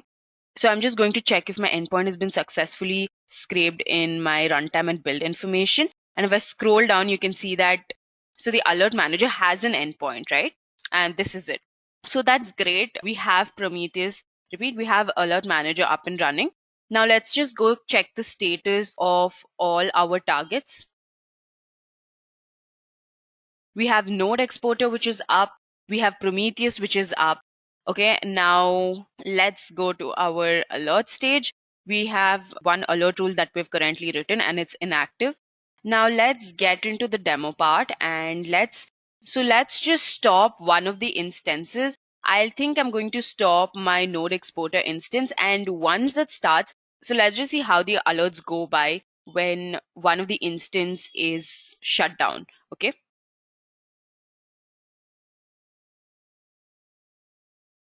So I'm just opening a new terminal, and what I'm going to do here is I'm just going to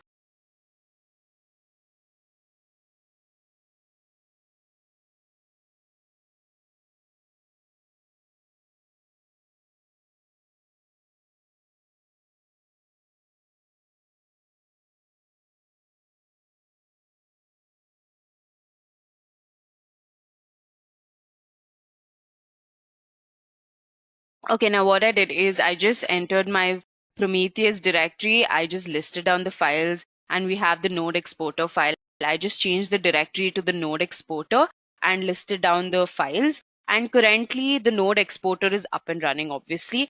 But now what I'm going to do here is I'm just going to stop this service. Okay, before that, I'll just clear my screen and I'm just going to stop the service. And I'm just going to check the status. So it's inactive. And once that is done, I'm just going to quickly shift to my status of the target. So you can see that one of the target is down. And I'll just execute the up query. And you can see that the node exporter has the value 0. That is, it's down. Okay. I'm just going to check the alerts. You can see that the alerts is in the pending state, right? There's 0 in inactive and there's just 1 pending. So it's just going to be in the pending state for a minute. If you remember, we had specified that for a minute, it's going to wait if the instance is going to be down. So once it crosses the 1 minute threshold, it's going to go to the firing stage. Here, it's going to alert the manager. That is me currently. I will receive the mail saying that one of the instance is down and it's a critical alert that you will have to address immediately. Okay. So that's how it really works. Now let's reload the page. And you can see that after a minute, it's entered the firing state. Okay. And there are none in pending state. So it was in pending state for a minute and then it moved to the firing state. So in the previous session, we learned about how to create our own alerts in Prometheus and how to be notified about these alerts so that we can take discrete actions whenever necessary. So in the next part of the session, I'm just going to integrate Prometheus with one of the most famous visualization tools in DevOps, that is Grafana. So before I explain you about Grafana, I'm just going to briefly explain you about Node Exporter and how we're going to be displaying its metrics in Grafana. So Node Exporter is simply an exporter that collects technical information from Linux nodes, right? Such as CPU, disk, memory statistics. I'm sure you must be aware of this by now. So the metrics that the Node Exporter exposes of the Linux machine that we're currently working on, that is Ubuntu, all of these metrics are going to be visually represented in Grafana. We know that Prometheus doesn't have like a great UI, right? All of the information is very textual and it's not very like visually appealing. So with the help of Grafana, I just really want to, expose all of these metrics in a graphical representation like gauges or, bar graphs, anything. It could be anything. So before we download Grafana onto our Linux machine, I am quickly going to be making some changes in the YML file. Before that, I'm just going to check if my Prometheus is up and running. It is. And I'm also going to check if my node exporter is up and running. It is. So that's great. I'm just going to clear my screen. Okay, so now that is done. So I'm just going to list down the files that are currently in the Prometheus directory. And I'm just going to shift to my Prometheus file. So I'm just going to move into this directory. I'm going to list the files. Okay, great. So we're just going to make some changes in the prometheus.yml file. I'm just going to... Okay. Now you can see that you have our alert manager configuration, our rule files, scrape configs, a job name. But here in the static config, so I'm just going to add the node exporter as a target too. I'm just going to add the IP address of, currently it's running on localhost 9100. Okay, great. Just going to save this. And I'm going to restart Prometheus.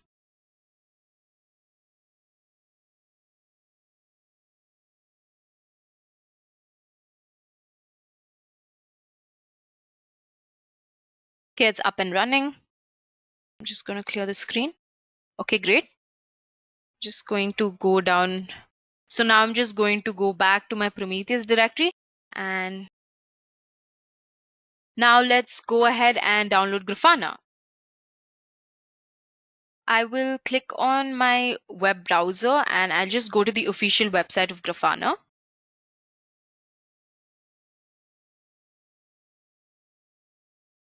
So this is the official website of Grafana. I'm just going to click on the download button.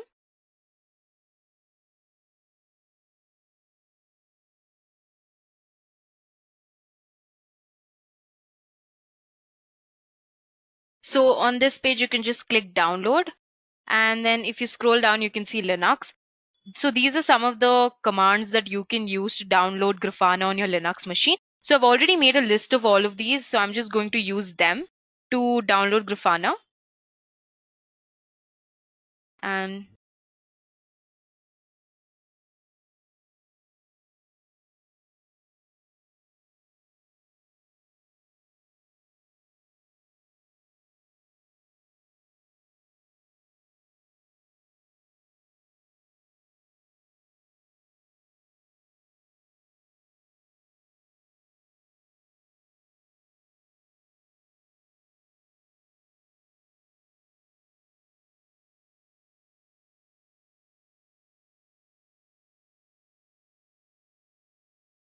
okay, now that Grafana has been installed, I'm just going to clear my screen and I'm just going to check if it's up and running.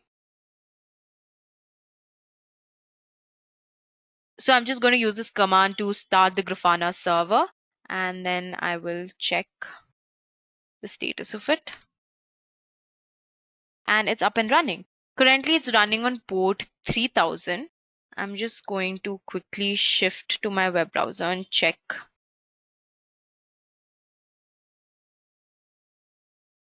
As you can see that Grafana is up and running. That's great.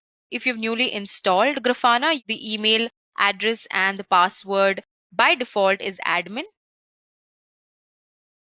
Okay, and you can obviously create your own password. So once you're prompted with your credentials admin, then you can just create your own password and submit it.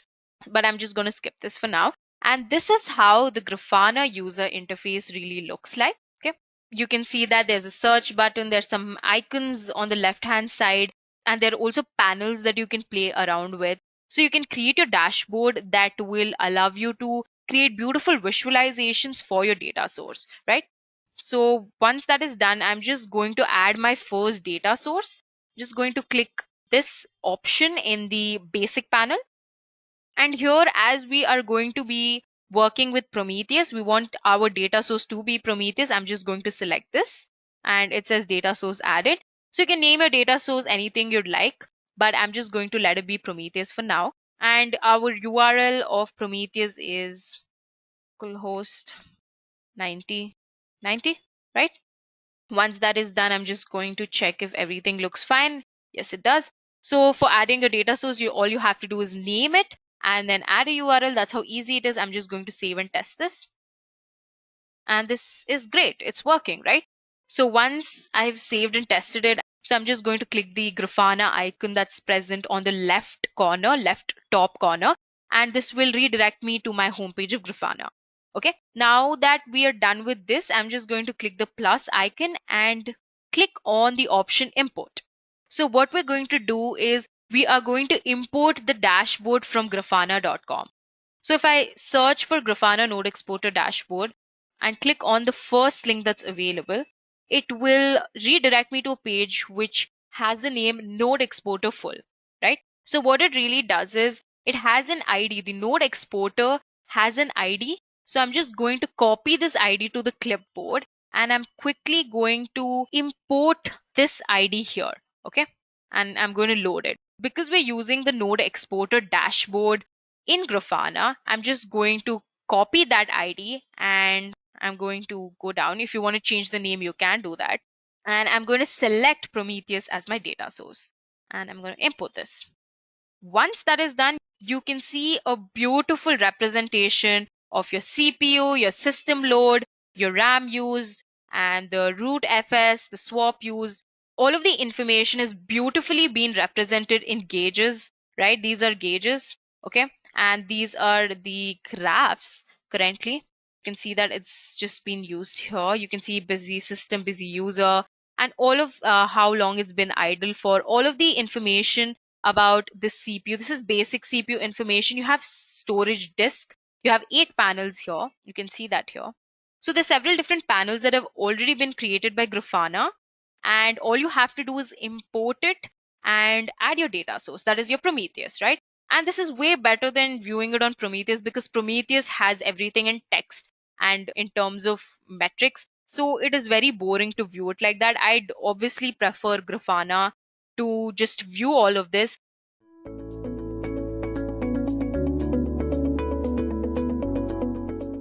Now let's talk a little bit about DevOps and cloud, or DevOps on cloud.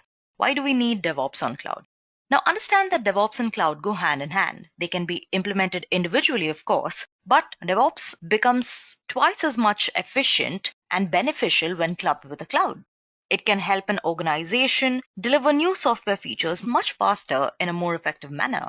Many organizations try to fix their application development processes by shifting from waterfall to DevOps. Now, they have this understanding that DevOps alone won't be that effective. So, public and private cloud solutions are now evolving together with DevOps. This brings in products at a faster rate to the market through quick access to development environment and streamlined developer processes. Infrastructure as code and automation together reduces the cloud complexity and maintenance of servers and resources, which our ops team previously was very concerned about. The security also highly increases with automated repeatable processes that serve to eliminate error that can cause further issues. And even more importantly, it builds security controls from the very beginning to the very end of the process. Now, because you don't have any servers and your continuous operations are cloud-based, it also eliminates a lot of downtime. And last but not the least, scalability, which is one of the most important factors for applications as they are developed. When DevOps and cloud are clubbed together, it reduces the cost of infrastructure, and global reach also increases with this. Now that you know why you need a cloud platform, let's go ahead and look at our cloud platform of choice today, which is AWS. So what is AWS? Now, back in the day, handling and storing data was way different than it is now. Companies preferred storing data using private servers, and that was obviously for security reasons. But however, with better usage of the internet, the trend has seen a paradigm shift for industries as they are moving their data to the cloud. Now, this enables companies to focus more on core competencies and stop worrying about storing and computation. For example, back in the day, if a streaming platform or a search engine platform, anything with a high volume database suffered a corruption, it would take days before their operations resumed. They would face problems scaling up, and only then would they realize the need for a highly reliable, horizontally scalable, and distributed system is what they need. But now, with cloud services and public cloud platforms, this wouldn't be a problem. Now, since every company has started to adopt cloud services, it can be claimed that the cloud is the talk of the town, and AWS in particular is the leading cloud service provider in the market. AWS, which stands for Amazon Web Services, is an Amazon.com subsidiary which offers cloud computing services at an extremely affordable rates. Therefore, its customer base is strong and it targets everyone from individuals to startups to tech giants running the IT landscape. If you might wonder what cloud computing is basically the use of remote servers on the internet to store, manage, and process data, as opposed to an actual physical server or a personal computer to do the same. As we are talking about AWS, it is kind of an IaaS or infrastructure as a service, which basically gives you a server in the cloud that you have complete control over. In IaaS, you are responsible for managing everything starting from the OS completely up to the application you are running. So now that we have discussed about DevOps and AWS, let's move on to our CI/CD pipeline. Now, what is a pipeline or CI/CD pipeline? It's nothing but a series of steps that must be performed in order to deliver a new version of the software. At its bare bones, at its most basic, you have your build, test, and deploy stage. The CI/CD basically stands for continuous integration and continuous deployment. So CI is basically continuous integration, which basically means bringing together all the developers' working copies to a shared mainline. All the developers working on parallel branches of a certain upgrade of an application merge their changes into one main branch. And CD stands for continuous delivery and deployment.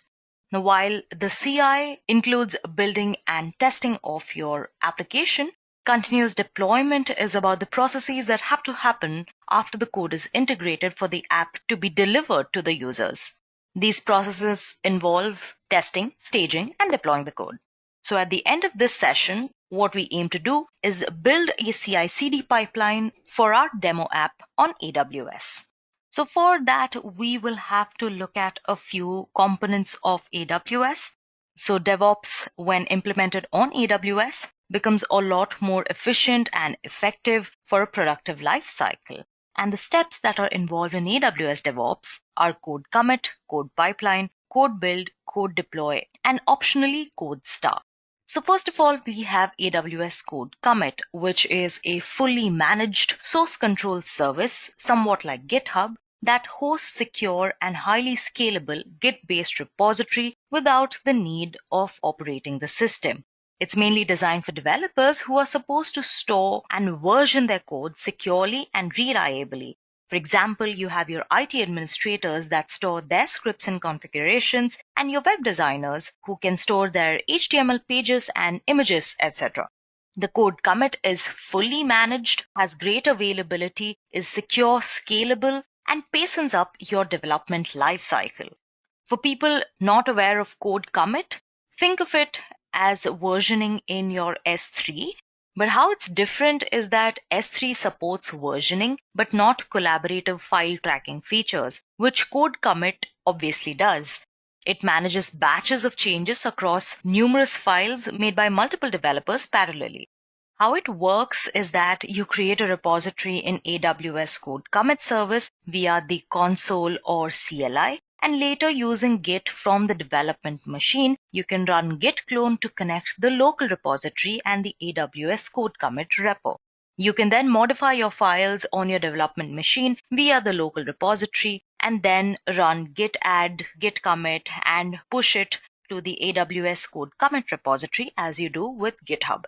Again, like Git, even git pull can be used here to synchronize the files in AWS Code Commit repository with your local repo, which ensures that you're working with the latest version of the files. Next on our list, we have AWS Code Pipeline, which is a combination of continuous integration and continuous delivery services for a quicker and more reliable infrastructure and application updates. It automatically builds, tests, and deploys a user code whenever there is a code change, and it is completely based on user-defined release process models. It also integrates with AWS services like AWS Code Commit, Amazon S3, Code Deploy, Elastic Beanstalk, OpsWorks, and AWS Lambda.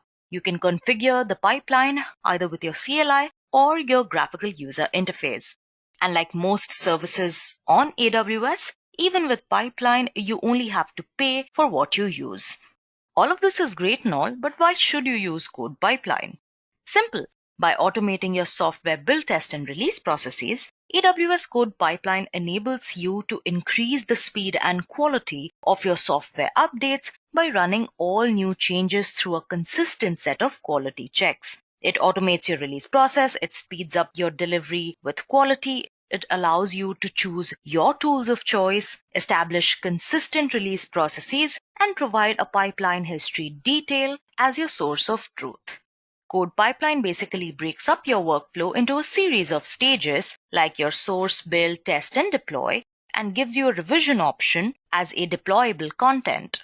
Each stage can process only one revision at a time, even though multiple revisions can be processed in the same pipeline. And each stage will have at least one action to be performed, which is some kind of task performed on the artifact. Once all of the actions that are configured in a stage is complete, the stage is considered as complete. After a stage is complete, it transitions the artifacts created in that stage to the next stage of the pipeline, where you can manually enable or disable it, so it prevents changes from running through an entire pipeline. An approval action is granted only by the IAM user, and if an action fails, it does not transition to the next action or stage at all. So when a developer completes working on his code, he or she commits it to the source repository, and Code Pipeline automatically detects the changes and builds those changes. After that, the build code is deployed to the staging server for testing, and then additional tests such as integration or load tests are run by the Code Pipeline. Once all of the tests are run, if the code receives manual approval, then AWS Code Pipeline deploys the tested and approved code to the production instances. Also, every time when a user creates a pipeline, the Code Pipeline creates a folder for that pipeline in an S3 artifact bucket in that particular region to store input and output artifacts. Next on our list, we have AWS Code Build. Now, this is a fully managed build service in the cloud, which compiles your source code, runs unit tests, and produces artifacts that are ready to deploy. It eliminates the need to provision, manage, and scale your own build servers. It provides pre-packaged build environments for the most popular programming languages and build tools, and scales automatically to meet your peak build requests.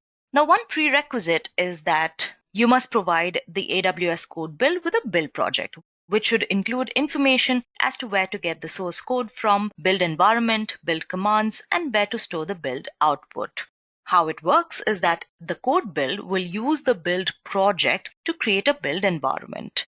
AWS Code Build then downloads the source code from the build environment and performs tasks that you would specify in the build specifications. If there is any build output, the build environment uploads its output to the S3 bucket, and while the build is running, the build environment sends information to Code Build and CloudWatch logs. You can use the Code Build console, AWS CLI, or AWS SDKs to get summarized build information from Code Build and detailed build information from CloudWatch logs as well. Now, that was all about Code Build. Now, finally, let's talk about Code Deploy. Now, AWS Code Deploy is a service that coordinates your application deployment and updates across the fleet of AWS EC2 of any size. It automates your code deployment to any instance, handles the complexity of updating them. It also avoids downtime during application development and rolls back automatically if failure is detected. Apart from that, it also integrates with third-party tools and AWS to make your job easier. It has 6 primary components to be specific. You have application revision, compute platform, deployment group, deployment configuration, and the code deploy agent. Now, the basic skeleton of how your deployment workflow pursues is as you can see on your screen. You basically create an application with a unique name and set up a deployment group by specifying the instances to which you want to deploy your application and the deployment type. If you're using the Lambda platform, you just deploy your deployment group's name, followed by which, in your deployment configuration, you specify the success or failure condition of deployment and to how many instances you want to deploy parallelly. Then you upload the application specification file to the S3 and deploy your application as specified with the help of your code deploy agent, which is running on each instance on an EC2 platform, or as specified in your specification file to the deployment group when you're using a Lambda platform. And finally, you check your deployment results. And if you face any bugs or issues, you can always roll back and redeploy.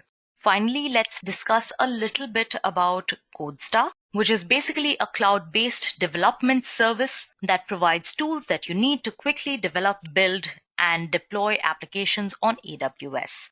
It's basically a very templatized format where you start developing on AWS in certain minutes and you could choose from a variety of project templates. All of the software delivery is easily managed and you can work across your team very securely using the CodeStar. And apart from all of this, you also are provided with a project management dashboard to monitor your application continuously. All you have to do as an AWS CodeStar admin is create a project and add users. Your users or team members will commit changes, which in turn will be built and deployed. And through consistent monitoring of the application, if there are any updates required or any bugs, the developers take a decision, make updates, fix bugs, and then the loop closes back in on the team, and that's about it. The development process takes little to no time using CodeStar. Now that we have spoken about all of these different components of AWS DevOps, I hope building the CI/CD pipeline would seem a tad more tangible to you. If you're new learners, you can always sign up for a free tier, which is free for the entire year.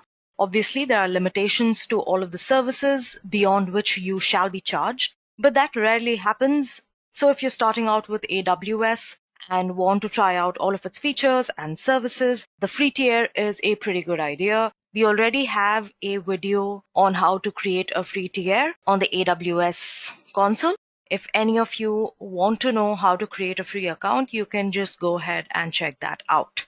So we're going to be building a CI/CD pipeline using AWS, using Code Pipeline, and I'll try to be as slow and verbose as possible, as comprehensive as possible, so as to help you guys to follow me each step of the way. So what we'll be doing here is that we'll be creating a demo application, platform as a service application, and we shall be deploying it using the Code Pipeline. So let's go ahead and create our application first. So to create an app, we will be using the Amazon Elastic Beanstalk, which basically has a bunch of templates ready for you. Now, since this is a demo about Code Pipeline and not web development, we'll be creating a pretty rudimentary app. So let's go ahead and type Elastic Beanstalk. Using Elastic Beanstalk, we can make simple apps very, very quickly. And if you have already created an application, created a few applications, they are going to appear right here on your screen. But since we have created no applications using this particular account, this is a screen that will greet you. So we're going to go ahead and click on Create Application. So let's call this Deployment App. We're not very original, are we? We're not going to put in any application tags. You could put them if you like, but currently they are completely unnecessary. On platform, let's pick PHP. And it automatically fills up the platform branch and version with the latest ones available. Then I'm just going to be using the sample application code and click on Create Application. Now this is a platform as a service app. So basically, once I click on Create Application, I wouldn't have to worry about any background processes or creating the infrastructure. Elastic Beanstalk is going to do that for me on its own.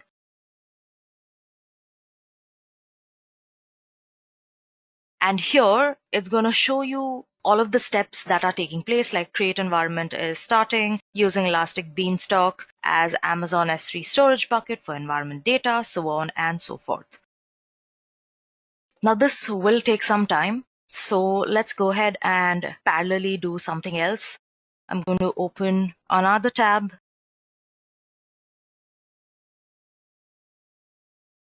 Now the AWS console. Okay, thankfully it did not ask me to sign in again. So while my app gets created, what I'm going to do is I'm going to create the pipeline. So I'm going to type in Code Pipeline. And the funda is simple even here, guys. You're just going to put in certain details and your pipeline will be created for you. Now this is your dashboard. This is where all of your recent pipelines will appear. Since in this free tier, we have no pipelines created, hence you have no results to display.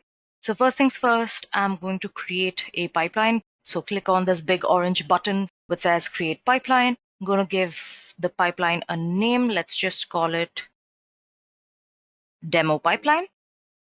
So as a default, I'm just going to fill in a role name, AWS,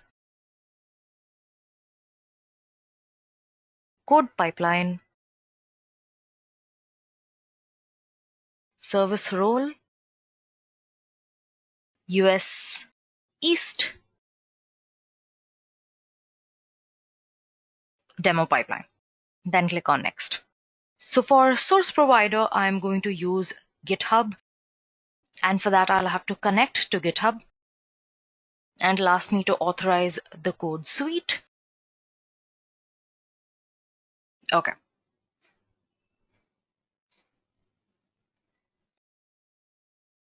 Okay, once you have successfully authenticated the account, you can go ahead and search for the repository. Here, I'm going to choose the demo-code deploy app, which is actually a sample app I have forked from the AWS Code Pipeline repository. You can go ahead and look for it as well. It will be available in the AWS Code Pipeline's GitHub account. Yeah. And in the branch, let's select master branch and click on Next. Now we move on to the build stage. Because I have nothing major to build, I'm just going to go ahead and pick skip build stage. Then you will be prompted with a notification which will ask you if you're sure to skip your build stage. Now, since I have nothing major to build, yes, I am going to skip this build stage. And for deployment, here we are going to choose a deploy provider. So here I'm going to use Elastic Beanstalk and put in my application name and my environment name. Now our application name was deployment app and our environment name would be deployment app environment. This is something which gets created automatically. So we're going to go ahead and click on next. And finally, we are at the review stage where you can go ahead and review all of the details that you have just put in for your code pipeline. And I'm just going to create this pipeline. It's pretty simple to do. Now this might take a few moments, so kindly be patient. And then you are greeted with a notification which says, "Success, congratulations, your pipeline has been created." Now here you can go ahead and release changes if you want. Our IAM role is in place that we had created earlier. Our pipeline is a success. Now all we have to do is wait for our application to get created, and then we can go ahead and deploy our application.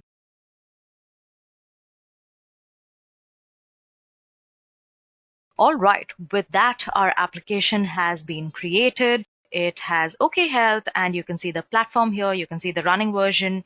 You can see all the details, all the recent information regarding the app.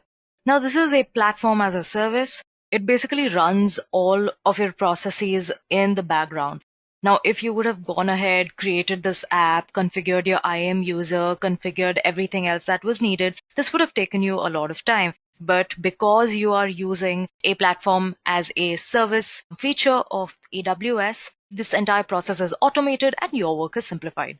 So if you go down and look at the recent events, one thing you can see is your instance deployment is completed successfully. Just in the line above that, you can see that your new application was deployed to running EC2 instances. So basically an instance is running on EC2.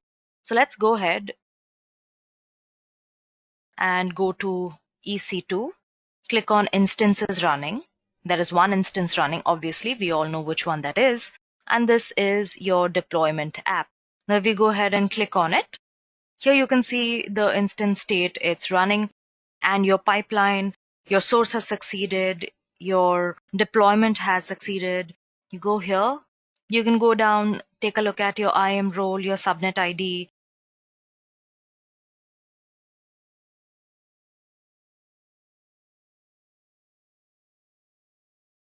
So with that, your instance has been deployed and you realize that your demo pipeline has worked.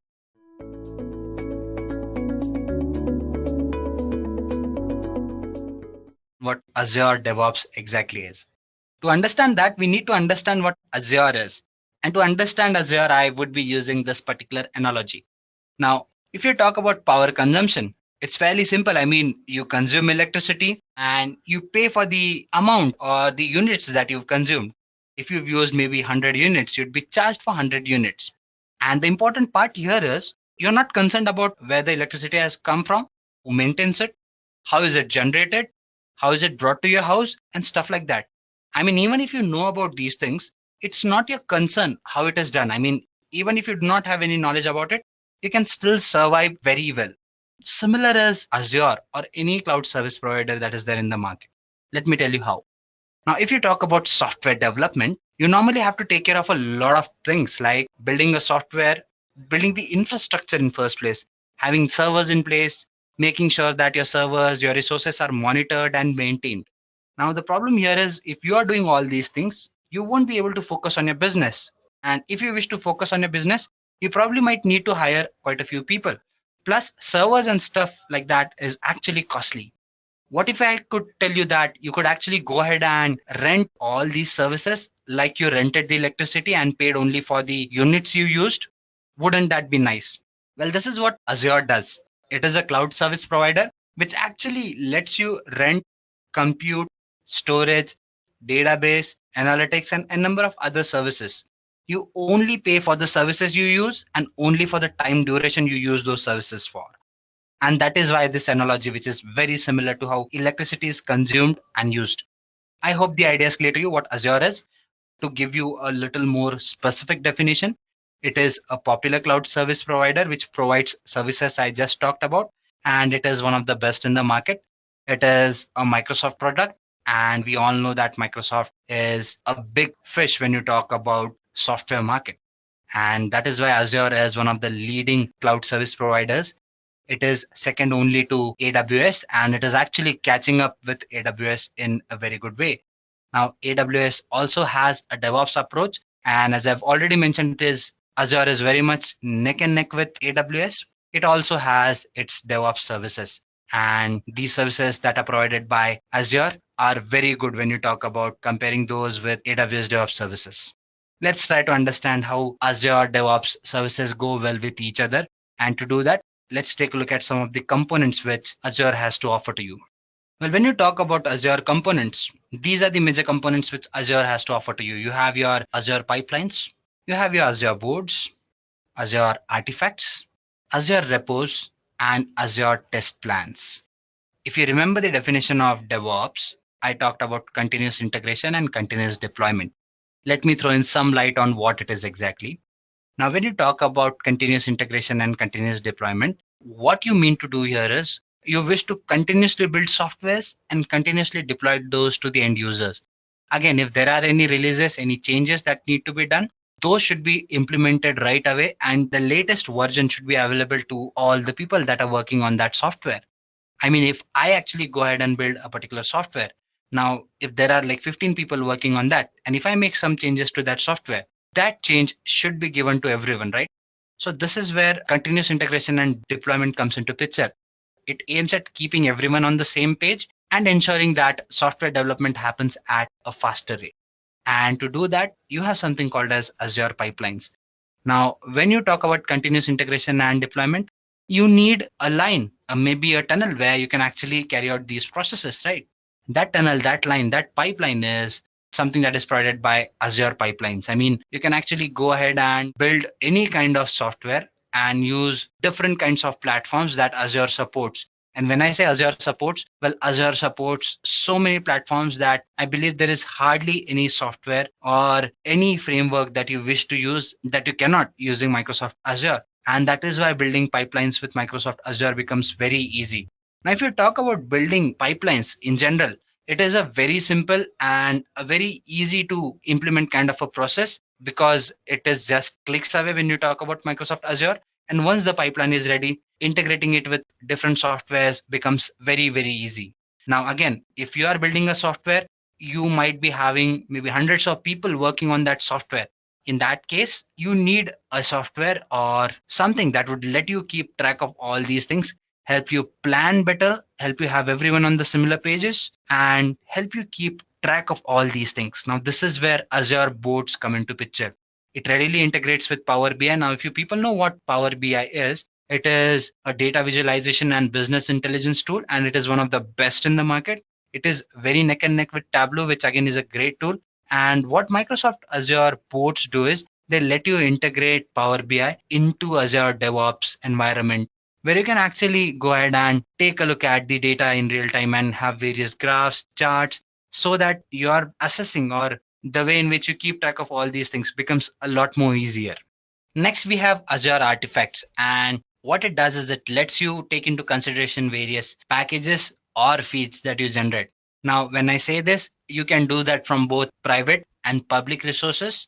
Apart from that, whether it's Maven, whether it's NewGen, whatever it is, everything is taken care by your Azure Artifacts. When you're talking about continuous integration and deployment, your repositories become very important. And Microsoft Azure lets you have any kind of repositories that are there. If you take a look at Azure Repos, it has almost everything that is needed to deal with repositories. If you're building a software, it needs to be tested. And with Azure Test Plans, you can do end-to-end testing, and it ensures full coverage for your tests. So these are some of the components that ensure DevOps process is carried out very well with Microsoft Azure. And that is why Azure and DevOps go very well hand in hand.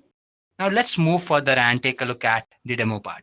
So guys, in order to understand how Microsoft Azure works, or how the Azure DevOps stuff works, we would be switching into Azure portal. Now Azure, as I've already mentioned, is a cloud service provider, and we are going to see how Microsoft Azure can be used to carry out DevOps operations. To do that, you can actually go ahead and visit Azure's website. Just open their website, and then you have this place called as portal where you can click in. Now guys, if you have an account, it would ask you to sign in. Just go ahead and sign into your account, and you are more than good to go. For people who are completely new to Microsoft Azure, let me tell you a thing that they have something called as a free tier where you can actually go ahead and create a free account. You have to enter in your credit card details, but Microsoft Azure won't charge you for that. Once you create an account, Microsoft Azure gives you certain free credits which you can use for a particular duration of time. Now, I cannot see my credits here, but normally you can actually go ahead and take a look at the amount of credits that Microsoft Azure has to offer to you. It is somewhere around, if I'm not wrong, it is close to $200 if I'm not wrong. Yeah, that is what it is. So probably you would be able to utilize the services for free. And how do you do that? You use that credit that is made available to you. So if there is a particular service that you want to use, you can pay the bills using the credit that is made available to you, and you won't be charged for the services that you use. There are certain limits on the services that you use. Suppose if you actually go ahead and create a server and you let it open for a long time, create a database on top of it, you might be charged heavily for that. But I would suggest that you actually go ahead and take a look at certain documentation that Microsoft Azure has to offer to you. And as long as you stay in the specified limits, you won't be charged anything. So I would suggest that you actually go ahead and put in your credit card, debit card details and get an account created. Once you create an account, this is what the Microsoft Azure portal or the interface looks like. So we have our account, which is up and running.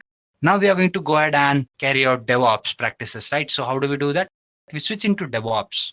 You can just come to the search console and type DevOps here, Azure DevOps, or you can just go ahead and type Azure DevOps somewhere here. The reason I'm doing this is I want to show you how the interface looks like. So this is what it would look like when you start.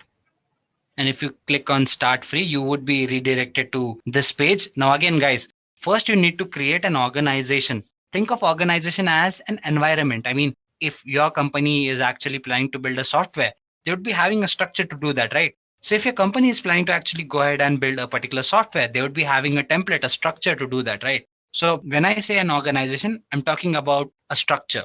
How do you create an organization? It is very simple. Here's an option here. If you click on new organization, it would ask you for the name of the organization. You enter the name and your organization gets created. Now that we have an organization, our next step should be to go ahead and create a project. How do we do that? Again, click on project. There would be an option here once you create an organization saying that do you want to create a project? You should say yes on it. Again, that is how the interface looks for somebody who has started fresh. If not, this is what it would look like. So I can just go ahead and enter the project name. Let's say demo project for today. I'm bad at naming conventions, so forgive me for that. Description, sample project would do. Again, guys, the complexity of project is not important here. I'm just trying to explain certain stuff to you, so please pardon this simpleness of this particular project. Again, guys, once you do enter in the details, it gives you an option. Do you want it public or private? When you say public, anyone on the internet can have access to it. More of an open source kind of stuff. If not, you can stick to your private thing and you can give access to the people you want to take a look at your project. Having said that, if you select private, you can just say create project and your project gets created. Okay, guys, so the project is created. It took a longer while than normal. If your internet is not working that well, at times it takes this time. So once the project is ready, guys, you are actually free to go ahead and do the stuff. Now, these are the components that we talked about. At the bottom, you can see these components. You have your boards, repos, pipelines, test plans, artifacts, and you can actually go ahead and create all of those. Let's start by creating a pipeline first, guys. So all you have to do is say new pipeline. Now again, guys, how do you actually go ahead and create a pipeline? What do you do for that? Do you go ahead and use an existing piece of code that you have? Do you have repositories that you want to do? Or do you want to type in your own code? You can do anything you want. You can use Azure repos, which are made available to you for free. GitHub, we all know, is a popular place to have your repositories kept. And if you wish to do that, you can import repositories from your GitHub as well. To do that, you have to actually just go ahead and click on this icon. That is what I'm going to do in this session. I'm going to use a GitHub repository. So you have to click on this thing and you have to authorize your GitHub repository or your GitHub account rather. Now my account is already authorized with Azure, so I don't think it should ask me for reauthorization. You can actually go ahead and authorize your GitHub account. Once you do that, You're free to actually go ahead and import repositories from your GitHub. Now, if I go to GitHub, this is my demo account. So I have one repository that I have it here. My repositories. You can see this is a Python repository, guys. As I've already mentioned, you can use any platform you want when you talk about Azure. Python is something that is simple, and I wish to stick to that. Now, this repository is something that is made available to you by Microsoft Azure as well. Do not worry, I would be sharing in this link. If not, you can visit Microsoft Azure Docs for Azure DevOps and you would get this link as well. So once you have this link, you have to fork this thing into your GitHub. For people who do not know what GitHub is, well, think of it as a storage place where you can actually go ahead and store your repositories. Now, repositories is nothing but it is a piece of code or a software which you can actually go ahead and store it here, which you can give access to others as well.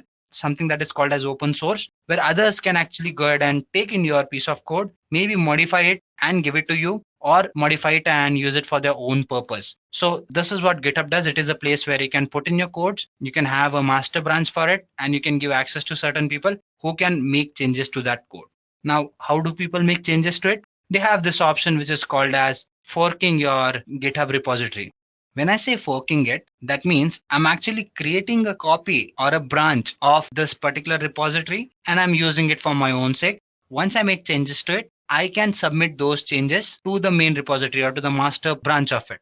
So this is what GitHub is. And the process which we saw here, it would ask you to authorize your GitHub account. And if you've already forked that particular repository, it would be available here in the suggestion. As you can see, it has been forked here. So I have this repository here, which I've selected.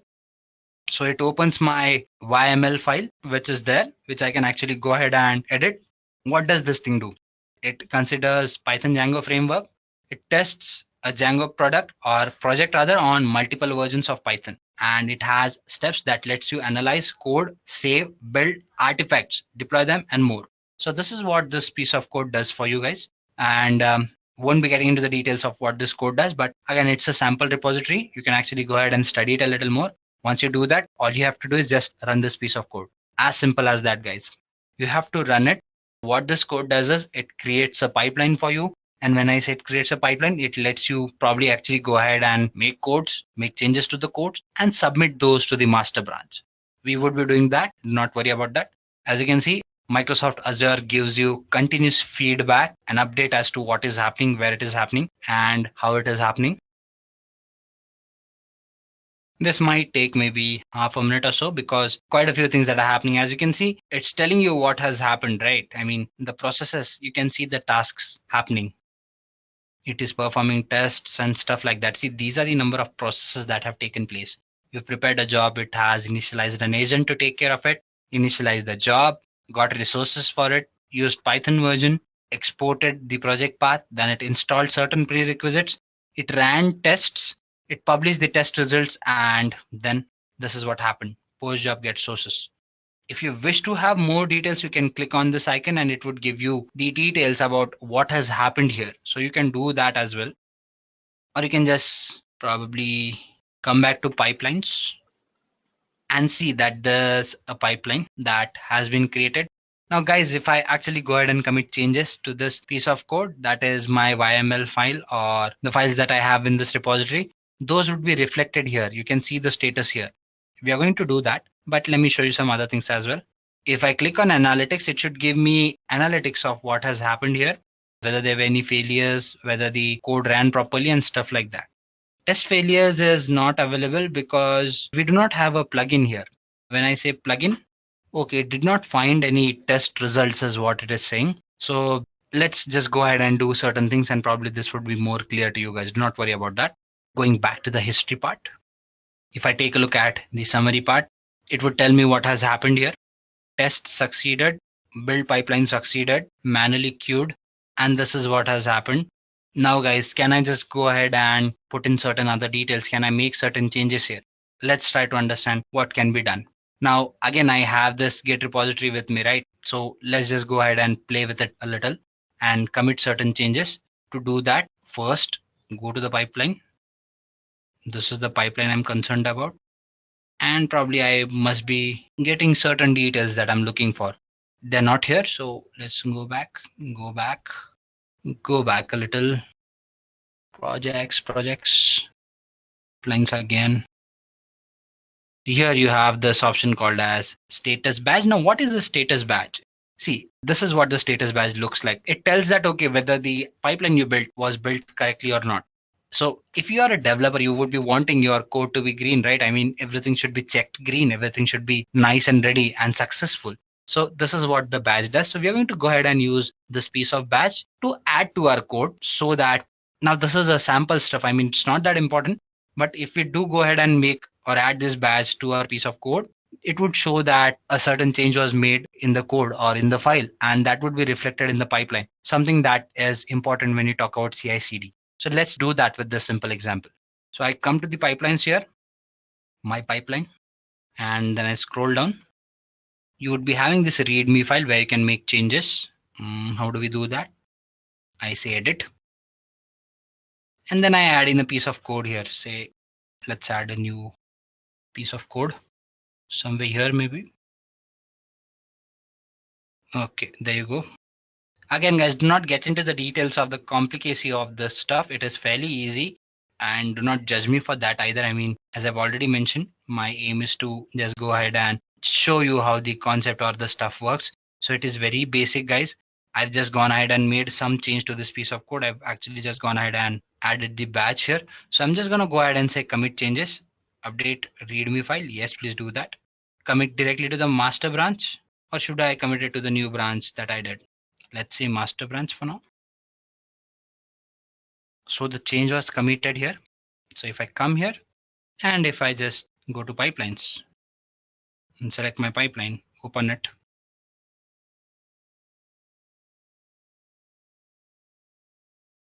Yeah, there you go. The change has been reflected. Update readme. So this file was updated. So again, guys, this is what I'm talking about. Continuous integration and deployment. That is what it means. I mean, if I make change to this piece of code, and if somebody else wants to access it, it or my software should give me the latest copy, right? So this is what this piece of code is doing. In my pipeline, if I just go ahead and pick a certain piece of code, I make change to it, that change gets reflected. And this is what DevOps does, and this is what Azure helps you do.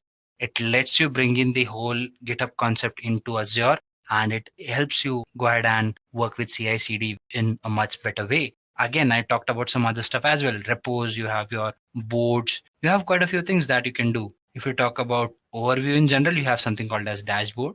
So if I click on this icon here, so I have this dashboard that is created by default. Oh, there is no dashboard here. Or if there is a dashboard, it does not have widgets. So I'm going to add a widget. Let's say I need a widget for build history. So I click on it and I say add. So I say done editing. So if I just refresh this thing,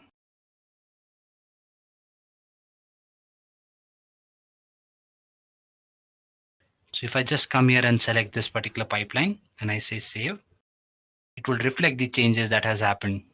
What happened with or what is happening with this particular dashboard or with this particular project. So it would give me details like these. And as I've already mentioned, when you create dashboards, you can actually go ahead and integrate Power BI, which is a very popular business intelligence and BI tool basically. So you can actually go ahead and take in or consider all those features as well. Apart from that, you have all the other stuff that you can actually go ahead and play with. Again, to use analytics or to understand how analytics work with this thing, you actually would have to go ahead and do two things. One, you would have to go ahead and integrate your plugin for analytics. Once you do that, you can go ahead and implement quite a few things.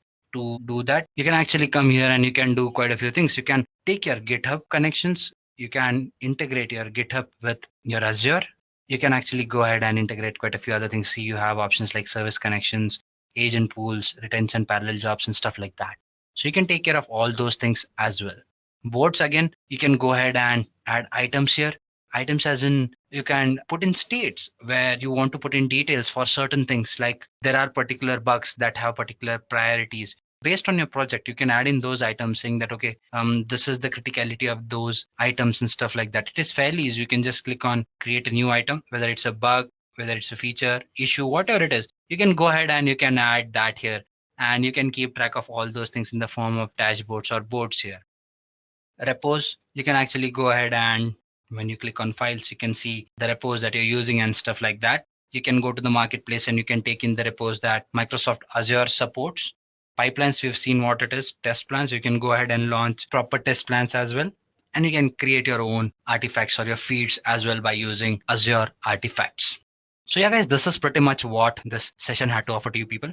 We did go ahead and create a pipeline. We saw how to commit changes and how those changes get reflected when you use an Azure pipeline.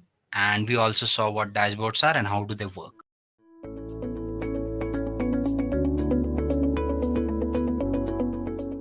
First one will be the purpose. An agile process uses an iterative approach, which will quickly and efficiently evolve to respond to customer needs. Whereas DevOps practices combine the development and the operation team, using automation for continuous deployment. Next, we have principles. Agile mindset revolves around teams who prioritize delivering working software through constant communication with the client. This allows for adaptability to new information and keeps projects relevant in the world. Whereas DevOps will focus on 5 principles: culture for communication, automation to streamline tasks, learn principle to eliminate waste, measuring for continuous improvement, and sharing to promote transparency and knowledge exchange. These principles work together to enhance efficiency and software quality. Next, we have practices. Agile development breaks tasks into small stories and communicate daily in stand-up meetings. A team will work for a shorter periods to manage complex projects and improve efficiency. Whereas the DevOps software development method will highlight continuous delivery, automation, monitoring, and continuous integration.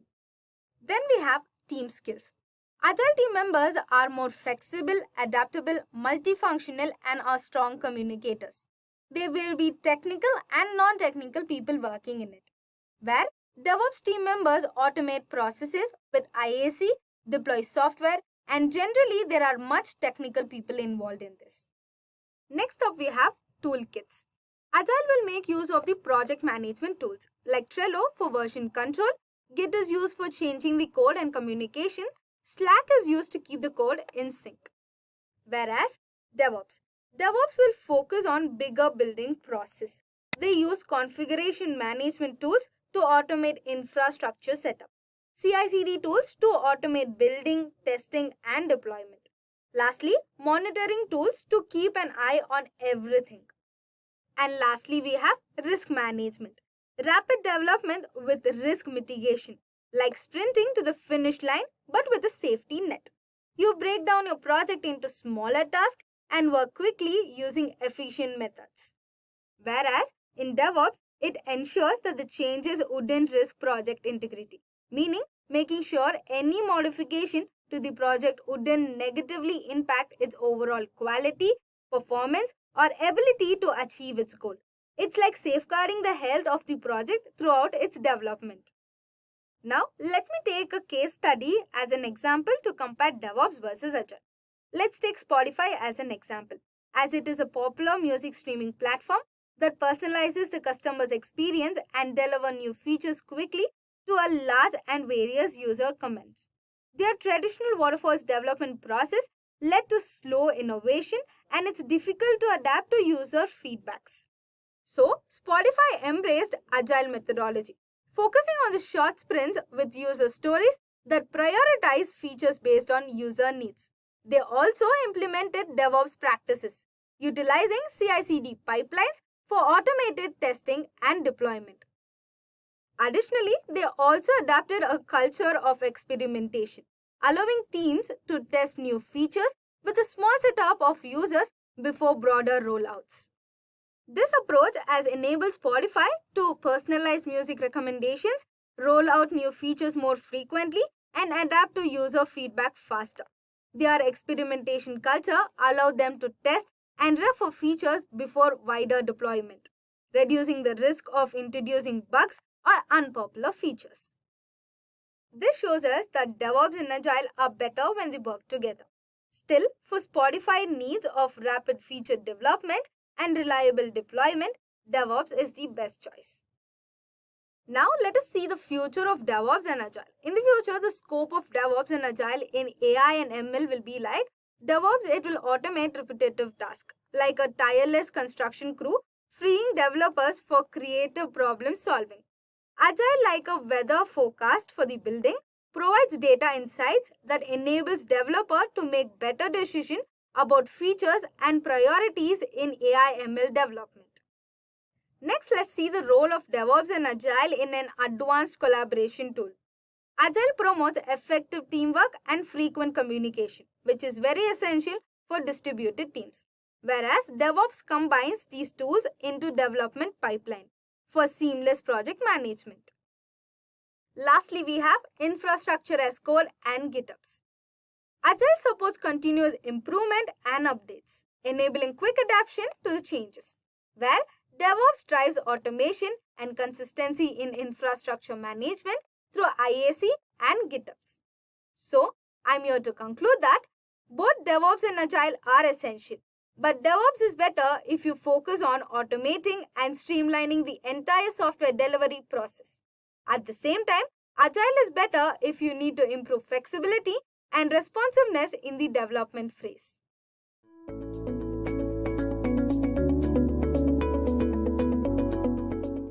Let's explore the top 5 DevOps certifications one by one.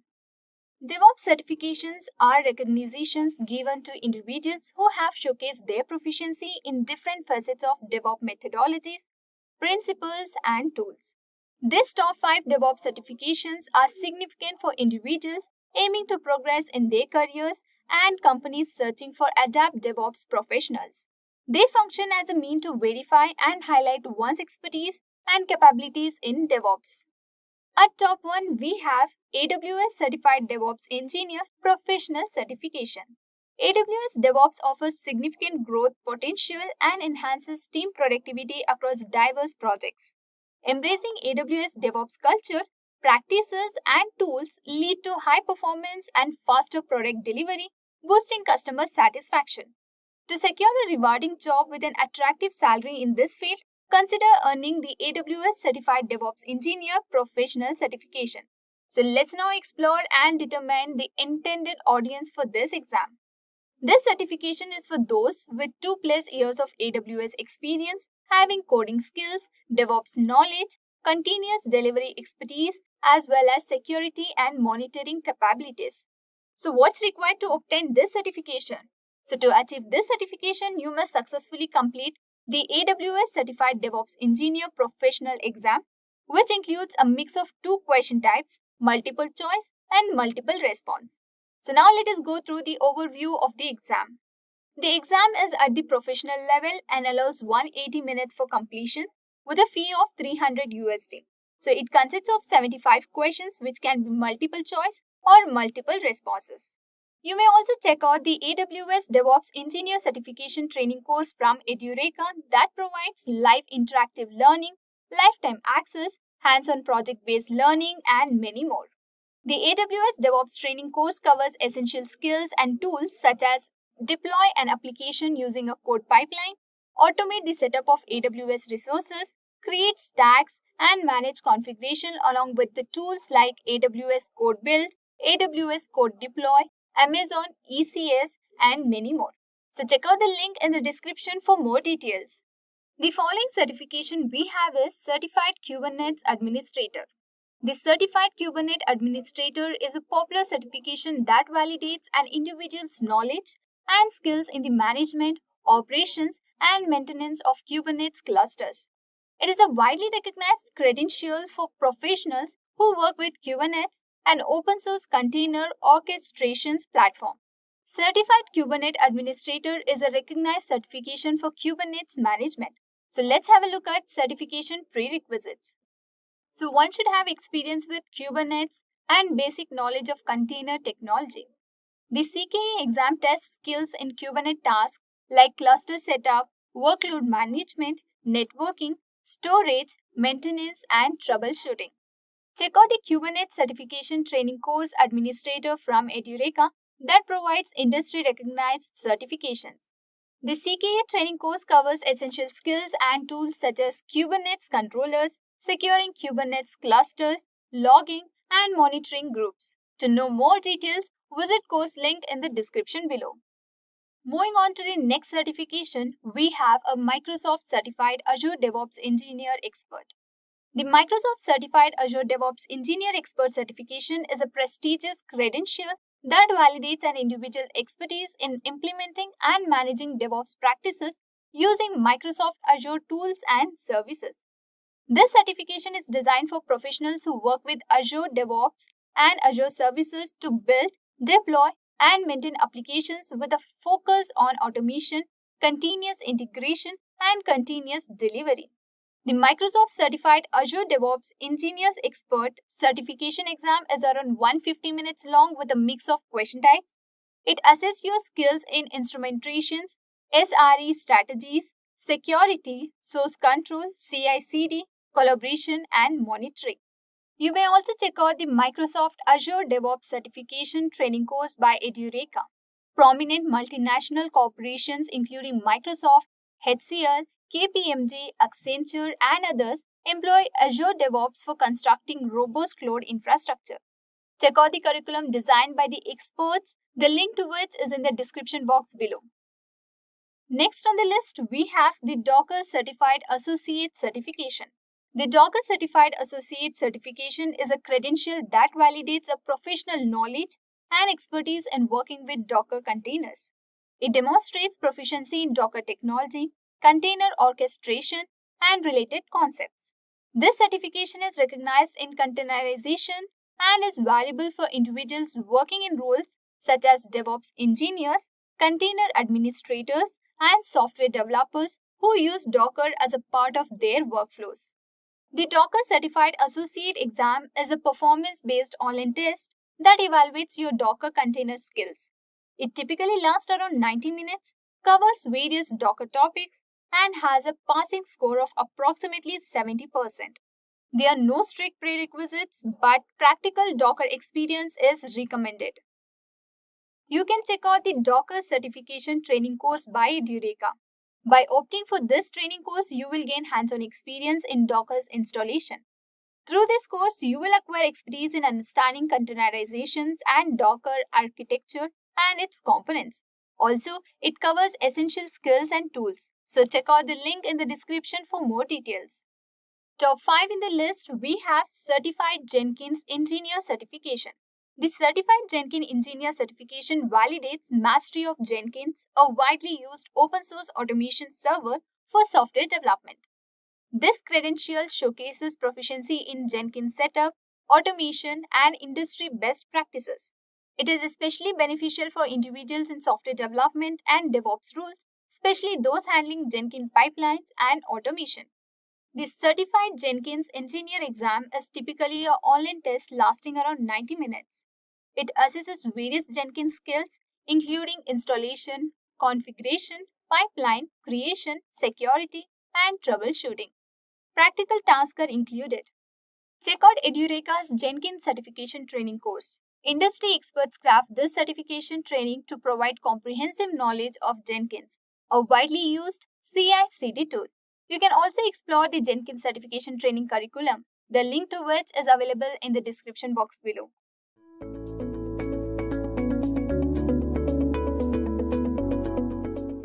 Have you all ever imagined what is DevOps career path?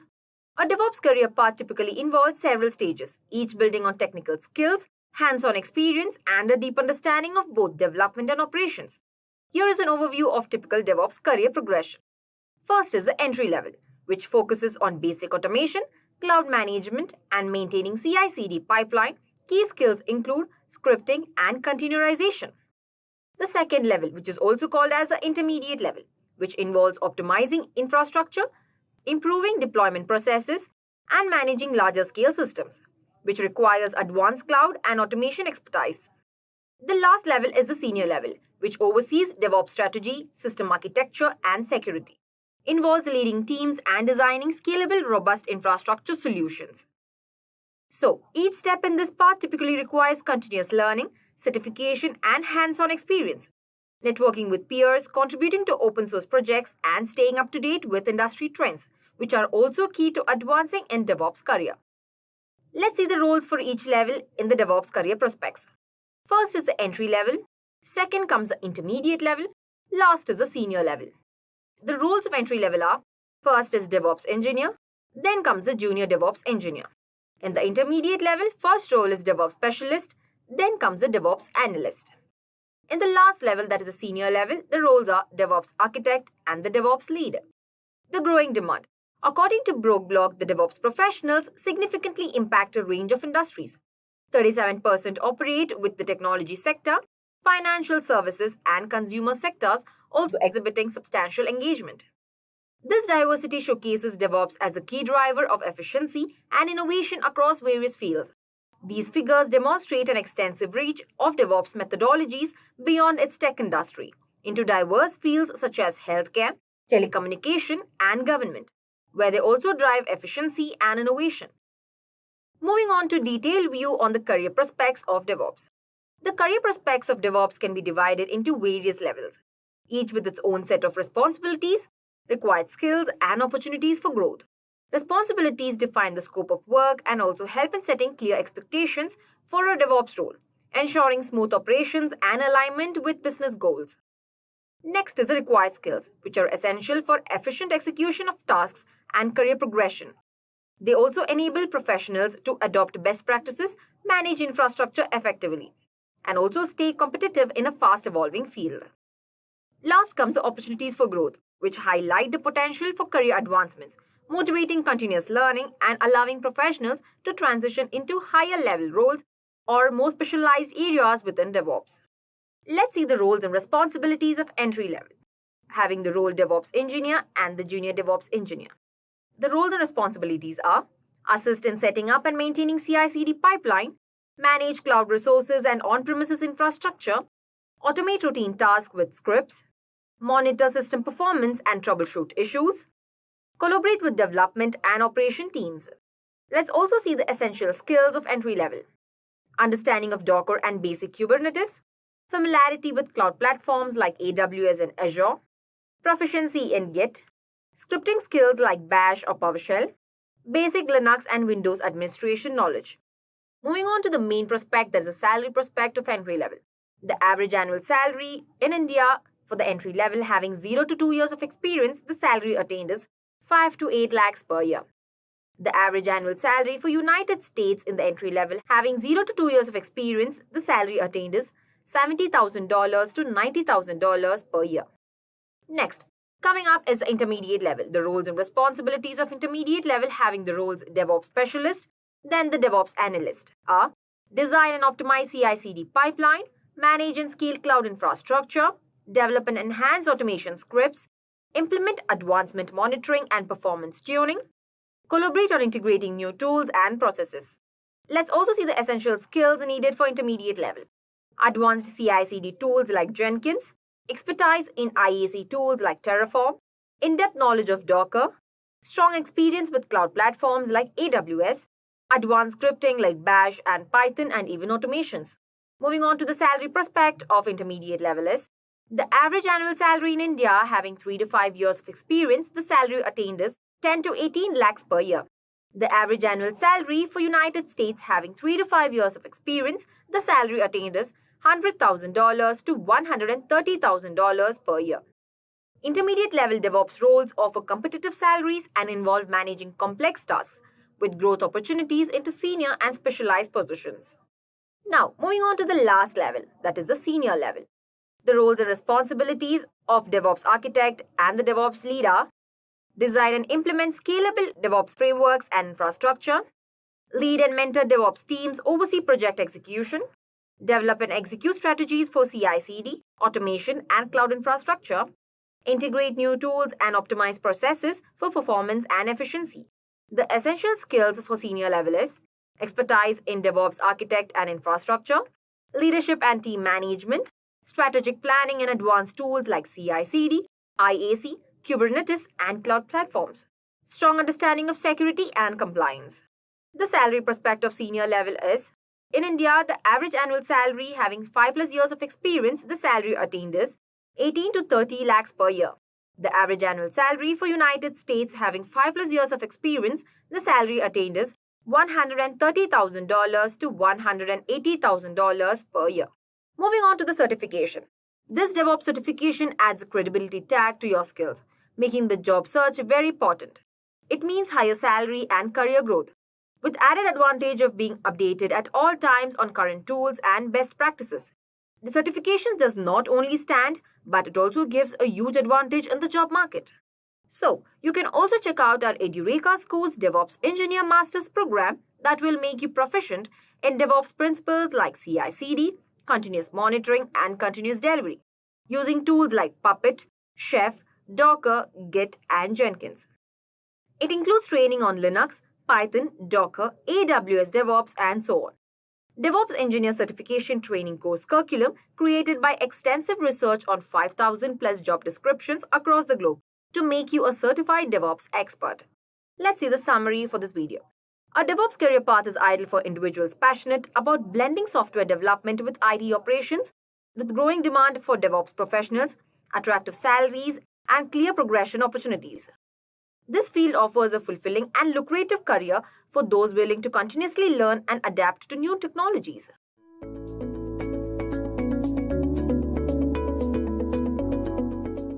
Why DevOps tools are important? DevOps tools are essential for streamlining and enhancing the software development lifecycle. They enable teams to automate repetitive tasks, improve collaboration, and deliver software more reliably and efficiently. Here are some key reasons why DevOps tools are important. First is its automation and efficiency. Tools like Jenkins, Ansible, and Docker automate tasks such as testing, deployment, and configuration management. They reduces manual work, minimizes errors, and speeds up processes, enabling faster releases. Next is its collaboration and communication. Version control tools like Git and GitLab facilitate collaboration by allowing multiple developers to work on code simultaneously. DevOps tools also bridge gaps between development and operation teams, promoting shared responsibility and transparency. Consistency and reliability. Configuration management tools like Puppet and Chef helps enforce consistent environments, reducing "it works on my machine" issues. Infrastructure as code tools like Terraform enable the reproducibility of environments, ensuring reliable deployments. Next we have is the scalability and flexibility. Tools like Kubernetes and cloud management platforms like Terraform for multi-cloud make it easier to scale applications up or down, manage resources, and support dynamic business needs. Last is its continuous improvement. Monitoring tools like Prometheus and visualization platforms like Grafana provide real-time insights into system performance. This feedback helps teams identify issues early and optimize continuously for improved performance and user satisfaction. Moving on to a first concept, that is version control. Version control in DevOps refers to practice of tracking and managing changes to software code, configurations, and document over time. It enables teams to collaborate on projects, ensuring that multiple developers can work on the same code base without conflicts. Version control systems like Git allow you to track changes where every modification is saved as a version, so you can go back to any previous state. Next is its collaborative efficiency, where multiple team members can work on different features or bug fixes simultaneously. Ensure code integrity, where changes are reviewed, merged, and tested before they are deployed, maintaining a stable code base. Last comes its rollback. In case of errors or bugs, you can easily revert to a previous working version of the code. In DevOps, version control is a foundational practice for continuous integration and continuous delivery, that is CI/CD, enabling faster development cycles and safer deployments. The tools involved in this is, first is the Git. Git is a version control system that tracks changes in source code. It allows multiple developers to work on projects simultaneously. Supporting branching and merging strategies, Git is a distributed version control where every developer has a full copy of the project's history, enabling offline work and more robust collaboration. Branching and merging. Git allows you to create separate branches for new features or bug fixes, which can be worked on independently and then merged back into the main code base. Git also has the commit history, where each change can be saved as a commit with a unique ID, making it easy to review, track, and revert changes. Git has its collaboration, where Git supports collaboration among teams by allowing multiple developers to work on different parts of the code simultaneously without conflicts. Now let's see how Git's dashboard looks like. Git is a foundational in DevOps pipeline for continuous integration, continuous delivery, making it easier to manage code across teams and automate deployment processes. Popular platforms like GitHub, GitLab, and Bitbucket use Git for project hosting and collaboration. Now let me show you how the Git's dashboard looks like. So open the web browser, type Git on the search bar, click on the first link that you can see here on the screen. There you go. This homepage shows the Git's dashboard. It is a free, open source and high performance version control system that's easy to learn and support advanced features like branching and staging. It offers links for documentation, downloads, and also community engagement, along with details of the latest release. Now, onto the left-hand side, you can see that there is About written. This links to information about the advantages of Git compared to other version control systems. Now let's see what is in the About. Under About, you can see branching and merging, where it focuses on Git's branching models. Then comes Small and Fast, likely discusses about Git's lightweight and efficient performance. Then we have Is Distributed, covers Git's distributed nature as well. Then we also have Data Assurance, talking about data integrity in the Git. Staging area is again which explains Git's staging area for committing changes. So it will show you each and every step how staging area happens. Free and open source highlights Git's open source status. Then last we have is a trademark. It refers to Git's trademark information. Okay, so how the Git trademark policy happens and the guidelines and how things has to be prohibited using the marks and etc. Now under documentation, this provides all the access to detailed documentation including command reference, tutorials and other resources as well. By clicking download, which offers download links to Git clients for various platforms. For example, let it be Windows, it can have Mac OS and even Linux, etc. as well. It will show you the latest source release of it. Last here we have is the community. Links to Git community including mailing list, forums and development resources. So this is how the Git dashboard looks like. Now let me show you how the Git command works. So for that, type git bash. I have installed git bash from my Microsoft store. Okay, so this is how the git bash looks like. So let's type the command first. I'll be typing a simple command to check the version of the Git which I have installed. For that, I have typed git --version. Here you go. You can see the Git version that is 2.45.2.Windows 1. Okay. Now, let me also show you how to initialize empty Git repository.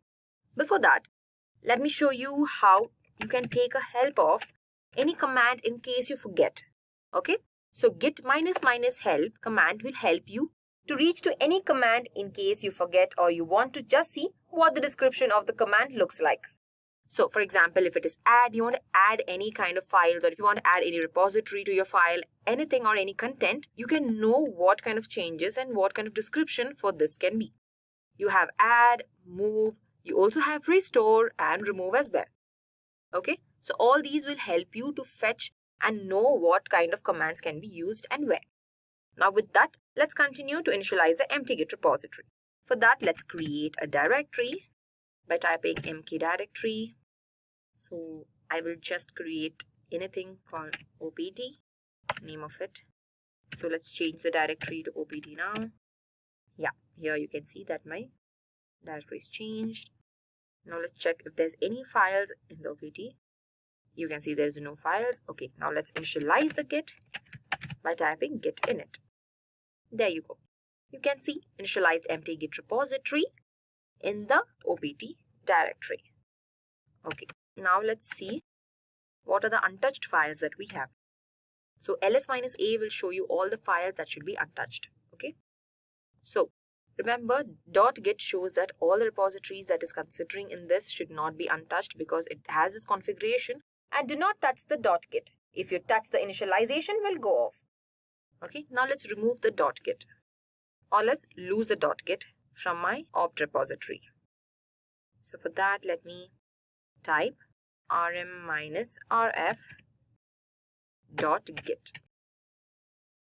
Now let's type ls-a and check for the file that should be untouched. Here you go. You can see .git has been lost and even we have been removed it as well. So this is how git command works. So you can also try out several commands in git bash as well, like this.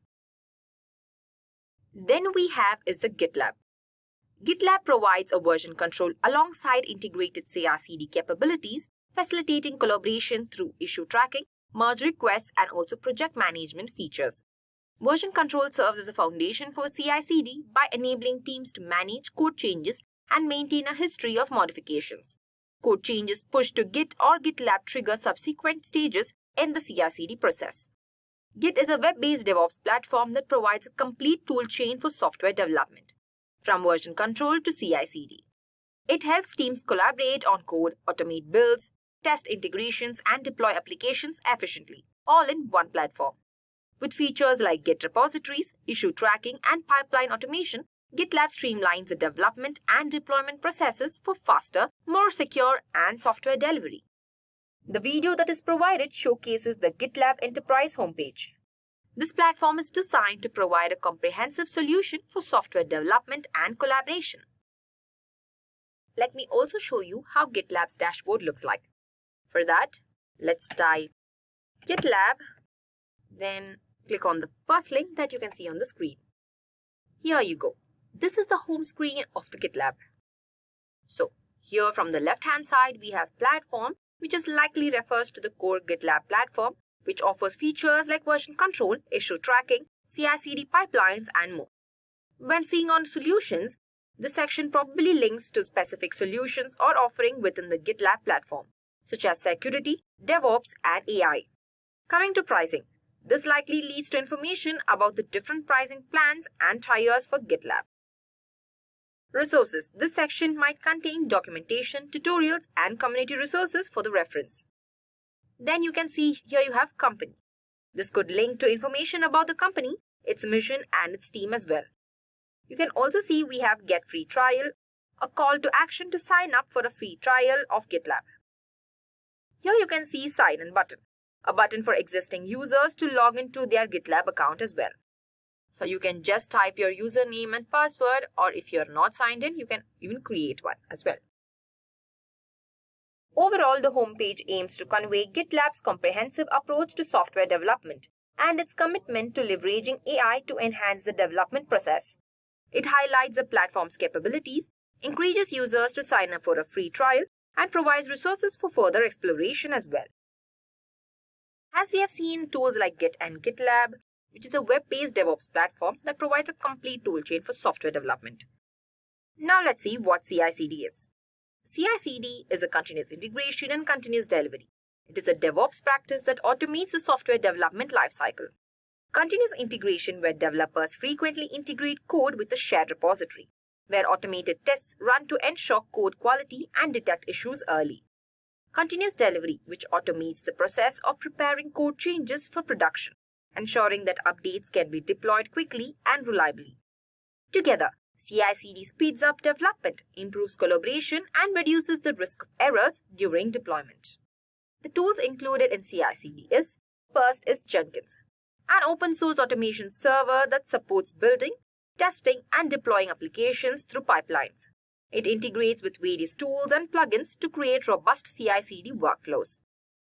Jenkins has continuous integration, where it automates code integration by triggering builds and tests upon commits, helping catch issues early and improve code quality. Then it is also having the continuous delivery, where Jenkins automates deployment after successful builds, ensuring consistent delivery to staging or production environments. Extensive plugin ecosystem.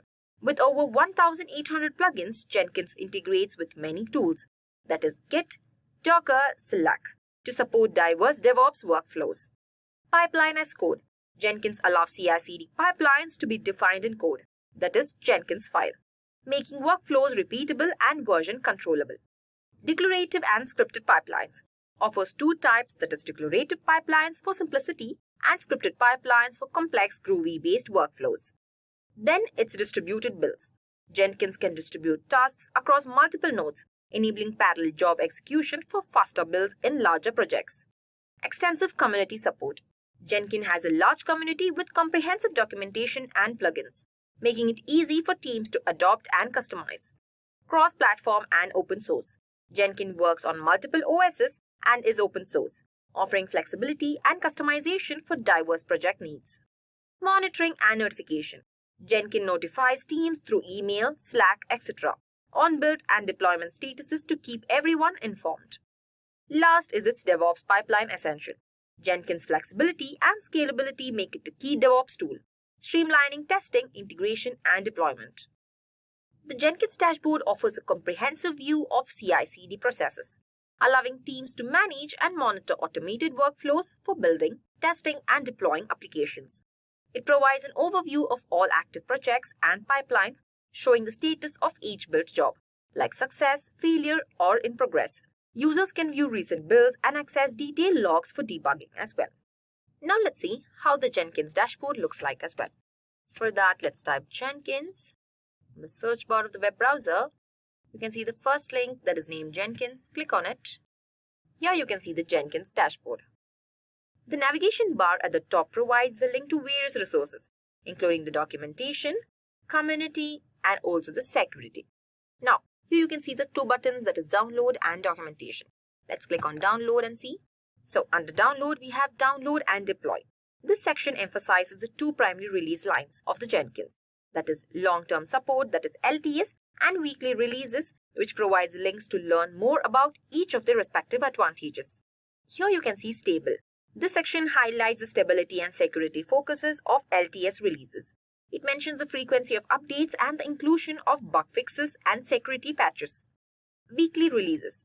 This section emphasizes the rapid delivery of new features and bug fixes in weekly releases. It's ideal for users who want the latest release and also is willing to accept potential instability. Here, when you're scrolling down, you can see downloading Jenkins.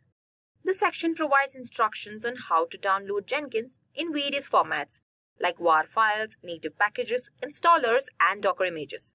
It also provides a link to hardware and software requirements for running Jenkins. Overall, this page provides clear information about Jenkins release lines. We also have a download options and installation steps. It caters to different user needs, so whether you prefer stability or the latest release. Now when you click on documentation, under documentation we have installing Jenkins, platform information, how to use Jenkins, pipelines, and etc. So you can refer to this to know more information about Jenkins as well. This is how the overall dashboard of Jenkins look like. The next we have is GitLab CI/CD. Integrated with GitLab, it uses GitLab ci.yml files to define CI/CD pipelines, automating the testing and deployment process as soon as the code changes are detected. GitLab CI/CD is highly flexible and it supports scaling workflows, making it ideal for continuous software delivery in DevOps. Once the code is committed to version control, CI/CD tools like Jenkins or GitLab CI/CD automatically trigger builds and tests. Successful build create deployment artifacts. That is how it moves seamlessly to the next stage of the containerization. With that said, now let's see what is containerization. Containerization is a method in DevOps where applications and their dependencies are packed together in isolated environments called containers. Containers include everything needed to run an application, such as libraries, dependencies, and configuration files. They are lightweight and can run consistently across different environments, from development to production. This enables DevOps teams to build, test, and deploy applications efficiently, as containers ensure that the application will behave the same way regardlessly of where it's run. Its consistency across different environments is also great. Isolation of application avoiding conflicts. Efficiency with faster startup times as well. The first tool that is involved in containerization is Docker. A Docker is a platform for creating, deploying, and managing lightweight, portable containers that package applications and their dependencies, ensuring consistency across different environments. Here is why Docker is valuable. First is its consistency across environments. Docker ensures the app runs the same way, whether on a developer's laptop, in a test environment, or in production, reducing it works on my machine issues. Portability. Docker containers can run on any platform that supports Docker, making it easy to move apps across different systems. Then we have is its scalability. Docker makes it easy to replicate containers enabling horizontal scaling to handle more load without complex configuration. Isolation. Each container runs independently, which isolates application and reduces conflicts between dependencies. Last is its efficient resource usage. Docker containers are lightweight and efficient, using less memory than traditional virtual machines, which helps optimize server resources. Docker actually streamlines application deployment, reduces infrastructure costs, and also support agile development and continuous delivery workflows. The Docker dashboard provides a visual interface to manage containers, images, volumes, and networks within Docker. It displays an overview of active and inactive containers, allowing users to start, stop, restart, and delete them easily.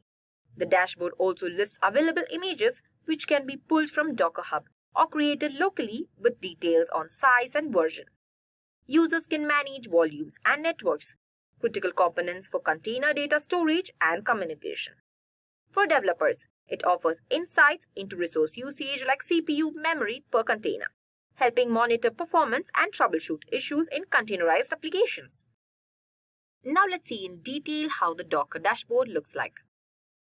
Go to your web browser. On the search bar, just type Docker. Click on the first link that is seen. This is how the home page of the Docker website looks like. We have the Docker logo, which is iconic Docker logo representing a whale, as you know. Then in the navigation bar, which links to various sections of the website, includes products, developers, pricing, support, blog, and company. We also have a search bar to search any content on the Docker as well. We have a sign in button and get started button. These allow users to log into the Docker accounts to start their Docker journey.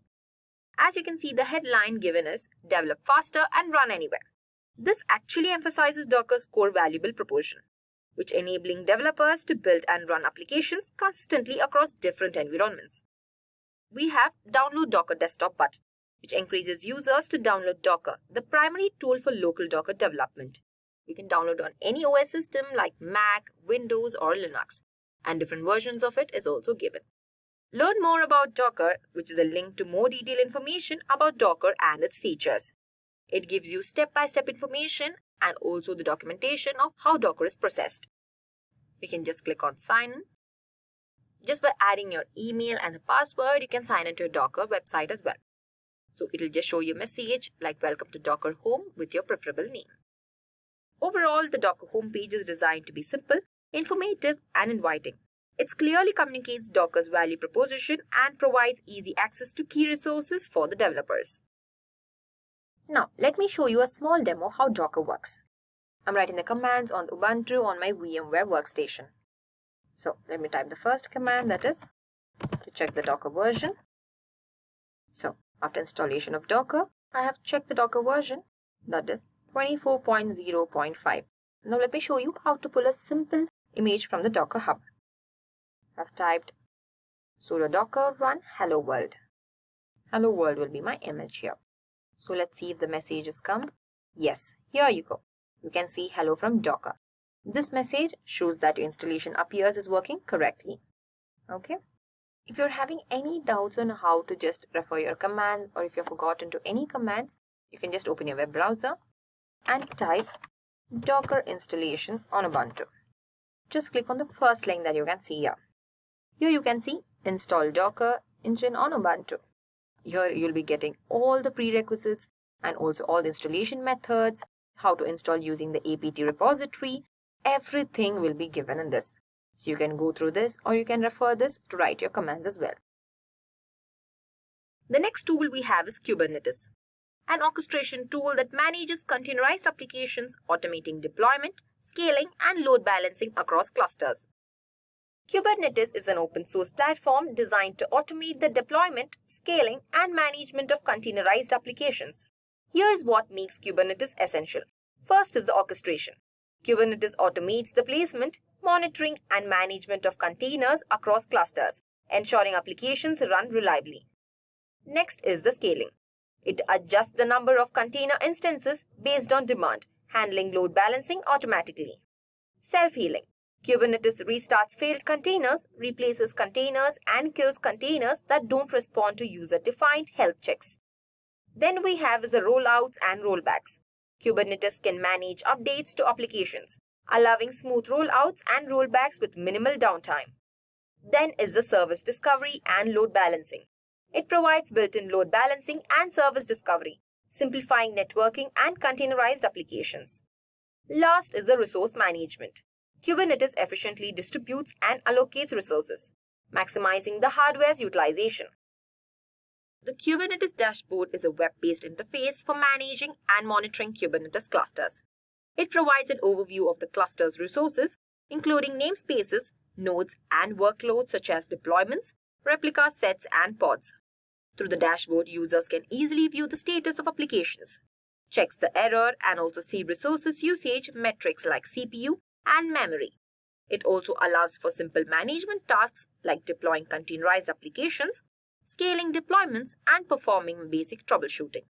Additionally, the dashboard offers insights into configuration maps, secrets, and persistent storage, enabling users to manage configuration and storage within the cluster. After the CI/CD process generates deployable artifacts like Docker images, Docker packages these applications into containers. Kubernetes then manages these containers, orchestrating their deployment and scaling as needed. Next, we will see about the configuration management. Configuration management is a vital component of DevOps that ensures computer systems, servers, and software are maintained in a desired and consistent state. It involves tracking and controlling changes to software and hardware components, which helps prevent problems between environments. By automating the deployment and configuration of systems, configuration management reduces manual errors and accelerates processes. It also includes version control, allowing teams to track changes and roll back to previous configurations when necessary. This practice fosters consistency across development, testing, and production environments, ensuring that applications run smoothly regardlessly of the setting. Common tools used in configuration management include Ansible, Chef, Puppet, and SaltStack, each offering unique features for automating system management and enforcing configuration as code. Overall, effective configuration management streamlines infrastructure management, enhancing reliability and efficiency in software delivery. The tools included in the configuration management is, first we have is Ansible. Ansible is an automation tool that simplifies configuration management, application deployment, and orchestration through YAML-based playbooks. It's agentless and can manage multiple servers simultaneously. Ansible provides a visual interface for managing automation tasks, playbooks, and also inventory, enabling users to monitor playbook runs, organize hosts, and also manage roles securely. Tools like AWX and Ansible Tower support these dashboards, simplifying task management and fostering team collaboration. I will just show you how the Ansible website looks like. So just type Ansible. When you scroll down, just click on the first link that you can see, Homepage Ansible Collaborative. This shows the homepage of the Ansible website.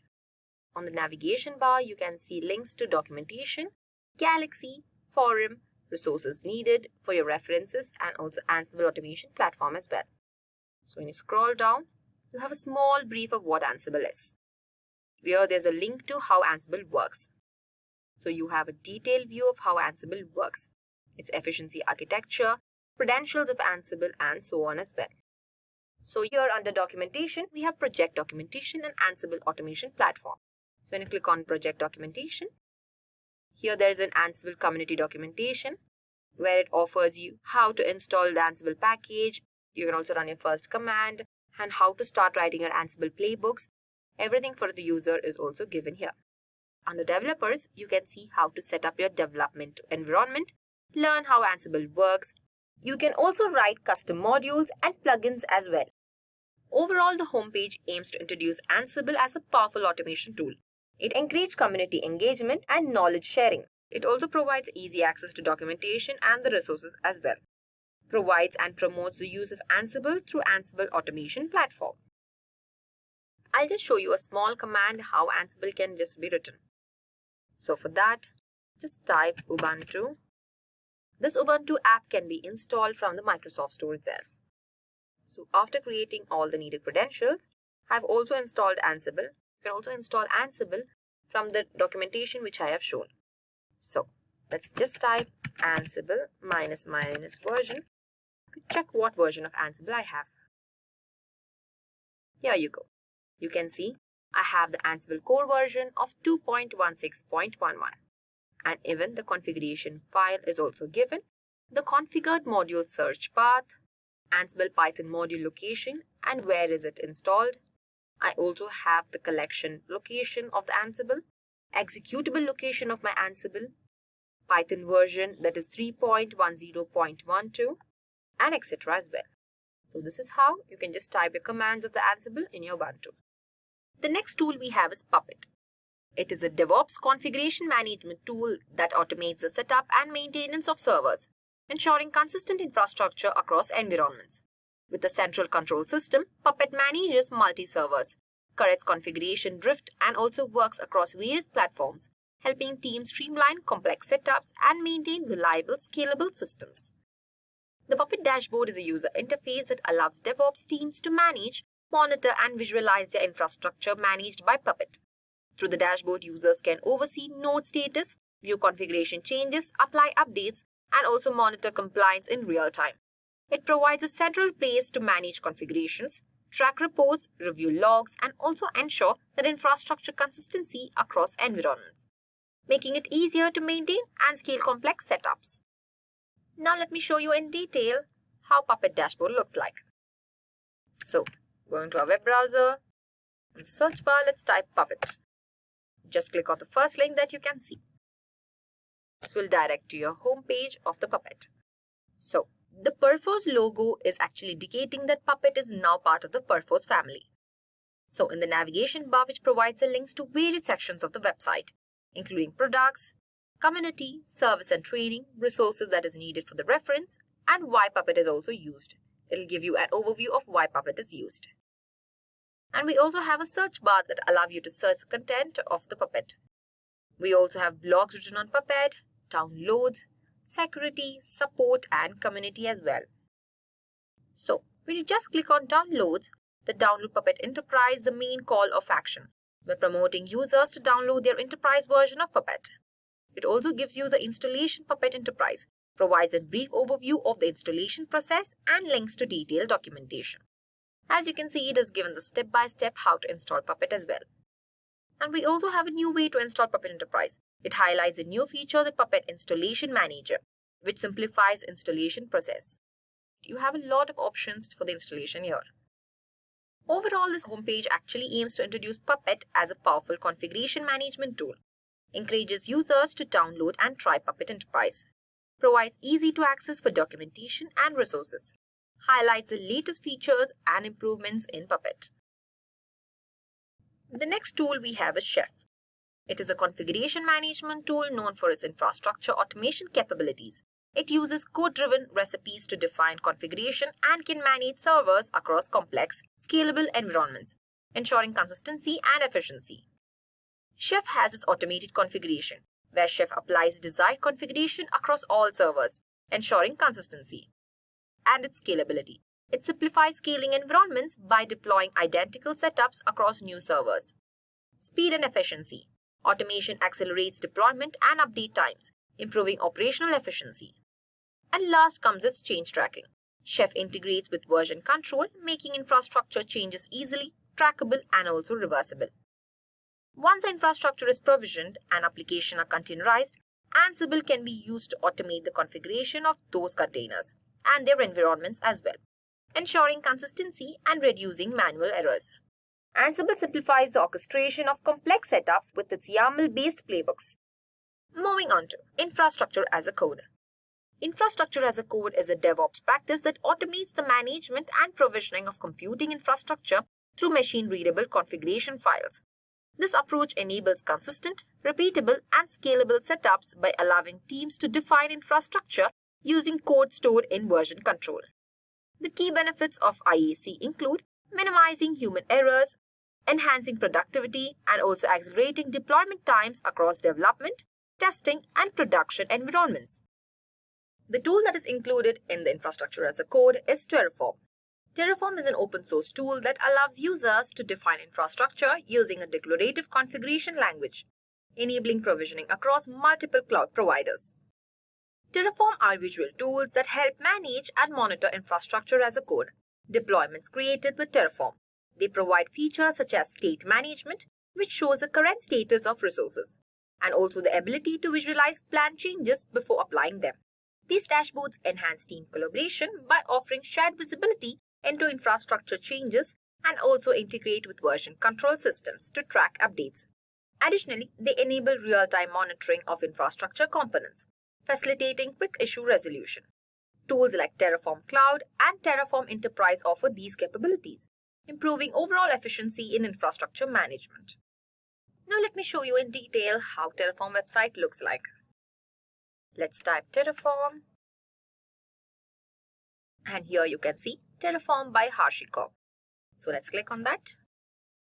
In the navigation bar, which provides the link to various sections of the website, overview, registry, we have also use cases, how Terraform community has been published, and we have tutorials to it. We have documentations, how Terraform can be installed, overview of Terraform as well. And we have a community. The search bar here is given to get any content from the Terraform. We have a download Terraform button, which prompts users to download the Terraform CLI tool. So let's click on download option. Here you can see list to the supported operating systems like Mac OS, Windows, Linux, FreeBSD, OpenBSD, and etc. For each operating system, it offers two primary methods. One is the package manager and the binary download. Here it also talks about the release information, which provides information about the latest Terraform release, including the version number and the release notes. So when you click on tutorials, you can have all the reference tutorials of how Terraform can be implemented. So when you click on documents, you can see docs overview. They just give you the overview of the Terraform and how configuration languages works in Terraform, what is the Terraform CLI, and etc. Here you also have a sign in button which allows users to log into their HashiCorp accounts to create a new account as well. Overall, the homepage aims to introduce Terraform as a powerful tool for infrastructure management, highlight its key features and benefits, encourage users to download and start using Terraform. It also provides a link to resources for learning and support. This is how the overall dashboard of the Terraform looks like. Terraform provisions the required infrastructure of application and services. This infrastructure can be configured and managed using tools like Ansible, bridging the gap between the IAC and configuration management. Moving on to a last concept, that is monitoring and logging. Monitoring and logging are essential components of the robust DevOps strategy, enabling teams to maintain system health, troubleshoot issues, and optimize performance. Now let's see what is monitoring. Monitoring involves continuous observing the performance and health of application and infrastructure. This includes tracking metrics such as CPU usage, memory consumption, response time, and error rates. Effective monitoring helps teams to detect issues early, identify and respond to performance bottlenecks and outages before they impact users. Then is its improved reliability. Ensure systems are functioning optimally, enhancing overall user experience. Last is its optimized resources. Analyze performance trends to make informed decisions about scaling resources. Logging involves collecting and storing detailed records of events and activities within applications and infrastructure. This data is crucial for understanding system behavior and diagnosing issues. The key aspects of logging include audit trails, which maintain a history of changes and actions for compliance and troubleshooting. Next is its error tracking. Capture error messages and stack traces to facilitate debugging. Last is the data analysis. Use logs to analyze user behavior, application performance, and system anomalies. Tools that is included are, first we have is Prometheus, a monitoring and alerting toolkit that collects and stores metrics as time series data, allowing for real-time monitoring and alerting on application performance. This is a screenshot of the Prometheus website, which is an open source monitoring and alerting toolkit. A main banner highlights Prometheus as a leading solution for turning metrics into insights. We also have options like Get Started and Download as well. Now let me show you a detailed view how Prometheus looks like. So let's just click on Prometheus. Here you can see Prometheus monitoring system and time series database. Click on it. So this is the home page of the Prometheus. As seen in the navigation bar, we have links to docs, download, community, support and training, blog, and a search bar to type or search any of the content in the Prometheus. So let's click on Docs and see. When you click on Docs, we have the overview of the Prometheus, like what Prometheus is, features, what are metrics, components, and the architecture of Prometheus, and so on. So when you click on Download, we have the options to download Prometheus on your system. It also gives you the versions and also how to download it as well. So then we have community, support and training, and also blogs written on Prometheus as well. So under blogs, we have the latest news of the Prometheus itself. So in the home page, we have here a dimensional data where it explains Prometheus uses data model based on metrics and key value pairs to capture time series data. Then it is a powerful query as well, where Prometheus offers PromQL. It is a query language for extracting and analyzing data. So in great visualizations, we have it supports multiple visualization options that include an expression, browser, or Grafana integration. And in efficient storage, it talks about how Prometheus stores data in memory and local disks. Then we have simple operations. It will show how server runs independently, relying on local storage, which simplifies deployment and reliability. In precise alerting, it is an alert that's based on PromQL, with a focus of dimensional information and notification handling. We also have many client libraries and many integrations, where Prometheus supports libraries in over 10 languages, so it is easy to service for the instrumentation as well.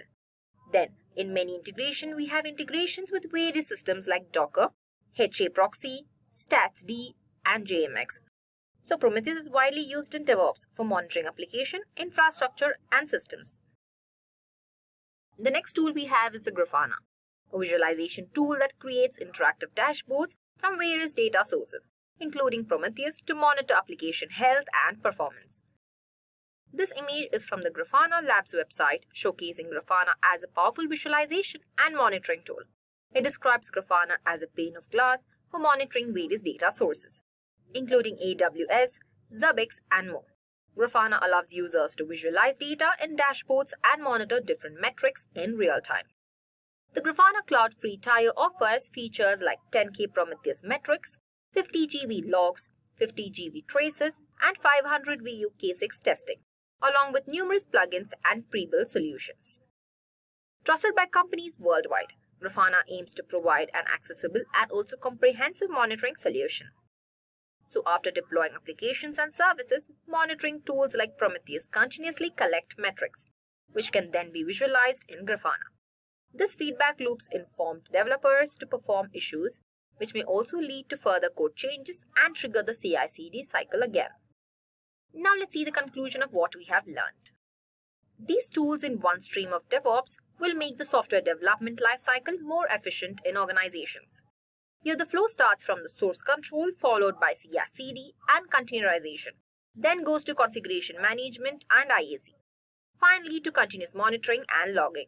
This cycle brings innovation in collaboration and automation, also with rapid results in deploying high-quality software and allowing teams to work together more effectively and respond quickly to changes. So, mastering these skills will widely enhance your capabilities in the field of DevOps towards developing high-efficient and reliable software programs.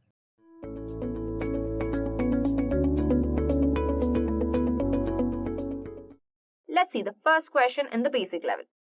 What is DevOps? DevOps is a collaborative approach that integrates software development and IT operations to accelerate the delivery of high-quality software. It also emphasizes automation, continuous integration, and continuous delivery, aiming to improve communication, streamline workflows, and also enable faster, more reliable releases.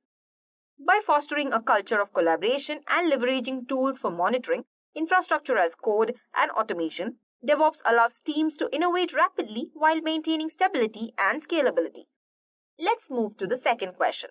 What are the principles of DevOps? The principles behind DevOps are: first is continuous deployment. Then comes infrastructure as a code. Next, automation. Moving on to monitoring.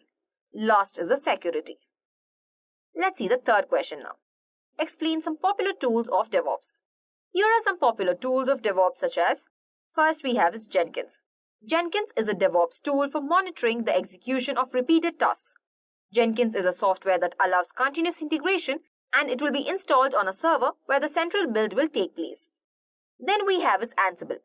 Ansible is a leading DevOps tool.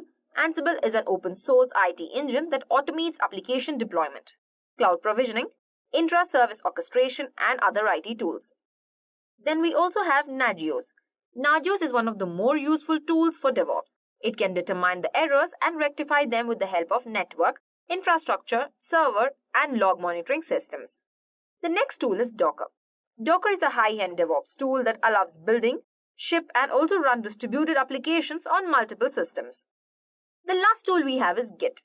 A Git is an open source distributed version control system that is freely available for everyone. It is designed to handle minor to major projects with speed and efficiency. Moving on to the fourth question. What are the prerequisites for DevOps implementation? Following are some of the useful prerequisites for DevOps implementation. Those are proper communication between the team members, at least one version controlled software, automated testing, last is the automated deployment. Now let's see the fifth question. What are the core operations of DevOps with application development and infrastructure? First, let's see application development. Under that, we have code building, code coverage, unit testing, packaging, last is the deployment. Same as under infrastructure, we have provisioning, configuration, orchestration, last is the deployment. Let's see the sixth question now. What are the key components of DevOps? The most important key components of DevOps are continuous integration, continuous testing, continuous delivery, last is a continuous monitoring. With that, let's also see the seventh question now. What are the technical and business benefits of DevOps work culture? First, let's see the technical benefits. Less complex problems to fix. Continuous software delivery. Last is a faster bugs resolution. Similarly, under business benefits, we have more stable operating environments, more time available to add products value, faster delivery of feature or customer satisfaction. Let's move to the eighth question. Which scripting tools are used in DevOps? We have two scripting tools that are mainly used in DevOps. First is the Python, which is used for automation, configuration management, and scripting. Then comes Ruby, which is used for automation tasks and also as a basis of tools like Chef. Moving on to the ninth question, what is the role of AWS in DevOps? AWS is a cloud-based service provided by Amazon that ensures scalability through unlimited computing power and storage. It empowers IT enterprises to develop and deliver experienced products and deploy applications on the cloud. Now let's see the last question in the basic level. That is the 10th question. Explain continuous testing. Continuous testing is a technique of running automated tests as a part of delivery pipeline to quickly get feedback on the business risks associated with the software release candidate. It improves and expands test automation to keep up with the increasing complexity and speed of modern application development and delivery. With that, let's start with the intermediate level questions. So moving on to the 11th question in the intermediate level. What is continuous integration and continuous deployment and why are they important in DevOps? So the answer is, continuous integration is a practice of automating the integration of code changes from multiple contributors into a shared repository. Each change triggers an automated build and testing process, ensuring that code works as expected before it is merged. Now let's see continuous deployment, which extends the continuous integration by automating the deployment of code to production, enabling frequent, reliable releases. CI/CD is important because it accelerates development cycles, reduces integration issues, and improves software quality by catching errors early, leading to faster delivery and a smoother workflow. Moving on to the 12th question.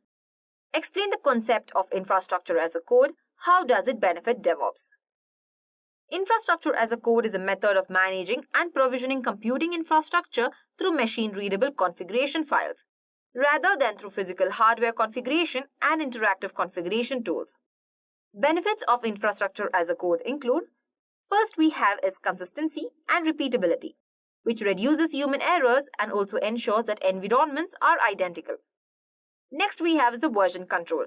Configuration files can be versioned, allowing tracking of changes and also easy rollbacks. The last is the speed and efficiency. Infrastructure can be provisioned or scaled up or down quickly. Let's see the 13th question. How does a DevOps pipeline work and what are the main stages in a typical CI/CD pipeline? A DevOps pipeline automates the process of code building, testing, and deployment, ensuring smooth and efficient software delivery. The typical stages include: first is a source, version control management, where code changes are detected. Then comes build, code compilation or build phase to create deployable artifacts.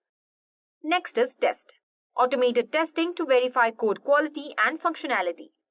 Then comes deploy, delivery to staging or production environments. Last is the monitor, ongoing monitoring of application performance and logs. Each stage has automated steps that reduce manual interventions and ensure reliable results. With that, let's see the 14th question as well. What is containerization and how does it differ from virtualization? Containerization involves bundling an application with its dependencies, libraries, and configurations into a container image that can run consistently across any environment. Virtualization involves creating multiple virtual machines, that is VMs, on a single physical machine, each with its own OS and resources. The difference between the containerization and virtualization are: containers share the host OS kernel and are more lightweight and faster to start than VMs. VMs are heavier, require more resources, and include a full OS, making them more isolated but less efficient for rapid deployment. Now let's see the 15th question. How does Kubernetes support DevOps? Kubernetes, a container orchestration tool, automates the deployment, scaling, and also the management of containerized applications, which is essential for modern DevOps practices. The key features that support DevOps include automated scaling and load balancing, that is for efficient resource use. Next is self-healing capabilities, that is to automatically restart or replace failed containers. Then is service discovery and DNS management for container communication. Last is the declarative configurations that align with infrastructure as code principles. Moving on to the 16th question, what is Docker and how is it different from virtual machines? Docker is a platform for creating, deploying, and managing lightweight portable containers for applications. Unlike virtual machines, which include a complete OS, Docker containers share the host OS kernel, making them more efficient and faster to start up. Containers use fewer resources and are ideal for microservices and distributed applications. With that, let's also see the 17th question now. What is a Docker image and how is it different from a container? A Docker image is a static file with a pre-configured environment, application code, and dependencies needed to run an application. A container is a runtime instance of an image, which runs in an isolated environment on the host. In short, images are blueprints, while containers are the execution of those blueprints. Now let's see the 18th question. What is the purpose of the Docker registry? The Docker registry is a centralized repository that stores Docker images. It serves as a distribution and collaboration platform, allowing users to publish, discover, and retrieve container images. The Docker registry can be either Docker Hub or a private registry. It provides a reliable source for sharing and deploying containerized applications. Now we will see the 19th question as well. How do you check the installed version of Ansible on your system? You can check the installed Ansible version by running the following command, that is Ansible ---- version. So, once the Ansible is installed, we can check the Ansible version by just typing Ansible ---- version command and just give enter. Here you can see that the Ansible code version is 2.16.11. This command provides information about the Ansible version and Python version it's using, and the paths of the configuration files and modules. Now, moving on to the 20th question. Can you explain the purpose of the following Docker commands, and when would you use them? So the first command we have is the Docker run. This command creates and starts a new container from a specified image. For example, here we have Docker run -d-p with the port that is linked and with the file name as well. So that will start a new interactive container using the my app image. Now let's run Docker container from the image. For that, let's type Docker run -d-p 8080. This tells Docker to run the my app container and map the port to 8080 on your local machine to port 80 inside the container. The next command we have is the Docker ps. It lists all the running containers showing the container ID, the image name, the command, when it is created, and what is the status of the image, and also the ports and names as well. Now let me show you the command of docker ps. For that, let's type docker ps. So once you have entered the docker ps command, you can see the container ID, the image that is formed, the commands, and also when it is created, the status of it, and also the ports. Moving on to docker stop. It stops the running container. It's used when you want to gracefully stop a container by sending it a SIG-term signal. Now let me show you how the stop command works. For that, let's type docker stop with the image that is given here. So let's type it. So let's check by docker ps again. Yeah, so here you can see that we have stopped all the running containers. The next we have is the docker rm, remove stopped containers. That is, it is used to clean up containers that are no longer needed. For example, it is given like docker rm with the container ID. Now let me show you how to remove it. For that, let's type docker rm with the image ID. Okay. Let me just paste it here, give enter. So this error response is shown because we don't have any running containers left. So as we have stopped all the running containers, none of the containers can be seen by typing it. In case if any of the images is left, you can just try the image ID and you can remove it. Last we have the docker image. It lists all the image available locally on the Docker host. It's helpful for checking which image are available to use or delete as well. These commands are essential for basic Docker management, allowing users to create, monitor, and clean up containers and images. Now let's see the Docker images. For that, let's type the command as docker images. Click. Here you can see my repository's name is my app and the version is latest. You can also see the image ID that is given here, when it is created, and what time, and also the size of my image. So the 21st question is, what benefits does DevOps have in business? DevOps can bring several benefits to a business, such as faster time to market, where DevOps practices can help to streamline the development and deployment process, allowing for faster delivery of new products and features. Then we have increased collaboration. DevOps promotes collaborations between development and operation teams, resulting in better communication, more efficient problem solving, and higher quality software. Then we have improved agility. DevOps allows for more rapid and flexible responses to changing business needs and customer demands. Increased reliability too, where DevOps practices such as continuous testing, monitoring, and automated deployment can help to improve the reliability and stability of the software systems. Then we have greater scalability. DevOps practices can help to make it easier to scale systems to meet growing business needs and user demand. Cost savings. DevOps can help to reduce the costs associated with the development, deployment, and maintenance of software systems by automating many manual processes and reducing downtime. Last is the better security. DevOps practices such as continuous testing and monitoring can help to improve security of the software systems. Now let's see the 22nd question. Is it possible to move or copy Jenkins from one server to another? And how? Yes, one can copy the Jenkins job directory from the old server to the new one. To move a job from one Jenkins installation to another, one can simply copy the required job directory. Another method is to create a clone of an existing job directory with a different name. Another way is to rename an existing job by renaming the directory. However, in this method, one needs to change any other job calling the renamed job. Now let's move on to the 23rd question. What does the docker build command do, and what are some common options that you can use with it? The docker build command is used to create a Docker image from a set of instructions specified in a Docker file. It reads each line in the Docker file and creates a new image layer based on the instructions, resulting in a final image that can be used to run containers. So now let's start Docker and build Docker image from the Docker file. For that, let's type docker build -t with the file name space a dot. Yeah.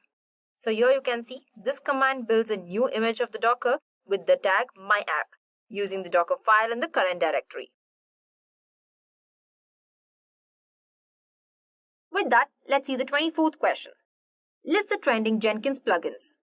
This is common DevOps interview question, but you must list the most trending plugins, as many as possible.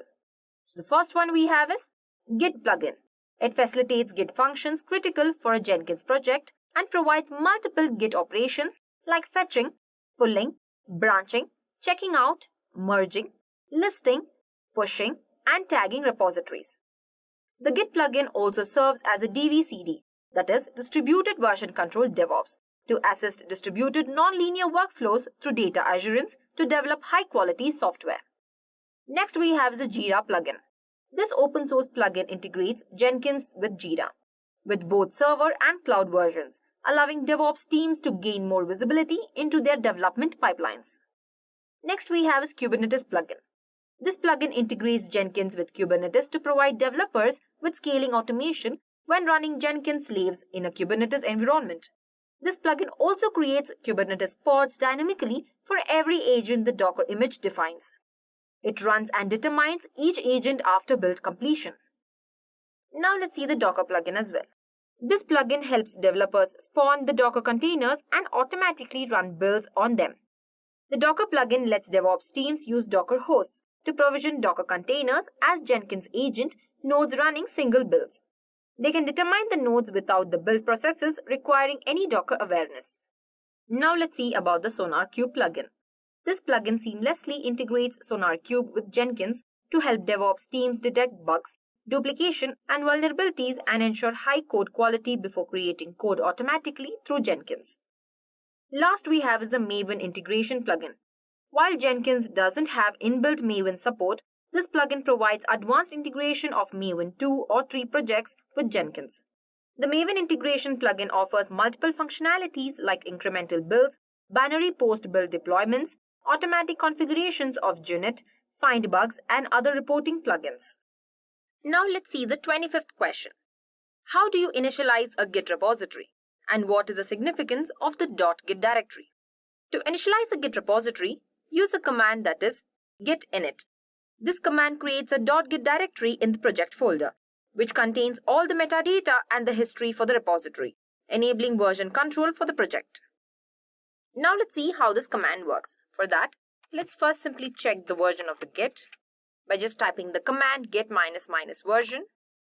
Here you can see the Git version that is given as 2.45.2.Windows.1. Now, let's create a directory. So I will be just giving it as doc. So let's make it cd doc ls. Okay. So now so here I've typed ls-a, where ls command lists all the files and directories in the current directory. And the -a flag is a short for all, includes all the hidden files and directories in the list. Now, totally, ls-a will display all files, including the hidden ones which are not shown in regular ls command. So let's just hit enter. Okay, so as you can see, we have no .git because we have not initialized any of the Git. So now let's initialize the Git now. Yeah, so you can see Git is initialized with the empty Git repository. So now let's again type ls-a and check. Here you go. When you initialize the Git repository using the git init, Git creates a hidden directory called the .git in your project's root directory. So the .git directory contains all the necessary metadata, configurations, and the history for your Git repository, including the subdirectories for objects and template files. It effectively tracks all the changes and versions in your project as well. Now let's move on to the 26th question. What command would you use to check the status of your repository? And what information does it provide? Use the command that is git status to check the status of your repository. This command provides information about changes in your working directory, state changes, and also any untracked files. It helps you to understand what files need to be committed or added to the version control. So after initializing the Git, let's see the Git status with that. So for that, we just need to type the Git status. So here you can see no branch master is done and no yet commits also. We have not committed any of the files yet. So nothing to commit as well. So this is the status of the Git init now.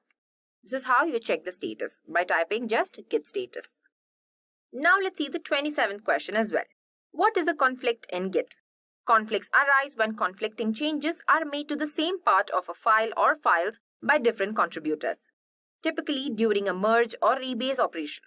Git cannot automatically resolve these conflicting changes, requiring manual intervention by the user. Thus, to resolve conflicts, the conflicted file must be reviewed and edited based on the best suited files before the resolved version is committed. Now let's see the 28th question. Can you provide an example of how you designed a high availability architecture for a mission critical application? What strategies did you employ to minimize downtime? Designing for high availability involved redundancy, failed-over mechanism, and also disaster recovery planning. We used multi-region deployments, active-active configuration, and distributed database systems. Additionally, we conducted regular chaos engineering exercises to identify and rectify weaknesses in our architecture proactively. Now let's move to the 29th question. How does the blue-green deployment pattern work? The blue-green deployment pattern is a deployment strategy that aims to reduce new release risks. It involves running two separate production environments, one is blue and the green, one for the current production system and other for staging the new release. Traffic is gradually shifted from the old production environment to new release once testing is complete and software is deployed. The new release becomes live, and once the traffic has been completely transferred, the old production environment becomes idle. Now let's see the last question in the advanced level. Are there any other limitations of Microsoft hosted agents? There could be many limitations, such as no custom installation of packages or software. Sometimes you have to wait for the agent to become available, which causes delays in pipeline execution. Then it comes with predefined storage, that is memory and CPU, which is insufficient for executing a memory or CPU extensive build pipeline. Last is that you cannot harden the security of Microsoft hosted agents. With this, we come to an end with our DevOps full course. And if you have enjoyed listening to this full course, please be kind enough to like it, and you can comment on any of your doubts and queries. We will reply to them at the earliest. And do look up for more videos and playlists and subscribe to the Edureka's YouTube channel to learn more. Thank you for watching and happy learning.